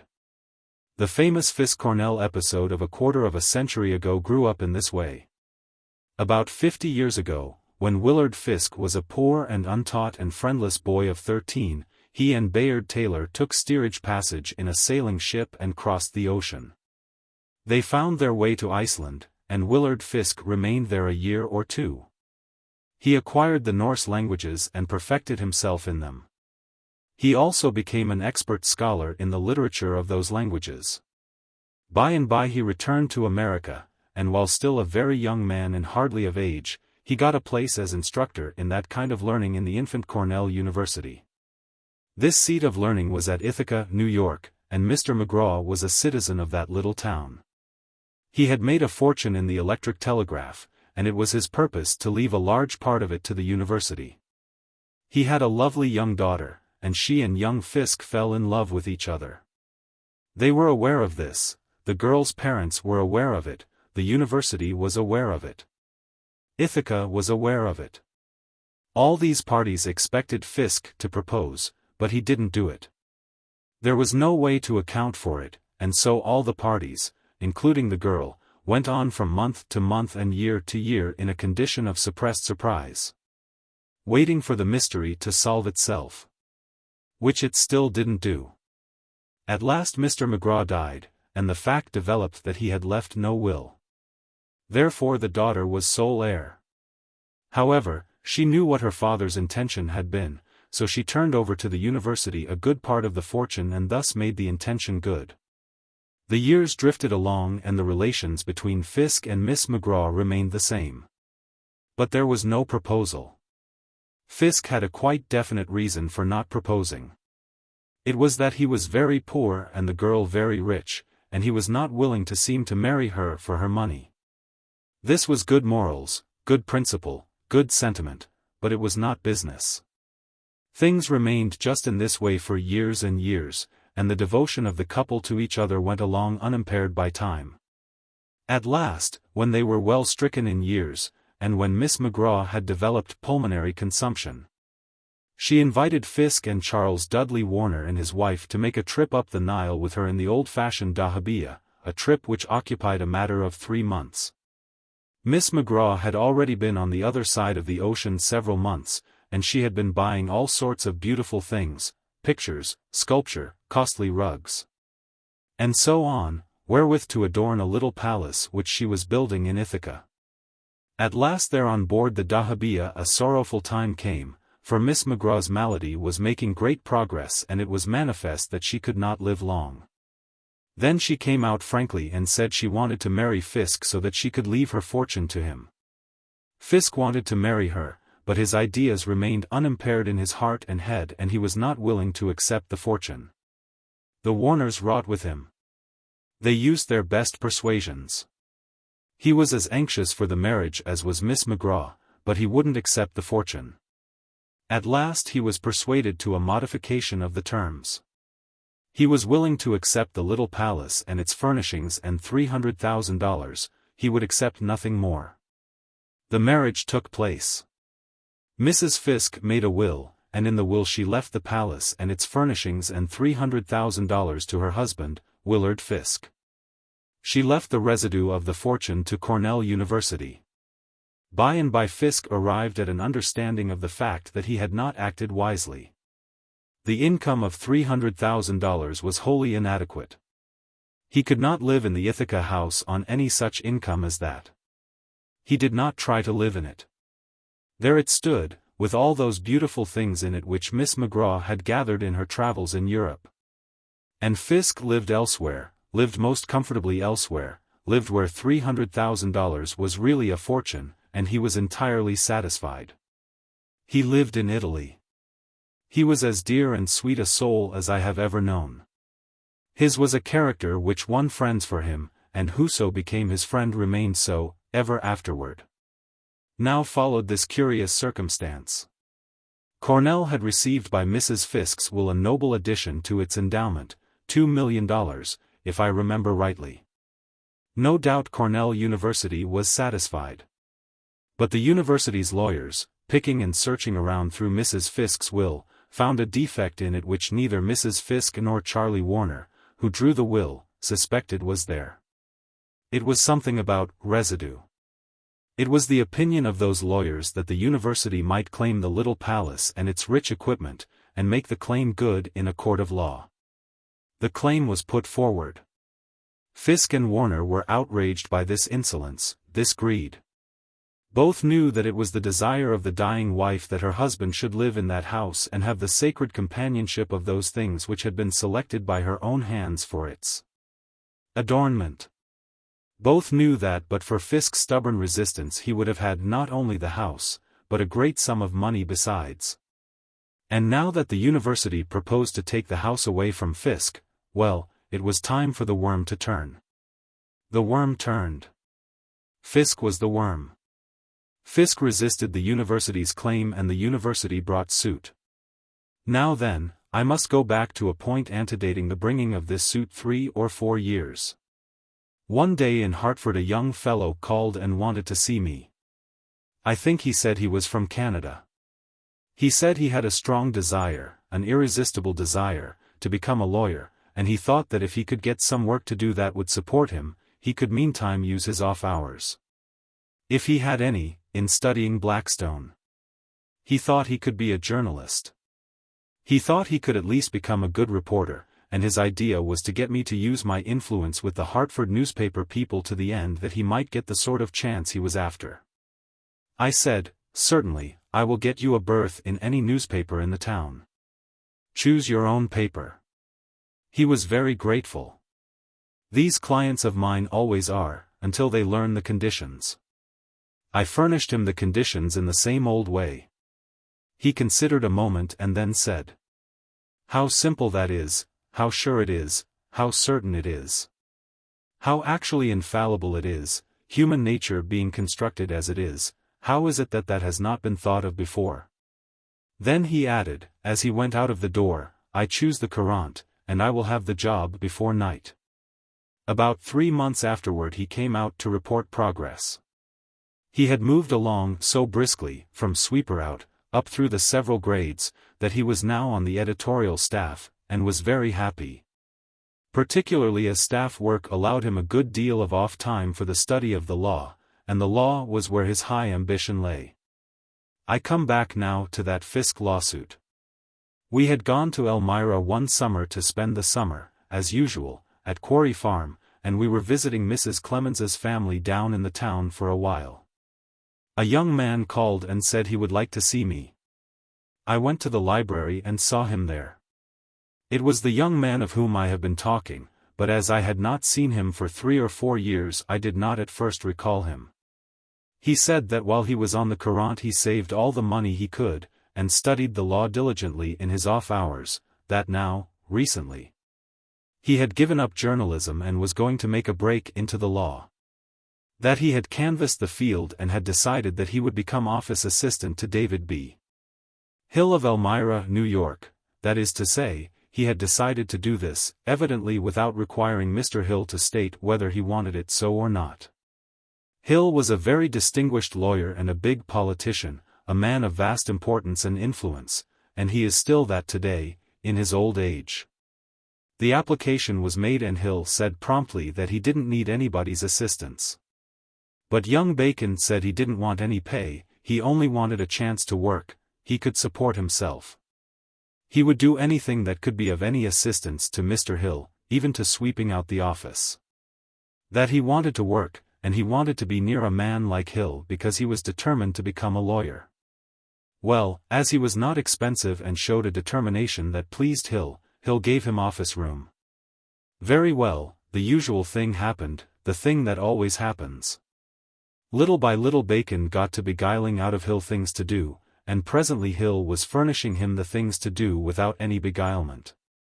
Now then, Bacon said, Mr. Clemens, I've got a chance, I've got a chance. Professor Willard Fiske brought his case to Mr. Hill. Mr. Hill examined it carefully and declined to take it. He said Fiske had no case, and therefore he did not wish to take it merely to lose it. Fiske insisted, and presently Hill said, well, here's this young fellow here in my office. If he wants to take your case, all right, I will advise him and help him to the best of my ability without charge, and he asked if Fiske was willing to put the case into Bacon's hands. Fiske did it. Then young Bacon had this happy idea. There being nothing for Fiske in the apparent conditions, he went to the university charter to see what he might find there. He found a very pleasant thing there. To use a phrase of the day, he struck oil in that charter.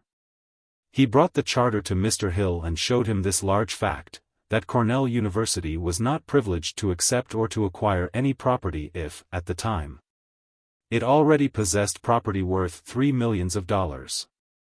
Cornell University possessed property worth more than that at the time that Mrs. Fiske made her will, and it still possessed that amount. Hill said, well, Bacon, the case is yours, that is to say, well, Bacon, the case is Fiske's. It is the university, now, that has no show. Bacon won the case. It was his first case. He charged Fiske $100,000 for his services. Fiske handed him the check, and his thanks therewith. I didn't see Bacon again for some years, I don't know how many, and then he told me that that first lawsuit of his was also his last one. That first fee of his was the only one he had ever received. That he had hardly pocketed his check until he ran across a most charming young widow possessed of a great fortune and he took them both in. I think I will say nothing more about my great scheme for providing jobs for the unemployed. I think I have proven that it is a good and effective scheme. Wednesday, April 11, 1906. Mr. Frank Fuller and his enthusiastic launching of Mr. Clemens's first New York lecture, results not in fortune, but in fame, leads to a lecture tour under direction of Redpath, clipping in regard to Frank Fuller, and Mr. Clemens's comments. I am not glancing through my books to find out what I have said in them. I refrain from glancing through those books for two reasons. First, and this reason always comes first in every matter connected with my life, laziness. I am too lazy to examine the books. The other reason is, well, let it go. I had another reason, but it had slipped out of my mind while I was arranging the first one. I think it likely that in the book called Roughing It I have mentioned Frank Fuller. But I don't know, and it isn't any matter. When Orion and I crossed the continent in the overland stagecoach in the summer of 1861, we stopped 2 or 3 days in Great Salt Lake City. I do not remember who the governor of Utah Territory was at that time, but I remember that he was absent, which is a common habit of territorial governors, who are nothing but politicians who go out to the outskirts of countries and suffer the privations there in order to build up states and come back as United States senators. But the man who was acting in the governor's place was the secretary of the territory, Frank Fuller, called governor, of course. Just as Orion was in the great days when he got that accident title through Governor Nye's absences. Titles of honor and dignity once acquired in a democracy, even by accident and properly usable for only 48 hours, are as permanent here as eternity is in heaven. You can never take away those titles. Once a justice of the peace for a week, always judge afterward. Once a major of militia for a campaign on the 4th of July, always a major. To be called colonel, purely by mistake and without intention, confers that dignity on a man for the rest of his life. We adore titles and heredities in our hearts, and ridicule them with our mouths. This is our democratic privilege. Well, Fuller was acting governor, and he gave us a very good time during those 2 or 3 days that we rested in Great Salt Lake City. He was an alert and energetic man, a pushing man. A man who was able to take an interest in anything that was going, and not only that, but take 5 times as much interest in it as it was worth. And 10 times as much as anybody else could take in it, a very live man. I was on the Pacific coast there after 5 or 6 years, and returned to the States by the way of the Isthmus in January, '67. In the previous year I had spent several months in the Sandwich Islands for the Sacramento Union, and had returned to San Francisco empty as to cash. But full of information proper for delivery from the lecture platform. My letters from the islands had given me a large notoriety, local notoriety. It did not extend eastward more than 100 miles or so, but it was a good notoriety to lecture on. And I made use of it on the platform in California and Nevada and amassed $1,200 or $1,500 in the few nights that I labored for the instruction and amusement of my public. $1,500 was about half, the doorkeeper got the rest. He was an old circus man and knew how to keep door. When I arrived in New York I found Fuller there in some kind of business. He was very hearty, very glad to see me, and wanted to show me his wife. I had not heard of a wife before, had not been aware that he had one. Well, he showed me his wife, a sweet and gentle woman with most hospitable and kindly and winning ways. Then he astonished me by showing me his daughters. Upon my word, they were large and matronly of aspect, and married, he didn't say how long. Oh, Fuller was full of surprises. If he had shown me some little children, that would have been well enough, and reasonable. But he was too young-looking a man to have grown children. Well, I couldn't fathom the mystery and I let it go.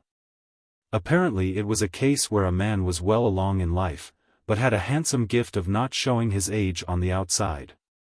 Governor Fuller, it is what all his New York friends called him now, of course, was in the full storm of one of his enthusiasms. He had one enthusiasm per day, and it was always a storm. He said I must take the biggest hall in New York and deliver that lecture of mine on the Sandwich Islands, said that people would be wild to hear me. There was something catching about that man's prodigious energy. For a moment he almost convinced me that New York was wild to hear me. I knew better. I was well aware that New York had never heard of me, was not expecting to hear of me, and didn't want to hear of me, yet that man almost persuaded me. I protested, as soon as the fire which he had kindled in me had cooled a little, and went on protesting. It did no good. Fuller was sure that I should make fame and fortune right away without any trouble. He said leave it to him, just leave everything to him, go to the hotel and sit down and be comfortable, he would lay fame and fortune at my feet in 10 days. I was helpless. I was persuadable, but I didn't lose all of my mind, and I begged him to take a very small hall, and reduce the rates to sideshow prices. No, he would not hear of that, said he would have the biggest hall in New York City. He would have the basement hall in Cooper Institute, which seated 3,000 people and there was room for half as many more to stand up. And he said he would fill that place so full, at $1 a head, that those people would smother and he could charge $2 apiece to let them out. Oh, he was all on fire with his project. He went ahead with it. He said it shouldn't cost me anything. I said there would be no profit. He said, leave that alone. If there is no profit, that is my affair. If there is profit, it is yours. If it is loss, I stand the loss myself, and you will never hear of it. He hired Cooper Institute, and he began to advertise this lecture in the usual way, a small paragraph in the advertising columns of the newspapers. When this had continued about 3 days, I had not yet heard anybody or any newspaper say anything about that lecture, and I got nervous. "Oh," he said, "it's working around underneath. You don't see it on the surface." He said, "Let it alone, now, let it work." Very well, I allowed it to work, until about the 6th or 7th day. The lecture would be due in 3 or 4 days more, still I was not able to get down underneath, where it was working, and so I was filled with doubt and distress. I went to Fuller and said he must advertise more energetically. He said he would. So he got a barrel of little things printed that you hang on a string, 50 in a bunch. They were for the omnibuses. You could see them swinging and dangling around in every omnibus. My anxiety forced me to haunt those omnibuses. I did nothing for 1 or 2 days but sit in buses and travel from one end of New York to the other and watch those things dangle, and wait to catch somebody pulling one loose to read it. It never happened, at least it happened only once. A man reached up and pulled one of those things loose, said to his friend, "Lecture on the Sandwich Islands by Mark Twain. Who can that be, I wonder?" and he threw it away and changed the subject. I couldn't travel in the omnibuses any more. I was sick. I went to Fuller and said, "Fuller, there is not going to be anybody in Cooper Institute that night, but you and me. It will be a dead loss, for we shall both have free tickets. Something must be done. I am on the verge of suicide. I would commit suicide if I had the pluck and the outfit." I said, "You must paper the house, Fuller. You must issue thousands of complimentary tickets. You must do this. I shall die if I have to go before an empty house that is not acquainted with me and that has never heard of me, and that has never traveled in the bus and seen those things dangle." "Well," he said, with his customary enthusiasm, "I'll attend to it. It shall be done.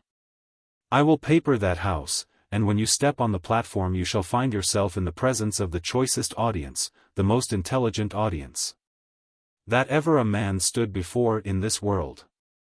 And he was as good as his word. He sent whole baskets full of complimentary tickets to every public school teacher within a radius of 30 miles of New York. He deluged those people with complimentary tickets, and on the appointed night they all came. There wasn't room in Cooper Institute for a third of them. The lecture was to begin at 7:30. I was so anxious that I had to go to that place at 7. I couldn't keep away. I wanted to see that vast vacant mammoth cave and die. But when I got near the building I found that all the streets for a quarter of a mile around were blocked with people, and traffic was stopped. I couldn't believe that those people were trying to get into Cooper Institute, and yet that was just what was happening. I found my way around to the back of the building and got in there by the stage door. And sure enough, the seats, the aisles, the great stage itself, was packed with bright-looking human beings raked in from the centers of intelligence, the schools. I had a deal of difficulty to shoulder my way through the mass of people on the stage, and when I had managed it and stood before the audience, that stage was full. There wasn't room enough left for a child.